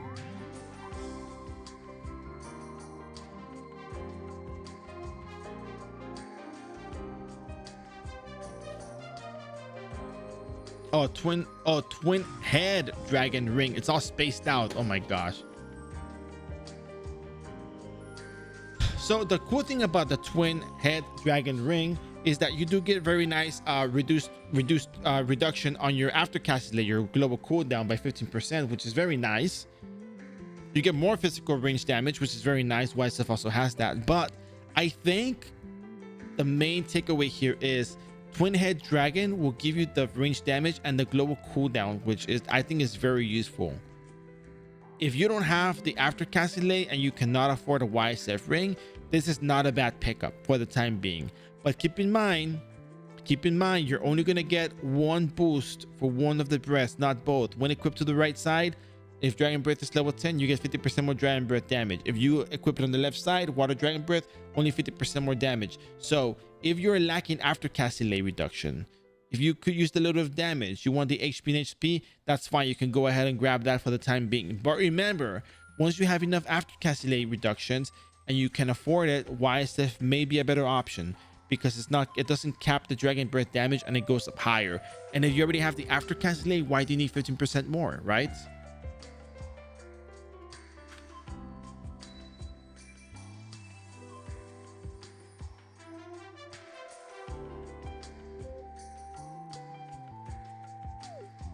Yeah, I hope that gives you perspective. I'm not saying one or the other, but I'm explaining why you would pick one over the other in the given situation. Just because of the aftercast delay. There's a lot of things to balance out here. And just for comparison, you do get 15%, you get 5% more range damage than the YSF ring, but I mean, come on, 2%, 2 base levels, 1% more damage. Yeah, max HP, 15%, 20 vit, that's nice, but you don't get the 15 HP and SP, which increases your damage. But again, skill modifier, even though you may have a lot of it, you have a ton of SP and HP on that character. Global cooldown, yeah, 5% more damage, yeah, it's not a big deal. Physical and magical damage to all monster sizes. You're doing Dragon Breath. This has no effect on any monster whatsoever. And be aware of the YSF scammer. Yes, there's been this YSF scammer going around. Apparently, people have been posting on it on the iRO Wiki Discord. So it's kind of scary. I tell you that much. It's kind of scary. All right, so we did Oboro. We did Magic Ninja in 7 hours, guys. Come on, tell me that is not good. There's a scammer. Yeah, someone's scamming. They'll sell you the YSF ring, but then they're not going to sell it to you. They just take your money. You give them the zinni. They say they'll give you the item. They say, oh, I got to go somewhere. And then, like, you know, just disappear. So if you're going to conduct trades that are very high in zenny, always record everything, every step of the way. Please record every step of the way. Not fall victim to a scam. Protect yourself. Record the transaction. Take pictures, all that stuff. Make sure you get their name. And yeah, and make sure you show that transaction when you're giving the zenny as well, because that's the one they're going to be looking at as well. So that said, what do you guys think? You guys like the ninja?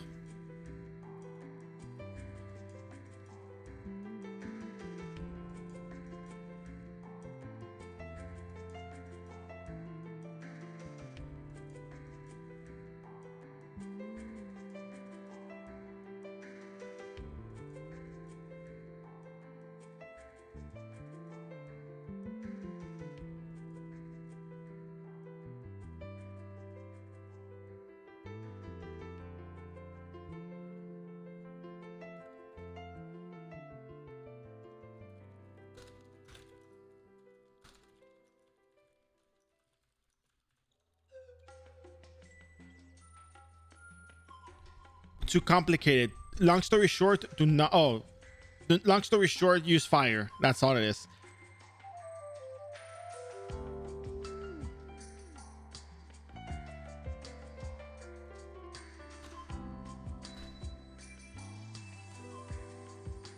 It's actually very straightforward. I don't think there's anything too complicated what I showed, because all I did was spam Blaze Shield the entire time, and that was really fun. All right, guys, that's it. Tomorrow we're gonna be doing Alchemist. I don't think we're doing the RAM. The EXP table is kind of messed up for us. It's really high. So 7 million EXP for level 98 to 99. I'm not too sure about that. That's not. Nah, we'll just wait for the rework. I have an old video of playing the RAM. Maybe you guys can use that if you want.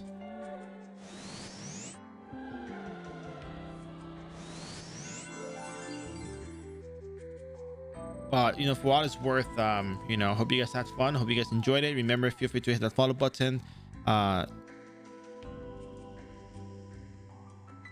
Support the channel. Tell your friends about the stream. I'll be working on figuring out how to pursue how to level up the Alchemist, because it's going to be a lot of problems for me in terms of how long it's going to take. It's probably gonna be a snooze fest on this one, because trust me, I know it's not that fascinating. So yeah, it'll be fine though. It'll be fine. We'll figure it out. I'll figure everything out, guys. You know, I figure everything out. I think I'm almost thinking a really good strategy would be auto attack, and then complete bounty boards and hold on to them until the end. I think that might be a better idea. All right, see you later, Narog. So anyways, as I said, Alchemist tomorrow. I'm gonna finish that up. I'm gonna be wrapping up the booster series. Awesome. If you guys need anything, well, you guys have questions about iRO, because if I said anything, I'm gonna get funny responses. Join me on Discord. Feel free to hit the follow button, support the channel. You know, thank you for coming in on Sunday. I know it's a Sunday, very unusual summer Sunday, but yeah, here we are, getting it done, baby. You guys know, for the content, I'm in it for the long ride, baby. You guys know this. All right, that's it, ladies and gentlemen. Thank you very much for joining me in. Remember, all that good stuff, I reset it, all the housekeeping stuff. If it's not your cup of tea, you don't have to drink it. And with that said, the Captain Summit Show is going off the air in 5, 4, 3, 2, 1. Have a great night and see you tomorrow.